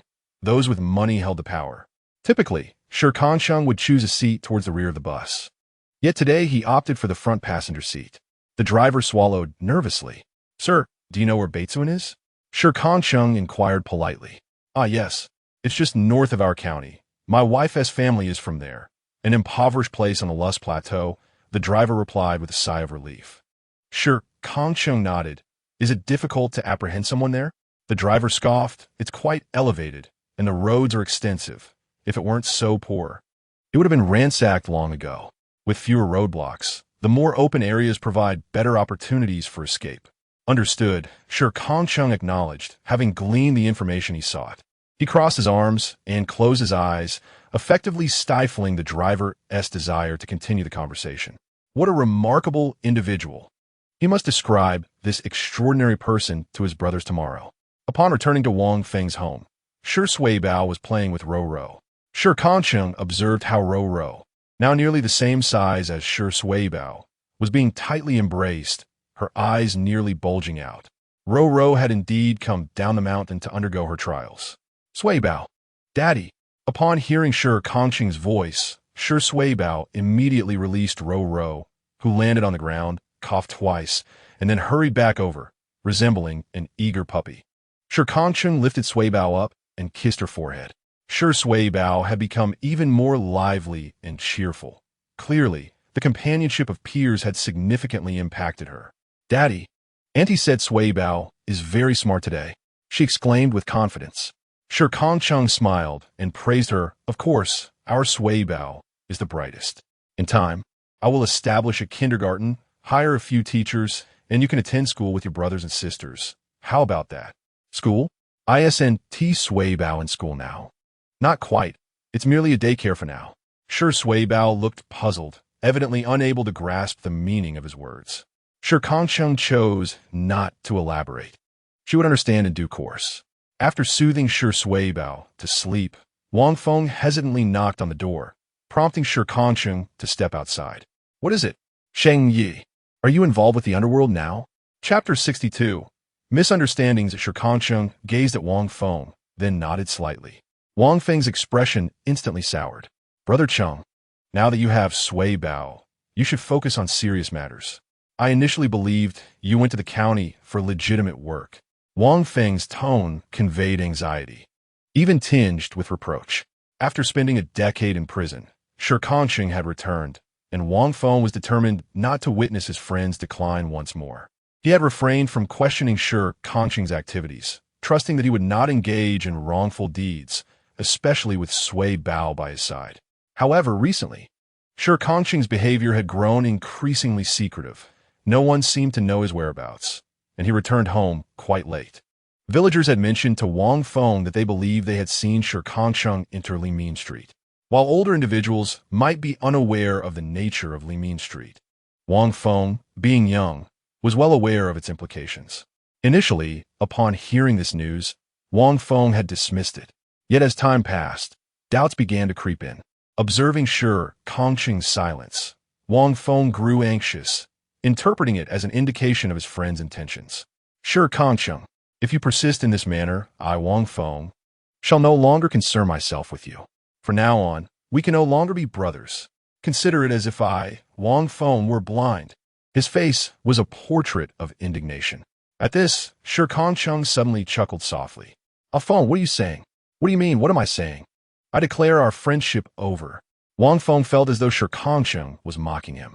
Although he had genuinely regarded Shi Kangcheng as an elder brother, the current situation left him resolute. Ending their friendship was a matter far too serious for childish whims. Shi Kangcheng sighed. He understood Wang Feng's sentiments, but was disinclined to offer explanations. He believed it unnecessary to clarify himself to others, yet Wang Feng was different. He was genuinely committed to Shi Kangcheng. Feng, Shi Kangcheng said earnestly, I'm not the same Shi Kangcheng from 10 years ago. I will not act foolishly. Everything I do has its reasons. While I may not be able to share them with you now, I assure you, I will not become the person you fear. Really? Wang Feng pursed his lips, questioning. Shi Kangcheng nodded once more, prompting Wang Feng to exhale in relief. A smile quickly returned to his face, as though the earlier turmoil had never been his. Hee, I knew Brother Cheng wouldn't be that kind of person. It's getting late. I shall retire for the night. Watching Wang Feng skip away with a lightness in his step, Shi Kangcheng shook his head. He was still a child at heart. Unable to sleep, Shi Kangcheng rose and playfully kicked the sleeping Ruru. Ruru, groggy, opened his eyes to find Shi Kangcheng staring at him, causing an immediate bristle of alarm. He instinctively assumed a defensive posture. Enough of that. You're not even worth a kick. Come on, let us head up the mountain. With that, Shi Kangcheng strode out, paying little mind to whether Ruru understood. Ruru tilted his head and quickly followed suit. The speed of Shi Kangcheng was remarkable under the moonlight. He sprinted as if in a 100-meter dash. Below him, the plump creature, Meat, was surprisingly swift as well, maintaining a distance of 3 meters behind. From the initial round eyes to the current inverted triangle shape, the transformation was rapid. The primary objective of this evening was to investigate 2 additional mountains to ascertain the presence of sufficient coal resources. Upon reaching the mountain peak, Shi Kangcheng retrieved a piece of coal from his pocket and crouched down to Meat's nose, urging it to sniff and search. Meat protested, "I'm a dog, not a wolf. Please see clearly." However, after a prolonged gaze with Shi Kangcheng, Meat obediently sniffed, memorizing the scent before embarking on a search across the mountain. Surrounding Huining Village, there were 5 mountain peaks in total. Aside from the one previously confirmed, Shi Kangcheng inspected 2 others that night, both containing a considerable amount of coal. On the return journey, Meat collapsed in its nest, utterly exhausted, not even wanting to breathe. It had been an incredibly tiring evening. Today, Shi Kangcheng did not accompany Suibao to buy Mei's place, as it was the day the furniture arrived. Early in the morning, 2 large trucks made their way to Huining Village. Shi Kangcheng instructed the workers to unload the goods. One truck filled with pink items, while the other bore ordinary furniture for him and the elder. Entering the courtyard, the front yard remained spacious, designed as a 2-story structure. The ground floor housed the living room and the elder's room, thoughtfully placed downstairs due to his mobility issues. There was also an empty guest room on the first floor, while the second floor was reserved for him and Suibao, complete with a bathroom connected to the water supply on the first floor. The design incorporated a hint of European style, which, though common in the county town, was a first for Huining Village. Many came to help with the moving today. All 4 of Lan Hai's companions showed up, having accumulated enough work points for the month. In fact, the work point system in Huining Village was nearly obsolete, as the village had ceased to generate substantial income. Many young individuals preferred to seek employment in the county town, leaving only a handful of nostalgic ones still residing in the village. "Wow, Suibao, your bed is so pink," Mao Zi exclaimed, gazing enviously at the rosy room. No girl could resist the charm of pink. Even Shi Kangcheng, seated in Suibao's room, looked on with envy. Though they were also favored, none received attention as lavish as Suibao. Liang Jiamu and Lan Xiangyang, however, felt indifferent, merely appreciating the aesthetics. "Suibao, will you be sleeping alone from now on?" Mao Zi invited. Suibao nodded yes. "I'm already 3 years old. Daddy said girls should sleep by themselves." This sentiment was met with agreement, especially from Shi Kangcheng, who now understood the significance of sleeping separately at 3. She gently patted Suibao's head. "Uncle Cheng is right. Suibao, you have grown up. How wonderful it is to have your own big bed." Indeed, the little ones chatted animatedly in a room, while the adults busied themselves arranging the other 2 rooms. Shi Kangcheng's room remained characteristically simple. As the elder brother, Qi Jinren observed that Shi Kangcheng ultimately voiced his lingering questions. "Ah Cheng, are you truly planning to bring Uncle Li to live with you? Is this not an added burden?"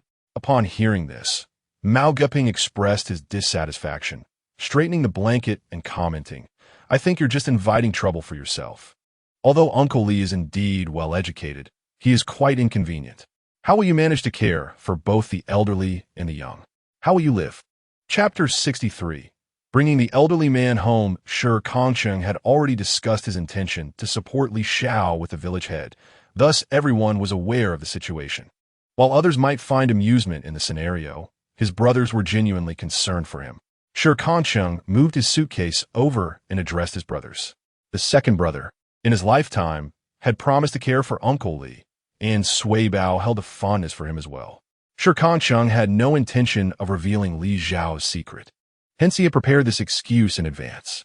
However, he did not anticipate that this excuse would provoke a significant discontent from Mao Guping.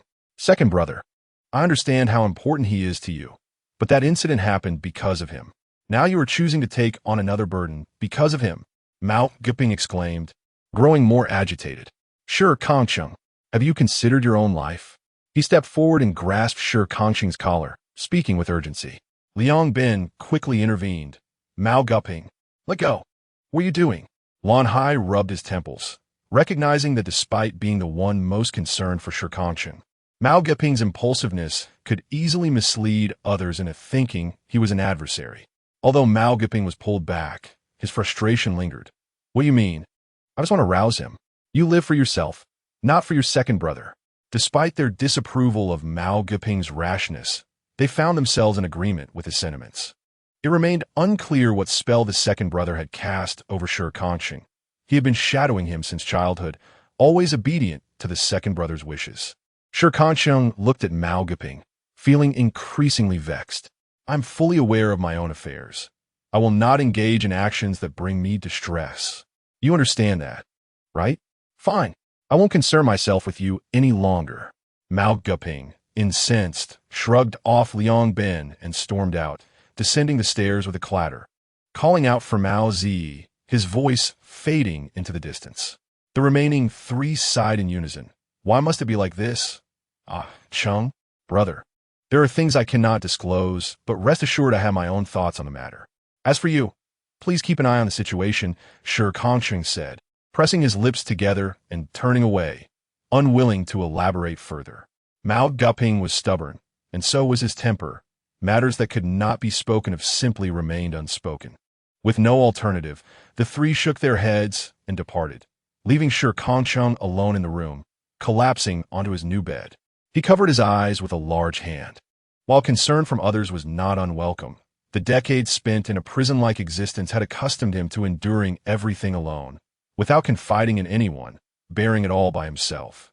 Sighing deeply, with a sigh, Shi Kangcheng reflected on how challenging it had become to engage in conversation with others.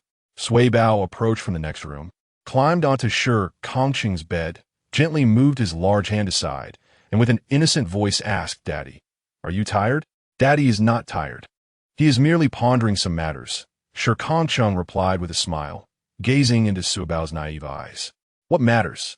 Sui Bao inquired as she lay down, facing Shi Kangcheng. Daddy is contemplating what to do if his endeavors are not supported by others. In the presence of Sui Bao, Shi Kangcheng felt a sense of ease wash over him. Sui Bao furrowed her brow slightly. Why do you need other support? For the first time, Shi Kangcheng found himself momentarily at a loss for words, unable to respond to Sui Bao's straightforward question. Although young, she possessed a certain understanding of principles, and she candidly stated, Grandpa once said, walk your own path and let others talk. In the future, they will look at our backs with envy. Shi Kangcheng chuckled. Indeed, those were words befitting the old man. He lived freely and unconcernedly, despite possessing immense wealth that could secure a worry-free life for him. He remained indifferent, even about living in such humble conditions. The old man's disposition was something Shi Kangcheng aspired to emulate. Sui Bao was right. Why concern himself with others? In due time, they would come to understand. He embraced Sui Bao, and the father and daughter lay together on the bed. Shi Kangcheng had no desire to explain anything. If Mao Geping and the others were unwilling to believe in him, he would not force them. It was merely a matter of 1 month. After that, he would demonstrate that his choices were indeed correct. Having tidied up and cleaned the yard, Shi Kangcheng prepared to go pick someone up. Anticipating that the old man's belongings might be numerous, he borrowed a cart from Wang Feng. Brother Cheng, shall I accompany you? Wang Feng asked, having learned that Shi Kangcheng was going to fetch Li Xiao. When he first heard about it, he had only inquired about Li Xiao's character. After Sui Bao described him as a good grandfather, Wang Feng did not pry further. Shi Kangcheng looked at Wang Feng with curiosity and asked, Why don't you stop me? Wang Feng replied with a smile, If I were to stop you, would that prevent you from going? No. Then that's settled. Wang Feng loaded the cart, which consisted of 2 wheels and a wooden plank, easily pushed along. I know you, Brother Cheng. You never undertake ventures without confidence, and once you've made a decision, it remains unchanged. So why should I make things difficult for myself? Besides, if you find it overwhelming, I'll lend a hand. Wang Feng chuckled as he pushed the cart forward. Shi Kangcheng and Sui Bao exchanged glances, both smiling. The feeling of being trusted was rather delightful. Upon reaching the barn, Wang Feng curiously looked around, and when he spotted the elderly gentleman using 2 stools for support, he was taken aback. Wang Feng had never seen Li Xiao before, only heard of him. Li Xiao furrowed his brow upon seeing Wang Feng, his little mustache twitching. Who is this young fellow? Wang Feng, the son of Dr. Wang from the village, Shi Kangcheng replied. Li Xiao nodded in realization. So, he is indeed old Wang's son. How is it that he bears no resemblance at all? Wang Feng retorted, Sir, your words are quite unkind. The entire village echoed the sentiment that Wang Feng and his father did not share a likeness, and having grown up without a mother. Even Wang Feng occasionally wondered if he had been adopted.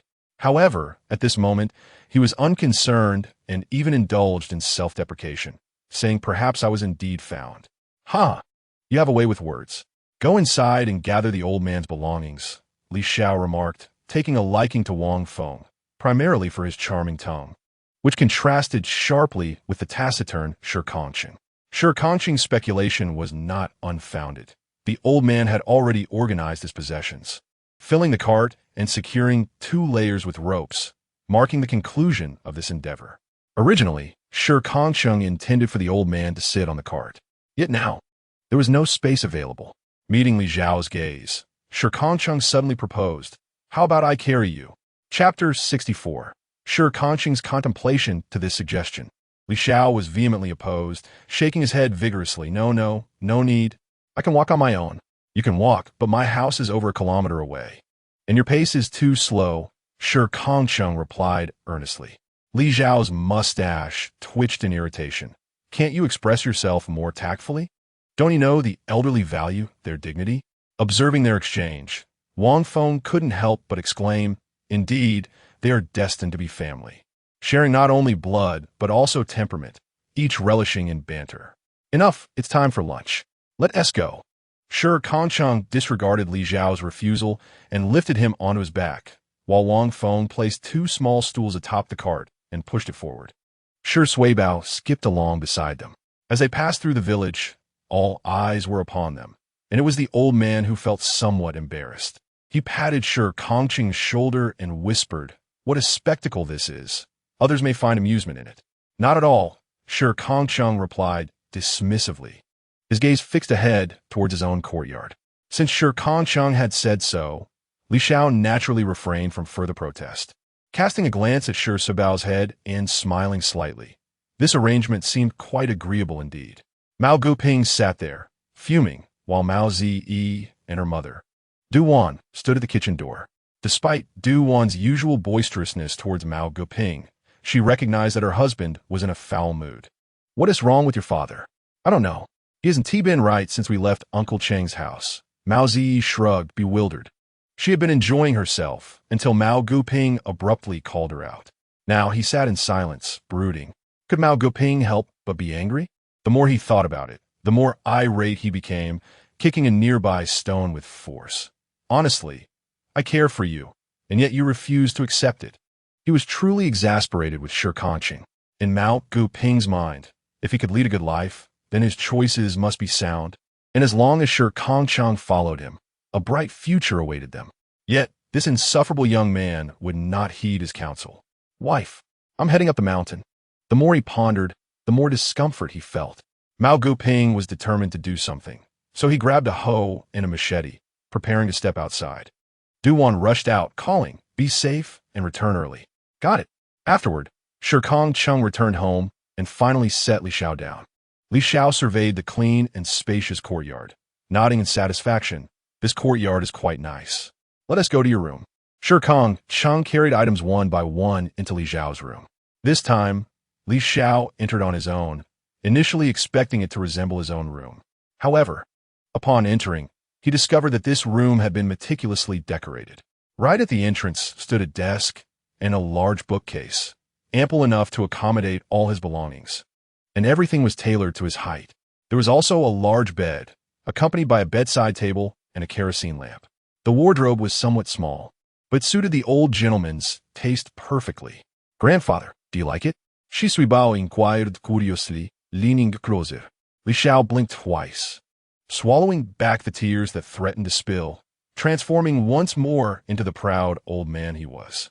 "Of course I like it, but I would prefer living here with Suibao." Li Xiao affectionately ruffled Shi Suibao ser, and the two shared a smile akin to that of a loving grandfather and grandchild. Shi Kangcheng and Wang Feng brought out all the old gentleman's belongings.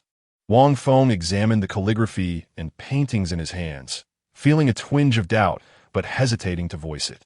Nevertheless, curiosity compelled him to step closer to Shi Kangcheng. "Brother Cheng, these can't all be painted by Uncle Li, can they? They're amazing." "Yes, he enjoys doing this," Shi Kangcheng confirmed, relieved that Wang Feng hadn't caught on. Half of these are authentic. Wang Feng raised an eyebrow, realizing that everyone had underestimated Uncle Li. The villagers of Huaining regarded Li Xiao as a single-minded intellectual, proud and self-sufficient, never seeking help from others. He rarely left his home, and anyone who attempted to converse with him would find themselves at a loss for words.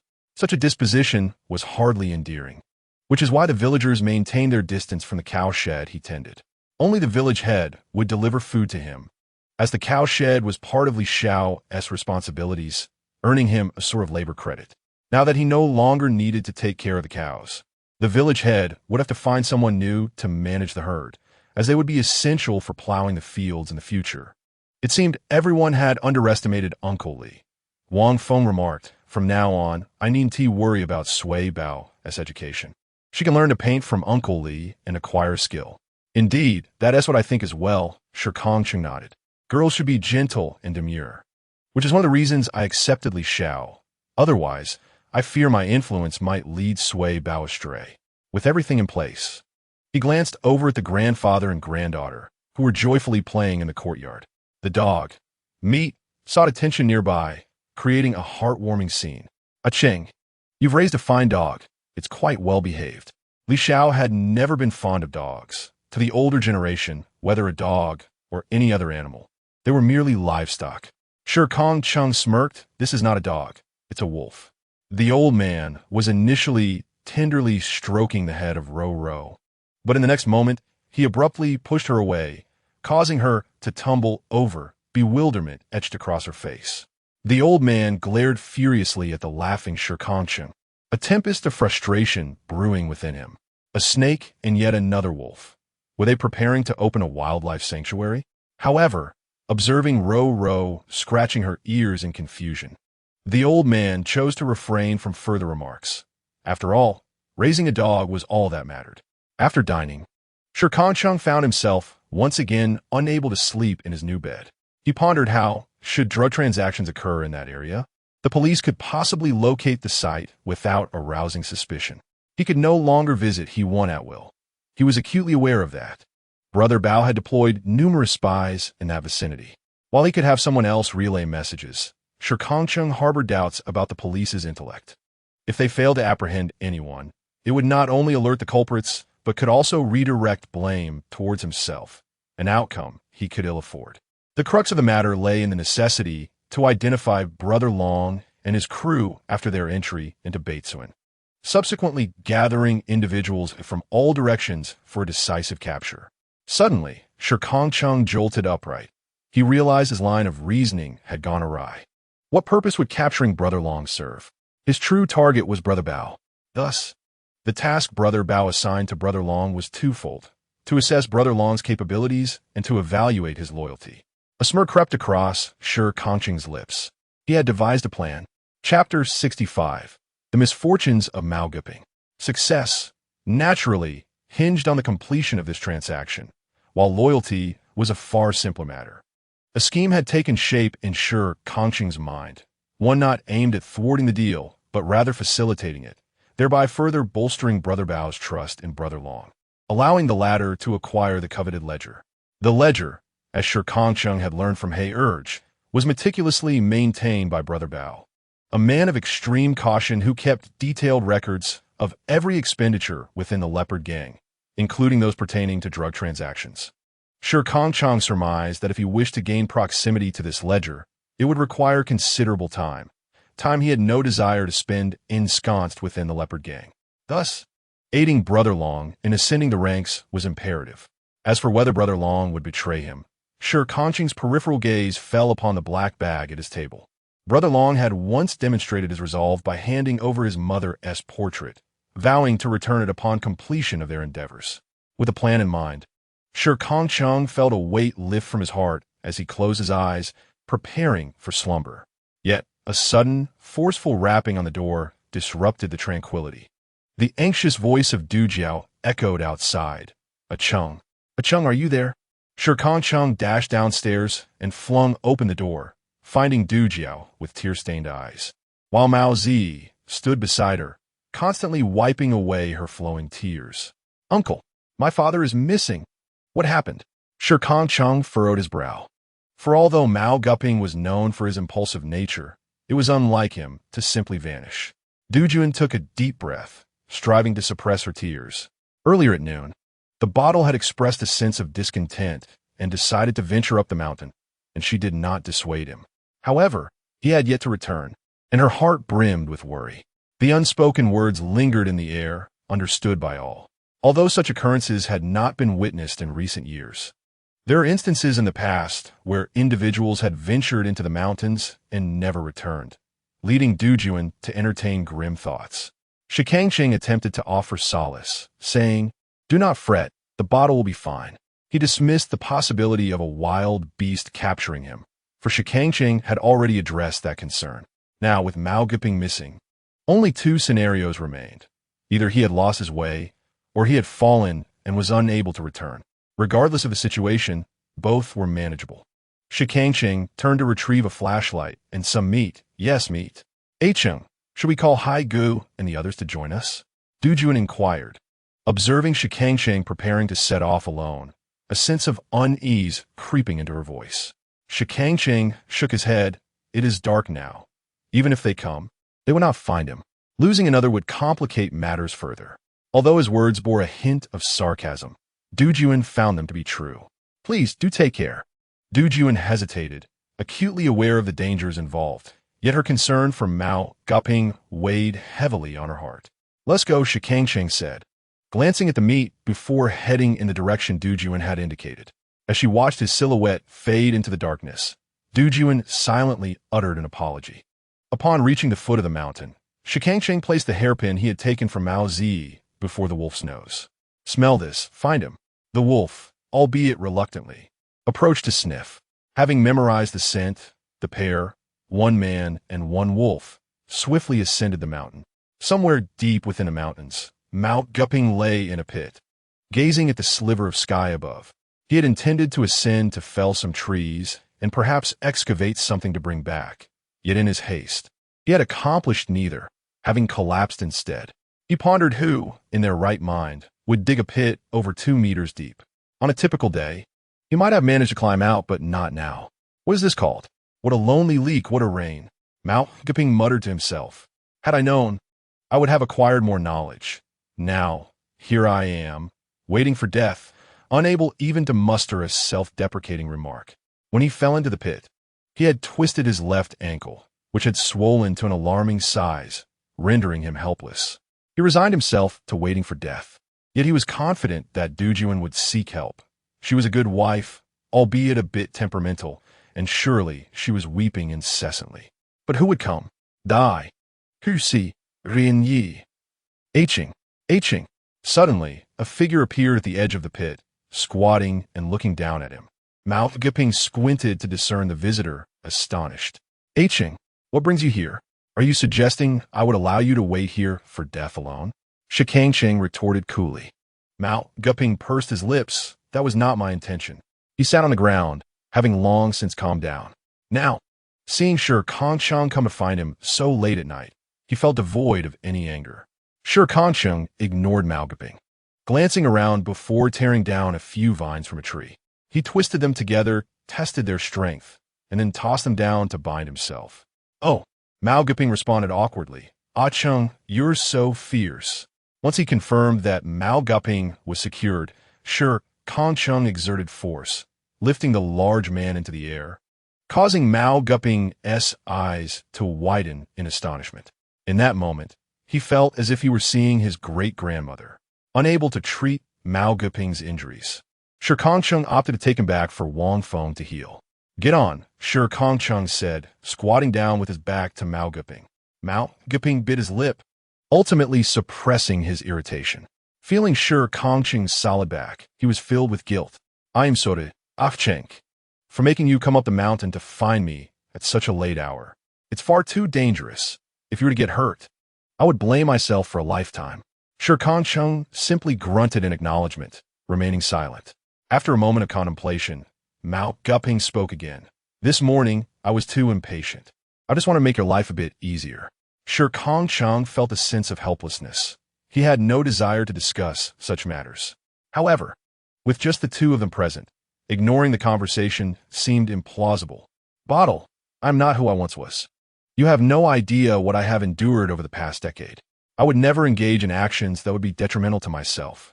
Perhaps you believe that your intentions are noble, but how can you know whether I appreciate the things you advocate? Not a single one of Mao Geping's suggestions resonated with Shi Kangcheng. They both desired a stable life, yet Shi Kangcheng sought something greater. He craved supremacy. This lesson was learned during his time in prison. Every act of restraint was a preparation for the ultimate confrontation, one that must be executed with lethal precision. Otherwise, the repercussions would surely be self-inflicted. Upon hearing Shi Kangcheng's words, Mao Geping fell silent. He realized he had been imposing his notions of correctness onto Shi Kangcheng, forgetting that they were no longer children. Chapter 66. He came to terms the journey that followed was marked by silence between Mao Geping and Shi Kangcheng. Apart from the occasional soft howl from the nearby creature, Shi Kangcheng's steps were remarkably quiet. It wasn't until Mao Geping emerged from his contemplation that he noticed something amiss. Shi Kangcheng seemed to be moving rather swiftly. Though the moonlight was present, the dense foliage obscured visibility. Mao Geping could barely discern anything a meter away unless they reached a more open area. In contrast, Shi Kangcheng appeared to navigate effortlessly, as if the terrain posed no challenge to him. "Ah Cheng, can you see in the dark? Why was I unaware of this?" Mao Geping could not help but voice his curiosity. Although they had grown up together, a decade apart had changed them. Yet 10 years was not enough time to alter their fundamental natures. Aside from their personalities and ways of conducting themselves, could their physical capabilities truly have transformed so drastically? At the age of 20, Shi Kangcheng was not accustomed to the darkness of night. He remarked, "Although there are electric lights in the prison, they are rarely turned on. Sometimes we have to work at night, and over time, I've grown accustomed to it." His words, spoken with an air of nonchalance, struck Mao Geping as profoundly sorrowful. He had heard tales of prison life, laden with hardship and even bullying. However, upon Shi Kangcheng's return, everything seemed so wonderful that Mao Geping had unconsciously relegated those 10 years to a mere struggle, at least free of injury. Yet, in truth, they were blissfully ignorant. Were they not? Unbeknownst to Shi Kangcheng, who felt the tightening grip around his neck, Mao Geping was lost in thought. "Loosen up. I can hardly breathe," he cautioned, barely managing to avoid suffocation. The hardships of prison life were not something he wished to discuss, even with his closest friends. He despised the thought of eliciting any semblance of pity in their eyes. Upon reaching the foot of the mountain, Shi Kangcheng beheld numerous flickering lights, with many already gathered there. "He's back. Cheng has retrieved the bottle," Lan Hai exclaimed, spotting him immediately. A wave of excitement swept through the crowd, and they collectively exhaled in relief. Duan felt her heart lift entirely. She approached Mao Geping and delivered a punch, tears streaming down her face. "Why do you always run off? Do you know how worried we were? It took us ages to lull Zi to sleep, and even then, she was crying. What would I do if something happened to you?" As she cried, her complaints served as a cathartic release for her pent-up worries. Mao Geping stood on one foot, allowing her to vent her frustrations before enveloping her in an embrace. Seeing her like this brought tears to his eyes as he whispered, "I'm sorry, my dear. I promise I won't do this again." To be honest, he felt a tinge of fear himself now. Seeing that Mao Geping was indeed unharmed, the villagers gradually dispersed, leaving a few brothers to escort him to Wang Feng's place. His injuries were minor, just a sprain, requiring some medicinal ointment and a few days of rest. Thankfully, Mao Geping's robust health had spared him from more severe damage. With a playful grin, he addressed Duan, "Look, my dear, I'm perfectly fine. If anything were to happen to you, that would be a true calamity." Duan, upon hearing this, felt a surge of anger. "If it weren't for Cheng today, you would have been stuck in the mountains until dawn." After a moment, she turned to Shi Kangcheng with a smile. "Cheng, come over for drinks at my house tomorrow. I have a special bottle saved just for you." "Thank you, sister-in-law," Shi Kangcheng replied, nodding in agreement. Despite his disapproval of some of Mao Geping's notions, the bond of friendship remained intact and should not be carelessly discarded. In the end, Lan Hai and Qi Jinren accompanied Mao Geping home since it was on their way. Shi Kangcheng and Liang Bin opted to return early, having spent a raucous night. The hour was late, The journey home was slow, and suddenly, Mao Guping spoke up. Ringu, I've come to a realization. Shi Jinren raised an eyebrow, intrigued. What have you figured out? In truth, Duan did not seek them out. Rather, that evening, Shi Jinren had brought a bottle of wine, intending to engage in a heartfelt conversation with Mao Guping. Instead, he learned of Mao Guping's disappearance, a piece of news that swiftly spread throughout the village. Yet none dared to ascend the mountain, especially not at such a late hour. Thus, that night in Shi Kangcheng was marked by a profound upheaval in the hearts of all. I realized my error. Mao Guping spoke slowly while the other two listened in silence. I worried for a Cheng, always insisting he heed my counsel. When he did not, it incited my anger. I mistakenly believed my concern was unwelcome, when in truth, it seemed I was the one lacking trust in him.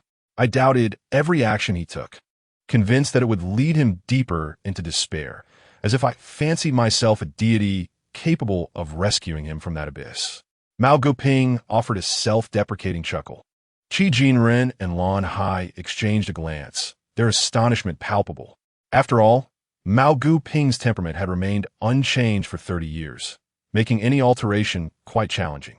Yet, in just one night, he had come to a sudden clarity, suggesting that he had experienced things unknown to them. Shi Jinren reassured him, saying, "It is not as grave as you suggest. We understand your concern. However, you must recognize that a Cheng is no longer the impulsive youth of 20 at 30. Every decision he makes is imbued with his own rationale. We may offer opinions, for we are brothers, but when he clearly declines our input, we must support him, for that is what brothers do." These two statements carried profound significance. Mao Guping pondered them deeply, while Lan Hai nodded in agreement, stating, "If he is in trouble, given our current capabilities, we can certainly assist him." This is not 10 years ago. The memory of that day, when their closest brother vanished for an entire decade, was an indelible nightmare. Upon arriving at Mao Guping's home and laying him upon the bed, the two prepared to take their leave. "Tomorrow, we shall dine at your home. Do prepare well." "Understood," Mao Guping replied, slightly chagrined, aware of his previous misjudgment. The debt of gratitude for saving a life held immense significance. Initially, Duan harbored some reservations about Shi Kangcheng. Yet after this incident, his standing in her heart surpassed that of Mao Zi, albeit slightly. Early the next morning, she began preparing an extravagant feast, intending to treat her brothers lavishly, with a spread more sumptuous than during the New Year celebrations. When Shi Kangcheng arrived carrying a rabbit, Duan was momentarily taken aback. "A Cheng, we invited you for a meal. Why do you bring your own dish?" "I merely feared there wouldn't be enough," he chuckled, "as Sui Bao and I have hearty appetites." He presented the roasted rabbit, already cooked and ready to be sliced and savored. Duan was unfamiliar with the extent of the appetites he referenced, yet she did not mind his contribution. The children were invited to join in play, and soon, the group settled together, holding a jar of yellow wine. Mao Guping approached with a lively bounce, having nearly recovered after just one night, a testament to his robust constitution. "Gulme, this is something my wife and I buried when we first married. It's been 5 or 6 years now, so it must be quite aromatic." Mao Guping couldn't help but lick his lips. What man does not relish a good drink? Even Shi Kangcheng gazed eagerly at the jar in Mao Guping's hands. Each poured a bowl, the amber liquid exuding a rich, enticing aroma as it was served. This grain-based brew was precisely to their taste. Shi Jinren took a sip and then spoke formally. "This time, the 5 of us brothers gather for a meal primarily to criticize the bottle. At our age, still so childish, running off to the mountains when angry. Truly, it's quite unbecoming." Mao Guping lowered his head, feeling quite aggrieved. "I know I was wrong. At my age, to still be scolded. Thankfully the children are at another table. Otherwise, I would be utterly humiliated. All right, Ringu, let us consider this matter settled and not dwell on it further." Shi Kangcheng interjected, prompting Mao Guping to cast a grateful glance his way. Yet, there was more to come. Shi Kangcheng continued, "In fact, I have something that requires the assistance of my brothers." With sincerity, Shi Kangcheng spoke, and Liang Bin patted his shoulder. "You've called us brothers. Why be so polite? Just tell us what you need." The others nodded in agreement, looking at Shi Kangcheng. Without hesitation, he leaned closer to the table and laid out his plan. First, someone needed to inform He Tong about the plan. The objective was not to capture anyone, so police presence should not be overwhelming. Yet a few skilled officers were necessary for the rehearsal. The next day, they would arrange for helpers to stay in Base Cun. During the transaction, under the guise of apprehending a rapist, they would have the police surge in, unexpectedly uncovering the deal. Brother Long was to feign injury, supposedly to protect the principal party, thereby facilitating the transaction. Lastly, the police would release information about intensified efforts to capture drug trafficking organizations, thus restoring their dignity and further elevating Brother Long's status. After hearing Shi Kangcheng's plan, a silence fell over the group. They were taken aback that Shi Kangcheng had transformed from a criminal into an undercover agent. Do you all understand? Shi Kangcheng inquired once more. Mao Guoping scratched his head. I understand, but who will play the role of the rapist? This question was astutely posed. Instantly, for pairs of eyes fell upon Mao Guoping, who blinked in surprise. Are you joking? I look so upright. Like a rapist? Shi Kangcheng smirked. Then it settled. Qi Jinren donned a well-fitted Zhongshan suit, his most appropriate attire, and arrived at He-Wen's doorstep. Although He-Wen was perplexed, he nonetheless welcomed Qi Jinren. Greetings, this is a message from a Cheng for you. A Cheng?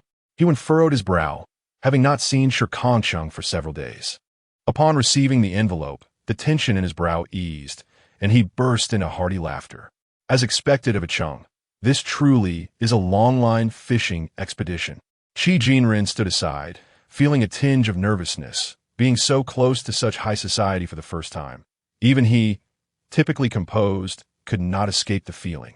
However, witnessing He-Wen's unabashed admiration for Shi Kangcheng, Qi Jinren felt a sense of relief. Indeed, Shi Kangcheng's life was far more vibrant than they had imagined. After sufficient laughter, He-Wen tucked the note away. The contents were clear. He did not trust the police, and if they were to make an arrest, the entire plan would collapse. Therefore, the utmost priority was to find a few trustworthy policemen skilled in their craft. He-Wen understood and agreed with Shi Kangcheng's assessment, turning to Qi Jinren. Are you a friend of a Cheng? Yes, we have been close since childhood. Qi Jinren nodded. He-Wen acknowledged this with a grunt. I understand. You may return now. I will make the necessary arrangements. Understood. Qi Jinren promptly turned and exited. Watching his retreating figure, He-Wen shook his head. Indeed, they are brothers. Their temperaments are remarkably similar. News had circulated, and Shi Kangcheng trusted they could execute the plan. Upon arriving at the leopard gang, Long Gu was seated, enjoying breakfast. Shi Kangcheng approached and picked up a pair of chopsticks. What are the plans? Long Gu inquired softly, his gaze not meeting Shi Kangcheng's. Unperturbed, Shi Kangcheng replied, there are policemen to protect the other party and ensure the transaction is completed. Long Gu raised an eyebrow, somewhat surprised, swallowing a bun before responding, fine. Although he was unaware of Shi Kangcheng's intentions, he was willing to listen and promptly departed, their interaction lasting no more than 2 minutes, thus drawing no suspicion. Shi Kangcheng continued to eat calmly, noticing that in affluent settings, the food was indeed more plentiful. Soon, the day of the transaction arrived. Mao Guoping sat in a house in Beicuan, seething with indignation. Do I really look like a rapist? Well, among the 5 of us, you're the closest. Lan Hai and Mao Guoping jested in the same room. Mao Guoping rolled his eyes. You are my accomplice. How much better can you be?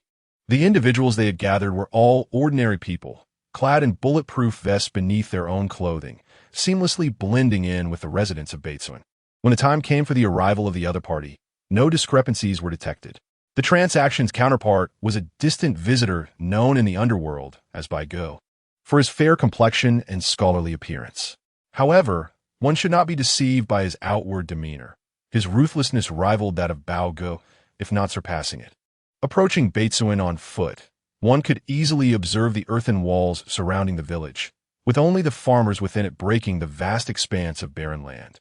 Brother Bai nodded in satisfaction. This place selected by Brother Bao is indeed commendable. Chapter 68. Are all the guns aimed at me? Brother Bai, is this area safe? I can't shake off the feeling of impending danger, muttered a seemingly dim-witted companion, furrowing his brow. Brother Bai smiled faintly. What are you afraid of? If I deem a place suitable, it is undoubtedly so. His confidence was palpable. Approaching a homestead, he cheerfully inquired, "My friend, could you direct us to your ancestral hall?" Shi Kangcheng, setting down his axe, regarded the group with a wary eye, already suspecting that they were the buyers mentioned by Shi Kangcheng. "Who are you?" "You." The impertinent fool behind him bristled at Shi Kangcheng's rudeness, but Brother Bai swiftly restrained him. He was quite pleased with Shi Kangcheng's reaction. It was only natural for the villagers to be cautious upon the arrival of outsiders. If Shi Kangcheng had greeted him with a beaming smile, it would have raised suspicions. Brother Bai crouched down to speak with Shi Kangcheng. "My friend, we have already conversed with your village chief regarding the use of your ancestral hall. I presume you are aware of this?" "Oh, so it's you all. I thought you wouldn't show up today. Dinner is nearly ready," Shi Kangcheng replied, suddenly brightening up, even throwing an arm around Brother Bai's shoulder. Brother Bai's expression darkened momentarily. Though he concealed his displeasure, he was not fond of being touched. "Let us go. I shall lead you there," Shi Kangcheng offered. "All right. Thank you, brother." Brother Bai's smile was somewhat strained as he followed Shi Kangcheng to the ancestral hall. Shi Kangcheng pointed to the hall. "There it is. Although I am unsure of your intentions, you must not disturb the items within. They belong to our ancestors." Shi Kangcheng rambled on, causing Brother Bai's lips to twitch with irritation. He chuckled, pushing Shi Kangcheng aside. "That's enough, brother. I understand. You should return to prepare dinner for your children." "Okay, understood." Shi Kangcheng did not hesitate, turning to leave, casting a glance toward a nearby house as he passed. Brother Bai entered. The ancestral hall was rather spacious, devoid of anything but a table cluttered with wooden tablets at the front. The numerous windows provided ample opportunities for escape.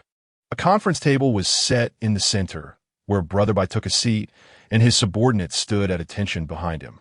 Before long, Brother Long arrived, smoking a cigarette, flanked by several imposing figures. "Hey, where's the ancestral hall?" Brother Long was far less courteous than Brother Bai. He kicked over Shi Kangcheng's belongings with a forceful shove. Shi Kangcheng wanted to protest, but upon seeing the muscular man behind Brother Long, he bit his tongue. He could only lead them inside and return quietly. As they reached the edge of the gobi, he straightened a fallen branch. "I presume you're Brother Bai?"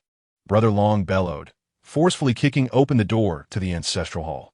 Brother Bai remained still, but his men took defensive stances. Black gun barrels aimed squarely at Brother Long and his companions. Long Ji's smile remained unchanged. "Hey, we are here to conduct business.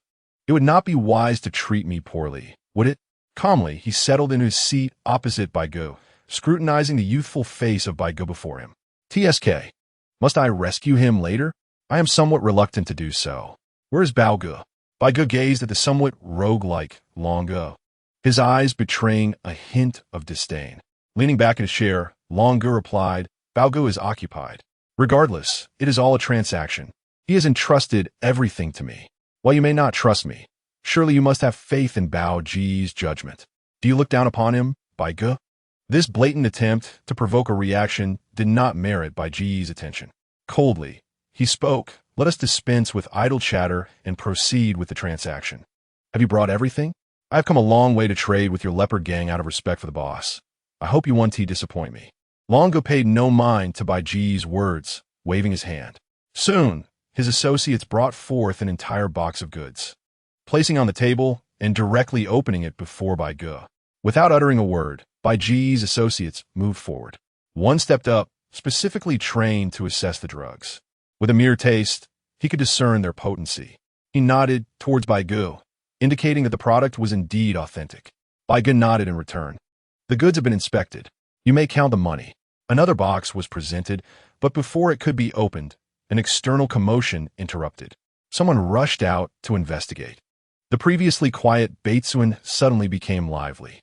That person casually grabbed someone and inquired, "What is happening?" Liang turned back. Seriousness etched on his face. "I heard there's a rapist from outside in our village, and the police are here to apprehend him." "A rapist?" The man frowned. How could such a thing occur? He immediately relayed the news inside. Baigu, upon hearing this, was equally stunned. What terrible luck. "Damn it. Fine. I'll trust you this once. I want to count the money. Let us leave quickly." Long Gu, shedding his initial playful demeanor, took the money and prepared to leave with Bai Ge. However, it was evident that they were running out of time. The rapist had nowhere to escape. Suddenly, the door burst open, and a police officer, gun in hand, confronted them directly. Bai Ge cursed under his breath. "Damn it. Run. Damn. Drug dealers. Someone." The officer immediately recognized several individuals, shouting outside, then boldly commanded, "Drop your belongings. Put your hands on your head and kneel." Only a fool would kneel. Long Ge scoffed, pulling a gun from his pocket and firing a shot at the officer's abdomen. The officer was hit, blood spilling forth as he staggered backward. This scene unfolded too swiftly. Though they were all involved in the underworld, none dared to shoot at a police officer unless absolutely necessary. The implications were entirely different. Bai Ge's pupils constricted as Long Ge pushed him aside. "Bai Ge, you go first. I'll hold him off. I cannot allow you to encounter trouble on my territory." "You. Enough. Get out of here." Long Ge, feeling somewhat vexed, shouted out loudly. Bai Ge gritted his teeth, glanced at Long Ge, and ultimately chose to escape through the window from behind. The sound of gunfire echoed in the background, leading Bai Ge to surmise that the members of the leopard gang were likely engaged in a skirmish with the police. In Bai Ge's heart, his perception of Long Ge had completely transformed. He truly was a man of great loyalty. Meanwhile, Long Ge was desperately dodging bullets, cursing under his breath. Wasn't it agreed that he would only sustain minor injuries? Why were all the shots aimed at his vital areas? Chapter 69. The plan achieved with gritted teeth. Long Ge was grateful for his relatively good eyesight. Otherwise, he would have been shot several times by now. Nevertheless, multiple grazes had already appeared on his body. The wounds minor, yet the blood seeping out was rather alarming. The men Long Ge had brought were all from Leopard G's faction, who had previously held little respect for him. They had only been enemies a mere fortnight ago, and now he found himself in a position of second in command. Still, many of them looked down on Long Ge. Yet, in this moment of crisis, they regarded Long Ge as their leader. "Long Ge, what should we do?" "Take the money and run. I'll hold them off." Long Ge shouted back. A few of his subordinates, after a moment's hesitation, decided they couldn't afford to die here. Though they felt a pang of guilt towards Long Ge, their lives took precedence. Indeed, they hastily retreated. Long Ge was not surprised by this outcome. It was one of the reasons he had chosen to assist the situation in Shikang City. Turning around, Long Ge's gaze met that of the police officer across from him. The officer was none other than Shi Kangcheng, the esteemed son-in-law of He Wan and the chief of police. Long Ge had crossed paths with Shi Kangcheng before, and now he saw the smirk on Shi Kangcheng's face as he kept his weapon raised. "What do you want me to shoot?" Long Ge thought. Realizing the gravity of the situation, he had considered the possibility of encountering a familiar officer, but never did he anticipate facing the police chief himself. Shi Kangcheng was sure to return with injuries to showcase the severity of this confrontation. Resolute, Long Ge extended his left hand. "Shoot my left hand. Don't miss." "Fine. I'll pull the trigger. You can rest assured," Shi Kangcheng replied, his eyes filled with malice. He bore no sympathy for Long Ge, who was infamous in the police precinct for his numerous misdeeds, engaging in fights and creating chaos, with nary a thought of murder or drug trafficking. Thus, Shi Kangcheng aimed directly for Long Ge's bone. The moment the gun fired, Long Ge's hand dropped slightly, the bullet piercing his flesh, a sharp pain causing him to grit his teeth and clutch his arm. Yet, he gazed at Shi Kangcheng with a hint of derision. "See? The police are far more ruthless than we are," he thought, mockingly observing Shi Kangcheng before turning to leave. He had long suspected that Shi Kangcheng would show no mercy. Had he not anticipated this, the bullet would surely have shattered his bone by now. The outcome was certain. The possibility of losing a limb loomed large. Shi Kangcheng holstered his weapon, his eyes cold and indifferent. Had it not been for He Wan's repeated warnings and the objective of capturing Leopard Ge, Long Ge would have already fallen. Turning to the commotion caused by the others, he commanded, "Fall back." Thus, this farce came to an end. Shi Jinren observed as a group of police officers departed, signaling his comrades to prepare for their own exit. Meanwhile, Brother Bai had already rushed back to his temporary abode, a lavish suite in the county's grandest hotel. It is often said that the most perilous places can also be the safest. The police station was situated less than 500 meters away. The height of their building afforded them a clear view of the station's activities. Leaning against the window, Brother Bai coldly watched as a contingent of officers returned, clutching 3 individuals who, upon closer inspection, were not from Long Ji's entourage. Brother Bai, the man across from us, has unexpectedly lent us a hand, one of his subordinates gasped, having run back in a breathless state, taking a moment to compose himself before speaking. They had engaged in numerous transactions, a life spent dancing on the edge of danger. With mishaps occurring in 2 out of every 10 dealings, a risk they had grown accustomed to. However, it was indeed their first experience of receiving assistance from the opposing side. Brother Bai nodded solemnly. Indeed, I should call the Black Gold Consortium. The upscale hotel still had a landline. Brother Bao reclined on the sofa as the phone rang, lazily answering it. Hello, this isn't Bai. The cool voice of Brother Bai emanated from the receiver, causing a smirk to form at the corner of Bao's mouth. It appeared that the transaction had been successfully concluded, and Brother Bai had taken the initiative to call him. Bao felt no anxiety regarding this deal, as the desolate region of Baitsuan was scarcely known even to the townsfolk. However, Brother Bai's tone was anything but relaxed. This time, my transaction with Long Gu was interrupted by the police. What? Bao's smile vanished, his expression darkening. So, is there a mole involved? Brother Bai remained oblivious to Bao's musings and continued. I heard they were apprehending a rapist.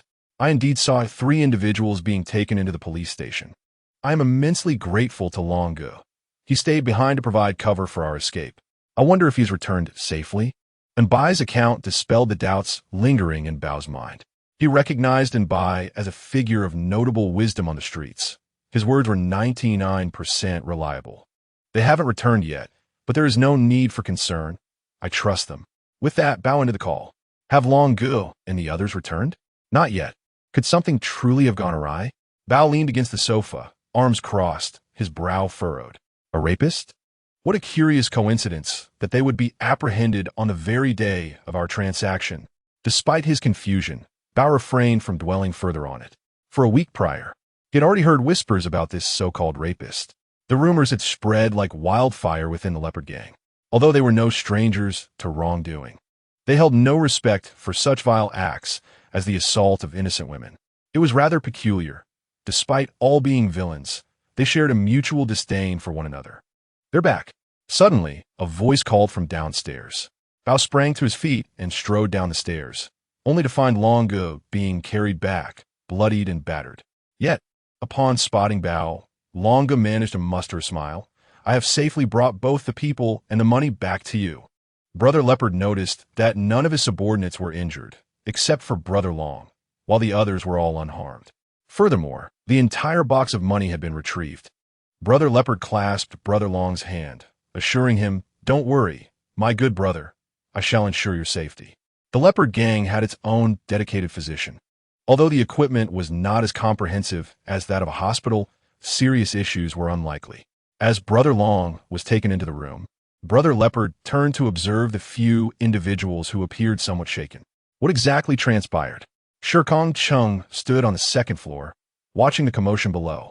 He could tell at a glance that Brother Long was not in critical condition, merely appearing somewhat perilous. Observing them narrating the events below, it was evident that their accounts closely mirrored his own plans. Chapter 70. The keen-eyed old man. Brother Long is truly too loyal. Brother He muttered as he leaned against the railing beside Shi Kangcheng. Shi Kangcheng replied with a slight acknowledgement, having navigated society for so many years. He naturally understands that loyalty is paramount. Brother He nodded in fervent agreement, then turned to Shi Kangcheng. Rest assured, Brother Cheng, should any trouble arise in the future, I shall ensure your rear is safeguarded. Shi Kangcheng smiled softly in response, yet remained silent, for he found no words to convey his thoughts. Before him stood individuals he would need to personally deliver to prison. The duration of their confinement was merely a matter of time. Indeed, Brother Long was unharmed. He was merely bandaged like a mummy when wheeled out. The bullet extracted from his body was handed to Brother Leopard, a bullet meant for the police. After a brief glance, Brother Leopard carelessly tossed it into the trash. However, his heart had fully embraced Brother Long. A man willing to sacrifice his life for a deal deserved no further doubt for Brother Leopard. To continue questioning his loyalty would be a disservice to Brother Long. I reiterate, from this moment forth, Brother Long shall be the second in command of the Leopard Gang. Should anyone show him disrespect again, I shall not hold back. Brother Leopard's words were grave and earnest. His remarks were more extensive than before, yet it was precisely this added weight that signified his stance. From that instant, Brother Long had firmly established his position within the Leopard Gang. Shi Kangcheng was pleased with this outcome and patted Brother He on the shoulder. Let us depart. I must return to my child. Understood, Brother Cheng. Take care, Brother He replied. Naturally, Shi Kangcheng intended to return to the group of actors he had summoned. However, they had agreed to a payment of $1 per day, and upon his arrival, they awaited their remuneration with eager anticipation. After disbursing the payments, everyone departed. Yet, Qi Jinren remained behind. Is the bottle not back yet? It seemed that aside from Qi Jinren, the other three were nowhere to be seen. Qi Jinren shrugged. They said they would keep him detained for a night. It feels more authentic. Shi Kangcheng's lips twitched slightly. It was indeed unfortunate for the three brothers. Nevertheless, once they were released, he would treat them to a lavish meal. Qi Jinren regarded Shi Kangcheng with hesitation. Although his experiences had broadened his perspective, surpassing those of his fellow brothers, the events of the past few days had indeed exceeded his expectations. Ah Cheng, may I inquire about your true intentions? After a long pause, Qi Jinren could no longer contain his curiosity. Shi Kangcheng gazed at Qi Jinren. What do you mean by for what?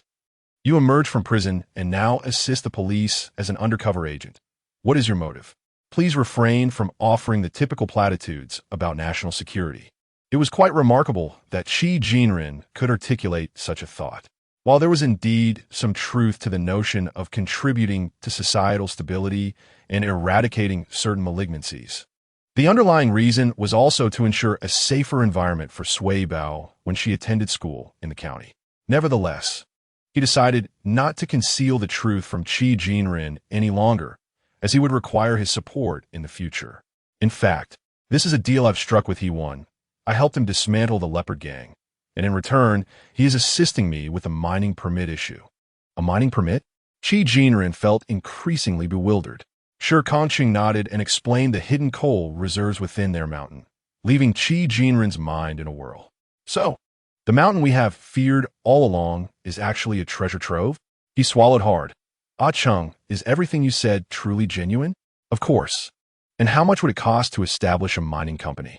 For the first time, Qi Jinren found himself devoid of a concept of money. Shi Kangcheng pondered for a moment. It would require around several hundred thousand. Several hundred thousand. Qi Jinren felt utterly dazed. Sitting rooted to the spot with a vacant stare, rendered speechless. Earning nearly 30 yuan from 2 jobs a month already made him one of the more capable individuals in the village. However, several hundred thousand. How many years would he need to go without food or drink to accumulate such a sum? Where would you possibly acquire that much money? I have it prepared. Shi Kangcheng was not inclined to disclose the source of his funds, and Qi Jinren did not press further, silently processing the information. Yet, as he reflected on the transaction with He-Won, a sense of unease crept in. But you are at a loss. Resolving the Leopard Gang issue and obtaining a mining permit are not equivalent trades. I am aware. Initially, I had no choice. I never anticipated the complexity of this matter. Rest assured, I will not allow myself to incur a loss. Shi Kangcheng had already devised a strategy in his mind. When the time came, he would certainly extract more from He-Won. After all, having secured a mining permit, he could also navigate the administrative processes and construction by leveraging connections. Qi Jinren realized that over the past decade, they had remained stagnant, merely inching forward with the passage of time. In contrast, Shi Kangcheng seemed to have surged ahead significantly. Had he not stopped to pick them up, it felt as though they would soon lose sight of his vehicle altogether. Let us not forget our brothers in the pursuit of wealth. Even Qi Jinren felt a twinge of excitement, breaking into a smile. At this moment, what did it matter about pride? Shi Kangcheng placed his hand on Qi Jinren's shoulder, leaning in closely. Brother Ren, what are you saying? How could I ever forget you? You are the first person I am confiding in regarding this matter. The company cannot rely solely on me. Your intelligence is invaluable, and I cannot do without you. Such words were uncharacteristic of Shi Kangcheng. However, Shi Jinren was eventually persuaded, his cheeks slightly flushed, yet he nodded earnestly. Of course, you can rest assured. Meanwhile, Shi Suibao, with a piece of candy in her mouth, sat on a small stool, while the old man sat beside her, flipping through an ancient book. The two were surprisingly well matched in their presence. "Grandfather, why is Dad so talkative today? He never used to speak much," little Suibao inquired, puzzled. Li Xiao scoffed lightly. "There's no such thing as not being talkative. When one wishes to win over a comrade, naturally, one will speak. Your father is merely putting on an act. All that silence is just a performance." Little Suibao remained confused, yet she did not dwell on it. As the old man had already handed her the book, "Suibao, over the next 2 months, you must recognize every character in this book and be able to write them." "What?" Suibao's eyes widened. "Grandfather, do you know what you're saying? This book is as thick as my finger. I'm only 3 years old." The old man responded earnestly. "Of course I know. This book was given to me by my father when I was being enlightened. I mastered it in just a month, but I was already 4 at the time. You are 3 now, so I've generously allotted you 2 months." Chapter 71. A great number, Shi Suibao furrowed her brows. And upon reflection, it seemed her grandfather had a point. She could only nod. "All right, but you must teach me. You can count on that." Shi Kangcheng had successfully brainwashed Shi Jinren, who left with a somewhat buoyant stride, as the grand vision painted by Shi Kangcheng was indeed rather lofty. If it were to succeed, the ancestral grave of the Qi family would surely be enveloped in smoke. Shi Kangcheng's smile returned to a neutral expression as he rubbed the corners of his mouth, feeling slightly stiff from speaking too much. "I didn't realize you had such a talent for leadership," he remarked as he entered the kitchen, where the old man had already begun cooking. Upon seeing Shi Kangcheng, he couldn't help but tease him. Shi Kangcheng, chopping the meat into pieces, retorted, "What talent?" "Brainwashing," the old man replied, his face tinged with warmth. One eye reflecting the blazing fire in the stove, while the other mirrored Shi Kangcheng's chopping motion. Though seemingly unrelated, both images merged in the old man's gaze. Shi Kangcheng remained composed. "If I wish to expand my endeavors, I must have a few trustworthy and capable individuals at my side. But you never liked to talk, did you? You can't go a day without saying a word." The conversation was often initiated by Shi Kangcheng. Otherwise, their interactions resembled a silent play. After finishing with the meat, Shi Kangcheng proceeded to chop the vegetables. "I simply do not enjoy talking. It does not mean I cannot." The old man understood. Having gained some insight into Shi Kangcheng's nature, he resembled a leopard prowling in the shadows, silent and stealthy. Yet when he had his sights set on a target, he would seize it decisively, ensuring that his prey became his own. Thus, one must ponder whether his relationships with those individuals stem from brotherly affection or merely from utilitarian motives. After a prolonged silence, the old man suddenly spoke again. Shi Kangcheng paused his actions and lifted his gaze. The old man was not looking at him, but rather at the flames in the stove. The rice in the pot had begun to bubble, releasing a distinctive aroma. Was there a conflict between these two? Perhaps so. The old man chuckled for some unknown reason and fell silent once more. The meal was still prepared by Shi Kangcheng, as the old man only cooked when Shi Kangcheng was away. The 3 of them sat at the dining table, and Shi Suibao felt an odd tension in the atmosphere. Yet, this was not a matter for a 3-year-old to ponder. The only thought that crossed Shi Suibao's mind was, "Dad, you're cooking ISNT as delicious as Grandpa's." Shi Kangcheng. "Li Xiao, indeed, my eldest granddaughter loves to speak the truth." Even the little one chimed in, with a few sounds of agreement. Shi Kangcheng touched his nose and smiled. "It's true, it's not as tasty as your grandfather's." When it came to cooking, Shi Kangcheng focused on quantity and simplicity. As long as it was cooked, it sufficed. While it may not have been exceptionally delicious, the ingredients were substantial. So Shi Suibao had previously enjoyed it. However, after tasting the old man's cooking, it was a different experience altogether. With the same ingredients, the old man had a myriad of ways to prepare them, ensuring a feast for the senses. Over time, Shi Suibao's palate had become quite discerning. Nevertheless, she still showed respect, finishing an entire platter of meat. In Shi Kangcheng's imagination, it would take Dragon Brother over a month to gain access to Leopard Brother's secret room. However, reality proved to be much swifter than his expectations. Once he confirmed that Mao Gaping and the others had returned safely, Shi Kangcheng made his way to the Leopard Gang. It must be acknowledged that Dragon Brother's recovery was remarkably swift. Yesterday, he had been beaten severely, even losing consciousness. But today, when Shi Kangcheng encountered him, he was already seated and enjoying a hearty bowl of noodles. "Ah, Cheng has arrived," Dragon Brother exclaimed, his mouth full of noodles, waving at Shi Kangcheng, who took a seat beside him. Then, Dragon Brother began to boast. "Ah, Cheng, you used to be Leopard Brother's most trusted ally, but now, it's me. I must tell you, Leopard Brother trusts me now, so you must respect me and refrain from hitting me. Understood?" Dragon Brother spoke with a serious demeanor.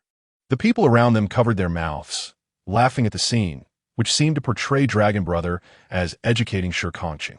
Yet, Shi Kangcheng understood that this was Dragon Brother's way of indicating his newfound trust from Leopard Brother. "How could I dare to hit you? Next time there's a mission. Take me along.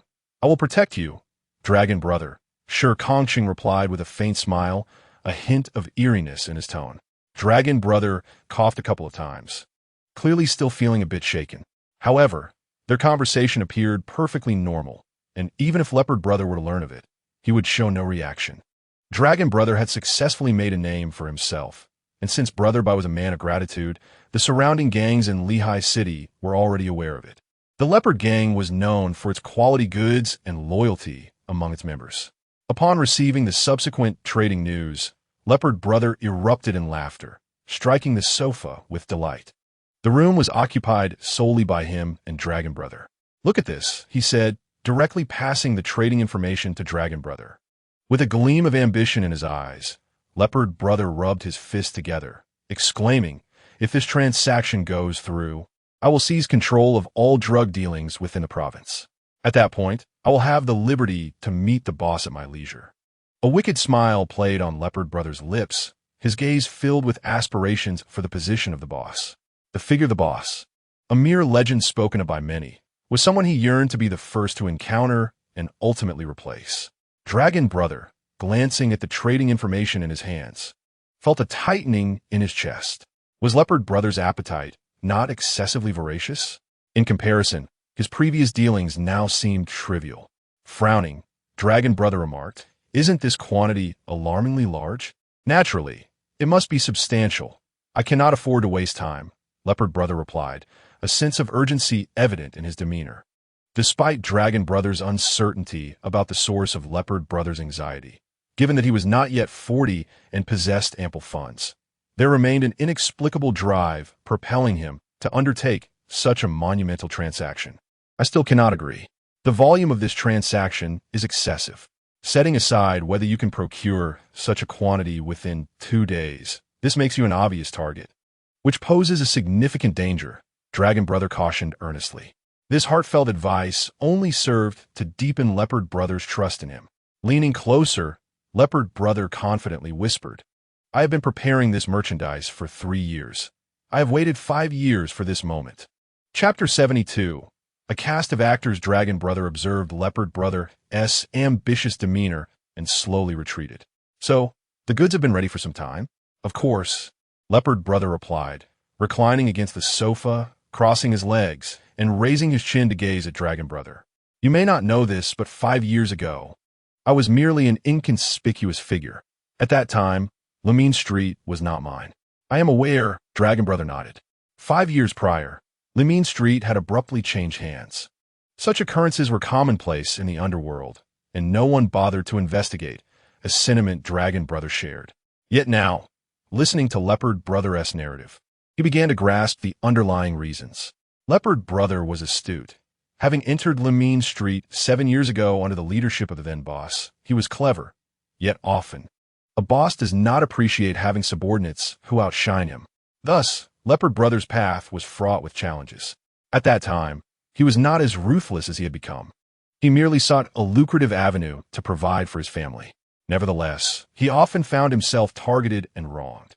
All these grievances he endured, until he encountered the realm of narcotics and recognized the immense profit it promised. However, the then boss harbored fears of the police, of repercussions, and hesitated to make a decisive move. So, you eliminated him? Dragon Brother inquired, a hint of incredulity in his voice. Leopard Brother nodded affirmatively, indeed. With such a golden opportunity at hand, what right did he have to remain the boss? It is better suited for me. What do you think? Brother Long, do you think I am too cruel? Brother Leopard inquired, gazing intently at him. Brother Long shook his head, choosing his words with care. Not at all. I'm merely curious as to why you are so steadfast in your belief that the path of drugs is the way to go. If you manage to run Lee Mean Street well, you could earn a substantial amount of money, couldn't you? This amount is insufficient. What I seek is respect from everyone, regardless of where I go. I crave power. In the cramped room, the tension escalated abruptly, emanating from Brother Leopard, whose fervor bordered on madness. Brother Long furrowed his brow momentarily before relaxing and smiling in agreement. As expected of you, Brother Long, I support your ambition. Rest assured, we will tackle this mission together and certainly secure all the transactions within the province. After this, forget about that so-called boss. Even if you venture to the capital, you will hold a revered position. Brother Long was indifferent to Brother Leopard's impulsiveness, yet it suited his purpose. This charade had persisted long enough. It was not a prolonged battle, after all, and one must seize the moment while it is still fresh. In this small room, Brother Long had comprehended all of Brother Leopard's plans. When he eventually emerged, weary, Shi Kangcheng City awaited him. Not returning? I won't be going back today. Sui Bao is with her grandfather. I have no worries. Shi Kangcheng City felt at ease. Sui Bao was engrossed in her studies, and witnessing her diligence motivated him to adopt a more serious demeanor himself. Brother Long nodded in understanding. Shall we go out for some fun? Certainly. With Brother Long draping his arm over Shi Kangcheng City's shoulder, they exited the Black Gold Club and entered one of the nearby buildings. When shouting spotted Shi Kangcheng City, her delighted shriek echoed through Lee Mean Street. This was precisely the reaction Shi Kangcheng City sought. Above the Black Gold Club, Brother Leopard took a puff of his cigar, the smoke clouding his gaze. Do you think there is something between those two? One of his subordinates questioned warily, observing the retreating figures of Shi Kangcheng City and Brother Long. Brother Leopard shook his head dismissively. No, I trust Brother Long. Ah Chung is merely putting on a serious facade. He previously looked down on shouting. Yet here he is now. Enough of them for now. Go to the basement and sort out the goods. Also, inform them that it's time to restock. Understood, Brother Leopard. Shouting clung to Shi Kangcheng City's arm, feeling as though she were merging her essence with his. Brother Long chuckled at the awkward expression on Shi Kangcheng City's face before intervening. All right. Shouting, your Chingu doesn't appreciate your flamboyant attire, nor the heavy fragrance. Go take a shower. Huh? Is it not attractive? Shouting pouted, somewhat perplexed, but eventually picked up her clothes and headed to the adjacent bathroom. Shi Kangcheng City let out a subtle sigh of relief. What did Brother Leopard say? You would never guess. Brother Long replied slowly, recounting everything Brother Leopard had disclosed to him. Shi Kangcheng City furrowed his brow. So, the goods are readily available? Indeed. They should all be beneath the Black Gold Club. And where's the location of this transaction? Brother Long glanced at Shi Kangcheng City with intrigue. You would never imagine it. Yongfeng Village. Yongfeng Village? Shi Kangcheng sat upright, pondering the location of Yongfeng Village, which was none other than Chunhe's village, merely 2 kilometers away. Long Gun nodded, affirming its proximity to Shi's residence and noting its elevated position. Shi Kangcheng raised an eyebrow, intrigued. It seemed that Leopard Gu had indeed chosen an interesting spot, deliberately selecting a place near his own home, which suggested that he might also seek assistance from him. Was this an unconventional test? The situation had suddenly become much simpler, and a smile crept onto Shi Kangcheng's lips, easing his worries. Long Gu glanced at Shi Kangcheng. So confident? According to Leopard Gu, there are many mountains around your area. Are you quite familiar with them? Rest assured, I am well acquainted with the mountains. I will ensure everything is arranged properly. I must take my leave now. Kindly accept my good intentions, Shi Kangcheng replied, casting a glance at the bathroom door before rising to depart, leaving Long Gu alone. Inside the bathroom, the faucet continued to run, while Xiao Ting leaned against the door, wearing a forlorn expression. She should have known by now that Shi Kangcheng would not harbor feelings for her, yet her heart fluttered with excitement upon seeing him. Long Gu cleared his throat, knocking on the bathroom door. Xiao Ting hastily wiped her tears and responded loudly. What is it? I'm not done with my shower yet. Nothing. Nothing. Take your time, Xiao Ting. Longgu and your Chenggu have matters to attend to. I've left some money on the table for you. Buy yourself a few new outfits tomorrow. Longgu concluded, not waiting for a reply, and left without looking back. He was over 50. Such a pursuit with a girl in her 20s was indeed a transgression. As Shi Kangcheng had anticipated, the following day, Leopard Goose sought him out for a clandestine conversation, presenting a straightforward task along with a map. He pointed to a red dot on it. This is the location for our transaction. You know where this is, right? Are you certain it's here? Shi Kangcheng scrutinized the map before lifting his gaze to question earnestly. Is there an issue with this location? Leopold ye contributed, observing Shi's emotional response intently. Shi Kangcheng's expression grew serious. I have been there. The terrain is quite treacherous, and it is easy to get lost. Many of our people have spent several days trying to find their way out. Leopard Gu raised an eyebrow, and instead of feeling troubled, his delight seemed to intensify. Really? Indeed, it is true. Then if you lead the way, you surely won't get lost, will you? Leopard Gu regarded Shi Kangcheng with keen interest, as if the entire endeavor rested upon him. Shi Kangcheng hesitated slightly. I won't lose my way, but I worry that the others may struggle to find a route. You needn't concern yourself with that. This is their chosen location, so they will have their own methods. The main issue lies with us. Since you are so familiar with the area, I entrust you with the lead for this mission. Do not let me down. With a serious expression and a tone imbued with an unmistakable hint of menace, Leopard placed his hand on Shi Kangcheng's shoulder and began. Although I once harbored doubts about you, my trust in you is now unwavering. This task is of paramount importance to me. You must assist me. Shi Kangcheng met Leopard's gaze, fully aware of the relentless ambition that lingered there. Very well, he replied nonchalantly, prompting Leopard to burst into hearty laughter. Your words bring me solace. The transaction is set for 2 days hence. Prepare thoroughly during this time. Additionally, inform the villagers not to ascend the mountain that day, as we may inadvertently cause harm. Understood. Shi Kangcheng nodded and rose to depart. Since you have placed your hopes in me, I shall not disappoint you. A smile graced Shi Kangcheng's lips as he thought, let us resolve this matter once and for all. As time wore on, he felt an increasing sense of impatience. Upon returning home, he found Qi Jinren and the others already gathered, awaiting Shi Kangcheng's directives. Following recent events, their perceptions of him had shifted significantly. Although each had their own motives for following Shi Kangcheng, they now shared a singular approach, an unwavering trust in his decisions, free of any doubt. Ah Cheng, how'd it go? Was the outcome satisfactory? Qi Jinren inquired. Shi Kangcheng nodded. It went splendidly. The previous endeavor has solidified Leopard's trust in Long, and we have gleaned his true intentions. The ultimate confrontation will determine whether we can draw Leopard down from the precipice, and that hinges on the events of 2 days from now. Should this be executed flawlessly, my path in coal mining shall commence. Qi Jinren felt a stirring within him. Since his conversation with Shi Kangcheng the night before last, he had been consumed by visions of the future that Shi had painted. Having lived 32 years, both others and Qi himself believed him to be a person of little interest in wealth, a man of considerable restraint.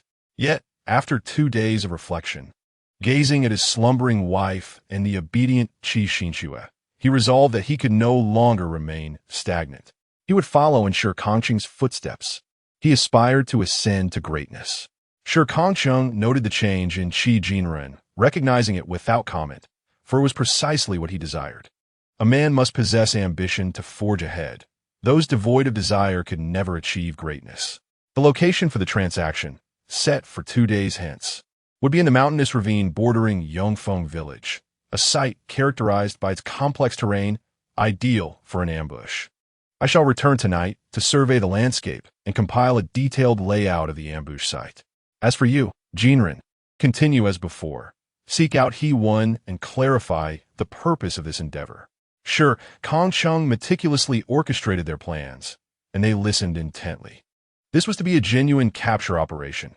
Shi Kangcheng would not allow his brothers to be embroiled in real gunfire. Thus, all personnel involved must include the narcotics task force officers. Qi Jinren nodded earnestly, feeling a newfound respect for Shi Kangcheng, who truly valued brotherhood. What about me? Mao Geping inquired. You aren't going to make me play a criminal again, are you? Last time I portrayed a rapist and was apprehended. Some police officers took it seriously. I still vividly recall the discomfort in their gazes. No, there's no need for a rehearsal this time, Shi Kangcheng replied, shaking his head. He was concerned that this time might spark a large-scale conflict, and he wanted to avoid endangering ordinary people.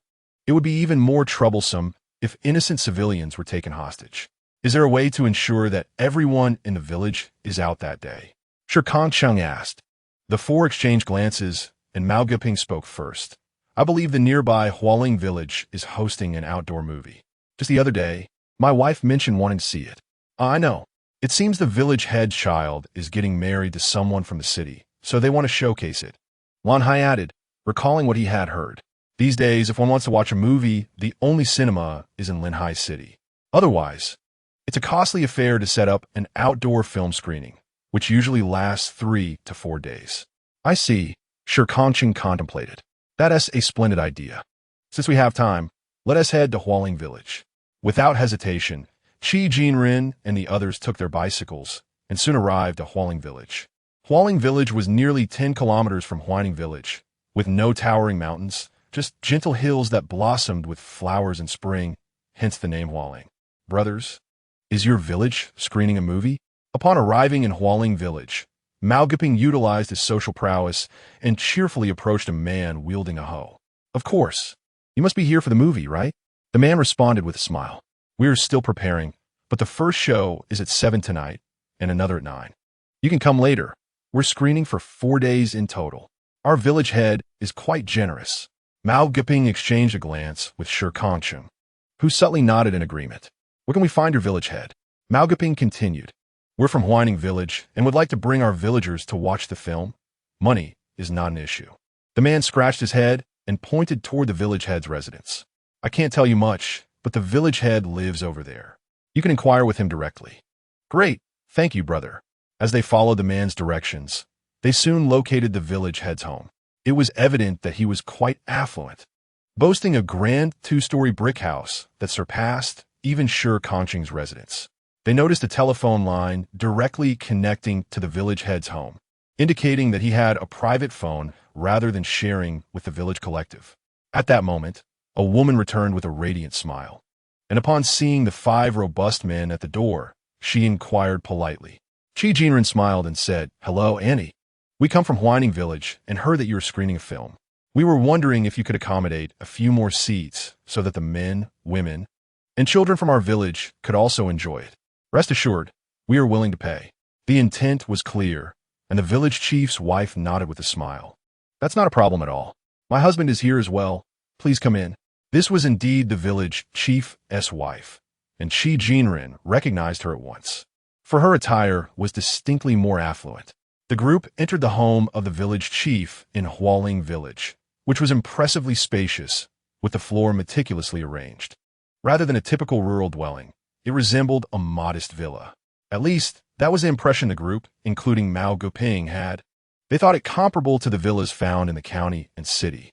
Shi Kangcheng remained composed, merely glancing around before averting his gaze, as he did not find it particularly enviable. Old Hua, hurry, we have guests. The previously gentle village chief's wife suddenly shouted, her voice resonating as if to shatter the walls. Old Hua was the affectionate nickname for the village chief. Unlike Huaning village, where surnames were varied, Hualing village had a predominantly singular surname, with 90% of the villagers sharing the surname Hua. Having served as village chief for over 20 years, he was affectionately referred to as Old Hua. Old Hua peered out from his second-floor window, somewhat puzzled. Who is it? Accompanying him was a younger man, likely of similar age to Wang Feng, who bore a striking resemblance to Old Hua. Clearly, he was a pivotal figure in the film screening and the male lead of the wedding, Hua Ting. Shi Kangcheng's gaze met Hua Ting's, and he observed the shift from curiosity to astonishment in the latter's eyes. This man seemed somewhat familiar. Uncertain, he thought to take another look. Shi Kangcheng could not recall, but Hua Ting had already excitedly risen, exclaiming, Brother Cheng. His exuberance left the others momentarily stunned. before old Hua could inquire further. Hua Ting had dashed downstairs to stand before Shi Kangcheng, his gaze even more fervent than that directed at his bride. Shi Kangcheng furrowed his brow, feeling somewhat uncomfortable under such fervent scrutiny. "Ah Cheng, do you know him?" Qi Jinren, standing beside Shi Kangcheng, noticed Hua Ting's intense gaze and was equally curious. "He looks somewhat familiar, but I can't quite place him," Shi Kangcheng replied, slightly perplexed, struggling to retrieve the memory from the recesses of his mind. "Brother Cheng, it's me. Hua. 5 years ago, I ended up in prison due to a brawl, and you were the one who helped me," Hua Ting exclaimed, his excitement rendering him far removed from the composure he had shown moments before, resembling a vivacious youth. "Ayuya?" Shi Kangcheng pondered deeply, finally recalling this name from a nearly forgotten corner of his memory. Hua Ting, when I first encountered him, was still a rather impulsive youth. Upon entering, he quickly attracted a multitude of attention, and during that time, he endured quite a beating. As long as he wasn't killed, the prison guards generally turn a blind eye. However, Shi Kangcheng intervened purely because it affected his lunchtime. Yet from that moment onward, Hua Ting regarded him as an elder brother. Hua Ting's stay was brief. He spent merely a year there before departing. With so many people coming and going, Shi Kangcheng had no particular reason to remember someone who didn't matter much. Yet now, circumstances had shifted. A smile graced Shi Kangcheng's face as he exclaimed, "So it's you. You've changed significantly since the old days. I almost failed to recognize you." This was indeed true. 5 years ago, Hua Ting was quite brash, but now he emanated a sense of composure. Embarrassed, Hua Ting scratched his head and said, "I owe this to your guidance, Brother Cheng. My current achievements are all thanks to you. As I prepared for my wedding, I recalled that you might be about to be released, and I even visited the prison to seek you out, only to discover you had already left. They wouldn't divulge your address, and I felt a deep regret. I never imagined I would see you again." He expressed his joy sincerely, and Shi Kangcheng felt a similar happiness, as if the complexities of life had suddenly simplified. Mao Guping and others observed Hua Ting's demeanor with curiosity, but refrained from speaking. However, Lao Hua had already descended and inquired, "A Ting, who is this?" "Father, this is Brother Cheng, the one I told you about. I owe him my life in prison. Otherwise, you wouldn't have seen me healthy and whole. Furthermore, all my knowledge stems from him, though I only grasped the basics." Upon hearing this, Lao Hua recalled the significance of Shi Kangcheng, who had been a savior to him. Instantly, a radiant smile spread across his face. "Ah Cheng, I must express my gratitude. Come, let us sit inside. Make yourself at home. May, bring some tea." Coming right up, the village chief's wife, having overheard their conversation, felt a surge of excitement. As they settled down, Hua Ting couldn't contain himself and said, "Brother Cheng, I learned a bit about business from following you back then, and when I was released, I was ready to open my own shop. My father leveraged connections to secure me a business license, and I began importing jewelry from the south to sell in Linghai City. While my shop may not be large, I managed to earn some modest profits over the years." With this revelation, Shi Kangcheng understood how the village chief's family was distinct from others. In today's world, anyone with the courage to venture into business could find success. Given Hua Ting's impulsive nature, it was evident he possessed such courage. And for Lao Hua to obtain a business license indicated substantial connections. "Indeed, your hard work is commendable. I have come with a simple request. I would like to invite everyone in Huaining Village to watch a film 2 days hence." Since Hua Ting's words were laden with gratitude, Shi Kangcheng decided to be direct. Hua Ting exclaimed, striking his thigh, "What is so difficult about this? As long as you, Brother Cheng, give the word, Hua will certainly see it through." Chapter 75, A Grand Undertaking. Old Hua chuckled softly. He reflected on how troublesome his son had been in the past. When Hua Ting was incarcerated, old Hua contemplated creating an alternate identity, but before he could do so, Hua Ting was already released. Just when he thought he could properly educate his son, this exasperating child suddenly seemed to awaken. He began to work diligently, utilizing all his connections to secure what was deemed a business license. At that time, no one believed Hua Ting could make a profit. Yet, Hua Ting was resolute. Once he set his mind on something, He wholly trusted Shi Kangcheng's words. With all his savings, he traveled south, seeking the most affordable accessories, which he purchased in bulk according to his preferences. These trendy items sparked a sensation in Linhai City and allowed him to make a modest profit. However, accessories are trivial things, so at present, he merely managed to open one more store. Acheng, while this matter poses no issues, I worry about our village of over 200 people. I fear Hualing village may not accommodate everyone. Although Old Hua was grateful to Shi Kangcheng, his primary concern remained his own interests. Shi Kangcheng promptly produced 10 large bills. This 100 is for the villagers of our village to enjoy the film. They can bring their own chairs. All you need, Village Chief Hua, is a spacious area. Sincerity is the ultimate weapon. Money is always the most genuine form of sincerity. Upon seeing the 100 yuan, Old Hua beamed with joy, recognizing that he had spent less than 100 to rent the movie for 3 days. You are truly generous. Acheng, Dad. Hua Ting expressed some discontent, but a glare from Old Hua silenced him, though his expression remained less than pleasant. Shi Kangcheng, unfazed, continued. Furthermore, since there will be many people watching the film all day, eating and drinking will be inevitable. If you have any ideas, Village Chief Hua, you could certainly allow the villagers of Hualing Village to set up small stalls. I believe our villagers would be willing to spend some money on snacks. Wouldn't you agree? Old Hua's eyes sparkled with newfound appreciation for Shi Kangcheng. Indeed, Shi Kangcheng was a true businessman. How had he not thought of this? An increase in foot traffic would inevitably lead to more consumption. He could allow villagers to set up stalls selling sunflower seeds and homemade snacks. There would surely be customers. While he may not make a fortune, a small profit was guaranteed. Acheng, you never cease to impress me. How could I have overlooked this? Old Hua was somewhat excited.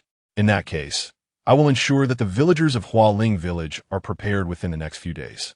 Moreover, I trust you won't mind if I extend invitations to villagers from neighboring areas, right? I cannot afford to miss this opportunity to earn. Indeed, the more participants, the better. In the concluding remarks, the commercial intent was glaringly evident. Having taken others' money, one seeks to amass even greater profits? Hua Ting's dissatisfaction grew palpable, and even Qi Jinren's expression soured somewhat. In stark contrast, Shi Kangcheng remained remarkably composed. I comprehend your perspective, Village Chief Hua. Pursuing additional profits is certainly not erroneous. However, one must also consider the implications of an influx of too many individuals at once. Not only would this compromise the viewing experience, but it could also lead to potential issues for Hualing Village, wouldn't it? Shi Kangcheng began, his tone measured. Village Chief Hua's countenance darkened progressively, for there was truth in Shi Kangcheng's words. Given this, my suggestion is to commence screenings from the morning, staggering the showtimes. Our Huaning Village would arrive punctually before 1 o'clock to view the first session. When you communicate this to the other villages, you could incorporate a nominal viewing fee of 1 cent per person, delineating the different time slots. This approach would effectively distribute the audience throughout the day, ensuring Hualing Village does not become overwhelmed, while simultaneously generating a modest profit. What could be more advantageous? Shi Kangcheng concluded with a smile. Hua Ting gazed at Shi Kangcheng with newfound admiration. Qi Jinren and the others looked at him in astonishment, not merely at the proposal itself, but at how swiftly Shi Kangcheng devised such a strategy. Upon hearing it, everyone unanimously agreed that this plan was indeed the most optimal and ingenious. Village Chief Hua, though surprised, could not help but concede. Yet, a flicker of doubt remained. If we charge a viewing fee, will they still come? Although films are rare, not everyone is inclined to spend money on such entertainment. The older generation often views money as a means to procure necessities rather than frivolities. Several eager gazes seemed to hope for more innovative ideas from Shi Kangcheng. With a confident smile, he replied, while charging 1 cent may deter many, what if we introduce a bundled consumption model? Bundled? Village Chief Hua leaned closer, his curiosity piqued. Couples, siblings, any 2 individuals attending could purchase a pair of tickets for 1.5 cents. Additionally, for couples, we could offer a complimentary bouquet, which Hualing Village has in abundance. Furthermore, we could provide family group tickets at the same rate. 1.5 cents for two, with children under 5 and seniors over 60 exempt from fees. I am confident that many would be drawn in by these price adjustments. People inherently enjoy seizing a bargain, do they not? Shi Kangcheng's rhetorical question left village chief Hua momentarily breathless. The way he looked at Shi Kangcheng had entirely transformed. Hua Ting quickly interjected, in that case, Brother Cheng, your village need not require 100 yuan. You should take some back. Hua Ting was determined not to let Shi Kangcheng incur a loss. This earned him a sharp glance from village chief Hua, who thought, what foolishness! Who gives money away? Chuckling, he remarked, since a Cheng has proposed this expenditure, it is surely with his own intentions in mind, is it not, Chun? Certainly. I shall refrain from taking back the money. Village Chief Hua, please utilize these funds to enlarge the curtain. Otherwise, the elderly gentlemen of our village will struggle to see. Furthermore, I sincerely hope that our whining village receives the utmost hospitality. Otherwise, I may find myself quite displeased, as 100 yuan is no trifling sum. Wouldn't you agree? Shi Kangcheng's words were increasingly polite, yet the old man Hua felt a chill run down his spine as he regarded Shi Kangcheng, who was merely a few years younger than his own son. Was he truly feeling a twinge of fear?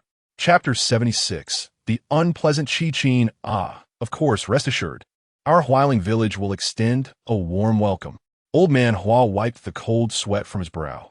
Even if he was not afraid of Shi Kangcheng, he felt obliged to treat him well for the sake of that sum of over 100 yuan.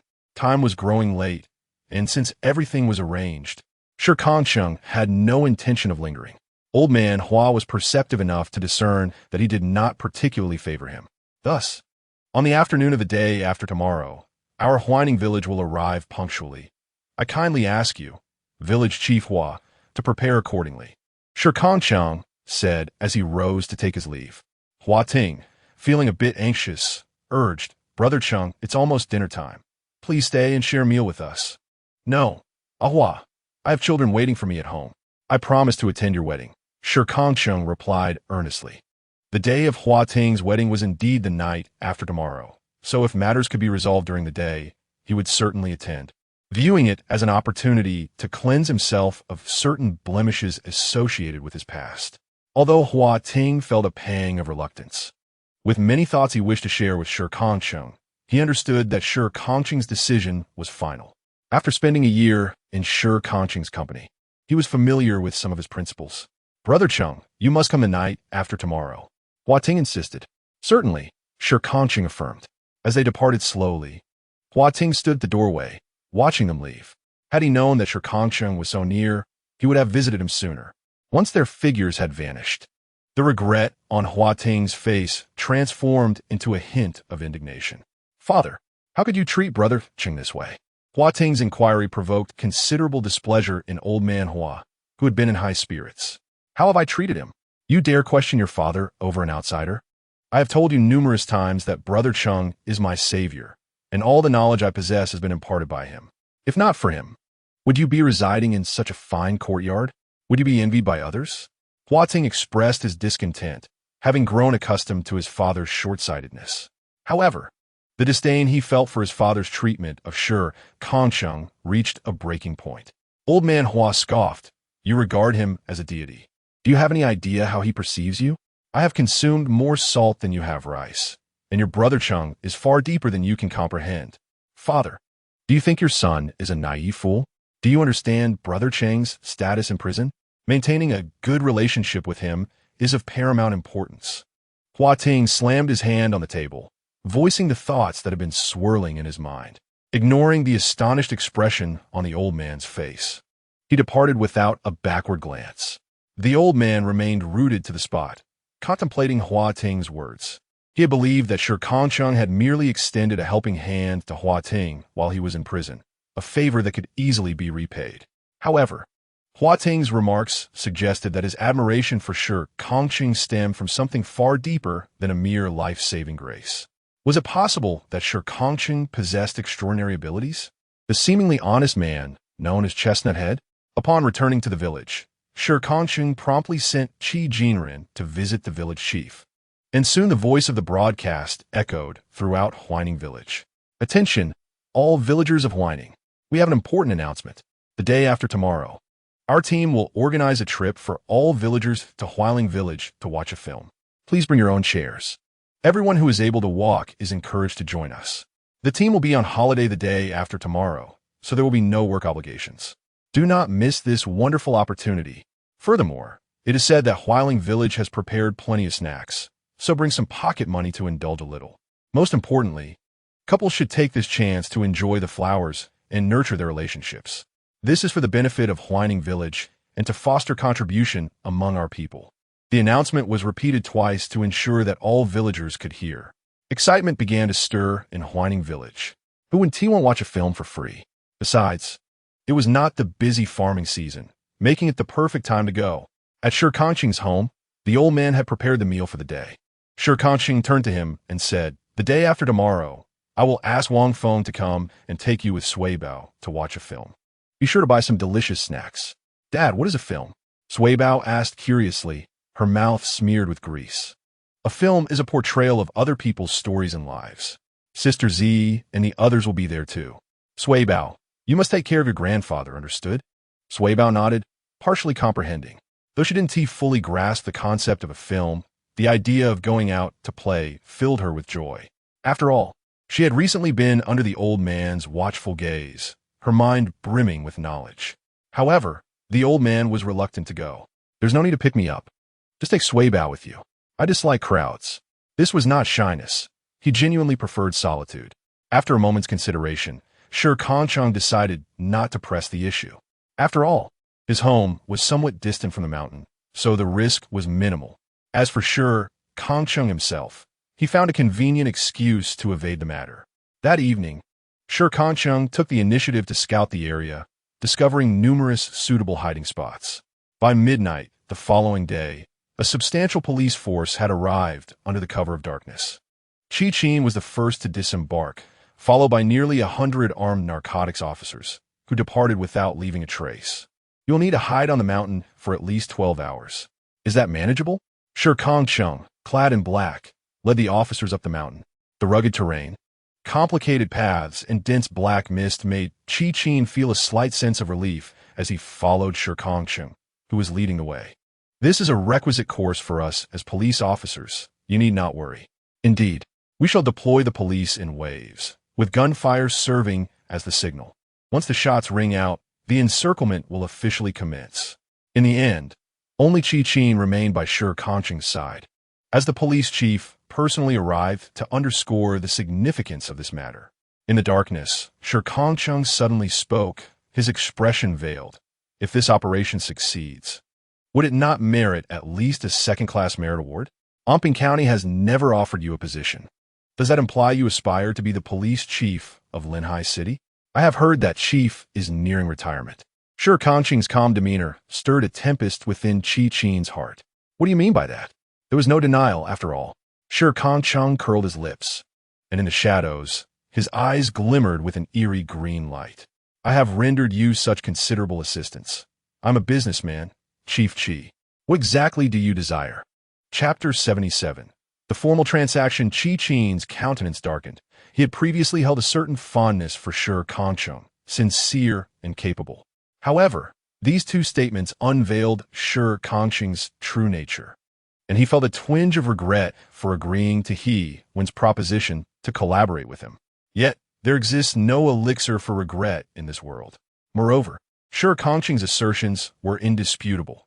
Capturing Brother Leopard and dismantling a major drug trafficking network would undoubtedly secure him a commendation, propelling him steadily into the role of police chief in Linhai City. Though both would hold the title of chief, the stature of the positions would be vastly different. This also signified that henceforth, regardless of what Shi Kangcheng proclaimed, he would have to comply. Sensing Qi Qin's turmoil, Shi Kangcheng reassured him, "Chief Qi need not worry. My patriotic loyalty ensures that I shall not place you in any compromising situations." Let us hope that is indeed the case. I look forward to witnessing Chief Qi ascend the ranks. I shall take my leave now. Shi Kangcheng had already cast his bait, intending to prepare Qi Qin in advance. With a stony expression, Qi Qin watched Shi Kangcheng's departing figure and suddenly spoke. "Your scheming is quite profound. Does my father know? My father refers to He One. Shi Kangcheng paused, not turning back as he retorted. I am Shi Kangcheng. I trust Elder he is well aware of my acumen. As for other matters, living off others' fortunes is not something Chief Chi is likely fond of, is it? Without waiting for Chi Chin's response, Shi Kangcheng strode into the darkness. Damn it! Chi Chin clenched his teeth in frustration. Shi Kangcheng was truly courting disaster. Chi Chin had ascended to his position thanks to He One. Otherwise, he would not have attained such a rank at such a young age. Yet, while some people acknowledge these facts, they do not wish for them to be stated outright. This was his most vulnerable spot, now laid bare by Shi Kangcheng. He needed to devise a method to eliminate Shi Kangcheng. Shi Kangcheng was acutely aware of the impact his words would have on Chi Chin, knowing full well that Chi Chin might harbor resentment against him. But what of it? He was merely a puppet under control. What was there to fear? After a peaceful night's slumber, Shi Kangcheng set off early the next day. As he departed, Shi Sui Bao was still in the courtyard, swaying and muttering to herself, a jumble of words incomprehensible to Shi Kangcheng. He chose not to disturb her and directly made his way to the leopard gang. The goods were all prepared. Even Brother Leopard had donned his tactical jacket. Upon seeing Shi Kangcheng arrive, he chuckled and teased. Our Cheng truly is a master of timing. Not even a minute early. Not late, right? Shi Kangcheng inquired. Not all, just on time. Brother Leopard shook his head, dismissing the minor issue, and handed a box of goods to Shi Kangcheng. There's a substantial amount of cargo this time. You know the significance of this transaction. All the higher-ups of the leopard gang will be present. We absolutely cannot afford any mistakes. Understood. Shi Kangcheng nodded earnestly, and Brother Leopard sighed with relief, his expression shifting to one of anticipation. This time, he aimed to rise above the rest. 20 or so individuals boarded the vehicle, heading in a direction familiar to Shi Kangcheng. He shared a car with Brother Leopard. Longue and hey ergue. Glancing at his watch, Brother Leopard felt a surge of excitement. The time is nearly upon us. They should be at the mountain by now. They're coming from Yongfeng village, so let us ascend from your whining village, Cheng. Sounds good. By the way, Cheng, are there many people in your village? Brother Leopard suddenly asked. Shi Kangcheng shook his head. Not really. There are only about 200 of us. Oh, will I get to meet your daughter this time? Unfortunately, no. Why not? Brother Leopard inquired through the rearview mirror, glancing at Shi Kangcheng. Shi Kangcheng replied honestly. The village chief's son from Hualing village is getting married today, and they've organized an outdoor movie. Most of our villagers have gone, including my daughter, who was crying this morning, begging me not to go to the county. As he spoke, there was a hint of affectionate exasperation in his tone, as if his words were entirely sincere. Was it mere coincidence? Brother Leopard dismissed his suspicions. This oddity seemed indeed to be a coincidence. After all, for rural folk, the allure of a free film could inspire a trek over hills and valleys. What a pity. I was looking forward to meeting your adorable daughter. There will be other opportunities. Next time, I'll bring her along for you to see. Deal.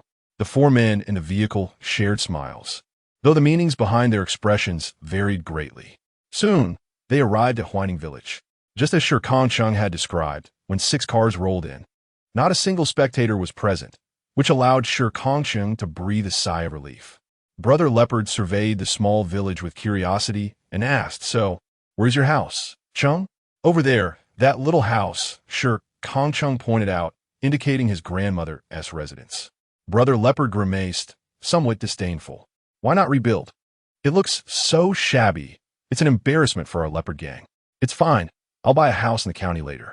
That's true. Once this transaction is completed, I'll ensure you receive a larger share. Better to buy a house sooner rather than later. Brother Leopard spoke candidly. He was indeed generous when it came to money. Shi Kangcheng acknowledged this without reservation. Without a word, Shi Kangcheng merely smiled and said, Let us go. Ascend the mountain. Move. 20 individuals surrounded a few chosen ones in the center, while Shi Kangcheng led the way, meticulously choosing a path devoid of ambushes within a 10-meter radius. Wary of sharp-eyed observers. After approximately half an hour of trekking, a sudden commotion arose ahead, prompting Shi Kangcheng to halt the group with an outstretched hand. Wait, it's nothing. Leopard Brother lowered Shi Kangcheng's hand, retrieving a small flute from his pocket, and began to play a rhythmic tune directed towards the source of the noise. Soon, a corresponding flute melody resonated from the opposite side. "It's them," Leopard Brother smirked, relieved that Shi Kangcheng no longer had to lead. He strode confidently forward, revealing a group of individuals emerging from the grass, fewer in number than Leopard Brother's contingent, yet still numbering a dozen. Among them were even some with foreign appearances. Shi Kangcheng raised an eyebrow, noting the considerable expansion of their operations. "Leopard Brother?" inquired a young foreigner with yellow hair, fluent yet accented in Chinese. Despite his youthful visage, he exuded a remarkable maturity in his demeanor. "You must be Hill," he continued. A brief exchange ensued between Hill and Leopard Brother, establishing a semblance of rapport. Their conversation lasted merely 2 minutes before preparations for the transaction commenced, as time was of the essence in such dealings. Swift conclusions were preferable. Just as both parties prepared to unveil the goods and currency at the designated spot, the ominous crack of a gunshot echoed through the woods. "Damn it! The police!" Chapter 78. Everyone captured. Leopard Brother escapes at the instant Hill heard the gunfire. He promptly closed the box that had just been opened. Glaring at Leopard Brother, he seethed. "You actually attracted the police." Leopard Brother, equally agitated, retorted, "It wasn't me. It must be you who brought them here." In an instant, the once cooperative factions devolved into adversaries, each blaming the other for the police presence. Shi Kangcheng swiftly intervened, urging, "We must leave at once. Scatter in different directions. Do not congregate." "Agreed." Leopard Brother nodded, immediately shouting, "Disperse. We will regroup at Leopard Gang tomorrow." The opposing group shared the same sentiment, with those capable of carrying goods fleeing in all directions. Leopard Brother, in a state of panic, was determined to evade capture. The consequences of arrest would spell the end of his future. He scarcely considered the fate of others, focusing solely on his frantic descent down the mountain. Meanwhile, the gang members above remained oblivious to the police's whereabouts, with gunfire ringing out incessantly. Some fell, while others cowered in surrender, ultimately leading to their capture. Shi Kangcheng and Long Brother remained steadfast, observing the emergence of Chi from the side. Long Brother couldn't resist mocking. "Oh, isn't this our Director Chi? I wonder, does Director Chi require assistance from the gang this time? Aren't you worried about losing face?" His disdain for Chi was palpable. Chi reciprocated the sentiment, retorting, "If your little subordinates knew you betrayed the gang, how do you think they would view you? Their opinions of me are of no consequence. I am sacrificing myself for the sake of justice. I have inquired about my contributions. Even if I were to be sentenced in the end, it would amount to no more than 2 years." Long Ji's words rendered Chi speechless. He harbored disdain for both individuals before him, yet was obliged to comply. He could only stand there, arms crossed, awaiting further developments. "Let us go. We have apprehended enough." Once again, a sharp whistle echoed through the forest. Chi's ears perked up, and he exhaled in relief. At last, this ordeal was coming to an end, and he could finally find solace. In the clearing of Huining Village, dozens of gang members knelt on the ground, their faces etched with despair. Hill had also been captured, his teeth clenched in anger. How could this transaction, so shrouded in secrecy, have been discovered? Was there a traitor among his ranks? However, upon surveying the gathered individuals, he noted that his men were all present. This indicated that it must have been the adversary's doing. Among the opposing leaders, only Brother Hey Air remained standing. "Get your hands off me," Brother Hey Air bellowed, exerting immense strength as he struggled beneath the weight of 4 officers. The police were on the verge of losing control. "Calm down, or I will have no choice but to fire." The officers were compelled to issue threats, astonished by the defiance of one facing imminent doom. Finally, Brother Hey Air succumbed, collapsing to the ground in defeat, yet a flicker of satisfaction lingered in his heart. At least his 3 elder brothers had not been captured. Director, we have apprehended nearly everyone, but Brother Bao managed to evade capture. We are unsure of his whereabouts." The narcotics team leader reported urgently as Chi descended. Brother Bao was astute. He had memorized the route taken upon their arrival, ensuring that he encountered no one on his departure. However, Since there was only one broad road leading into Huining village, and all vehicles belonging to the leopard gang remained, it could only mean that Brother Bao was still within the village. Chi Chen's expression darkened. Failing to capture the most crucial individual rendered this mission a failure in essence. Search every household. I want a thorough investigation. Chi Chen's frustration was palpable. Shi Kangcheng interjected, "Be mindful. These are the homes of ordinary citizens. Do not cause disarray. Your police dogs can be of service." His voice prompted the previously subdued members of the leopard gang to lift their heads in unison. Upon gazing at Long Gu and Shi Kangcheng, standing beside Chi Chen, their anger surged. "You have betrayed us." The revelation that those they had placed their utmost trust in had indeed turned traitor was a bitter pill to swallow. Brother He Air's mouth gaped as he regarded Shi Kangcheng. Moments ago, he had felt relieved that Shi Kangcheng had not been apprehended. Had he been captured, what would become of his children without a father? But what was the current situation? Brother He Air shook his head, denying the reality.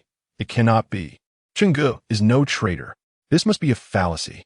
He shook his head, murmuring to himself. If Shi Kangcheng were indeed a traitor, he would be among the greatest villains. After all, Shi Kangcheng was someone he had personally brought into the fold, even recommending him highly in front of Brother Bao. He had unwittingly invited a wolf into the fold. How others perceive him or even insulted him mattered little to Shi Kangcheng. However, Brother He has been exceedingly kind to him. Stepping forward, Shi Kangcheng knelt before Brother He, adjusting his disheveled collar and softly uttering, "Hey Z, you are not mistaken. I am indeed the traitor. I am an undercover police officer, tasked with bringing Brother Bao to justice. You are merely subordinates, likely to receive only a few years of imprisonment." Shi Kangcheng's gentle words pierced through Brother He's heart like a sharp blade, causing him great pain. Gazing at Shi Kangcheng, who was so close, Brother He noticed the indifference in his eyes. Suddenly, memories of that fateful night flooded his mind when he pondered how he would react if he were the betrayer. What had he said back then? "It cannot be you. Has Brother Bao treated you poorly? Have I treated you poorly? Why do you betray us?" Anger surged within Brother He, and he erupted, hurling his fist towards Shi Kangcheng's face. Chi Chen, witnessing the scene, refrained from intervening, instead opting to watch the unfolding drama. Naturally, the punch did not land on Shi Kangcheng's face. It was firmly blocked by his hand. His gaze grew even colder. "Firstly, I despise drugs. Secondly, I have my own dealings." He wished to say no more. "But I trusted you so much. Why would you not consider me your brother?" Brother He lamented, his sorrow stemming not from Shi Kangcheng's betrayal of Brother Bao, but from the betrayal of his own feelings. He held genuine admiration and affection for Shi Kangcheng, unlike his respect for Brother Bao, who was merely the boss and the one who paid him. Shi Kangcheng pressed his lips together. "Now you understand the kind of person I am. Do you still trust me? How laughable it is that, despite your betrayal, you remain in my heart as Chenggu." Even Brother He found himself somewhat ridiculous. Deciding not to speak further, silence enveloped them both, with Shi Kangcheng casting a deep glance at Brother He. Chi Chen, not witnessing the desired scene, remarked with a hint of sarcasm, "You truly share a profound brotherly bond, one that rivals Chief Chi's boundless affection." Chapter 79. A suitable hostage. I never realized that the so-called Chenggu could be so eloquent. Chi Chen felt his patience waning. In the past, Shi Kangcheng's silence had been serene. However, now, in the presence of so many subordinates, his criticisms ignited Chi Chen's ire. Indeed, in the face of certain individuals, I could be quite articulate, especially given my capabilities, Shi Kangcheng retorted, his meaning unmistakable. This task was accomplished with my assistance. What more can you say? Longa stood beside Shi Kangcheng, his smile unrestrained. Chi Chen, unable to retaliate against Shi Kangcheng, redirected his focus toward Long Gu. "Arrest Long Gu. He has committed numerous offenses and cannot be spared." "How ruthless you are, Chi Chen," Long Gu exclaimed, his gaze toward Chi Chen brimming with disdain. Chi Chen ignored him, remaining in place as he awaited the return of those searching for Brother Bao. Shi Kangcheng and Long Gu exchanged a glance, and so it remained. After all, a rogue is always at a disadvantage in the presence of the police. Brother Leopard hunched over, his gaze fixed on the officers on the mountain as he brought his men down, gritting his teeth in frustration. Damn it, we've been ambushed. He believed he had adequately prepared for such a significant transaction. Yet these policemen had appeared from nowhere, and he had failed to notice any signs. At this moment, the priority was to secure a hostage. Brother Leopard did not think he could evade the search of these officers by merely hiding. You're carrying it incorrectly. Adjust your grip. Searching several houses yielded nothing, just as Kangcheng had predicted. It was not until he reached the back of a yard at the village entrance that he heard a voice from within, an elderly man's voice, sounding as if he were reprimanding someone. Had it not been for the terrain, he could have fled straight out of the village. But the open ground outside would expose him instantly if he ran alone. Brother Leopard leaped onto the wall, although it was not particularly high. He was caught off guard by the shards of broken tiles embedded in it. He had been cautious, yet a sharp edge still sliced into his hand, drawing blood. He gritted his teeth, suppressing any sound. The yard appeared tranquil, with not a single blade of grass in the back, only a few enclosures indicating the household's affluence. Just as he landed, a dog suddenly burst forth from the front yard. Brother Leopard glared at the dog, crouching low, his eyes fierce, baring his teeth while its tail hung down, resembling a wolf. Yet, who would keep a wolf as a pet in this day and age? Get lost, or I'll put you down. In the backyard, a stack of firewood lay conveniently beside an axe, which Brother Leopard seized as a means of intimidation. The dog remained silent, merely blocking his path. At this moment, Shi Kangcheng and the old man noticed the commotion, with Shi Kangcheng jogging to the backyard. Ru, what are you doing? Upon seeing Ru, she followed the dog's line of sight and spotted a man standing before the woodpile, wielding her family's axe. Though small in stature, Shi Kangcheng had an intense aversion to anyone taking her belongings. With a pinch of her chubby waist, she pointed at Brother Leopard with her plump little finger and demanded, "Who are you? Why are you holding my family's axe? Give it back." Her innocent words evoked no sympathy from Brother Leopard. Instead, they drew a broader smile from him. An old man, a child, and merely an unimpressive dog were all he needed for his hostages. "Little one, I suggest you take your dog and leave quietly. Otherwise, you may never see him again. If you behave, I promise you can have some candy tomorrow," Brother Leopard threatened. For his own future, he had no qualms about taking a life, even that of a child. Shi Kangcheng scrutinized Brother Leopard's face. Her mind suddenly flooded with the stories the old man had recently told her, an act of bravado. Indeed, in Shi Kangcheng's eyes, the sight of Leopard Brother wielding a chopping knife appeared to be mere bravado. For she had previously witnessed the formidable presence of Shi Kangcheng when he brandished such a tool. His aura far surpassed that of Leopard Brother. Nonetheless, Shi Kangcheng was aware that an adult is not easily controlled, so she took the initiative to lift the child, Ro, who offered no resistance, and proceeded forward with the little one in her arms. Leopard Brother was quite pleased with such an obedient child. Otherwise, if the crying had persisted, it would have complicated his plans significantly. The old man sat in the front courtyard, and as he saw Shi Kangcheng returning with Ro, a smile had yet to grace his face when a grown man followed closely behind, causing his expression to darken. The man, with his slick-back hair and floral shirt, coupled with the gunfire that had erupted earlier on the mountain, led the old man to recognize immediately that this rustic figure brandishing a chopping knife was none other than Leopard Brother, the very individual he intended to confront. "Who are you? Sneaking into someone else's home is hardly honorable." Though he had already grasped the situation internally, the old man feigned ignorance, adopting a demeanor of annoyance at the intrusion. This reassured Leopard Brother even further.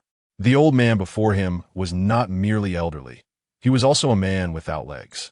Leopard Brother's smile revealed unrestrained delight and a sense of triumph. "Old man, I will need a hostage shortly. You might want to consider whether you or your little granddaughter will serve as my bargaining chip." Although framed as a question, any adult would instinctively choose to protect themselves, particularly given Shi Kangcheng's tender age.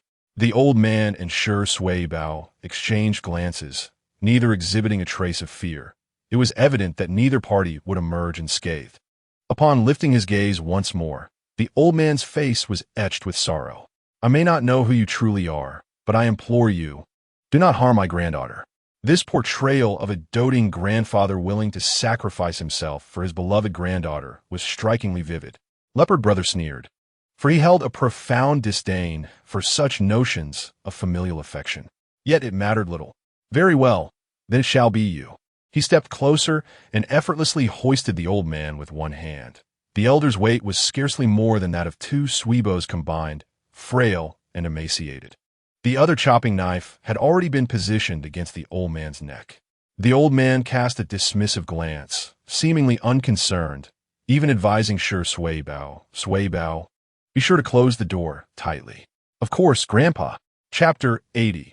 The little hostage with great power, Leopard Brother glanced back at Shi Kangcheng, who obediently stood there, cradling the dog and still baring its teeth. He furrowed his brow slightly. There was an odd sensation. Despite their apparent fear, there lingered an unsettling tranquility about them. Shaking his head, he dismissed these thoughts as inconsequential. The foremost concern was to vacate the premises. Eureka! Chi and Shi Kangcheng stood 5 meters apart, arms crossed, their posture unwavering. The gang members had ceased their actions, particularly the second-in-command, who had resigned himself to despair, closing his eyes. In short order, a contingent of police officers rushed back, their expressions fraught with urgency. Where are they? Chi felt a surge of excitement, yet as he surveyed his surroundings, he noticed that no one had returned with the hostages. The drug enforcement captain, visibly anxious, spoke up in the isolated courtyard at the village entrance. The leopard has taken an old man as a hostage. Shi Kangcheng pursed his lips, thinking that Li Xiao might be in a rather unfortunate predicament. He turned his gaze toward Chi, eager to observe how this so-called police chief would react to the enemy's act of taking an ordinary citizen hostage. Chi's expression darkened, cursing under his breath.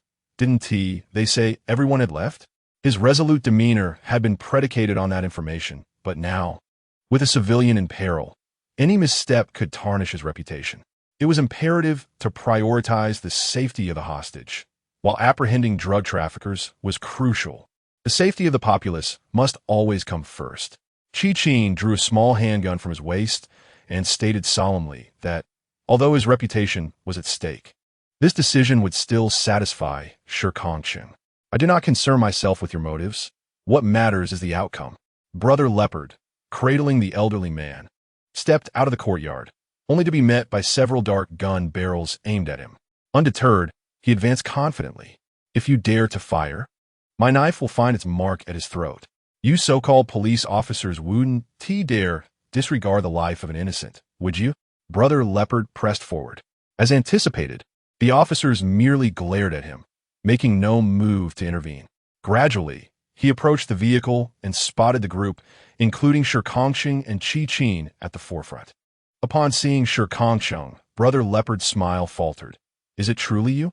He had once suspected who the traitor was, having doubted Shi Kangcheng initially, but through numerous exchanges, he had genuinely considered him an ally. Shi Kangcheng remained silent, his silence speaking volumes. Brother Leopard chuckled bitterly. How foolish of me to have regarded you as a true brother, even contemplating purchasing a home for you in the county and bringing your daughter here. Shi Kangcheng shrugged, unfazed by Brother Leopard's words. I have never been a member of the Leopard gang. Brother Leopard ceased speaking, locking eyes with Shi Kangcheng, his gaze ablaze with fury. Yet it did not sway Shi Kangcheng's resolve. He reflected on all their interactions and realized that Shi Kangcheng had never uttered those words. It was merely their own assumptions. Brother Leopard's gaze then shifted to the figure of Urge lurking behind Shi Kangcheng. Hey Z, you must be regretting your choices now? It's time for you to make your exit. As long as the green hills remain, one need not worry about firewood. Others are inconsequential. Provide me with a vehicle, or this old man's life is forfeit, he declared with unwavering determination. Chi pursed his lips. Leopard, we have known each other for years. Even if you escape now, you will still be wanted. Do you truly wish to live a life of constant evasion? Surrender now, and you may have a chance at survival. A chance at survival? Chi, spare me your theatrics. It must be said that Chi is, in the eyes of many, quite an unpleasant character. Brother Leopard spat disdainfully. You're aware of my past deeds. Although you may not have found evidence yet, if I were to be imprisoned, it would be akin to being a piece of meat on the chopping block. I, Leopard, will never allow myself to be butchered. His urgency was palpable, the chopping knife firmly pressed against the old man's neck. The old man tilted his head slightly back, meeting the gaze of Shi Kangcheng, who was watching the drama unfold. He knew that this young man held no good intentions. However, considering they lived in close quarters, it was impossible not to be aware of each other's hidden cards. Fine. Let him go. Give him the car. Shi Kangcheng relented, feeling utterly helpless. The old man's frail appearance suggested that a sudden scare could easily lead to his demise, leaving no room for explanation. Moreover, in this rural area, one could never be certain of the tenacity of the other party's family. His greatest concern was just that. Once trouble knocked on his door, his father-in-law would likely abandon him. Shi Kangcheng, mark my words, I will seek vengeance. Brother Leopard sighed in relief. Once he was in the car, he would be halfway to safety. Yet, as he prepared to leave, he still uttered a threatening remark. Those who betray must be subjected to 1,000 cuts. Shi Kangcheng looked up, running his fingers through his hair, a smile gracing his face. Vengeance is better served in the moment. Just as Brother Leopard was about to inquire further, he noticed the old man making a move. They were already by the car, and if previously the old man had been unable to stand, the height of the car's hood now provided him a foothold. He seized Brother Leopard's wrist and forcefully twisted it backward. The sudden pain caused Brother Leopard to loosen his grip, the knife clattering to the ground. The police swiftly intervened, restraining Brother Leopard. The old man stood confidently on the car's hood, brushing off his hands with a calm demeanor.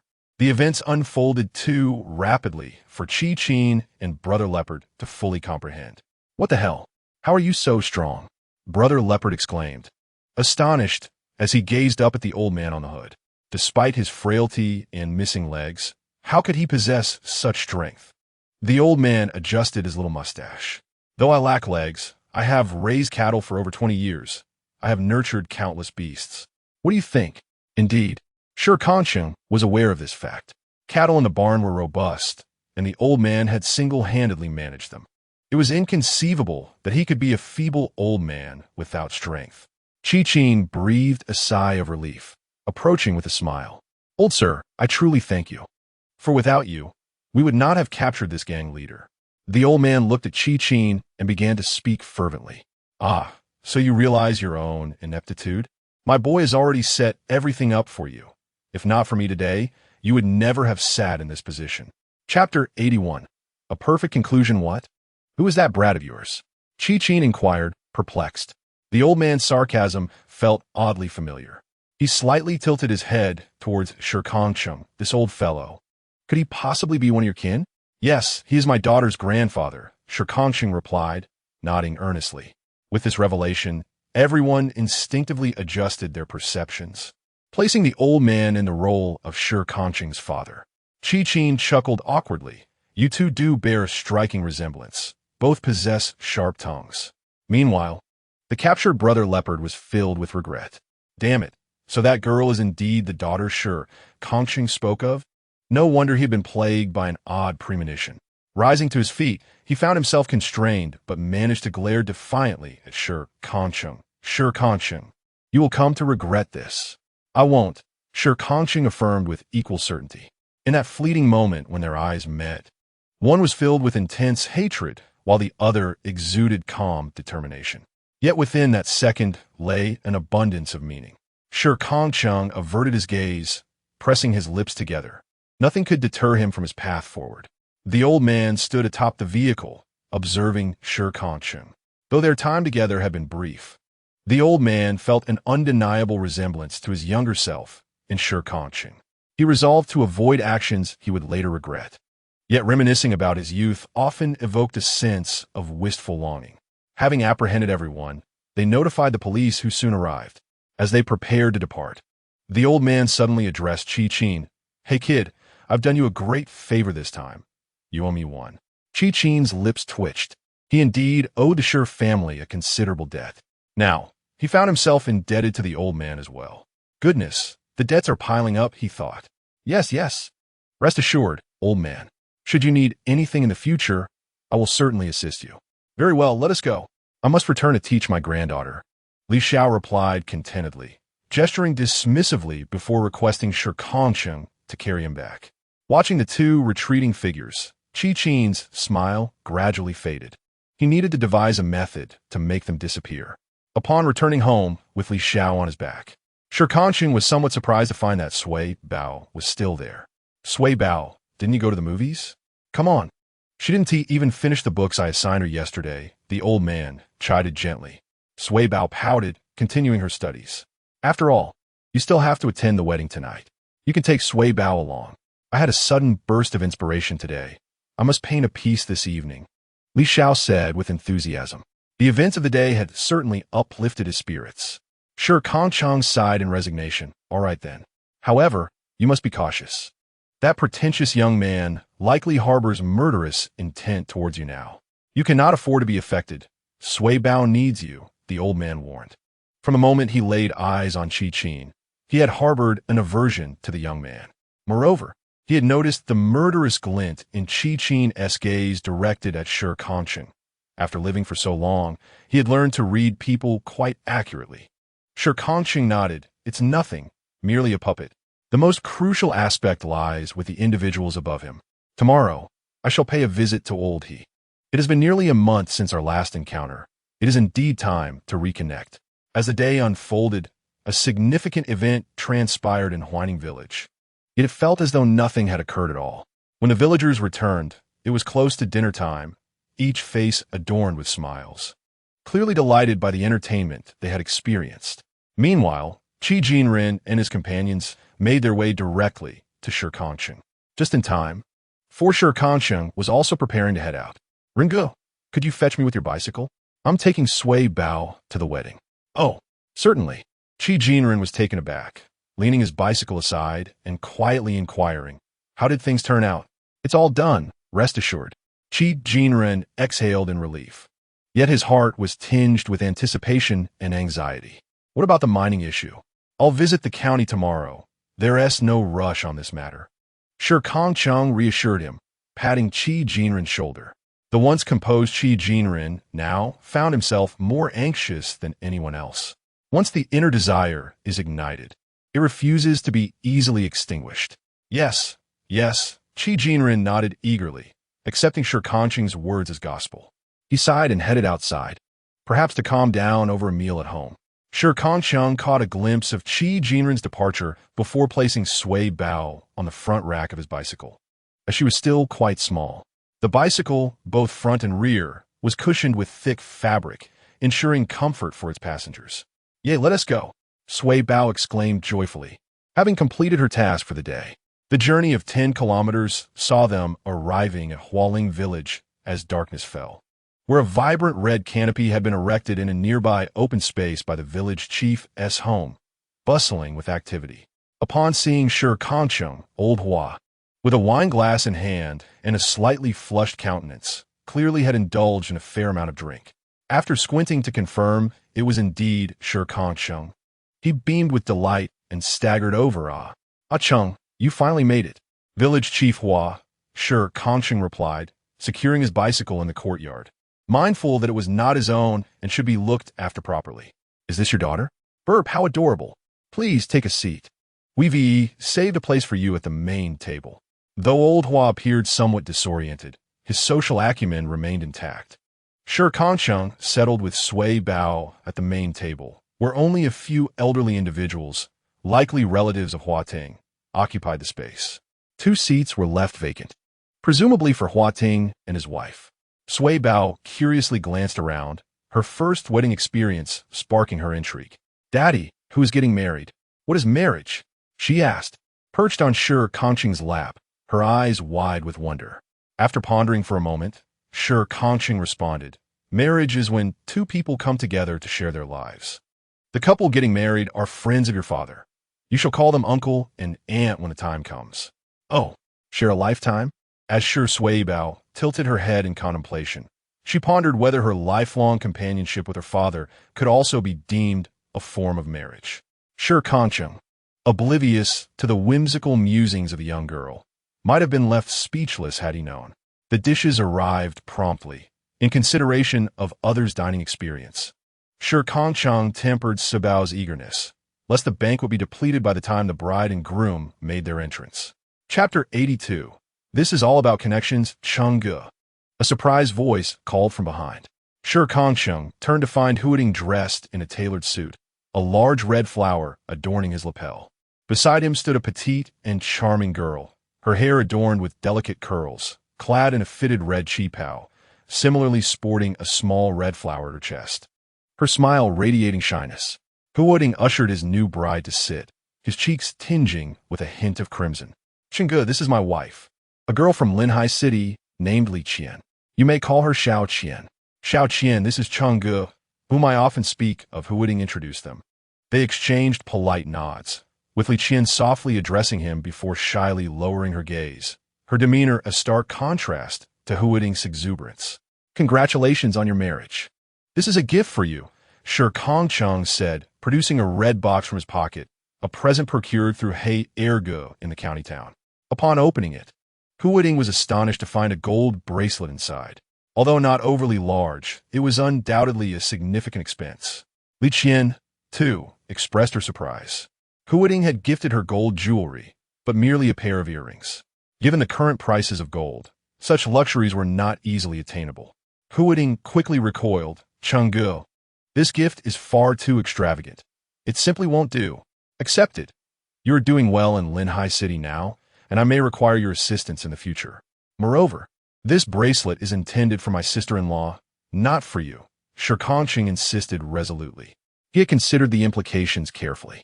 A brief inquiry revealed that Li Qian's father held a modest reputation in Linhai City, involved in the steel industry, suggesting potential future collaborations. Although today marked a celebration of their union, the couple would ultimately reside in Linhai City. Ah, Chengge, you truly are something else. In that case, I shall accept it on Xiao Qian's behalf. Huading sighed, feeling somewhat guilty toward Shi Kangcheng. Seeing Li Qian's delight, he placed a bracelet on her wrist, enhancing the beauty of her fair complexion. Li Qian's father, her father-in-law, indeed possessed considerable influence. However, he was known for his infidelity, with several children to his name, rendering Li Qian somewhat akin to a love child. Nevertheless, both mother and daughter were of gentle temperament and remained with the family. Li Qian had all that a daughter ought to have, though perhaps not in excess. Her eyes sparkled as she admired the gold bracelet, reminiscent of her elder sisters. A gift from their mother, who was quite generous with money, something she had long envied. Rest assured, Chengge, if you ever require anything, just let me know. I will do my utmost to fulfill your requests, Huading vowed, thumping his chest in assurance, determined to rise to the occasion even if it meant striving beyond his capabilities. One must never disappoint Shi Kangcheng. Shi Kangcheng shook his head, stating, not at the moment. Today is your joyous occasion. Let us not speak of such matters. Should I require assistance in the future, I will undoubtedly seek you out. With that, the two raised their glasses, and Huading drank to the point of utter inebriation, while Shi Kangcheng merely flushed with a hint of color. As Huading succumbed to the effects of the alcohol, she began to weep, clinging tightly to Shi Kangcheng, exclaiming, "Whoa, Brother Cheng, I am truly grateful to you. Honestly, if it weren't for you, I wouldn't be where I am today. I have been searching for you. They wouldn't tell me where you were, and my search was so arduous." Huading's lamentations drew the attention of onlookers, while Li Qian, visibly exasperated, pulled Huading back, her petite form bearing the entirety of Huading's weight. She then turned apologetically to Shi Kangcheng, saying, "I'm sorry, Brother Cheng, but this is how a Hua behaves every time she drinks too much. Not a problem. You both should return to rest. I shall come to Linhai City to visit you soon." "All right, then I shan't see you off," Li Qian responded politely, struggling to escort Huading through the door. At the same time, Shi Suibao held a large bone in his hand, gnawing on it while stating, "Daddy, that sister is really beautiful. Indeed, you must call her auntie." Meanwhile, Qi Qin, weary and fatigued, arrived at He-Wen's villa. After capturing a suspect, the interrogation began in earnest. The quantity of narcotics seized was indeed sufficient for Leopard to indulge, yet it remained inadequate. There were countless secrets yet to be unveiled, and Leopard's reign must come to an end. What else with a long face when you've successfully captured someone? He was preparing tea, as many visitors frequented the villa, but not all were privileged to partake in his brews. At present, Chi was not among them. Rubbing his temples, Chi lamented. Leopard has confessed to this particular drug trafficking incident, but he denies any involvement in other crimes, whether murder or additional trafficking. He insists this is his first offense. Not only him, but all the testimonies align as if they had conspired beforehand. Chi was on the verge of despair. He hadn't even eaten, and the police force had mobilized entirely, thoroughly raiding the Black Gold Club. Yet they found nothing. He glanced at him, his expression one of incredulity. His son-in-law was truly ineffectual. If you can't uncover the truth, why not ask for assistance? Who should I call? Shi Kangcheng? That would mean incurring another debt to him. Chi replied, his displeasure evident. Father, you have no idea what he intends. He will undoubtedly hold this over me in the future, and how much will I have to do for him then? He set down his teacup, a sardonic smile creeping across his face. Chi, I have taught you time and again that if you cannot eliminate someone, then you must strike a bargain with them. Transactions are inherently reciprocal. If someone aids you, you ought to reciprocate. Do you expect to take advantage without giving anything in return? Chi was taken aback by He-Wen's reaction, for he had always perceived him as ruthlessly cold-hearted, viewing his own children merely as tools for his ambitions. Thus, the words recently uttered by Chi served a dual purpose. He sought to elicit He-Wen's innermost thoughts and address the matter of Shi Kangcheng. Father, that was not my intention. I merely believe he may pose a future inconvenience. Chi promptly retracted his statement. He countered, do you possess a method to entirely eliminate Shi Kangcheng? If I had a solution, I would not have returned to seek your counsel. Chi silently scoffed at the notion, yet maintained a facade of resignation. Shi Kangcheng is exceedingly enigmatic. His means and capabilities remain shrouded in mystery, and presently, I lack a strategy. He shook his head in exasperation, deeming him irredeemable. Do you know why I hold such admiration for Shi Kangcheng? Chi eyes widened in curiosity. Why? Because he is not foolish enough to pose such questions to me, He-Wen replied. Chapter 83. My Rules are the Rules. Chi discreetly withdrew his inquisitive gaze, unwilling to admit to any folly. Since you place such trust in Shi Kangcheng, might I also extend my trust towards him? Chi posed yet another inquiry. If resolution was unattainable, why not consider him a partner? Although the notion of such a partnership did not please him, He turned his attention to a painting of a noble woman adorning the wall, and the visage of Shi Kangcheng materialized in his mind. Perhaps this individual would make a splendid son-in-law. Father? Chi called out upon noticing He-Wen's silence. Retracting his gaze, Chi acknowledged the reality. His grandson was now grown, and there was little choice but to endure. Shi Kangcheng's future held limitless potential. It was prudent not to cultivate enmity. Very well. Chi sighed, resigned to depart without even a sip of tea. Early the next day, Shi Kangcheng arrived, greeted warmly by He-Wen, who offered him a cup of steaming tea. It has been a long time. Indeed, it had been quite a while, He Lao. Shi Kangcheng seated himself before He-Wen. Though neither had changed much in appearance, their standings had shifted. He had ascended. I am aware of the recent events. You executed your tasks admirably. The malignant presence of the Leopard Gang has been eradicated, yet there are further matters requiring your assistance. He-Wen was direct, having resolved to cultivate a deeper alliance with Shi Kangcheng, rendering superfluous any frivolous discourse. Observing He-Wen's forthrightness, Shi Kangcheng smiled knowingly. Recognizing the distinction between puppets and their masters, he retrieved a briefcase from his possession and placed it directly upon He-Wen's desk. He-Wen raised an eyebrow. You typically do not carry such a briefcase. What brings it today? It is intended for you, Shi Kangcheng responded. Oh, then I shall examine it closely. He-Wen's interest piqued as he opened the briefcase, revealing a document alongside a substantial ledger.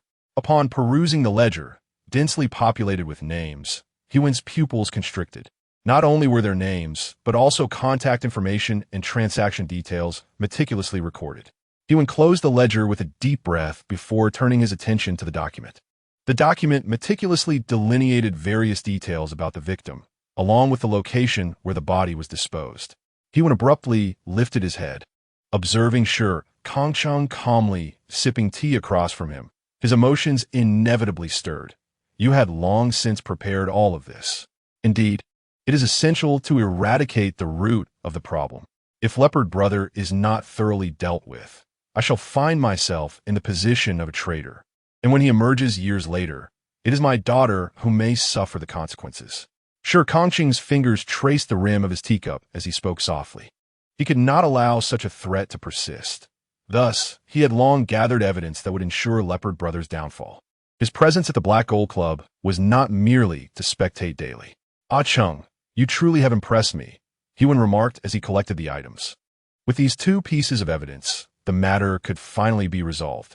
Furthermore, it would provoke even greater backlash, as it entailed an entire web of narcotics. "You are being overly courteous. My actions are naturally driven by purpose," Shi Kangcheng replied, lifting his gaze. "I wonder how the preparations by Elder he are progressing?" Without hesitation, Elder he burst into laughter, opening a drawer. "Since you have brought me such valuable items, I shall not disappoint you." He presented similar documents and certificates. "This is what you requested. Additionally, I have inquired on your behalf.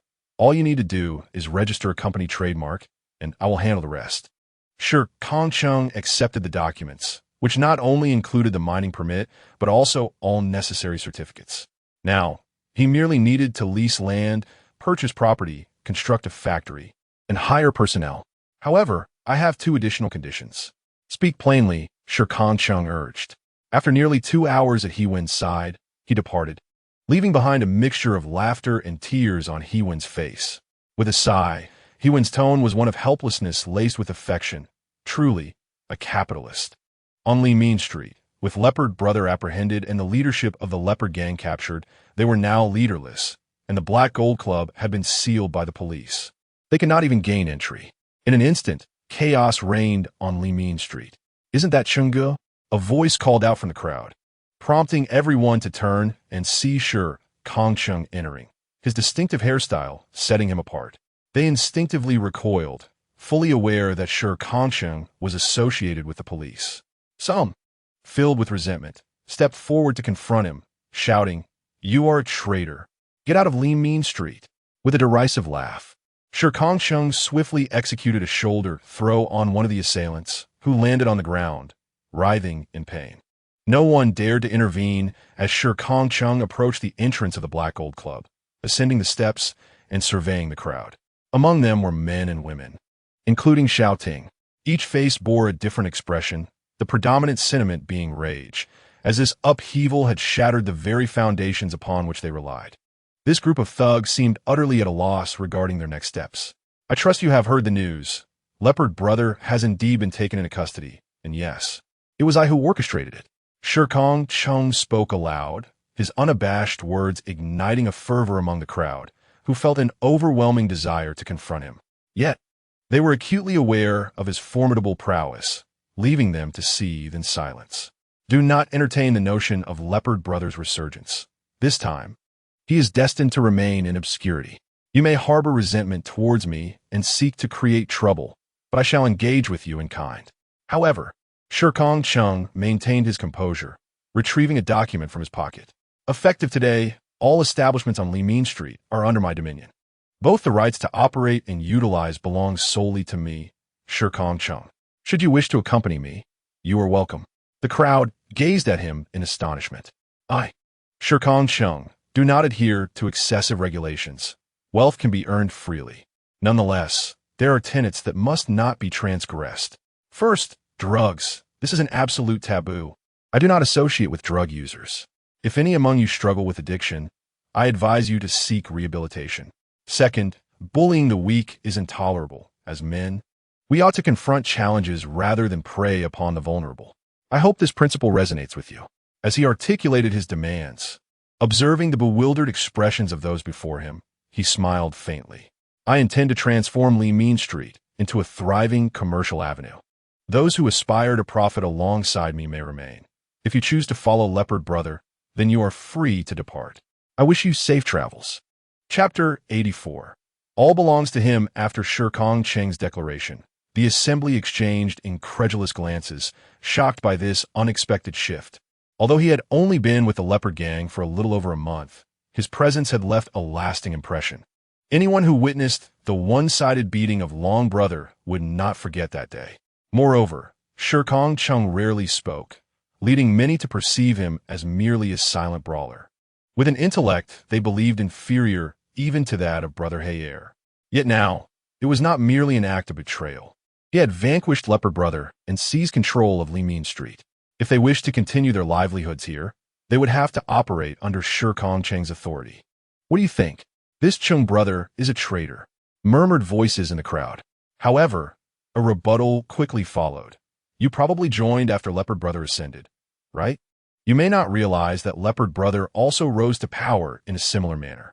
The gang was not always known as the Leopard Gang.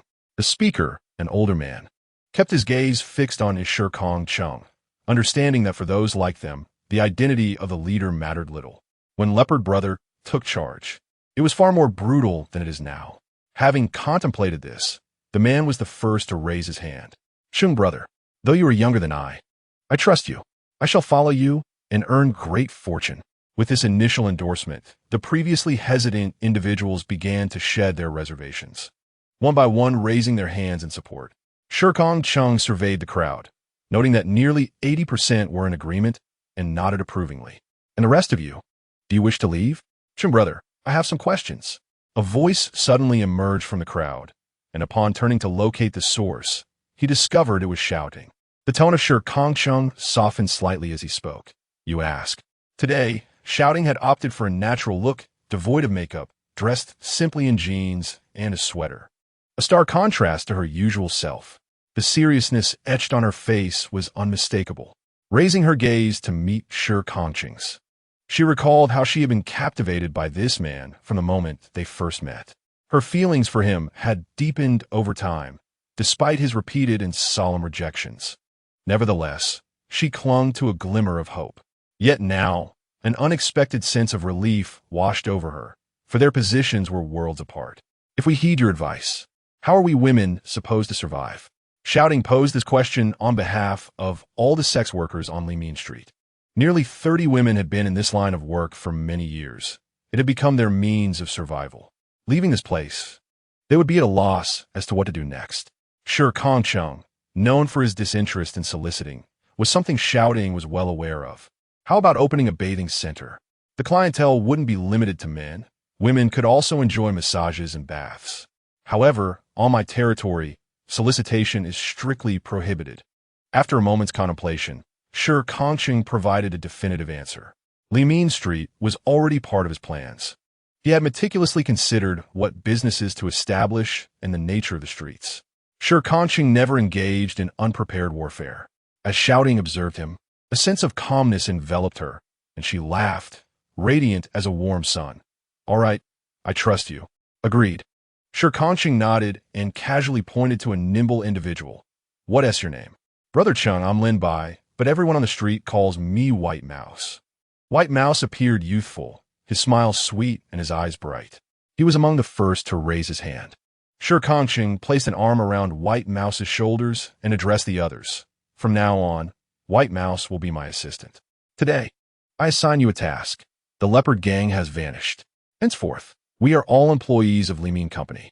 Record the information of everyone willing to follow me. All of them? White Mouse's smile faltered slightly. There were hundreds of them. In fact, there had been even more before, but many had been apprehended, and others had already fled upon sensing danger. Shi Kangcheng nodded. Yes, names, ages, family details, skills, document everything. I'll give you 2 days. Is that feasible? White Mouse bent slightly, looking up at Shi Kangcheng. Although the latter's tone was affable, White Mouse discerned the underlying insistence that brooked no refusal. All right, no problem. He clenched his fists, psyching himself up. Shi Kangcheng nodded. Very well. This week, you all shall have 2 days off. I will present the detailed renovation plan for Limin Street then, and I will need your assistance. From now on, let us all prosper together. Upon concluding, Shi Kangcheng bowed deeply to everyone. This gesture elevated everyone's regard for his intentions, for the previous leader, Brother Leopard, had never exhibited such courtesy. It seemed that aligning with Shi Kangcheng was indeed a commendable choice.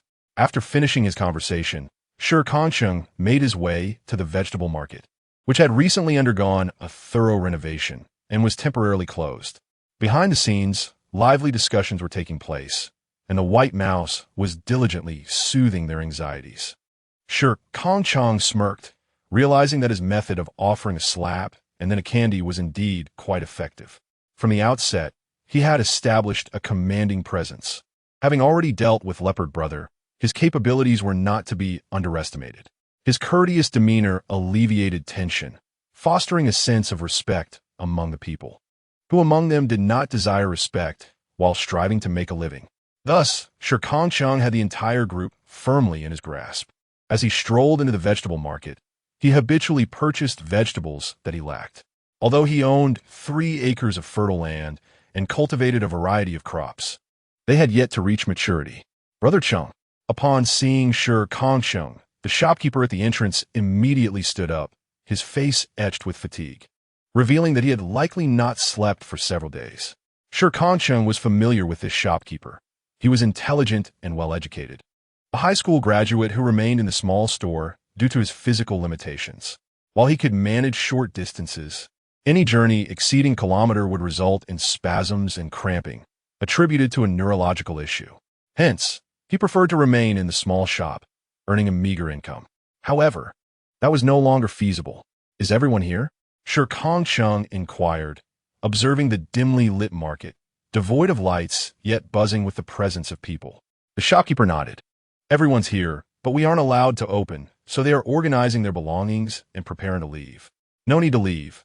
I've already resolved the issues," Shi Kangcheng declared, stepping inside and pulling down the shutter, instantly illuminating the market. Chapter 85. Shi Kangcheng's provocation. Brother Cheng. Brother Cheng. The vegetable market was eerily quiet, with each vendor standing despondently at their stalls.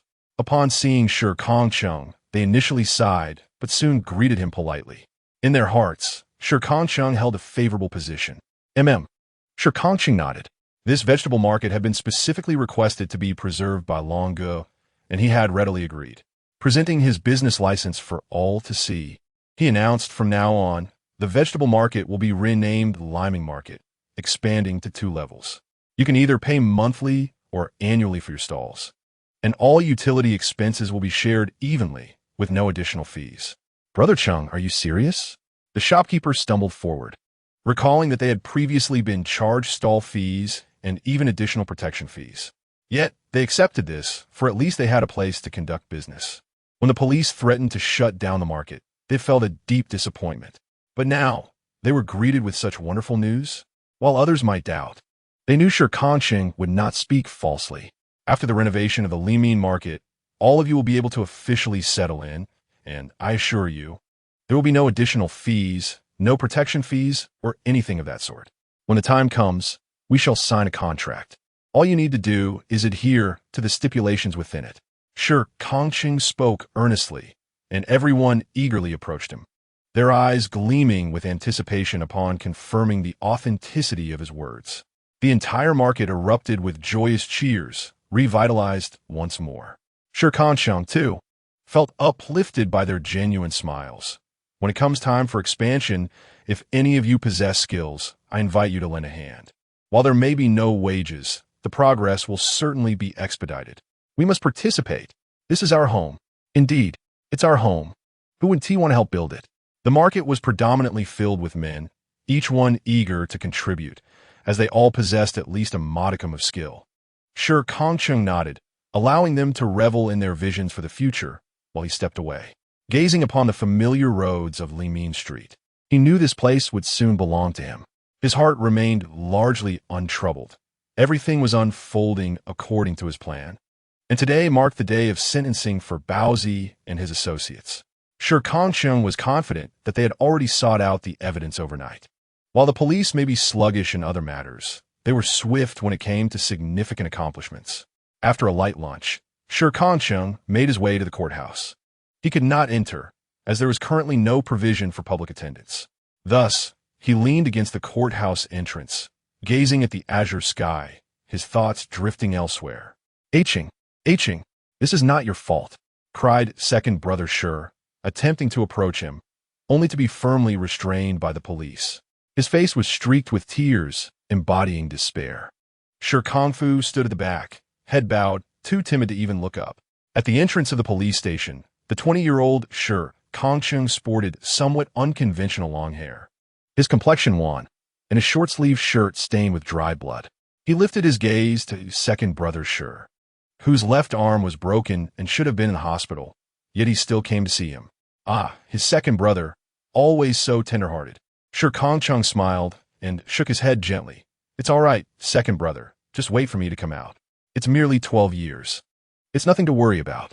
As the police escorted him toward the vehicle, Shi Kangfu stepped in front of him. Elder brother. Shi Kangcheng raised his eyes, though the term carried a hint of disdain. Shi Kangfu pressed his lips together, still unable to meet Shi Kangcheng's gaze. I'm sorry, Cheng. I have pondered for a long time, yet still cannot find the words. Shi Kangcheng scoffed coldly. He detested the hypocritical expression on Shi Kangfu's face and turned away, unwilling to look at him any longer. For the sake of my second brother, not for you. If I were to emerge and find my second brother in a poor state, you should be aware of my formidable nature. At 20, Shi Kangcheng was tempestuous, fiercely passionate, an adept at delivering biting remarks. As Shi Kangfu observed the police car departing, a sense of inexplicable relief washed over him. He turned to lift the nearly unconscious Shi urge, saying, Enough, let's not speak of this matter any further. Ha! Naturally, you and T wish to revisit it, elder brother. Shi urge shrugged off Shi Kangfu's hand, rising with a cold smirk, refusing assistance as he steadily made his way out of the police station, leaving Shi Kangfu's expression grim. The courthouse doors swung open with a click, and Shi Kangcheng, pulling himself from his thoughts, glanced over. A throng of reporters had gathered at the entrance. For such a significant event could hardly escape their attention. It would certainly make headlines. Bao Ge was ushered out, visibly thinner after days of absence. His disheveled hair, unshaven face, and dark circles beneath his eyes spoke volumes of his sleepless nights. Standing beside Bao Ge in a crisp police uniform, Chi Qin looked quite the part. Clearing his throat before the eager journalists, he declared, under the vigilant watch of law enforcement, we have finally apprehended the greatest scourge of Anping County, Bao Ge. Furthermore, we have uncovered all 5 lives lost at his command. Following the court's ruling, Bao Ge will face execution in 3 days. Gasps of astonishment erupted from the crowd, as such a sentence is reserved for the gravest of offenses. Bao Ge, however, exhibited no reaction. Chi Qin, brimming with excitement, continued in a seemingly righteous tone. Before all of you, I declare to every criminal, no matter where you hide, if you commit a crime, I, Chi Qin, shall bring you to justice. His grandstanding garnered unanimous acclaim from the onlookers, who viewed Chi Qin as the epitome of a righteous police officer. Shi Kangcheng stood at a distance, arms crossed, observing this theatrical display with a mocking smile. Bao Ge lifted his gaze slightly, locking eyes with Shi Kangcheng, whose expression darkened instantly. Their silent exchange hung in the air. And for the first time in years, Shi Kangcheng felt a desire to provoke. He raised his left hand, extending his thumb and slowly gliding it across his neck, a gesture that spoke volumes. Chapter 86. You come aid me, Bao Ge ground his teeth, yearning to break free and strike Shi Kangcheng, but the more he struggled, the tighter the officer's grip became. Ultimately, he was forced into the police vehicle. Chi Qin continued his interview, exuding warmth and approachability, until he noticed Shi Kangcheng's figure vanish, momentarily taken aback before regaining his composure. But how could that person be here? Shi Kangcheng had visited the prison. Aside from Bao Ge, the remaining members of the Bao gang had received relatively light sentences. Merely a few years as accomplices. Through a large glass partition, Shi Kangcheng caught sight of Long Ge dressed in prison garb. In comparison to Brother Bao's haggard appearance, Brother Long appeared somewhat plumper. Upon seeing Shi Kangcheng, Brother Long chuckled, Oh, isn't this Cheng? What brings you to visit this old man? Old man?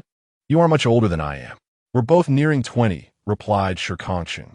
Brother Long rubbed his nose, reflecting that when he was Shi Kangcheng's age, he hadn't yet grasped the complexities of life. and perhaps he had been a tad foolish. Li Min Street must have been divided by now, right? How was the market faring? Changing the subject, Brother Long inquired. He still possessed a house under his name, ensuring he wouldn't be left homeless with a 5-year sentence. He could still manage to live comfortably afterward. Generally, in such gang-related matters, assets would be confiscated upon arrest, or so he thought. Shi Kangcheng shook his head. Li Min Street is now mine. What? Brother Long exclaimed, startling the accompanying officers who raised their heads in surprise. Leaning closer to the small hole in the glass, Brother Long asked seriously, "How did you manage that?"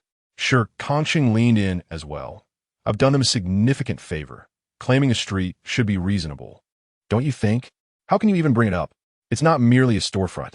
It's south an entire street." Brother Long exclaimed dramatically, struggling to comprehend how Shi Kangcheng had persuaded those in power to relinquish an entire street. Shi Kangcheng shrugged. "We need money, while some people have an abundance. What they seek is power, which I can provide them. Why wouldn't they let me have that street?" Moreover, to them, Li Min Street was merely a den of filth.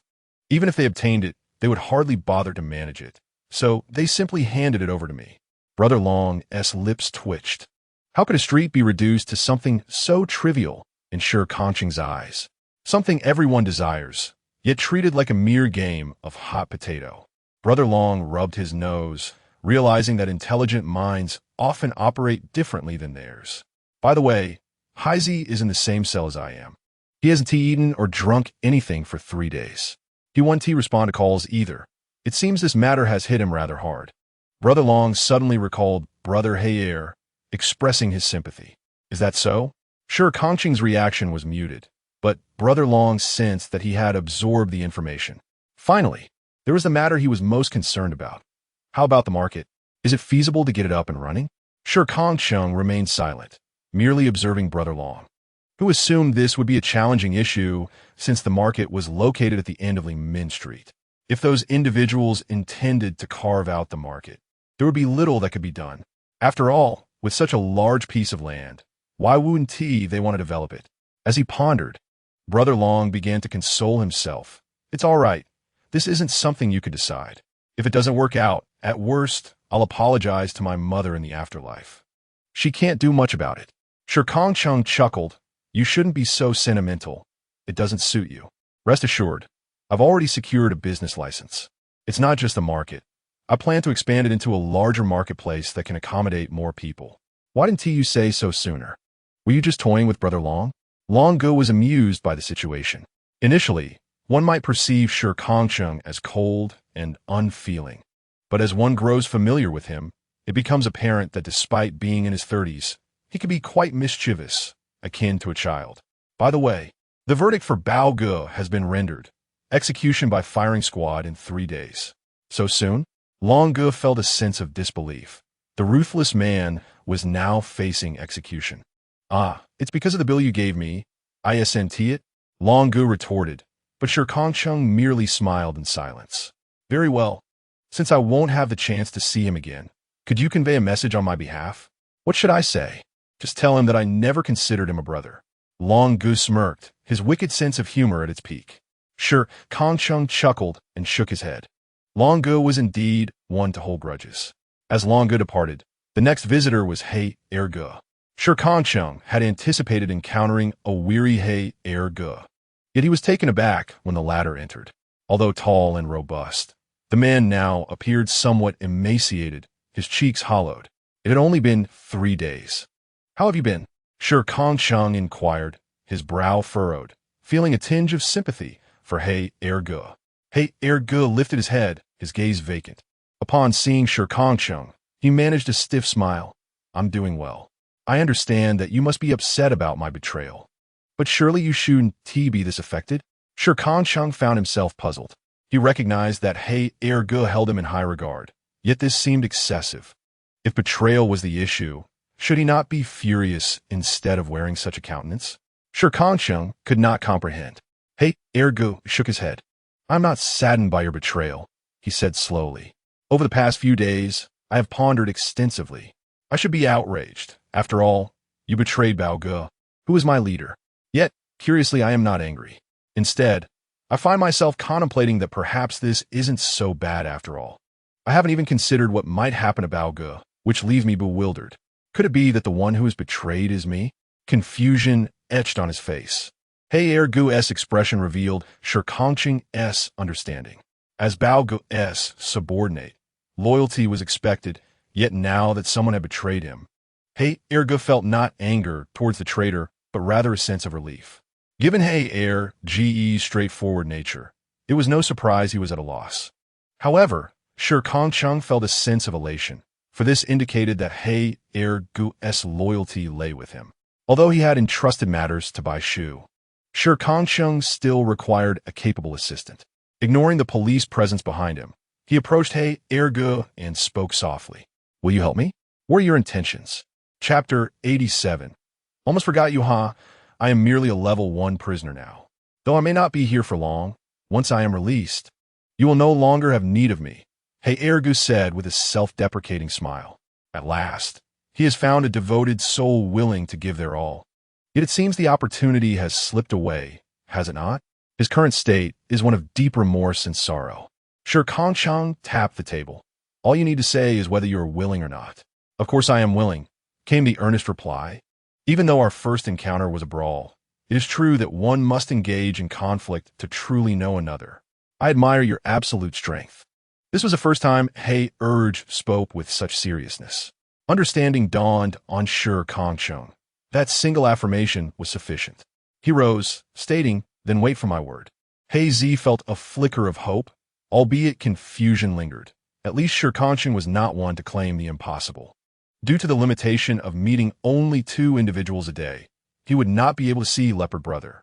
But it mattered little, for Leopard was not to meet his fate until the day after tomorrow. As he stepped out of the prison gates, Shi Kangcheng spotted a familiar police car approaching. It was Shi Qin. Shi Kangcheng stood still, observing. He had intended to seek him out. Shi Qin exited the vehicle holding a document. Upon noticing Shi Kangcheng, he felt overwhelmed, yet he forced a smile, remembering his father-in-law's advice to maintain a cordial relationship with Shi Kangcheng. Who are you here to see? He inquired. You, Shi Kangcheng replied, avoiding the question, then directly stated. I vividly recall your captivating speech, Director Qi. Surely it will make headlines soon? Huh. If you have something to say, just say it, Shi Qin retorted, sensing the malice behind the facade. As Shi Kangcheng leaned closer, Shi Qin's eyes widened in disbelief. This is impossible. Even as director, I lack the authority. Well, I have met the second-in-command of Linhai City. In the future, you might consider. Shi Kangcheng casually placed his hands in his pockets, showing no concern for Shi Qin's potential refusal. There would always be higher positions. Currently, the transition from county to city director required merit to secure one's footing in Linhai City. Shi Qin glared at Shi Kangcheng, realizing he had previously warned that neglecting him would surely lead to repercussions. However, upon reflection, perhaps the minor inconvenience could yield greater benefits in the future. This will be my last act of assistance. Ultimately, Shi Qin acquiesced. Shi Kangcheng nodded. All right, I shall await your favorable news. With that, he turned and left, hurrying to catch the bus, lest he be stranded. Shi Qin watched his receding figure, spitting in frustration. What does he think he is? If not for my father-in-law's regard, would I even waste my time on him? Sighing, Shi Qin shook his head and re-entered the prison, with a sense of relief. Shi Kangcheng sat on the bus, aware that numerous challenges lay ahead. Each step must be taken with precision, otherwise he risked collapse. The driver glanced at him through the rearview mirror, intrigued by his enigmatic presence. He had never seen a farmer commuting daily to the county. If it were a routine, why not simply buy a bicycle? Brother, do you work in the county? The driver could no longer resist the urge to inquire. Having taken the bus daily for 2 months, he felt quite familiar with the routine. Shi Kangcheng merely responded with a non-committal yet his gaze drifted outside, narrowing as he caught sight of a couple in the fields. While young lovers were not an uncommon sight, especially with the wildflowers still blooming. The couple in question were acquaintances, none other than Chun He and Zhao Xiaomei. Ah, I had forgotten about you, Shi Kangcheng murmured, retracting his gaze. Recently preoccupied with his own affairs, he had indeed pushed this scoundrel from his mind. After a month of such blissful days, a fall from grace seemed inevitable. The driver, initially inclined to ask more, noticed the abrupt change in Shi Kangcheng's expression and promptly sealed his lips. Upon returning to the village, Shi Kangcheng made his way to Zhao Xiaomei's home. "Ah, it seems, Chun, he has already given the dowry to my aunt," Zhao Xiaomei remarked. Lifting her head from her studies, she often immersed herself in her own world, indifferent to the ostentatious displays of affection Chun he frequently showcased, which seemed almost tailored to catch her attention. Regrettably, such ploys held no sway over her.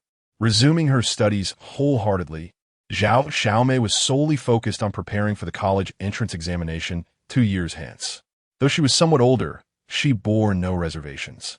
Shi Kangcheng nodded, satisfied that the funds had arrived. It was likely that Chun he had cobbled together the money from various sources. He believed that, now serving as director, repaying the debt was merely a matter of time. "Then study diligently. I must take my leave," he replied. "Chun, wait." As Shi Kangcheng lifted his foot to depart, Zhao Xiaomei called out to him again. He turned back to find her seated at her desk, the daylight casting a gentle glow on her profile. And for a fleeting moment, he was transported back a decade to the vibrant Zhao Xiaomei of his youth. "What is it?" Shi Kangcheng asked gently. Zhao Xiaomei responded with a radiant smile, her eyes crescent-shaped with delight. "Thank you, Chun. When I graduate from university, I shall assist you." Shi Kangcheng chuckled. "Sure. Having a university student as my aide would be a tremendous honor."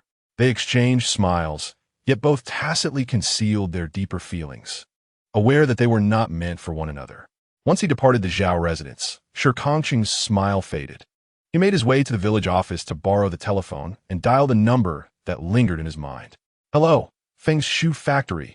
Who may I inquire about?" A gentle female voice resonated from the receiver, prompting Shi Kangcheng to raise an eyebrow. Feng Engwo had indeed made quite the establishment for himself. "Hello, I am Shi Kangcheng. I wish to speak with old Feng. Could you please connect me?" "Of course. Please hold for a moment." The soothing tone of the woman lifted his spirits, making him more than willing to wait. It was not long before the voice shifted to that of a young man. Cheng, what brings you to call?" "Old Feng, it has been a while. I apologize for not visiting recently," Shi Kangcheng replied with a smile, met by Feng Engwo's hearty laughter from the other end. "You're still putting on airs with me. When you come out for drinks, just speak your mind." Feng Engwo possesses a spirited and amiable disposition, rendering further elaboration unnecessary. Shi Kangcheng, without hesitation, inquired, "Mr. Feng, do you recall Chun-He, the director? In Chapter 88, you are lacking everywhere." Feng Engwo clicked his tongue over the phone, expressing his frustration. "I was just about to mention that individual. His folly is astounding. He has failed to manage even the simplest tasks. I was curious when you plan to conclude this, as it doesn't cost me much, yet it has certainly irked the people in my factory." "Tomorrow," Shi Kangcheng replied. "Is it to be so soon?" Feng Engwo merely intended to complain, not anticipating Shi Kangcheng's decisive response. Shi Kangcheng nodded. "Yes, it is nearly time." "Very well." Feng Engwo refrained from further inquiries, ending the call and exhaling a plume of smoke. The elderly man opposite him observed with a smile. "So, it is that young fellow?" Chen Huakong, seated beside Feng Engwo, had come to visit out of boredom. The group of elderly gentlemen often passed their days sipping tea and engaging in light-hearted conversation. Chen Huakong was familiar with Shi Kangcheng, having previously acquired a painting from him, though they had not forged a close bond, as he had recently returned from a trip to the capital. Observing Feng Engwo's demeanor, Chen Huakong inquired with curiosity, "Old Feng, I have never seen you so compliant with a junior." Indeed, Feng Engwo had been exceedingly accommodating, even promoting a director to assist him. Such actions were uncharacteristic of Feng Engwo, for although Shi Kangcheng had sold the painting to them, the transaction was complete, leaving no obligations between them. There seemed no need for such measures. Feng Engwo's smile remained, as he extinguished his cigarette in the ashtray, producing a soft hissing sound. "You have been absent from the county for a while. You are unaware of the stir this young man has caused," he sighed. He was well aware of the developments concerning Shi Kangcheng, and such knowledge inevitably led to comparisons. The elder generation, having endured hardships to attain their current standing, All aspired for their offspring to surpass their achievements. Yet, those nurtured in a sheltered environment often falter when faced with adversity. Chen Huakong, perplexed, asked, "What exactly has he done?" After a moment of contemplation, Feng Engwo responded, "What if I were to send my two ungrateful children to prison for a few years? Would they emerge akin to Shi Kangcheng?" "Old Feng, perhaps it would be prudent for us to seek medical attention," Chen Huakong suggested lightly. Unbeknownst to Chun He, his fate rested entirely in the hands of others. Following Zhao Xuemei's departure, he found himself incapable of cooking, thus returning home to rely on his mother for meals. Chun Mu, her expression stern, approached him, her gait noticeably strained. Upon seeing her son, she could not contain herself. "Son, we have provided so many betrothal gifts. When will Zhao Xiaomei finally enter our household?" Her patience waned. She needed someone to intervene soon.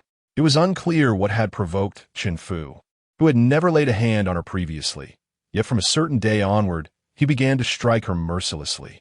Any minor transgression on her part would incite his violence, specifically targeting the skin concealed beneath her clothing. Moreover, he forbade her from crying out, should she utter a sound.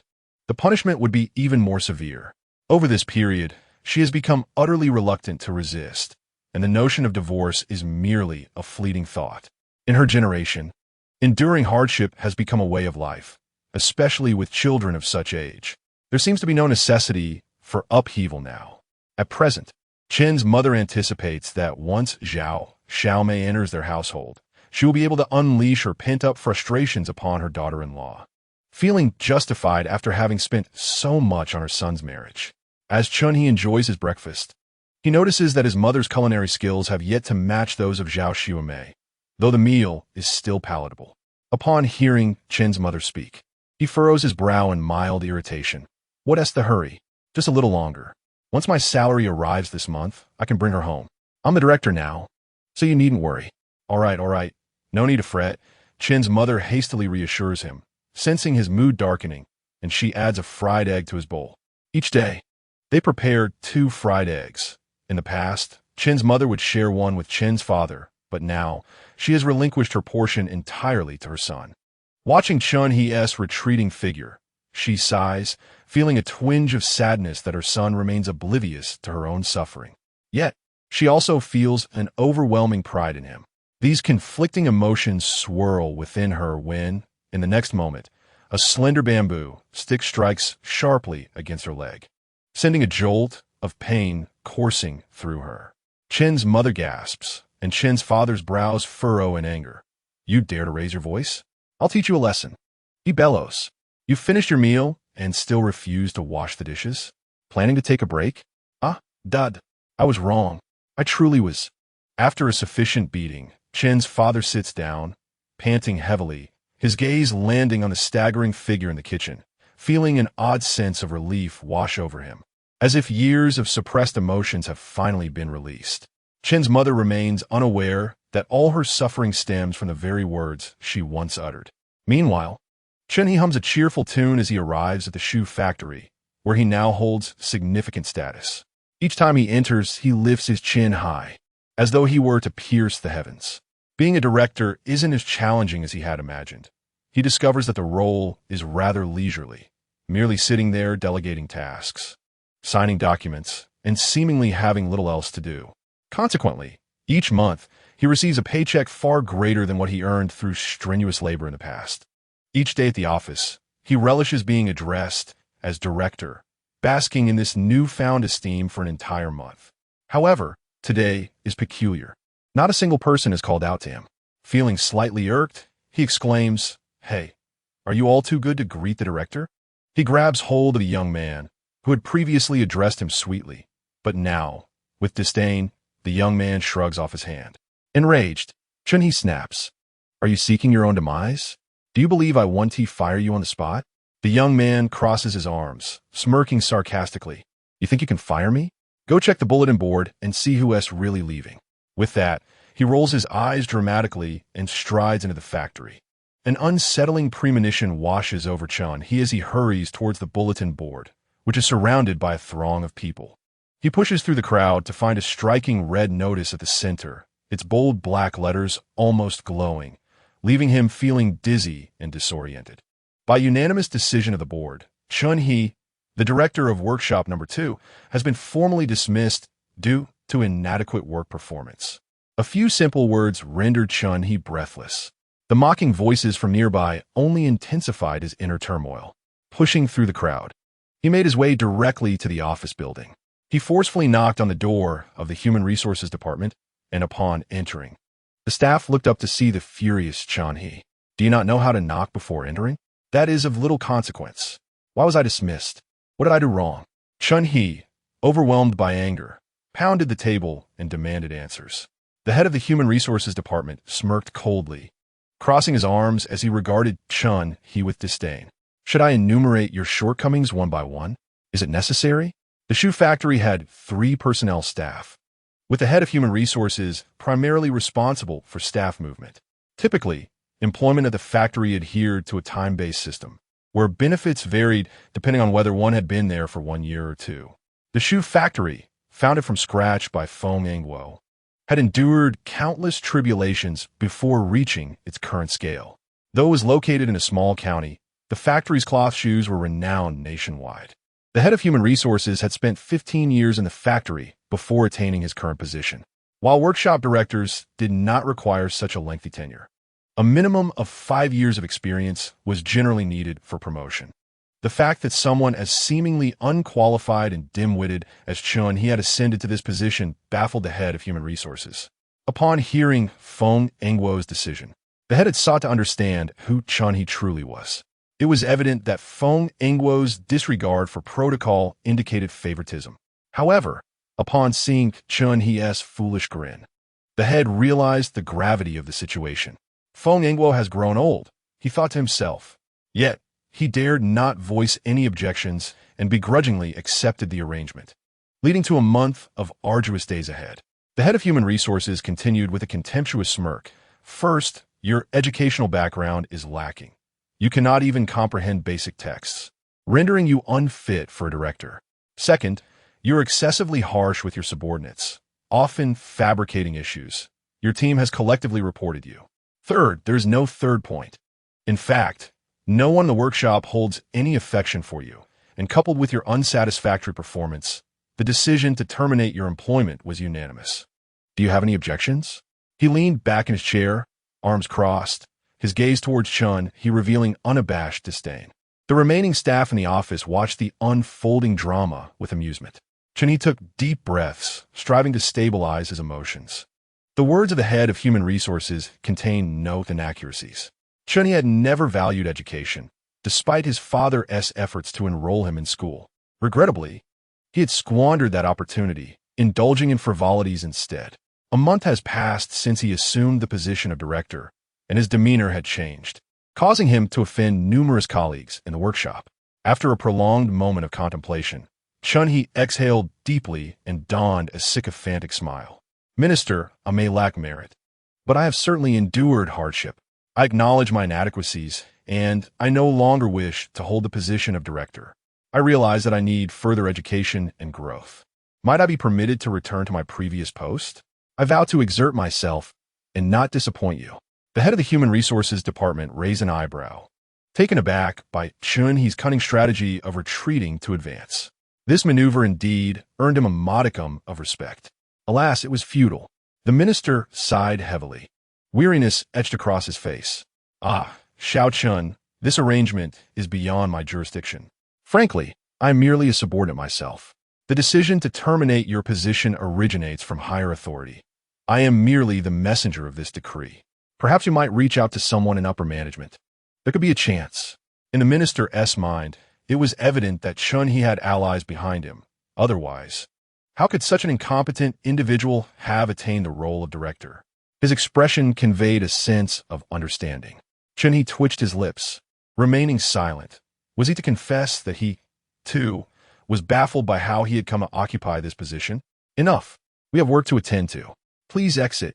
The minister concluded. Chun-hee trudged out of the office building, the factory bustling with activity due to a recent large order. He stood in the open space, gazing at the familiar factory, realizing he should have been working at that moment. Why had this occurred? Chun-hee clenched his teeth. The abrupt change left him at a loss.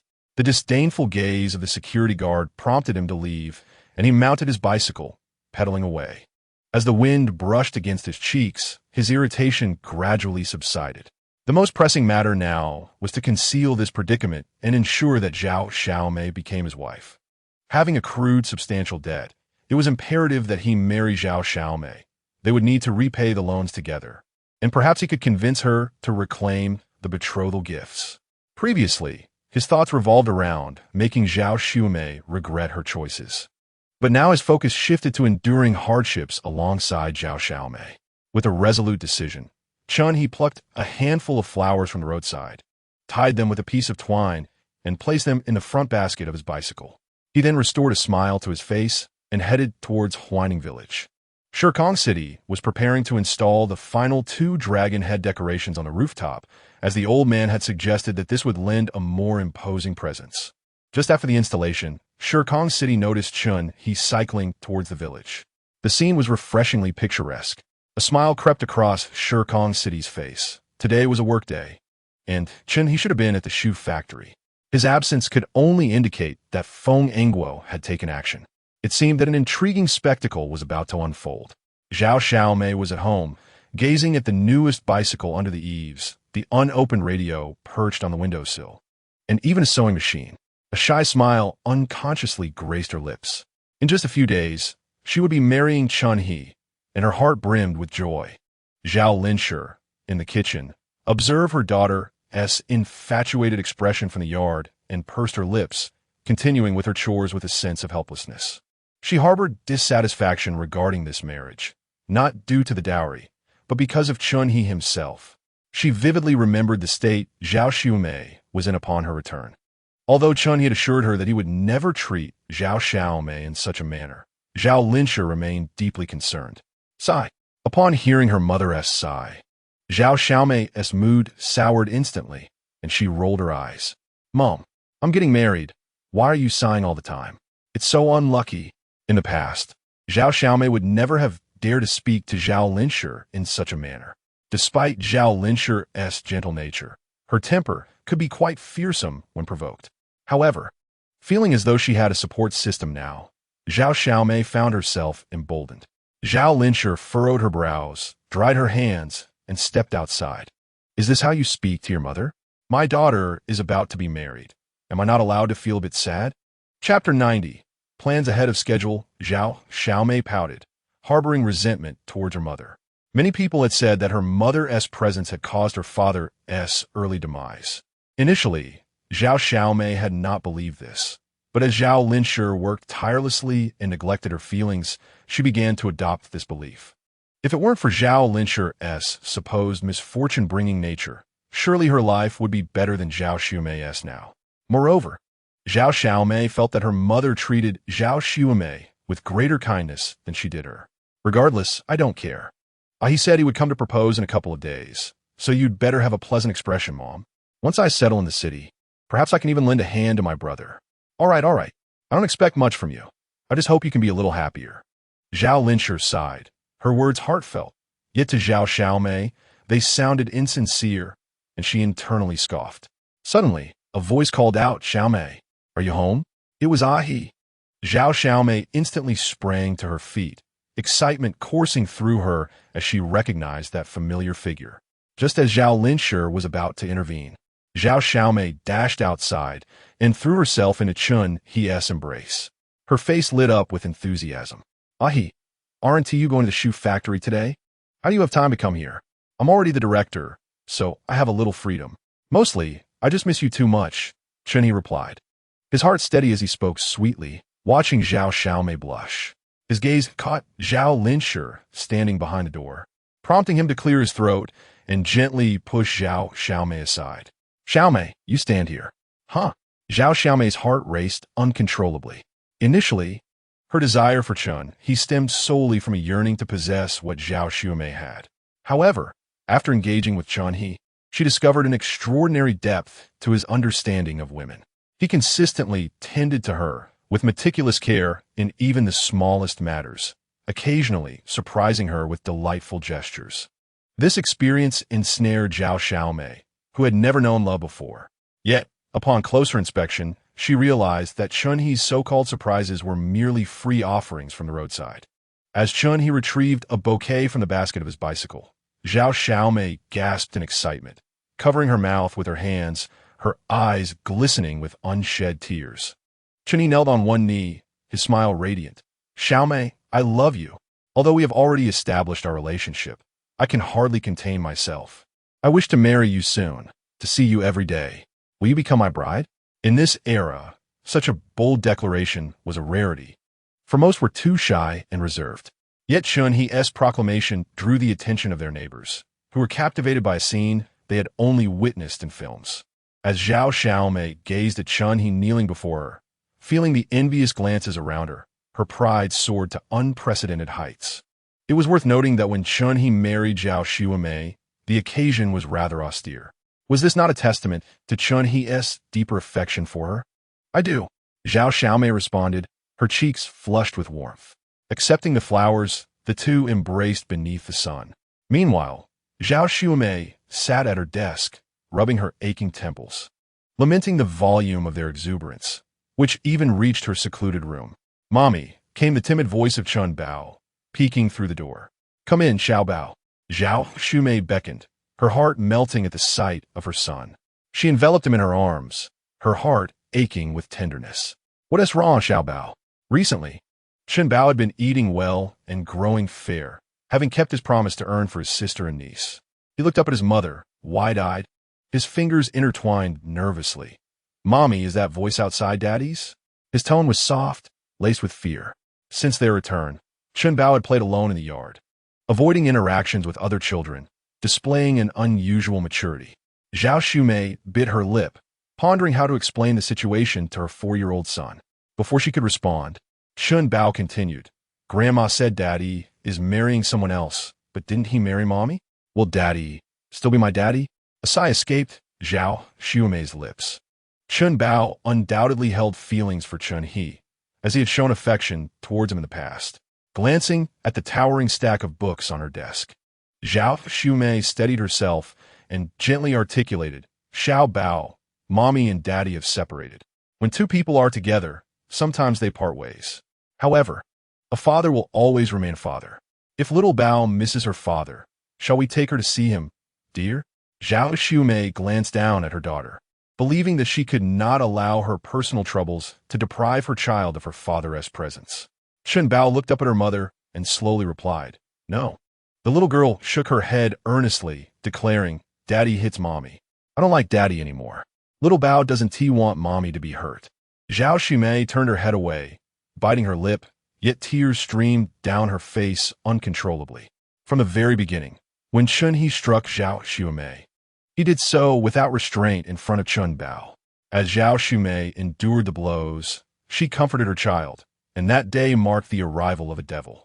I'm sorry, little Bao." Zhao Xiaomei held her child tightly, showering kisses upon her forehead as her tears fell onto Chun Bao's cheeks. She felt immense guilt towards her child, for her decision had deprived her daughter of a father during her formative years. Yet this decision was imperative. Chun Bao nestled in Zhao Xiaomei's embrace, reaching out to touch her face, mimicking her grandmother's soothing words, "Don't cry, Mommy." The tender scene within the room bore no influence on the fervor of the two outside. Had they not been mindful of others, they would likely have embraced much longer before reluctantly parting. "Oh, isn't that Chun-Hee? Just proposed, hasn't he?" Zhao Xiaolin, returning from Shi Kangcheng, remarked with a sneer. He had never harbored any fondness for Chun-Hee. Chun-Hee turned back with a grim expression. "What? Do you have any objections? Xiaomei and I are meant to be together. Naturally, I wish to bring her home soon." With a smirk, Zhao Xiaolin, hands in pockets, was well aware of Shi Kangcheng's plans. Now, only the final step remained. Since you were so eager, why not hasten the process and come to marry Xiaomei tomorrow? Chapter 91. Renting the mountain. Zhao Xiaolin's eyes gleamed with calculation. He had just heard Shi Kangcheng's intentions. Initially, Zhao Xiaolin felt some hesitation, for Zhao Xiaomei was his younger sister whom he had watched grow up, and it pained him to see her fall into such a den of wolves. However, after a few encounters, Zhao Xuelin clearly discerned that this so-called cousin was envious of his sister. He even discovered that Zhao Xiaomei's previous beating was instigated by Zhao Xiaomei's actions. Therefore, he resolved to disregard everything else. Apart from his own family, Zhao Xuelin cared little for the fates of others. Upon expressing this thought, Chunhe sensed something amiss, furrowing his brows. Why are you so anxious? Chunhe indeed planned to arrive tomorrow, but Zhao Xuelin's words filled him with suspicion. Zhao Xuelin shrugged, appearing unfazed. What can I do? Naturally, I wish for your union to flourish. You've now become a director. What is there to fear? I have no interest in becoming relatives with you, nor do I wish to witness that repugnant scene every day upon returning. So hurry along, and don't disrupt us. Chunhe, finding relief in Zhao Xuelin's disdainful expression, exhaled softly. This is precisely the attitude that Zhao Xuelin ought to possess. Moreover, he could not possibly be aware of his dismissal. With a sigh of relief, Chunhe donned a proud expression. There is no need for you to elaborate. I am indeed prepared to come and marry Xiaomei tomorrow. However, it is truly unfortunate that certain individuals will miss witnessing this moment. As Chunhe spoke, his gaze fell upon the grand door behind Zhao Xuelin. The certain individual referenced in his words was abundantly clear to all present. Zhao Xiaomei chuckled, her eyes narrowing with amusement. Ah, brother it is unkind of you to say such things. My cousin will be heartbroken. I care not for her feelings. At this moment, my heart belongs solely to you. Zhao Xuelin felt a wave of nausea. He could no longer maintain his facade. My sister would not be heartbroken. You are not worth her sorrow. It would be wise to refrain from uttering such stubborn words. The two exchanged confident glances, yet the outcome of their rivalry remained uncertain. Shikang City visited the brigade. The previously agreed-upon rental arrangements for the mountain suddenly encountered a twist. Seated at his desk, he rhythmically tapped his fingers upon its surface, his gaze fixed on the individuals before him. These were the village heads and brigade leaders, essentially his partners in this venture. What is the meaning of this? Accompanying Shikang City was Qi Jinrun, who, unable to contain his impatience, slammed his hand on the table and stood up. We had clearly agreed on 10,000 for one mountain over 15 years. Now you demand 20,000? Is this not blatant extortion? Qi Jinren was on the verge of exploding with frustration. His enterprise faced yet another obstacle. Shikang City remained silent, calmly observing the 6 visibly flustered individuals before him.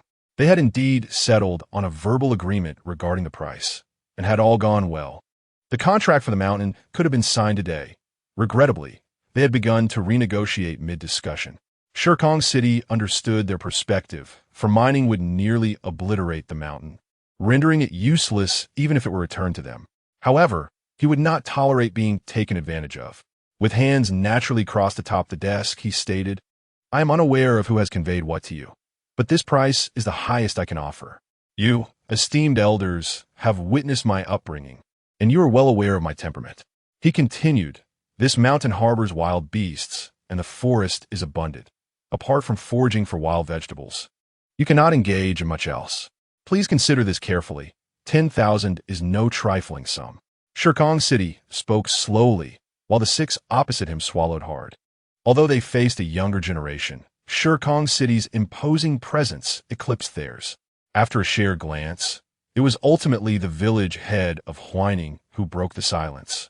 As a brigade leader was the uncle of Lan Hai and had yet to speak, the village head cleared his throat a couple of times before smilingly addressing him.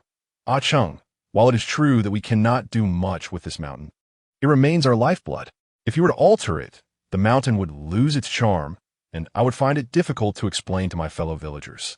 Shi Kangcheng remained silent, merely observing him.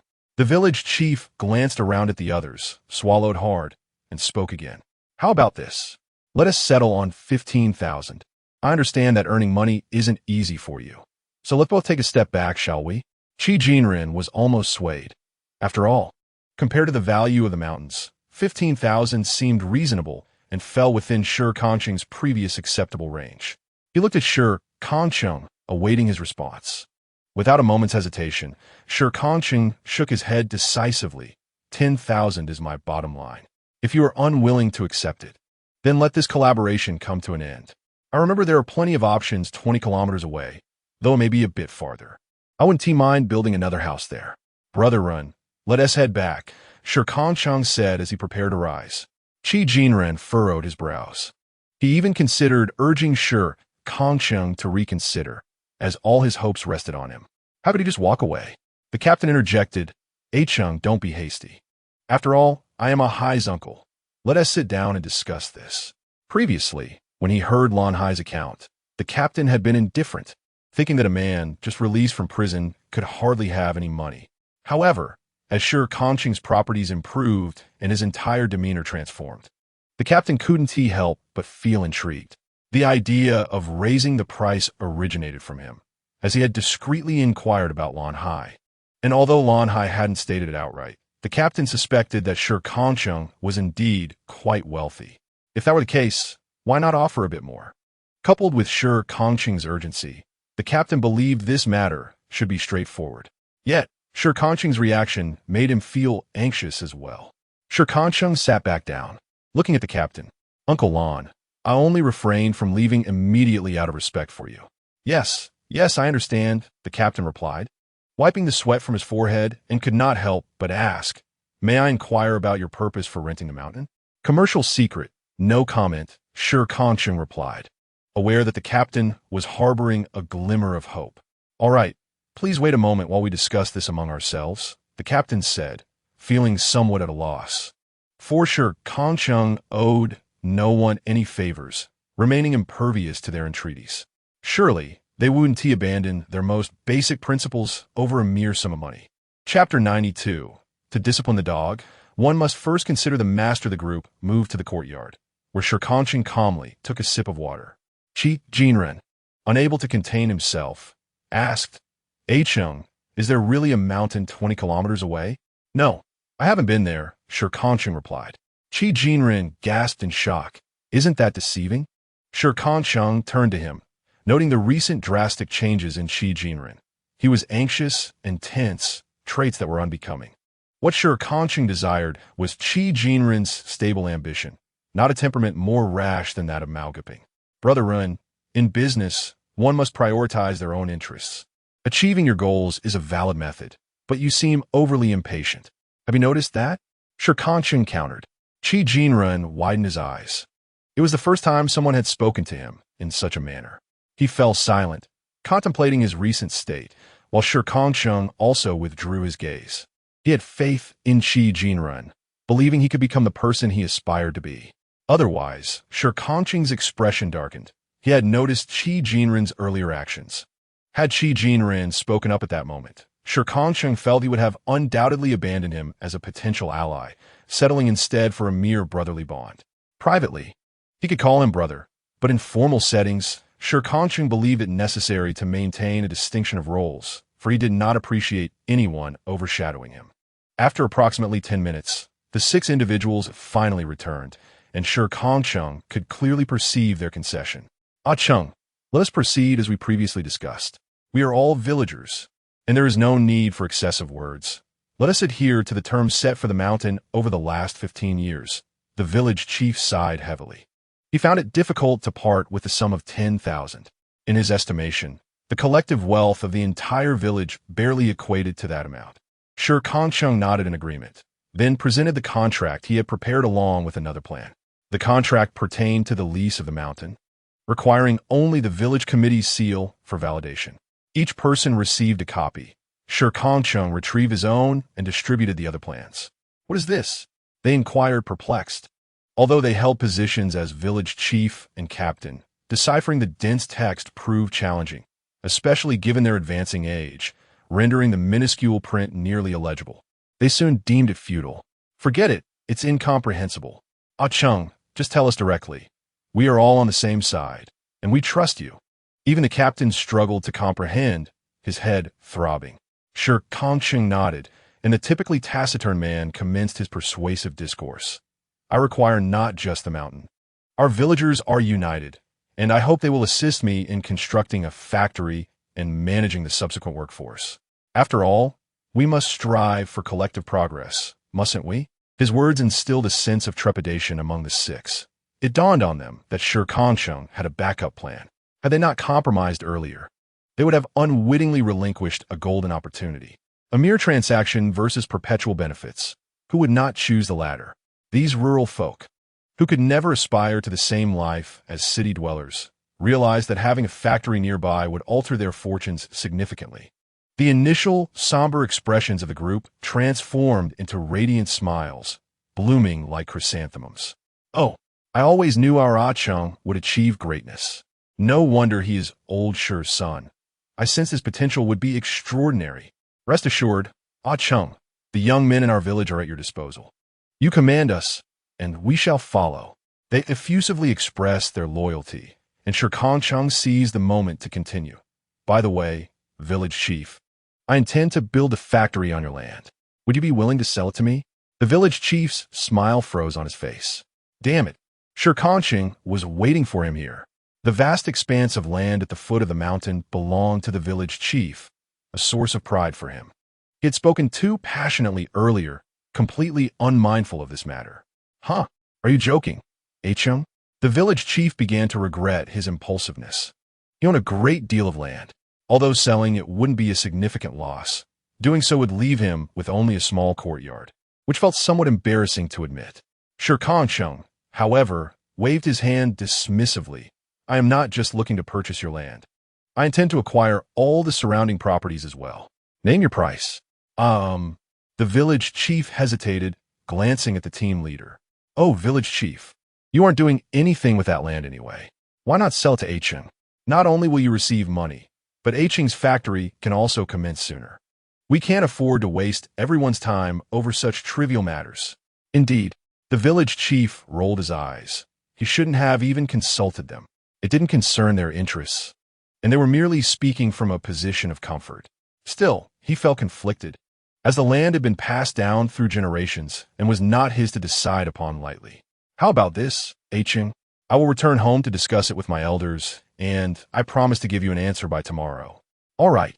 Shi Kangcheng nodded, retrieving his proposal and leaving without further ado, as he had other matters to attend to that afternoon. Once Shi Kangcheng departed, the expressions of the remaining individuals varied. Those unfamiliar with Shi Kangcheng expressed curiosity. How is it that such a wealthy person exists in your village? We had never heard of him before. The team leader rolled his eyes, harboring some disdain for his nephew's friend. Lighting a cigarette, he took a puff and remarked, I suspect there's someone backing Shi Kangcheng. What do you mean by that? The five of them turned to the team leader, who slowly articulated his thoughts. Firstly, I watched Shi Kangcheng grow up. We know well his capabilities, and with old Shi passing away early, there would be no inheritance to speak of. How could one earn money in a place like prison, right? The others nodded, acknowledging the logic in his reasoning. So, I surmise he must have encountered some big shot while in prison. And now he appears to be the boss, but in reality, he is merely working for someone behind the scenes. The team leader grew increasingly convinced, concluding emphatically, it must be so. Despite some lingering doubts, the others nodded in agreement, swayed by the team leader's well-founded arguments. Then why do you still treat him with such deference? The team leader rolled his eyes, seemingly finding the question foolish. Of course, one must be mindful of the master when dealing with the dog. In Chapter 93, the last meeting with Li Bao, Shi Kangcheng remained blissfully unaware that he had been cast as a small fry working for a big shot. Now, this small fry was on his way to the prison. Upon arrival, Shi Kangcheng did not enter immediately. Instead, he smiled and approached the guard. Hello, may I borrow a phone? Although Shi Kangcheng's visage may not be particularly memorable, he made quite an impression yesterday by visiting two individuals in succession and later engaging in conversation with the police chief at the entrance. The guard certainly remembered him. Go ahead, strike, he nodded, taking a seat on the opposite side, unfolding a newspaper, yet his ears were attentively perked up. Shi Kangcheng dialed the number of Chi-Chen's office. After a few rings, Chi-Chen's voice resonated through the receiver. Hello, this is Shi Kangcheng. There was a noticeable pause on the other end, followed by a tone of resignation. Haven't I already told you? You're in prison, right? Yes. Then wait at the entrance. I will send someone to fetch you. Just take them away when they arrive. Understood. Shi Kangcheng spoke merely 3 sentences, each with fewer words than a single character. and upon confirming his intentions, he promptly hung up. The beeping sound interrupted Shi Kangcheng, who had just opened his mouth. His lips twitched in frustration before he abruptly terminated the call. Taking a few deep breaths, he repeatedly reassured himself, "Do not succumb to anger. Do not succumb to anger. Anger only grants the devil a foothold." After exhaling, he dialed another number. Shi Kangcheng exited the guardhouse and stood still outside. The guard discreetly observed the silhouette of Shi Kangcheng, pondering how someone could end a phone call merely by stating their name. Truly, a most enigmatic figure. As the guard continued to watch, boredom crept in, and just as he was about to divert his attention, a figure emerged from the main gate, prompting the guard to hide behind the window, his eyes wide with astonishment. Goodness, who is this person that warrants the warden's personal attention? The warden approached Shi Kangcheng from behind, still catching his breath. "Greetings. Are you Mr. Shi Kangcheng?" "Yes." Shi Kangcheng turned to face him. The man, though gray-haired, stood tall with a military haircut, albeit his gaze bore a hint of obsequiousness. "Mr. Shi, I am Warden Lingen. The chief has briefed me about you, and I have made all necessary arrangements. Please, would you prefer to directly fetch the individual, or—" The warden leaned slightly, speaking with a servile tone. He had been warned by the chief not to underestimate this individual, who, despite blending into the crowd, possessed an undeniable gravitas. After contemplating for a moment, Shi Kangcheng calmly replied, "I would like to meet Li Bao first." "Li Bao? But he is a death row inmate." The warden frowned, initially inclined to refuse. But recalling the chief's words, he reluctantly acquiesced. "Very well, but given his status as a death row inmate, you will only have a limited time." "Understood." Shi Kangcheng nodded, knowing that even a brief encounter would suffice. Seated in the visitation room, Shi Kangcheng noted its stark emptiness. With 2 guards stationed behind him, an experience markedly different from his previous meeting with Hierge. Soon, a visibly haggard Li Bao was escorted into the room, his eyes vacant.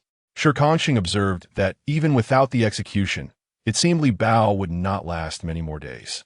He was seated in a chair opposite Shi Kangcheng, his wrists shackled to it. The man, known as Leopard, had not lifted his head, for his mind was in a state of chaos. "Leopard." Shi Kangcheng began to speak slowly, prompting Leopard to react, raising his gaze to meet Shi Kangcheng's. Suddenly, he appeared to be in a frenzy. Yet the chair was fixed, and his hand were bound. He struggled violently, blood seeping from his wrists, until the guard behind him forcefully subdued him, sternly warning, "Cease your movements." Only then did Leopard settle slightly. "You dare to come here? I will haunt you even in death." His voice was raspy, as though his vocal cords were damaged, grating on the ears in an uncomfortable manner. Shi Kangcheng touched his ear, indifferent to the presence of others, and spoke softly.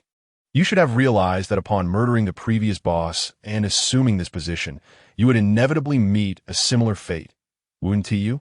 "Huh, how hypocritical of you." Leopard dismissed the words, for in his heart, he would never admit to wrongdoing. Unfazed, Shi Kangcheng continued, "I am merely ridding the world of a menace. I shall never touch drugs, and I have taken charge of Limine Street. I will manage it well." Suddenly, Leopard erupted into raucous laughter, his chaotic eyes igniting with derision as he regarded Shi Kangcheng. "Do you think it's that simple? Do you believe I attained my position solely through my own merit? How laughable!" Shi Kangcheng furrowed his brow. "What do you mean by that?" "What do I mean? I'll let you rot in here." Leopard spat vehemently, attempting to expectorate, but finding his mouth empty. Shi Kangcheng observed him in silence, realizing the weight of his words. It was time to leave. The prison warden, wiping sweat from his brow, entered. What had he just overheard? So, Shi Kangcheng was indeed the one who had incarcerated Leopard? Leopard was taken away, still laughing unabashedly. Shi Kangcheng, maintaining a stoic expression, exited the visitation room. Noticing his troubled demeanor, the warden refrained from further commentary and silently followed behind. Leopard's implication was clear. He certainly had allies above him, but why had they not intervened this time? Who could discern the shades of right and wrong? Shi Kangcheng surmised that it was likely the faction aligned with the Richest, yet not from the county, which explained the swift developments that left no time for intervention. As he pondered, his worries dissipated. For those in power, This was merely a change of dog under their command for someone more capable.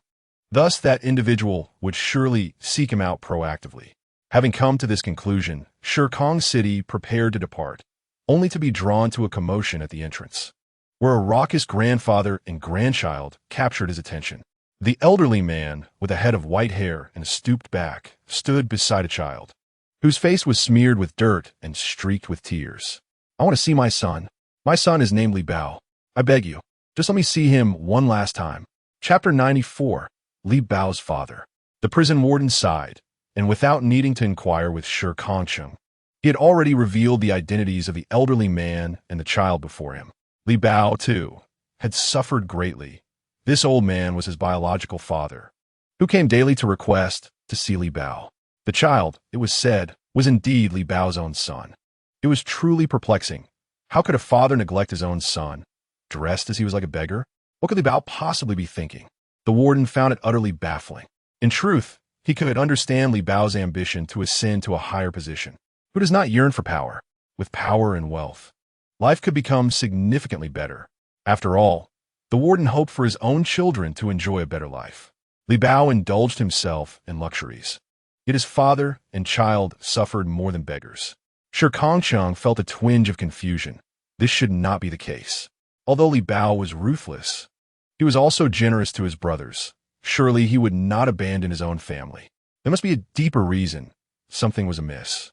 The hostility within Shi Kangcheng dissipated, replaced by a refined demeanor as he approached the warden in astonishment. "Hello, Uncle Li. I am a brother of Bao Ge." Uncle Li ceased his commotion, his small eyes fixating on Shi Kangcheng. After a moment of contemplation, he grasped Shi Kangcheng's hand, weeping. "Young man, our Li Bao truly has no other recourse. If he is lost to us, what shall become of us, his grandfather and grandson?" In a frantic tone, Uncle Li pulled the child closer. Shi Kangcheng glanced down. The child bore a resemblance to Li Bao, yet his pitiful eyes were a stark contrast to Li Bao's. "Uncle, I want to see Daddy," the child cried, clinging to Shi Kangcheng's leg, tears and snot streaming down his face. The sight of the grandfather and grandson was heart-wrenching, yet inexplicably, a strange aversion stirred within Shi Kangcheng. He struggled to suppress the urge to act. "Please let go of me. Standing at the prison gates serves no purpose. Let's first go for lunch." "Ah, yes, yes. Yes, we shall follow your lead." Uncle Li lowered his head, his posture shrinking. Shi Kangcheng led them to the county town, entering a restaurant where he ordered feast. Leaning back with crossed arms, he observed the two devouring their food with ravenous appetites, his gaze icy. He had begun to suspect that their declarations of longing for Li Bao were merely a fade, perhaps aimed at securing something in the event of Li Bao's demise. "Uncle Li, in truth, Bao Ge has left something for you, but given that he is currently absent, I am uncertain whether you are truly his kin. Would you be willing to share some memories about Bao Ge?" At Shi Kangcheng's inquiry, Uncle Li's eyes sparkled with interest as he wiped his greasy lips and donned a nostalgic expression. Bao has always been clever since childhood. His mother aspired to send him to school, but where was I to find the money? Thus, he became a delinquent, earning a considerable sum each month. 8 years ago, he even brought home a girl, the mother of Dinyo. Uncle Li gently caressed Linyo's head, his face radiating affection. "What a pity, Bao wasn't so fortunate. My wife passed away early, and his wife tragically died during childbirth. Alas, such a loss." Shi Kangcheng raised an eyebrow, pondering whether the truth of the matter was indeed as stated. If so, he found it difficult to believe that Li Bao would have developed his current disposition. Thus, he queried, but Uncle Li, that is not what Brother Bao conveyed to me." As he observed the subtle shifts in Uncle Li's expression, Shi Kangcheng speculated aloud. The nuances of a person's facial changes often reveal their inner thoughts, yet this is contingent upon one's emotional resilience. This method, however, did not apply to someone like Li Bao. Yet for Uncle Li it certainly did. Upon hearing Shi Kangcheng's words, Uncle Li's brows furrowed deeply, his already wrinkled face resembling a weathered cloth. How could that be? What did Bao say?" Uncle Li's gaze darted around, deliberately avoiding Shi Kangcheng's scrutiny. Shi Kangcheng continued, "Unfazed, Brother Bao values loyalty deeply, yet I've never heard you mentioned by him, Uncle Li. Have you perhaps wronged Brother Bao in some manner? Perhaps concerning his mother or his beloved? Shi Kangcheng's words struck Uncle Li like a malevolent force, hammering heavily upon his heart. He became flustered, shaking his head vehemently, as if trying to dispel the accusations. It's not my fault. Who told that woman not to give me money? I only struck her in a moment of mishap, and she was my wife. Surely I couldn't discipline her. She died young, but that was simply her misfortune. Uncle Li incessantly reassured himself, ultimately convinced of his own righteousness. Uncle Li had always been a gambler, while Aunt Li toiled tirelessly to raise Li Bao alone, enduring her husband's abuse and comforting the young boy. Fortunately, Li Bao was perceptive and intelligent. By the age of 15, he began bringing money home, prompting Uncle Li to cease his violent behavior. 5 years passed, and the budding young Li Bao encountered someone he cherished. Their relationship blossomed, and they eventually united, with Aunt Li wholeheartedly supporting their union, diligently saving for their future together. However, during this time, Uncle Li's gambling spiraled out of control, leaving him deeply in debt. In a desperate bid to repay his creditors, he returned home against Aunt Li's wishes, seizing all their money, inciting her attempts to thwart him. It was during that fateful encounter that Uncle Li's actions turned brutal. By the time Li Bao returned home, Aunt Li had already succumbed. Subsequently, Uncle Li found himself on his knees, pleading for mercy, while Li Bao was left in silence. For Aunt Li's sole wish had been for her son's happiness. Thus, Li Bao poured his efforts into earning a living, ultimately winning the heart of his beloved. In the following 2 years, his beloved became pregnant, and life appeared to be on a stable path. I truly understand my mistakes. I truly do. Uncle Li repeatedly uttered these words, his gaze fixed on Shi Kangcheng across from him. Young brother, I recognize that I made numerous errors in my youth, but I'm aware of my wrongdoings now. Moreover, Li Bao has no other father but me. Surely what I leave behind is rightfully his. Shi Kangcheng did not provide a direct response, his gaze fixated on the child still engrossed in his meal. Could this truly be Brother Bao's offspring? Doubt clouded Shi Kangcheng's mind as he leaned closer and suddenly inquired, "Little friend, is this your grandfather or your father?" Uncle Li's eyes widened in alarm as he swiftly covered the child's mouth, forcing a laugh as he replied, "What are you saying, young lad?" "Naturally. This child calls me grandfather. He is indeed the son of Li Bao. Is that so?" "I beg to differ," Shi Kangcheng retorted. "Though my time under Brother Bao was brief, I gleaned enough about his character to know that if this child were truly his, he would not be neglected. Thus, this must be your child, and Li Bao's wife. She perished because of you, did she not?" Despite the probing nature of Shi Kangcheng's remarks, the certainty in his expression and the sharpness of his gaze made Uncle Li break into a cold sweat. He stammered for an extended moment, ultimately unable to muster a counterargument. This silence served only to affirm Shi Kangcheng's suspicions. Leaning back in his chair, he declared, "If this is the case, then you are unworthy of inheriting what Brother Bao left behind." In truth, no such inheritance existed. All of Brother Bao's assets had been confiscated, leaving only what remained in Shi Kangcheng's possession. This was merely a ruse to deceive the old man. Uncle Li, growing desperate, exclaimed, "Hold on, brother. Although this may not be Bao's son, he is still Bao's brother. They are the same blood. How could he possibly turn his back? If I were to err in my assertions, this child must have been sired by you and Bao's wife, correct?" Once again, silence enveloped the room, with Uncle Li gazing at Shi Kangcheng in astonishment. What manner of man was he, to possess such knowledge without uttering a word?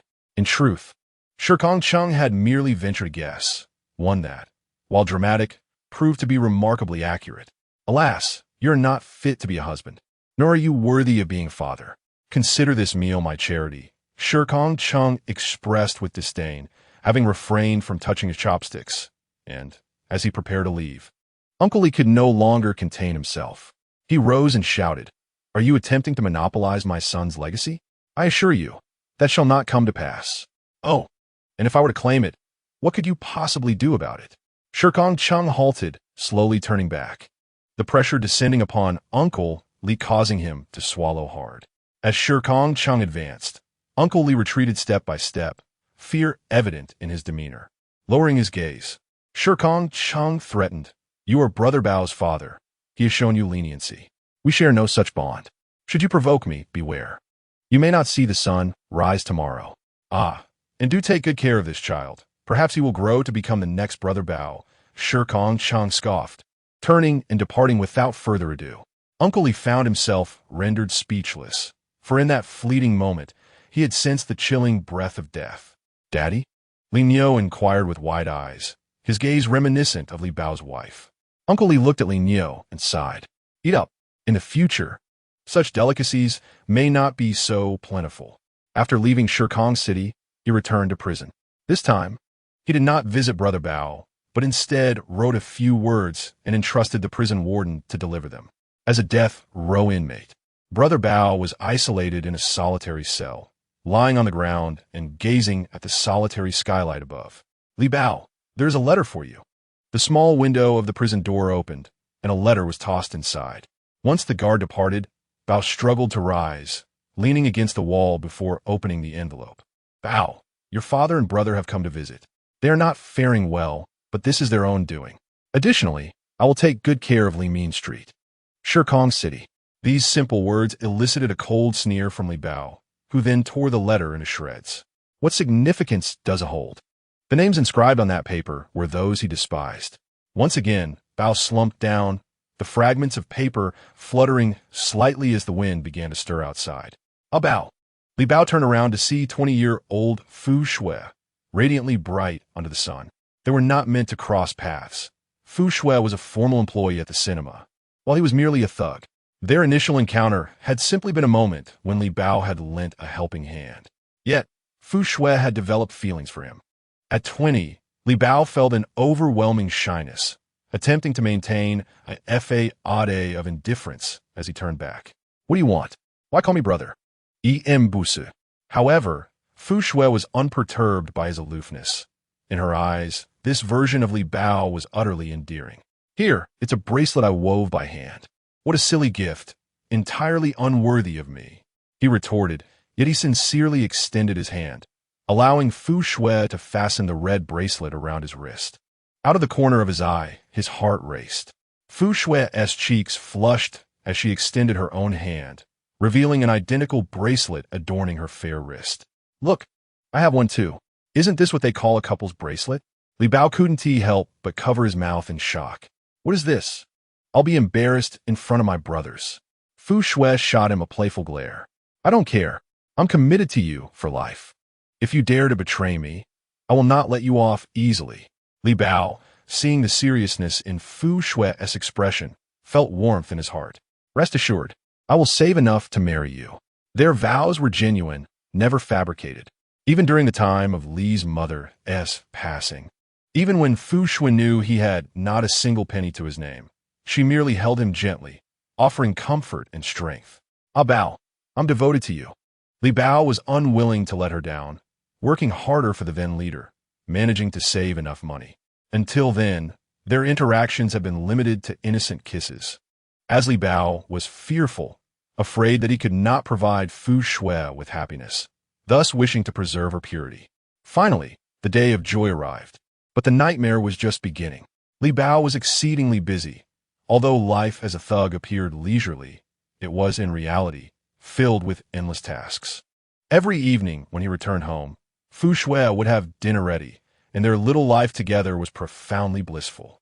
However, one day, Fu Shui's demeanor abruptly shifted. Though Li Bao remained oblivious, merely attributing it to her fatigue. A month later, when Fu Shui became pregnant, Li Bao was overjoyed. Even his father, whom he despised, joined them in celebration. Since his mother's passing, his father had refrained from gambling, and now he seemed genuinely invested in the impending grandchild. Voluntarily offering to care for Fu Shui, Li Bao consented, failing to notice the despair etched on Fu Shui's face. As Fu Shui's health deteriorated and her spirits waned, Li Bao assumed it was a natural consequence of her pregnancy. Thus he endeavored to surprise her in various ways. Each time, she responded with a smile, though it appeared forced and strained. An unsettling premonition tugged at Li Bao's heart. Yet he clung to the belief that once the child was born, everything would be all right, and he vowed never to allow Fu Shui to suffer again. However, it was ultimately too late. Chapter 96. The departure. Fu Shui faced a difficult labor, pushing Li Bao to the brink of despair. Although the child was finally born and joyfully cradled by his father, Li Bao rushed to the hospital room. Fu Shui's complexion was ashen, her figure emaciated. Unlike others who blossomed during pregnancy, his beloved Shui had withered away. Tears streamed down Li Bao's face, marking the first time he wept since his mother's death. Grasping Fu Shui's hand, he pleaded with a distraught expression, "Shui, please don't leave me. I beg you. What will I do without you?" Despite her fading strength, Fu Shui exhaled a sigh of relief. "Li Bao, I am sorry." Her words startled him. "Shui, what are you saying? You have given me a child. I am the one who has failed you." Fu Shui shook her head. "No, I have wronged you. Li Bao, I'm not pure anymore. That child is not yours." "What?" Li Bao felt as if his mind was fracturing. What was Fu Shui trying to convey? In the end, she could not hold on any longer. After revealing the truth, she smiled with a serene beauty that he had never witnessed since their marriage. Li Bao leaned beside her hospital bed, his fingers gently caressing her increasingly cold cheeks, whispering her name repeatedly. Shui, Shui. His mother was gone. His beloved Shui was gone. And everything he held dear had vanished. He had always believed he could escape the abyss, yet it seemed he remained trapped within it. If only he were not so powerless. If only he were stronger, perhaps they would not have left him. Li Bao lingered in the hospital room for nearly an hour until the doctor could no longer bear to watch and intervened. His tears had dried, and he slowly rose, seemingly devoid of emotion, and made his way toward the nursery. There, Li's father was gazing at the child in the crib. Though Fu Shui was frail, the baby had been born healthy and robust. Li's father wore a broad smile, fully aware that, according to the timeline, this child was indeed his own. Although he bore a striking resemblance to Li Bao, in the eyes of Li's father, he was nonetheless his own child. At his age, he marveled at his own vitality, a testament not only to his affection for his offspring, but also to an overwhelming sense of self-confidence. As footsteps echoed from the entrance, Li's father turned to see Li Bao entering slowly. With a smile, he said, "Ah Bao, come and see your son. He resembles you remarkably. By the way, is a Shui all right? She has truly done our family a great service this time." However, witnessing his father's demeanor, Li Bao felt a chilling wave of despair. The one who should have been his greatest support had inflicted the deepest wounds upon him. Without a moment's hesitation, Li Bao struck his father squarely in the face, sending him sprawling to the ground. Nearby nurses hurried to move the infant's crib aside, yet none intervened. "Li Bao, I am your father." "Father?" Li Bao scoffed bitterly, recognizing that it was this very title that had restrained him from unleashing his full wrath. "You killed my mother. You even violated my wife. Do you deserve to be called a father?" Each word was a dagger, and he felt no shame in his accusations. The nurses, observing the battered figure of Li's father, regarded him with a mixture of disdain. Not a single one felt pity for him.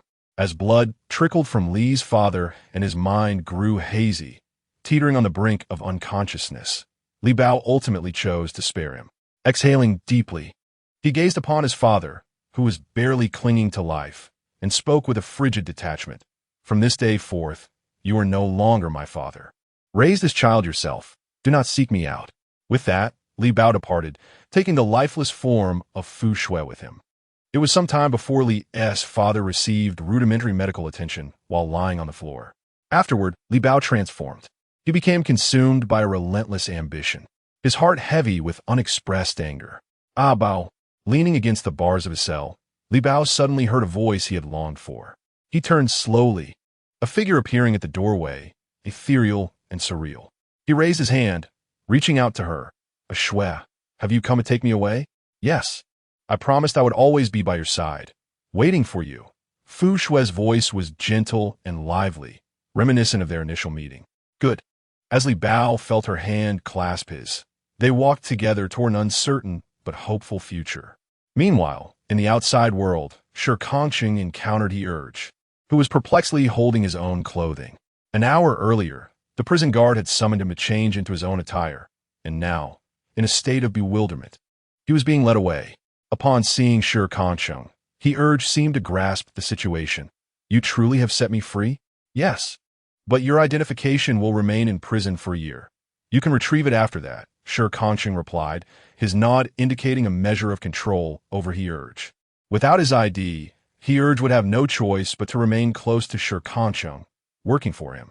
He Urge pursed his lips, gazing at Shi Kangcheng with an odd sense of unreality. And what about Ge? He inquired slowly, still somewhat attached to the memory of Li Bao. Shi Kangcheng shook his head as the warden hurried over, breathless and anxious. By the way, Li Bao is dead. Oh, Shi Kangcheng raised his eyebrows, surprised at the rapid turn of events. Wasn't the execution scheduled for tomorrow? He felt a sense of unreality. How could such a vibrant individual simply vanish? The prison warden sighed, acknowledging the somber truth. Indeed, it had just been discovered that he had already breathed his last, a smile lingering at the corners of his mouth, perhaps departing in peace. Shi Kangcheng nodded in understanding. Even those we detest must possess moments of vulnerability, he mused as he pulled the dazed He Urge along, ready to leave. This matter would conclude here. He Urge, clutching his belongings, silently trailed behind Shi Kangcheng, casting furtive glances at him, words caught in his throat.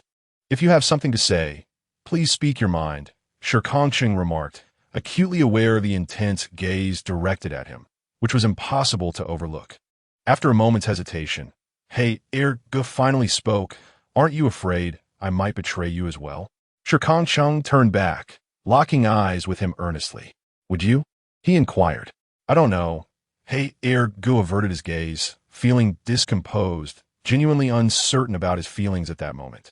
Shi Kangcheng remained composed, asserting, Then let us see when you arrive at Limin Street. He possessed the confidence that he could win their trust, as lacking such belief would hinder his success. Chapter 97. Finally married, arriving at the familiar Limin Street, He Urge found himself momentarily taken aback by the bustling scene before him. It had been less than half a month, yet nearly every building was undergoing renovation, and the street was teeming with people, a sight he had never witnessed before. What were they all doing? He Urge was perplexed, having assumed that Shi Kangcheng had merely taken over Limin Street, and that the business would not falter significantly, considering its history. Moreover, this was the most convenient takeover.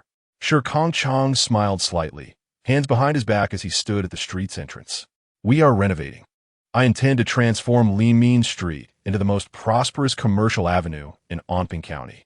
He Urge gazed at Shi Kangcheng's profile in astonishment, the sunlight illuminating Limin Street and casting a glow upon his face, seemingly dispelling all of He Urge's doubts.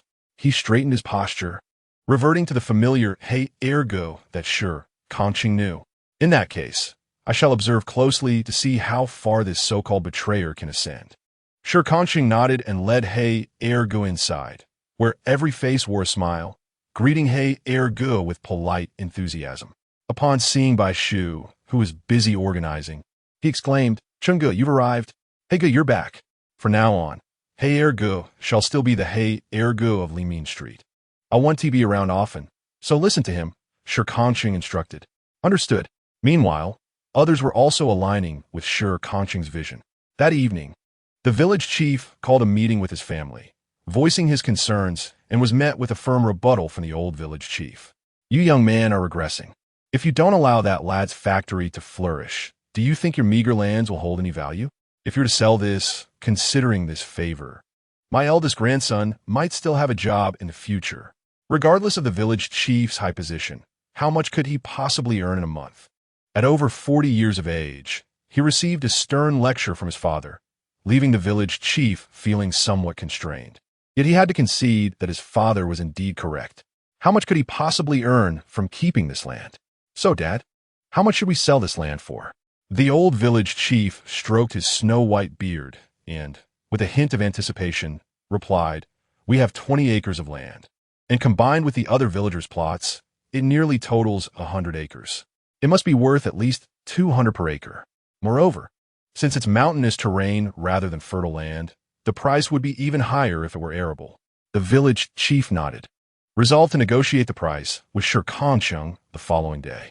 Early the next morning, Shi Kangcheng was awakened by the cacophony of horns and drums. Little Sui Bao, still drowsy, stood in the corridor, peering through the cracks to catch a glimpse of the commotion outside the walls. Shi Kangcheng joined him, stretching lazily. Is it customary to wed at this hour? He wondered, glancing at the time. It was barely 6 or 7 o'clock. If memory served correctly, Huading had only returned with the bride in the afternoon. According to the customs of Anping County, this aligned with Shi Kangcheng's recollection. However, Chen-He was remarrying and thus could not follow the same protocol as a first marriage. He was anxious, dreading the exposure of his circumstances, hence the early arrangements.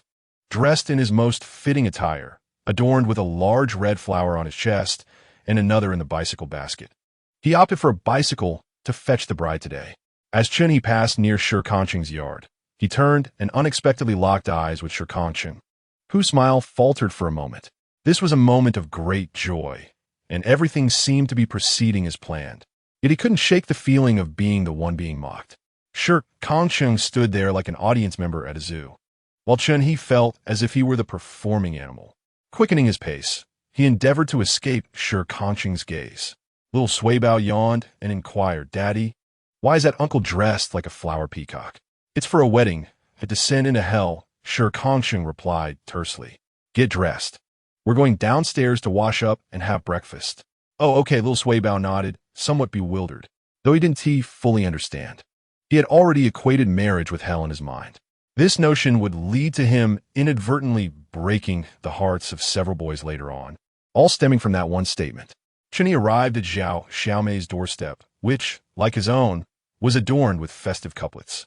Hearing the commotion, Zhao Xiaomei emerged, a red dress enhancing her bashfulness, led by Zhao Lin. With red-rimmed eyes, Zhao Lin entrusted her daughter's hand to Chen-He and advised, "Chen-He, Xiaomei is my daughter. Since she has chosen you, I shall not stand in your way. I hope you both can progress together as husband and wife, exercising tolerance toward one another. Do you understand?" "I understand, mother. I will ensure Xiaomei's happiness," Chen-He replied with a smile, causing Zhao Xiaomei's cheeks to flush deeper.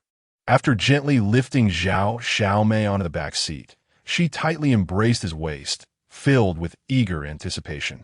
Upon reaching Yongfeng village, she wondered if a lavish feast awaited them, likely more splendid than the banquet at Zhao Xiaomei's wedding. As her thoughts danced with excitement, the bicycle glided forward. Zhao Linshi stood at the doorway, watching until they vanished from sight, and only then did she wipe away her tears and turn back inside. From this moment onward, all responsibilities would rest squarely on Zhao Xiaomei's shoulders. Along the way, the band departed, but Zhao Xiaomei paid little mind, having never married before. She was oblivious to such customs, while Chen-He pedaled directly towards the county seat. "Brother Ahe, where are we headed?"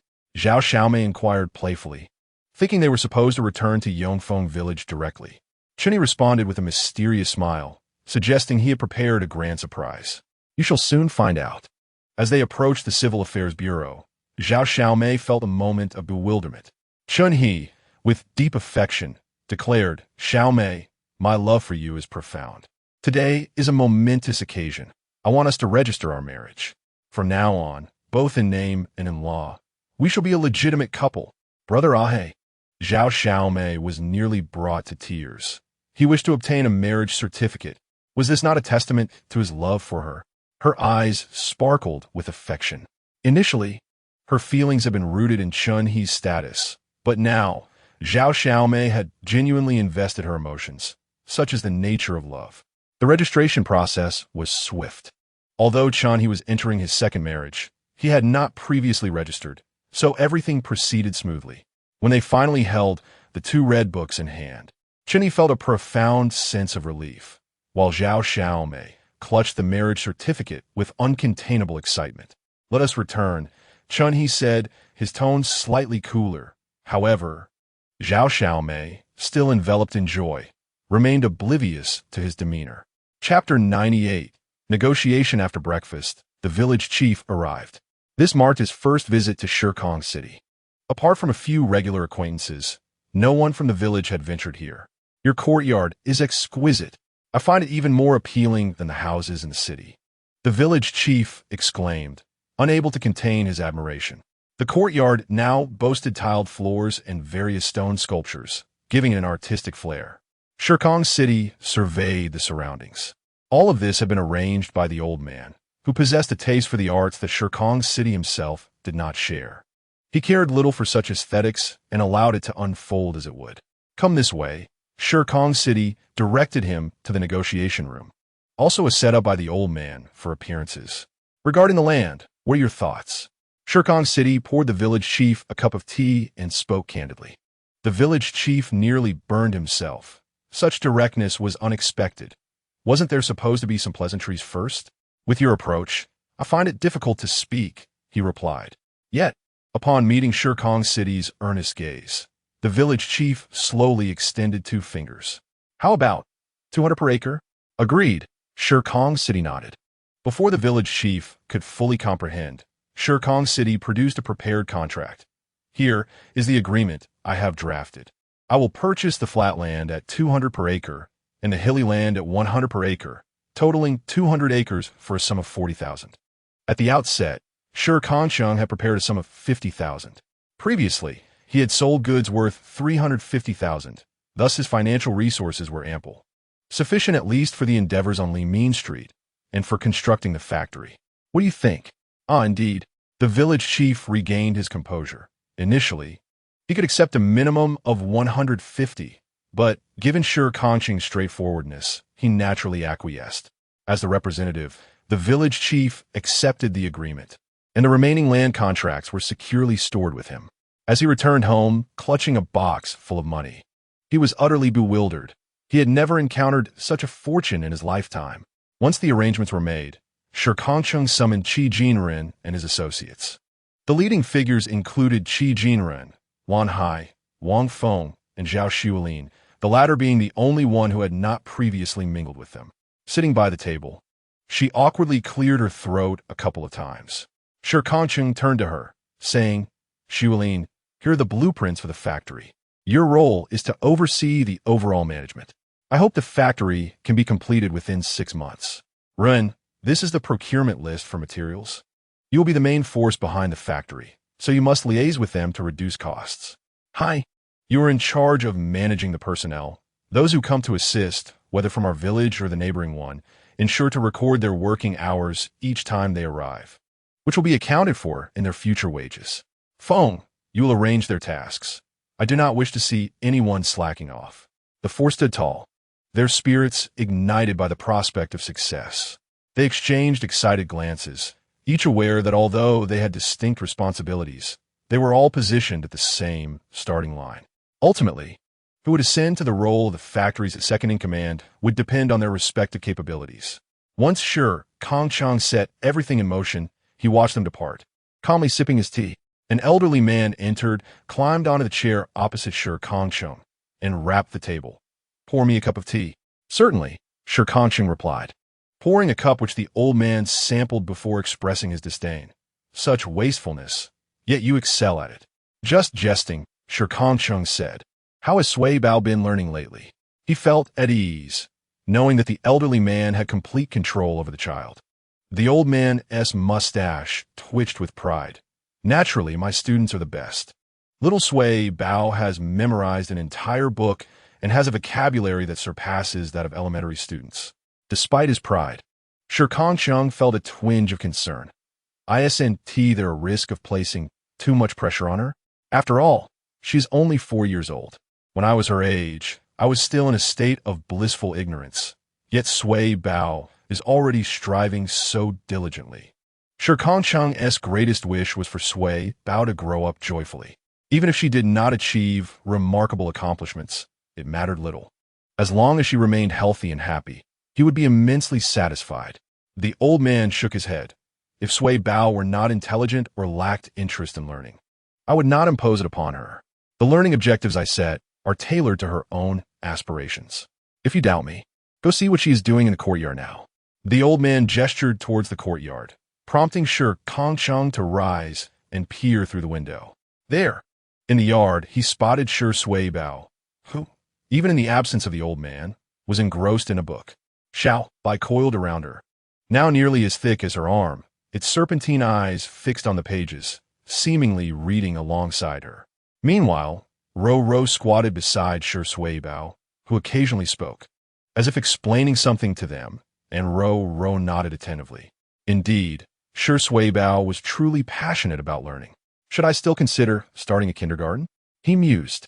Naturally. You should, the old man retorted, rolling his eyes. A child's growth requires the companionship of peers. You wouldn't want Suibao to grow up devoid of warmth, would you? Shi Kangcheng rubbed his nose, feeling he possessed a fair amount of warmth himself. Nonetheless, he conceded that establishing a kindergarten should be prioritized. By the way, I mainly wanted to tell you that if you find yourself short on funds, just come to me. As Shi Kangcheng turned his head, he caught the old man's evasive gaze, which immediately sparked the old man's urgency. What are you talking about? I just don't want you to face any troubles. Suibao would be upset otherwise. Any matter that can be resolved with money is trivial. After all, his own past troubles were not easily solvable with money. Over time, the old man had grown indifferent to wealth. I understand, Shi Kangcheng replied, but for now, I have enough money. If you have any unused ink, paper, or brushes, feel free to give them to me. I can use them as favors. Sure, go check under my bed. There is a black box there. Take whatever you need. Shi Kangcheng nodded and promptly went to the old man's room, retrieving the black box from beneath the bed. Upon opening it, he discovered a jumbled assortment of ink stones, each of which he believed held considerable value. Although they didn't compare to exquisite calligraphy or paintings, they would serve well for favors. At the very bottom lay a pile of wolf hairbrushes. Sighing, Shi Kangcheng squatted down, lamenting, indeed, comparing oneself to others can be disheartening. In truth, the captain's words held merit. The influential figure behind Shi Kangcheng was none other than the old man himself. Chapter 99. Do you have feelings for Brother Acheng? Brother Chung, Limin Street has been completely renovated. When shall we commence operations? He inquired cheerfully as he entered the Black Gold Club. The club retained its original name, as Shi Kangcheng was not particularly skilled at naming things. Standing in the office on the third floor, which had been furnished quite simply for him, Shi Kangcheng enjoyed the best view. From the window, he could survey Limin Street in its entirety. It was clean and tidy, a stark contrast to how it had appeared 2 months prior. Hearing Heur's question, Shi Kangcheng turned and pointed to the flyers on the desk. These are the promotional materials I had someone prepare. They are categorized differently. Have someone distribute them accordingly. Heur looked puzzled. What do you mean? For instance, the flyers for this beauty salon should be distributed at major dance halls and the entrances of theaters, where women are more prevalent, making it a suitable choice. Sending them to construction sites would be futile. Do you understand? Shi Kangcheng patiently elucidated this point. Heur immediately grasped the concept and promptly dispatched individuals to carry out the task. The opening time printed on the flyers was set for 3 days later, and by then, Shi Kangcheng aimed to make Limin Street in Anping County widely recognized. Achunga, just as Shi Kangcheng was lost in contemplation, a girl's voice suddenly called out from downstairs. He looked down, somewhat taken aback. Li Tsuran, brimming with enthusiasm, was gazing at Limin Street, accompanied by 3 other girls, each radiating youthful vitality. Moreover, their attire suggested they hailed from relatively affluent families. Although Anping County may be small, it certainly has its fair share of wealthy individuals. Shi Kangcheng descended the stairs. It had been nearly 3 months since he last saw Li Tsuran. With the new year approaching, they were on the brink of entering 1990. Suiran, what brings you here today? His attire had notably changed since then. As a newly established boss, he could no longer dress so simply. Li Tsuran approached with a smile, adjusting the collar of Shi Kangcheng's coat. My dad mentioned that your street is about to open, so I thought I'd bring my friends to take a look and support you. Shi Kangcheng did not refuse, looking down at Li Tsuran. He was aware of her affection for him, yet the age difference loomed large, and he harbored no romantic inclinations. Nonetheless, he could not deny Li Tsuran's beauty. Are these all your colleagues from the theater? He inquired, observing the equally lovely companions. Li Tsuran affirmed, yes, they are my colleagues, and we represent our theater. We wanted to see your beauty salon, and if it turns out well, you must give us a discount. Of course, as long as you come, it's complimentary. Shi Kangcheng was not in need of the girl's money. The colleagues exchanged knowing glances with Li Tsuran, while they were unaware of Shi Kangcheng's past. They could see he was quite handsome and owned a whole street. Surely, he was a quintessential bachelor. As Shi Kangcheng led the way to the beauty salon, the girls followed. And the one closest to Li Tsuran jested, "With so many boys pursuing you, you disregard them all. Yet you have such a mature brother. Who would still fancy those young rascals?" "Oh, May!" Li Tsuran's face flushed with embarrassment. She glanced at Shi Kangcheng's back, feeling even shyer. In truth, after 3 months apart, she had thought she might gradually forget him, especially since he had always made his disinterest clear.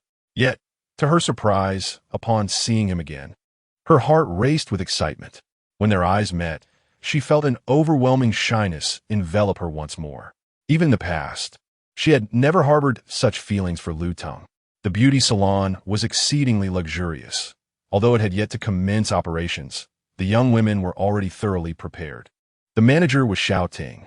Upon seeing Shi Kangcheng enter, Xiao Ting immediately approached him with a beaming smile, exclaiming, "Ah, Chenggu, you're here." Her enthusiasm was such that she hardly noticed the several girls trailing behind him. Li Tsuran's smile vanished the moment Xiao Ting linked her arm with Shi Kangcheng's. A twinge of bitterness rising in her heart. She had never been so familiar with Shi Kangcheng. Who on earth was this woman? Shi Kangcheng, accustomed to Xiao Ting's familiarity, gently pulled her hand down and turned to introduce, "This is the beauty salon manager, Xiao Ting." "Xiao Ting, these are my friends. Please show them around the salon." Only then did Xiao Ting notice the girls behind Shi Kangcheng. As a manager, she maintained a poised smile, aware that they were clients and therefore deserved her utmost courtesy. "Follow me, and I will introduce you to our offerings," she said. Lu Tsuran nodded with a stern expression and followed Xiao Ting inside.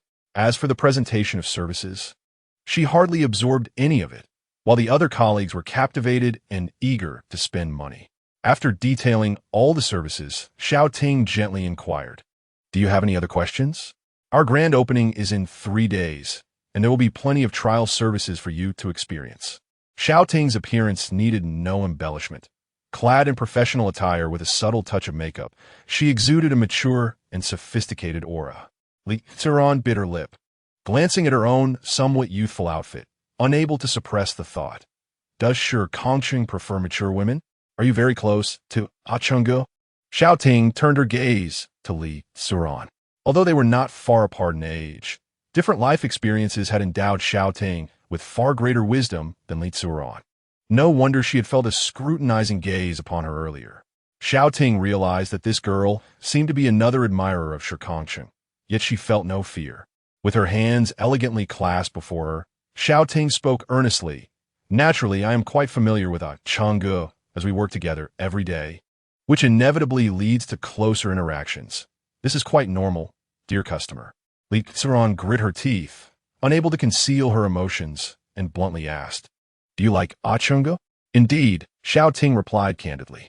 What began as an introduction swiftly transformed into a confrontation between rivals, leaving the other 3 colleagues momentarily at a loss. Chapter 100. The Ghost Approaches. While you may be beautiful, I will not concede." Li Tsuran thought long and hard, ultimately managing to muster that one statement. Xiao Ting was momentarily taken aback, surprised by Li Tsuran's boldness, who threatens while simultaneously complimenting. In that instant, Xiao Ting found herself rather fond of Lu Tsuran. "All right, then let us see." Li Tsuran scoffed, pouting as she turned to leave. "I will return in 3 days. By then, she would surely dress to impress and outshine her." Advertisements for Li Min Street have been plastered across the thoroughfares of Anping County. Due to the bustling crowds and their extensive social interactions, a mere day's effort suffices to complete the task. However, the promotion of Shikang City transcends mere advertising. It encompasses an array of enticing offers such as discounts for couples and complimentary gifts for event participants. Novel sales strategies gleaned from consultations with numerous business owners. Such initiatives are designed to draw in the crowds. 3 days later, Shikang City remains a hub of activity, with Shi Kangcheng stationed in the office alongside his daughter. Shi Sui Bao, who is visiting Li Min Street for the first time, her face alight with curiosity. Leaning against the window, she gazes down at the throngs below, remarking that had it not been for the meticulous security measures in place, today might have been chaotic. Daddy, they look like little black balls. Shi Sui Bao exclaims with a laugh, her tiny legs swinging in delight. Turning to her father, she inquires, Daddy, the Bao came to see me yesterday. Who? He asks, perplexed. The Bao. She repeats, as the proliferation of children with the name Bao is rather overwhelming. After all, Zhao Xuemei's daughter is also named Chun Bao. Yet she and Shi Sui Bao rarely play together. Is it Shi Bao? Shi Kangcheng questions, referring to Shi Kangfu's son. Shi Sui Bao nods enthusiastically, yes. He told me that his grandma went to the factory to pick up trash yesterday. Shi Kangcheng looks down at his daughter, recalling how Shi Bao used to bully her daily. Now, it seems he has assumed the role of a spy. He lifts Shi Sui Bao into his arms and earnestly asks, Shi Sui Bao, tell Daddy, why would a Bao say such things to you? She tilts her head, replying, the Bao is now Jiamu Gija's little follower. Her joy is palpable. Once frightened by many things, particularly Shi Bao, she now feels no fear at all. Shi Kangcheng silently observes his daughter, his mind drifting to the other children. Owing to his relentless work, he has not seen them in quite some time, aside from their interactions with their fathers. How could Liang Ben, such an honest and straightforward man, have fathered the clever Liang Jiamu? Shi Kangcheng contemplates his ambitions for growth, recognizing that he will eventually age, and thus he has begun to plan for Shi Sui Bao's future. Limin Street has found its footing, with the entertainment facilities complemented by the vital agricultural market nearby. Unlike state-run supply cooperatives, the offerings here are more accessible and fresher, leading to a bustling atmosphere at the market daily. Shi Kangcheng carries Shi Sui Bao as they venture to buy groceries. He still has not purchased a vehicle, believing money should be spent wisely. Brother Cheng has arrived. Is this your child? Upon seeing Shi Kangcheng, all the vendors beam with delight. His purpose today is simply to procure some fresh ingredients to take home.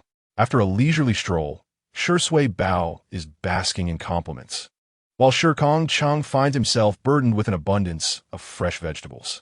If you keep this up, I may not dare to return, he jokes, with a sense of resignation. Shi Kangcheng finally spoke, prompting them to cease their actions. As they boarded the familiar bus, they gradually made their way home. The reason for not purchasing a car was rather simple. While seated on the bus, Shi Kangcheng found a profound tranquility within himself, allowing for introspection and contemplation of life's myriad complexities.